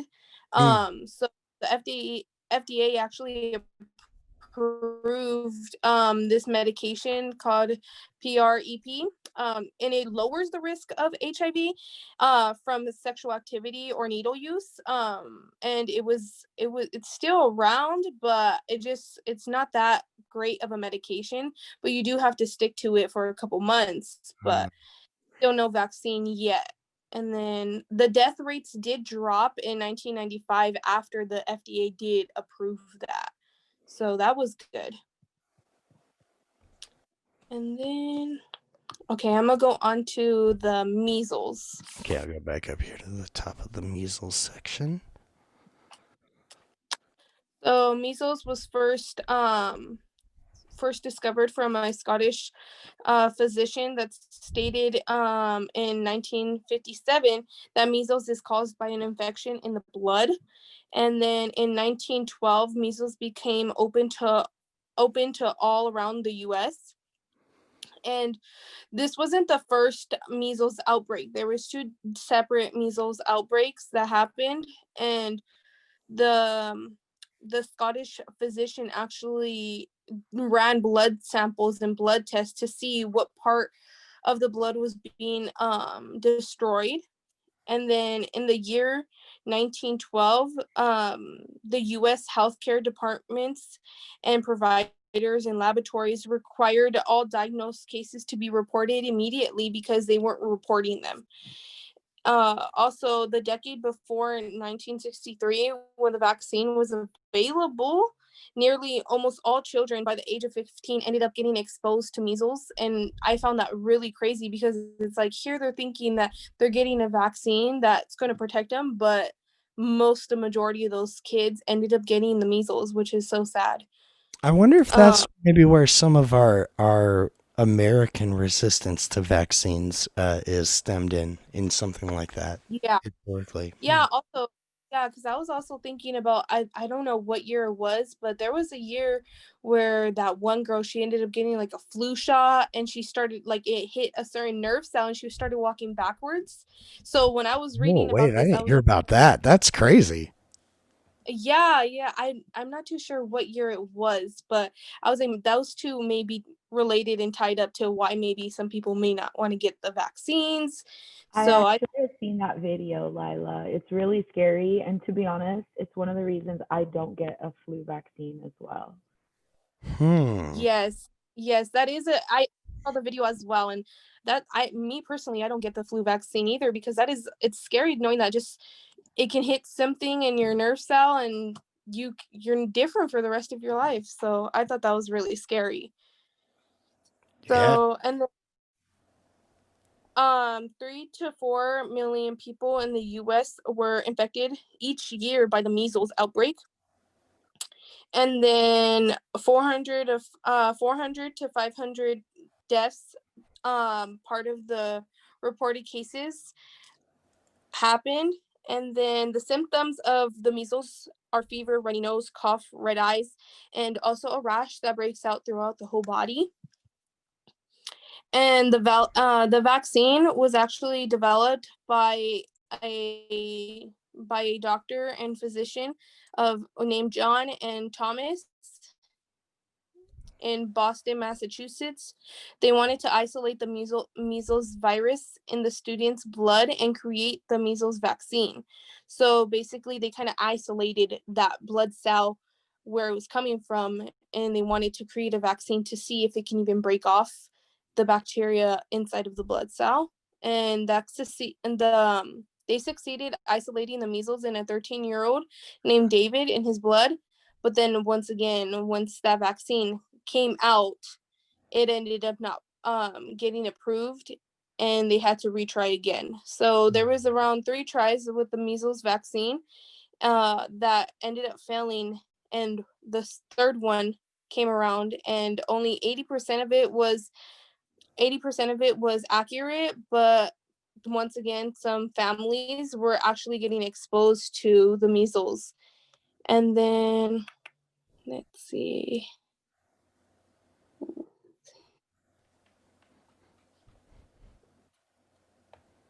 And then after the vaccine had came out, there was the measles cases actually did kind of drop, but after a year of the vaccine being around, more cases in younger children started to come around, and more deaths started to happen.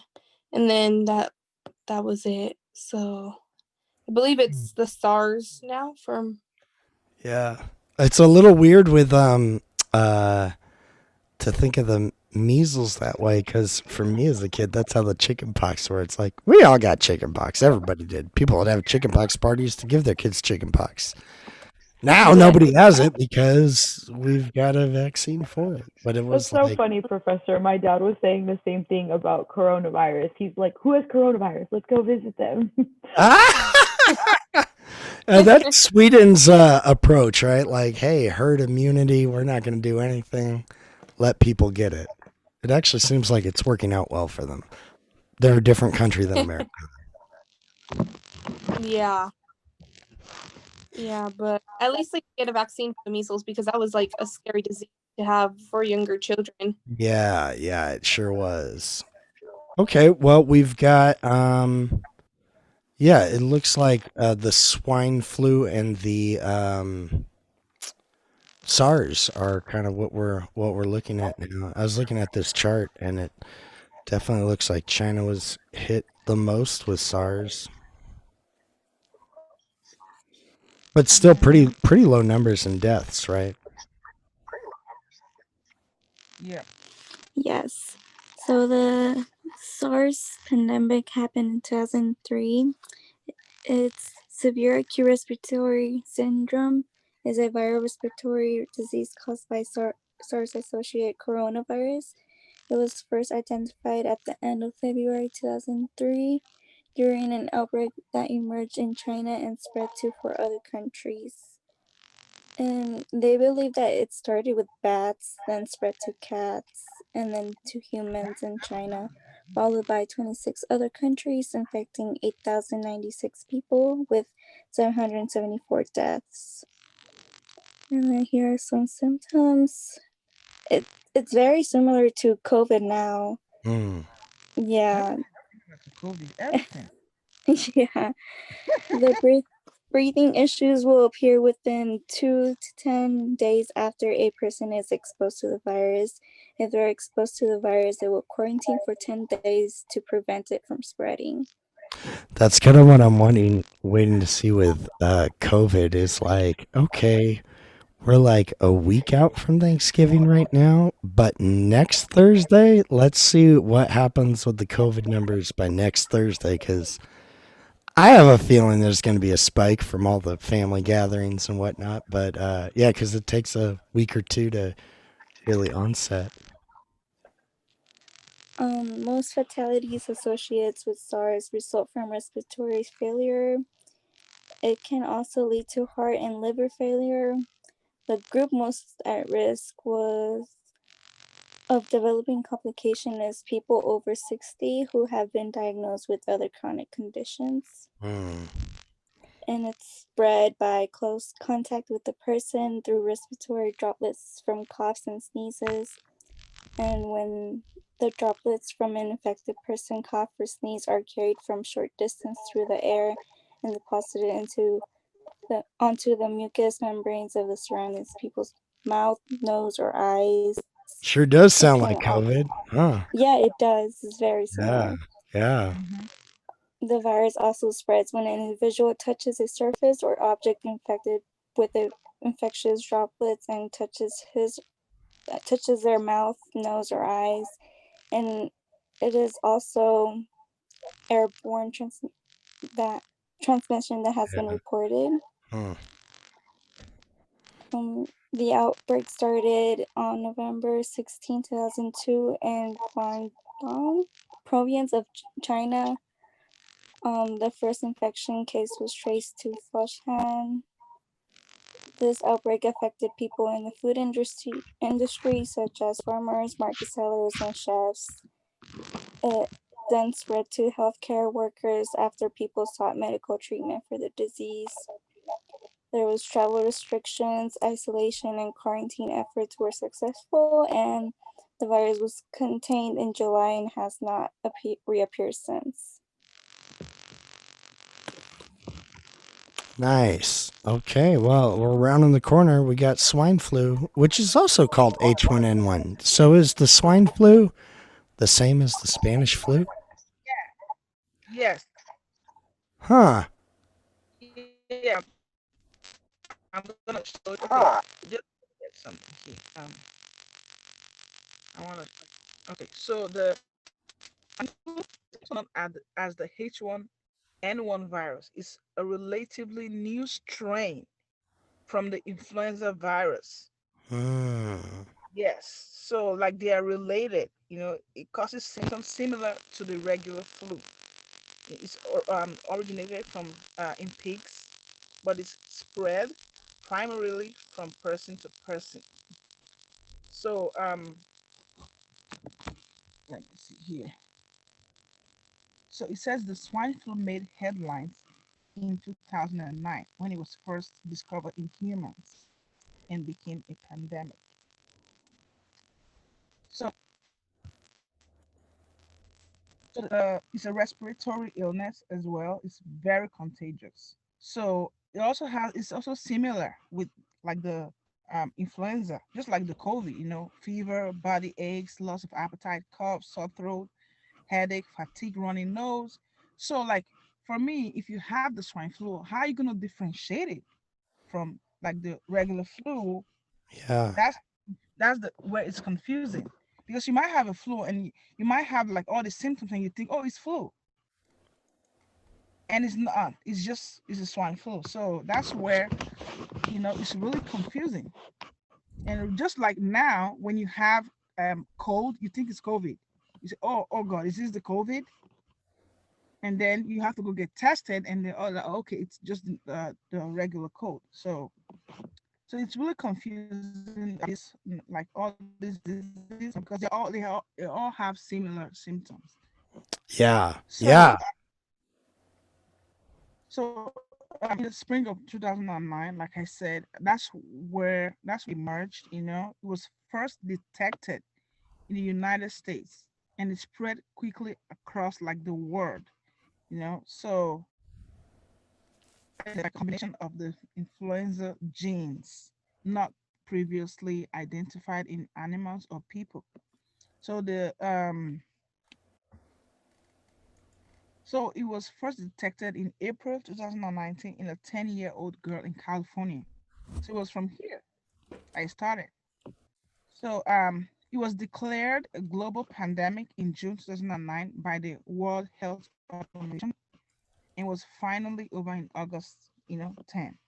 So the flu was according to the CDC, the estimates the flu infected nearly like 61 million people in the United States and caused 12,469 deaths. That's a lot. So worldwide, up to like 575 people died from pandemic swine flu. So Cool. Yep. I remember.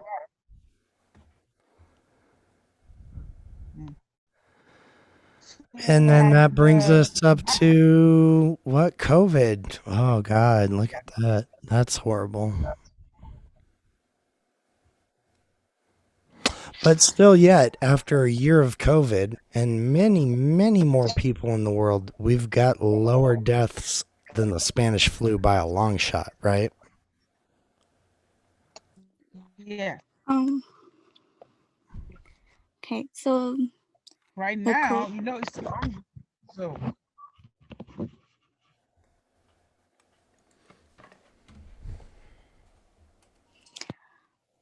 the COVID-19 pandemic started in 2019. It is also known as the coronavirus pandemic. The World Health Organization declared the outbreak of public health emergency of international concern in January 2020 and a pandemic in March 2020 after barreling through 114 countries in 3 months and infecting over 118,000 people, and the spread was not nearly done yet. It spread by close person-to-person contact, mainly through respiratory droplets produced when an infected person coughs or sneezes. The spread is more likely to occur when people are in close contact with another person within about 6 feet. It is possible to get infected when touching a surface or object that has a virus on it and then touching their mouth, nose, and eyes. We all know the symptoms and who can really be affected. It's just anyone of all ages, but older people are more at risk, and the pre-existing medical conditions like asthma, diabetes, and heart disease seem to be more likely infected. The first case may have been traced back to November 17, 2009. The first person have contracted COVID-19 was a 55-year-old individual from Hubei province in China. Although the case went unrecognized, 8 more cases appeared in December, with researchers pointing to an unknown virus. And COVID has spread all around the world, sending billions of people into lockdown. The latest global COVID-19 data is a total of 64.4 million cases and a total of 1.49 million deaths. And there's currently no vaccine for the prevention of COVID-19. I think they just had the vaccine. Yeah, they've got something that they're saying is going to work, but I will not be the first person to get it. Yeah, me either. I'm not gonna be the first one. I'll wait a little while. I'll get it, but I'm not going to be the first one. Yeah.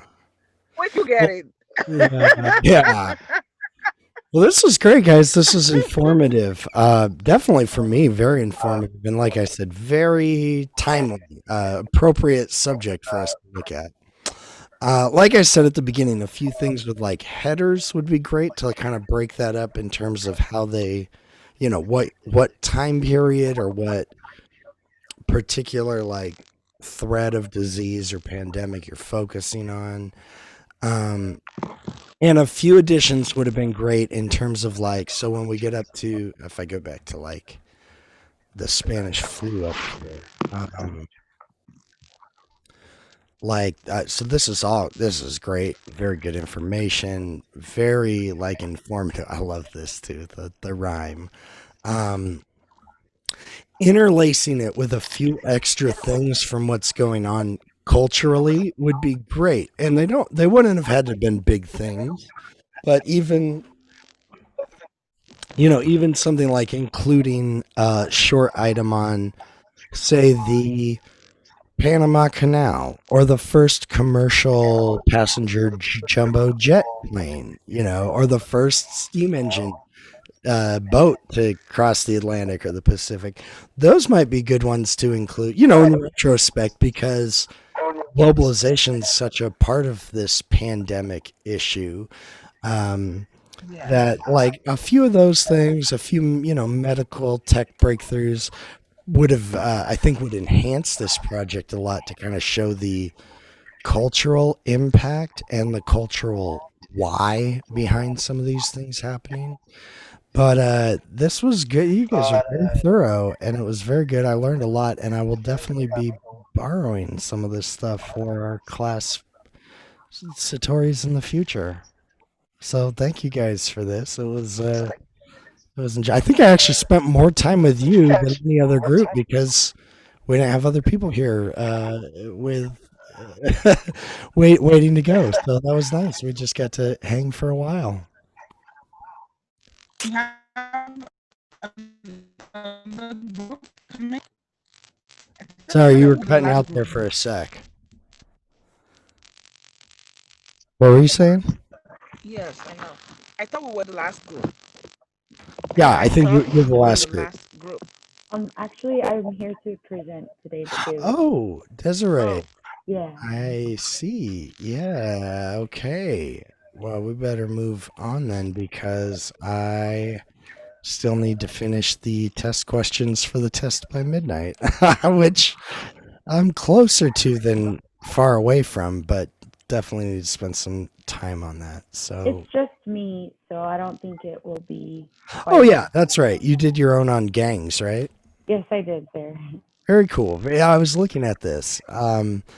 And you did a lot of work for this being just you. I was impressed.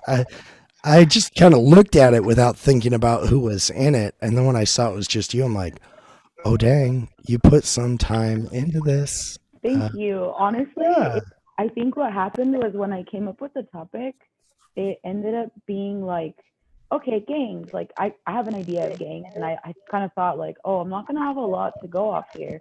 And then when I started doing the research, I was like, oh my gosh, like I didn't think about all these other factors and like the FBI and the Great Depression and Prohibition and how one thing basically led to another, and all my research just snowballed into one really cool project. I was like, wow.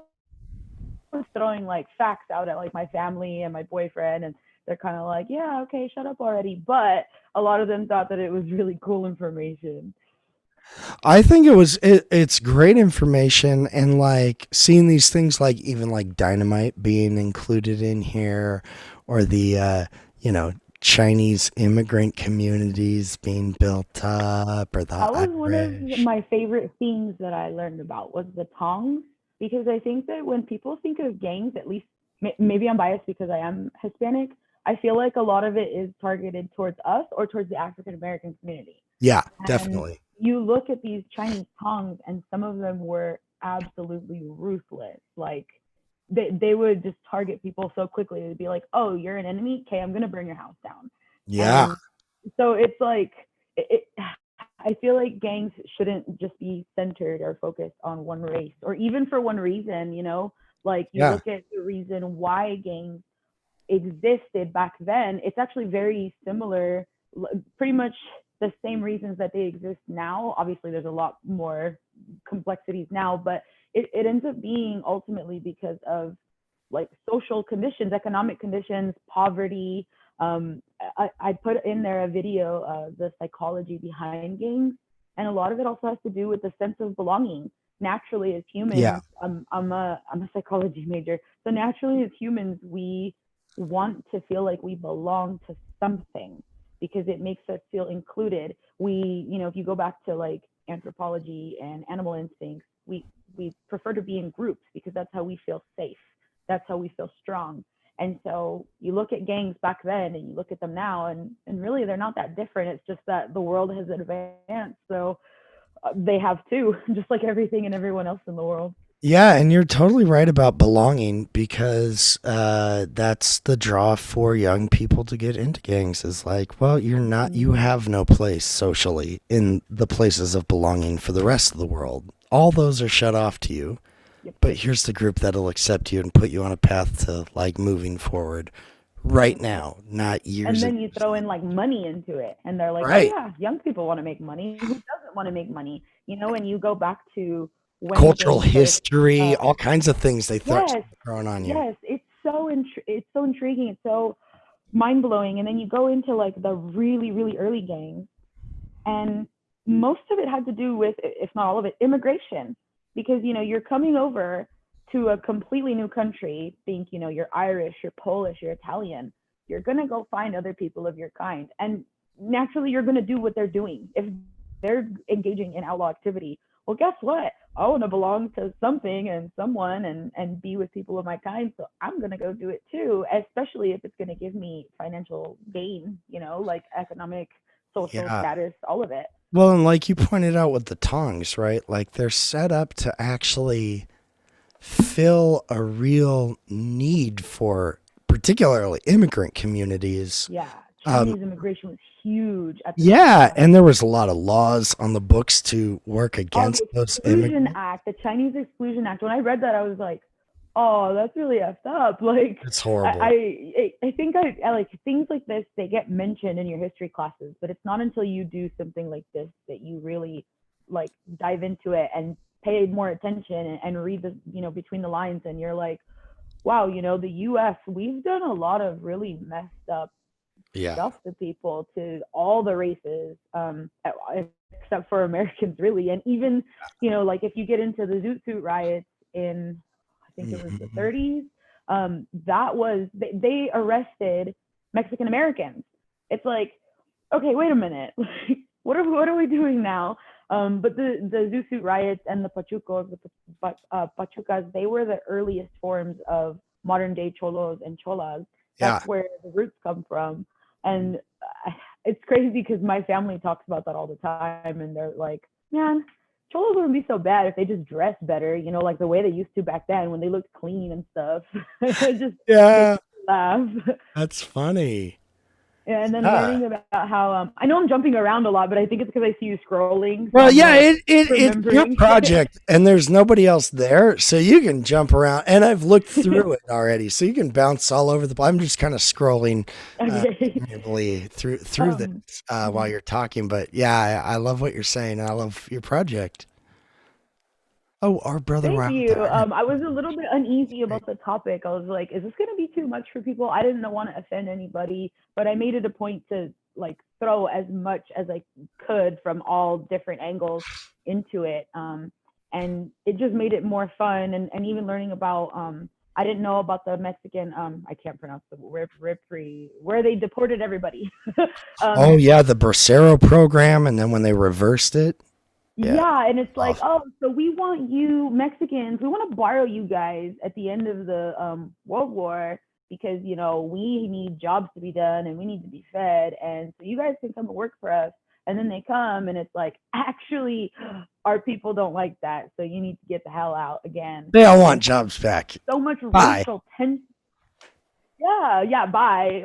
And then the what's it called? like just it was awful because a lot of the people that were sent back to Mexico were American. It's like that's why I put that little. I saw that sketch Right. he did, and it's like, you need to go back to Mexico, and it's like, excuse me, sir, but we're American, and it's like, but you look Mexican, so you're gonna go. And it really reminded me that history does repeat itself because I mean we're going through it. We're going through it now. Like that's what Trump wants to do. It's like, you look brown, it's time for you to go then. Yeah, that one. I was like, that is crazy. Yeah. But one of my favorite things that I read about or that I was reminded of is how Las Vegas, the foundation, I mean, Las Vegas was built with dirty money from the mobs and the mafias. And I think I was like, oh man, I forgot how cool that whole idea is, you know, like it just really emphasizes Sin City and what it is, you know. Have you ever seen Casino, the movie Casino? No, and you know what? My boyfriend's always trying to encourage me to watch stuff like that, and I'm It's just super like, violent, in the but mood it's most of the really time. I good. just saw Ocean's 11 for the first time. Ocean's 11 is a much more PG movie than Casino. Casino is really rough. I like the Ocean's 11 though. You know, I just watched the original Ocean's 11 with like the Rat Pack and Oh, I love Frank. that. I I've never hadn't seen seen that it, but I before. know that was the original. It was good. It was really enjoyable. I noticed this a few days ago when I was looking through it, like, oh, cool, you really went broad on gangs. And I really appreciated that. Instead of just making it this like criminals, it's like, this is like a bigger part of American history than just, oh, these bad people over here, this one group of bad people. No, like I wanted to, and that's what made it. Honestly, I was really like busting my brain. I was like, oh my God, well, who should I include? Who should I not include? Who worked alone? Like they don't really count. I was hesitant to include. Well, I say hesitant. I didn't include them at all. But I was really considering including Bonnie and Clyde because they had a small gang. But then I was like, but when people think of Bonnie and Clyde, they just think of Bonnie and Clyde. And I was kind of like, no, I want the people that are, you know, like you have your Al Capone, you have Bugsy, you have like basically. I loved Ma Baker up here. It just made me think of the Goonies. Yeah, me too. When I saw her, I was like, oh God, I have to. This old grandma lady who's freaking in charge of this mob, this small mob, this gang. Totally. I loved it. I wanted to include things that people also wouldn't really anticipate. And then I got really confused. I'm not gonna lie, I got a little bit confused and a bit overwhelmed with the mafia, like the Italian, the American mafia, and it was so much. And I think it got really confusing because basically what happened was it's like, oh, you're in charge? Oh, I'm gonna kill you. You're not in charge anymore. Oh, hey, I'm in charge. Oh yeah, you're in charge? Not anymore. I'm gonna kill you. And it just kept going because there was so much violence and, you know, everybody trying to reach the head of the table. But Lucky Luciano ended up being who I saw as one of the most prominent ones. He developed like the 5 families. He was the one that split, you know, like New York's 5 families that way. And it's just a lot. And then reading, it's crazy because there's a lot of stuff I didn't include that I read, but like all the conspiracies and, oh, do the 5 families still exist? And what are they doing now? And all the mafia ties and all these like underground things. And I'm like, I work for the federal government. I'm a preschool teacher and so I'm like, oh my God, if somebody takes my computer, if there's background checks going, like your security clearance revoked. Yeah, it's like, oh guys, I'm in school, sorry. So honestly, it sounds really silly, but I was nervous. Researching some of this stuff. RSI, on the other hand, I find it to be pretty early just by itself. As you can see, I'm not sure where that's coming from. Meaning to... It starts turning red at this point. But there we go. I muted her. Yeah. And I think what was really fun, I wish I could have included so much more, but I made it a point to include pop culture references like The Godfather. Yeah. I had to put that little mouse guy in there. I don't know if it's Utopia. He's probably my favorite Godfather reference in pop culture. That's awesome. His name's Mr. Big, and he's a mouse. Nice.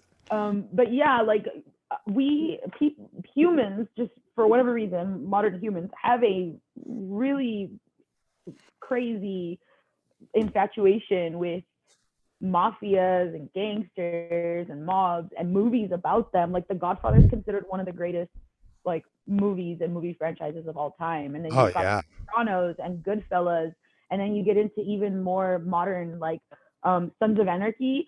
I Yep. think I've seen that show twice over, and I love it. And I kind of think about it to myself, and I'm like, but why? Why do I like all this violence and this? It's exciting, and why they do the things they do, and how they run drugs, and where they get their dirty money from, how they make it clean, and it's so interesting, And then I also included.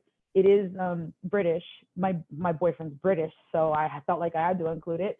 Oh, that's. Peaky Blinders. I saw that on there. I saw that I on there. That's love cool. Peaky Blinders, and it's based off a real gang in Birmingham after World War One.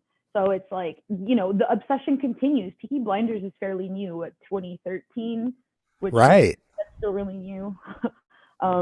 But yeah, and they were brutal. Like you look at the show, even like the reason they're called Peaky Blinders is because they keep the blades in the little brim part of their flat caps. They take their caps off and they slice people straight in the face, so they blind them really.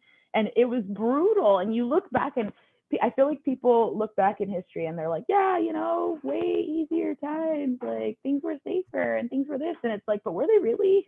Yeah, we don't think about the whole No. picture. We clean that up a lot in our memories. That's exactly right. Whether it's Peaky Blinders in another part of the country, the Costa Nostra, am I saying that right? In New York, the Sicilian families. The Sicilian family. And that's where I got confused too. A lot of it was like, oh, but there's this mafia, and Oh, they dude. run in. You're not alone. It's not in totally America. confusing. And in a lot of ways, it's intentionally confusing. They want to keep. They don't want you to know what they're vague. doing. Yeah, exactly. So it's like, well, this is kind of intentionally confusing and diffused and kind of all over the place. So, And then yeah. I made it a point to talk about, obviously, like some of the biggest gangs are the ones that people, they immediately know. You know the Crips, the Bloods. Right. I That's saw that. something that's been around my entire existence, and even way before that. I didn't realize how far back that went, and that rivalry. And then you get into rappers who are affiliated with them, celebrities that we know and listen to very often. We see on social media, and we hear their music. And a lot of people don't know these things. Some of them are very open about it. Apparently, Cardi B is super open about her gang affiliation. And she's like a big thing in pop culture right now because her music, and she is pretty scandalous herself. But, you have that. And then you have the Biggie Smalls and Tupac, their rivalry, and how both of their deaths are considered to be gang related. And we have the introduction of gangster rap. Before that, NWA right there, they made headlines the fact that they even made it into mainstream music. Their music was so explicit, it was insane at the time. Yeah. And they did. And gangster rap is a huge thing in gang culture, and the things that they're rapping about. It makes me laugh a little bit because a lot of people don't know or notice Ice Cube is not a gangster. He has never been a gangster. He went to private school and he has a degree and I don't know what, but it's all an act. It's a marketing tool, and you know what? It worked. Kudos to him because he's rich AF. Like has this gang image, and it trips me out. But yeah, NWA was really cool. I grew up listening to them. Because my parents were really young and made poor choices. But yeah, so I grew up listening to gangster rap. I grew up in rough parts of LA, all over LA. So I've seen a lot of gang activity myself. I knew kids in middle school that were gang affiliated with Avenue and stuff like that. Like, I don't know a whole lot about them, only from what my friends at the time would tell me. But we had lockdowns all the time. People were getting shot right across the street from the school. I grew up in Hollywood. I mean, it was bad. And then I'm reading this, and it's funny. Cholos are obviously a big part of my culture because I'm Hispanic, and I'm like, oh, I got a couple uncles that look like this, or I got some uncles that are in jail, or cousins that have their tattoos, and they just the way they look. People think my dad's a Cholo. He's a Marine, so he's definitely not a Cholo. But it's common. It's just that stereotype. and then like learning about more about Mara Salvatrucha, which is a huge. I mean, they're on the FBI's like most watched list at the moment. They're extremely dangerous. Which one did you say? Mara Salvatrucha, MS-13. Yeah. Yeah, so they're a Salvadorian gang who, I mean, they're everywhere. They're everywhere. Dude, I was out in DC a few years ago and they're I like, was just gonna say DC. they're like, we had 5 killings this summer in Alexandria, which is like a posh part of DC. And I'm like, MS-13, they're in Southern California. Like, what? Yeah, and then Crazy. that video that you have right there, right next to the Suns, that gentleman gave a TED talk. He was in MS-13, and his nice. experience after that, why he joined, and I thought that was really interesting and important to include because, you can read so much about it, but you're gonna pay more attention to someone who's gone through it and is talking to you, very honestly and truthfully, hopefully anyway. Yeah, I'm gonna go watch that video because MS-13's they're one of the bigger ones right now for sure. And then I'm pretty sure, what else did I tell? I see you scrolling. I'm trying to remember myself. I tried to include some important events in there too. And one of the questions that I had, I put in there somewhere was, would you consider terrorist organizations gangs? And I think that's a very debatable question, even in in between scholars. Like I when I was researching it, I couldn't really find an answer because I think ultimately there is no answer. A lot of people would just compare them, like their similarities, their differences. But I think it is a very opinionated, are terrorist organizations considered gangs, and are their leaders considered gangsters? If you really look at it in a broad way. I even had conversations with my boyfriend. I'm like, would you consider the Nazis a gang? And Hitler, their leader, their gangster. And he's like, no, I don't. And it's, they were following orders, but so do gang members. Yeah. So, I mean, essentially. Certainly Osama bin Laden seemed like a gang leader, right? There was Yeah. nothing national. There was nothing really political. It was like him, the people that were like personally loyal to him and their brand and the Al-Qaeda brand. Yeah. And taking over more street territory, essentially. I mentioned El Chapo in there for that reason. Saw that, yeah. Yeah, mainly because, obviously that's more in Mexico, but it had a huge American influence, and drugs come into here all the time from everywhere. So I made it a point to mention that as well. Honestly, there was so much information. I'm trying to remember what else is in there at this time.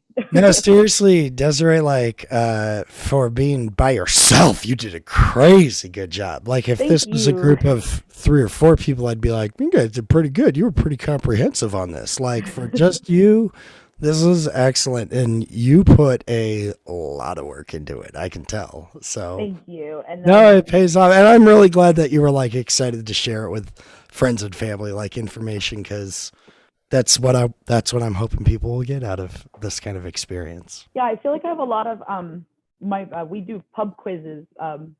Like I said, my boyfriend's British, so we do pub quizzes, and I feel like Oh, really? I used to go to the one at Lucky Luke's on Tuesdays all the time before Oh, COVID. cool. See, I don't think we ever did that. Because of quarantine, though, I decided I was going to make my own pub quiz. Nice. We on it together, and we made this huge pub quiz for my family, and we all met up on Zoom and got the kids involved. Like basically every house, like one uncle was one team, another uncle was another, and that's kind of That's so cool. That's really it fun. was a lot of fun, and we included like a British component and put in some kid questions like what kinds of dogs does a queen have and stuff like that, and then just kind of like the fun fact things. But I feel like I have so much pub quiz information now that I can either make my Yeah. own quiz or just be really useful. Totally. When the quarantine finally lifts, you guys will have to come over to Lucky Luke's. I think Transplants also does one. I went over there once. I love transplants. I actually prefer transplants to Lucky Luke's. I like They're really fun though, to play in person, and I enjoyed it a lot, and I'm looking forward to doing it again.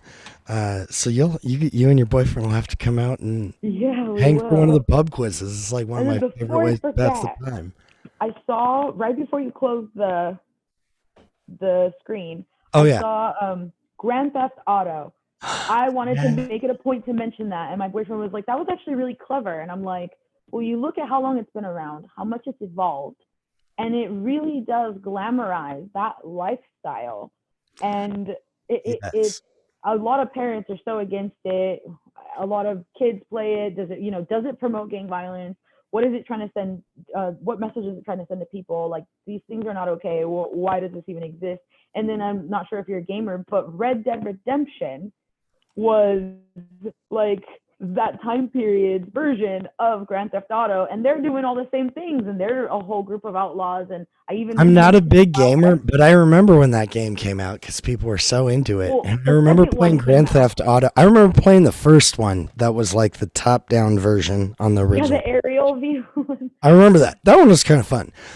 When you could start like beating hookers with a baseball bat to collect your money and kill them and get more points, I'm like, this is not good. Okay. Like, we should not be allowing this to be sold.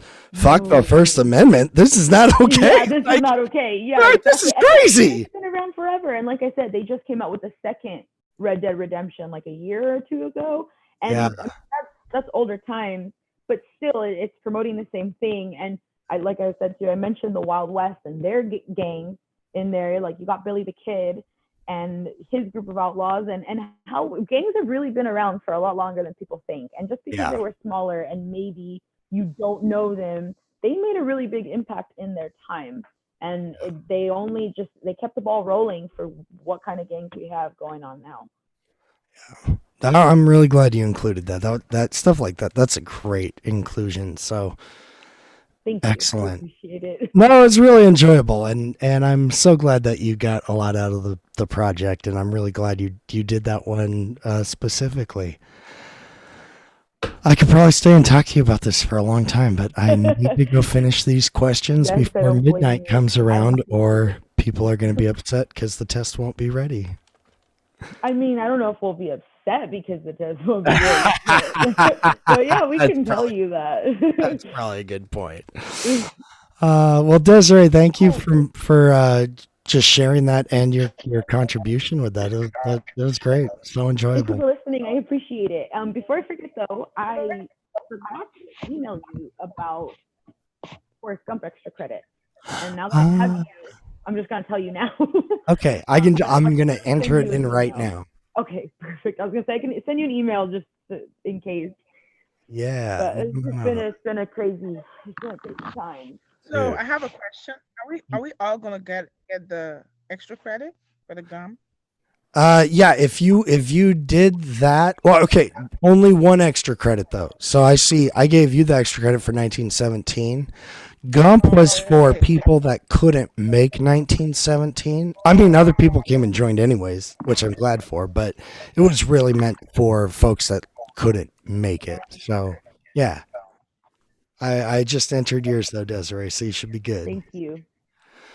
All right, guys, I'm gonna go before I collapse, and I'm gonna write some of these test questions. Have a good night and good luck.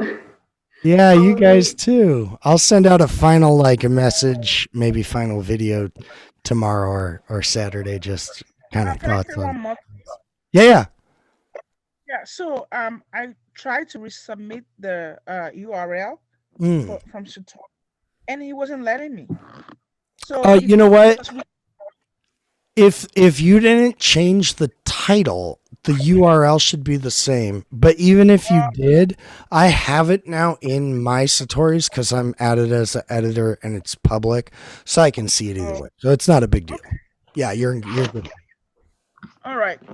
Thank you. Oh, thank you guys. I've I enjoyed have it. a question too because I emailed you the other day about because one of my group mates, she has work right now and I think she ends at 8:15 and we were gonna present at 8:45, but like it's still pretty early, so You know what? If you guys want to just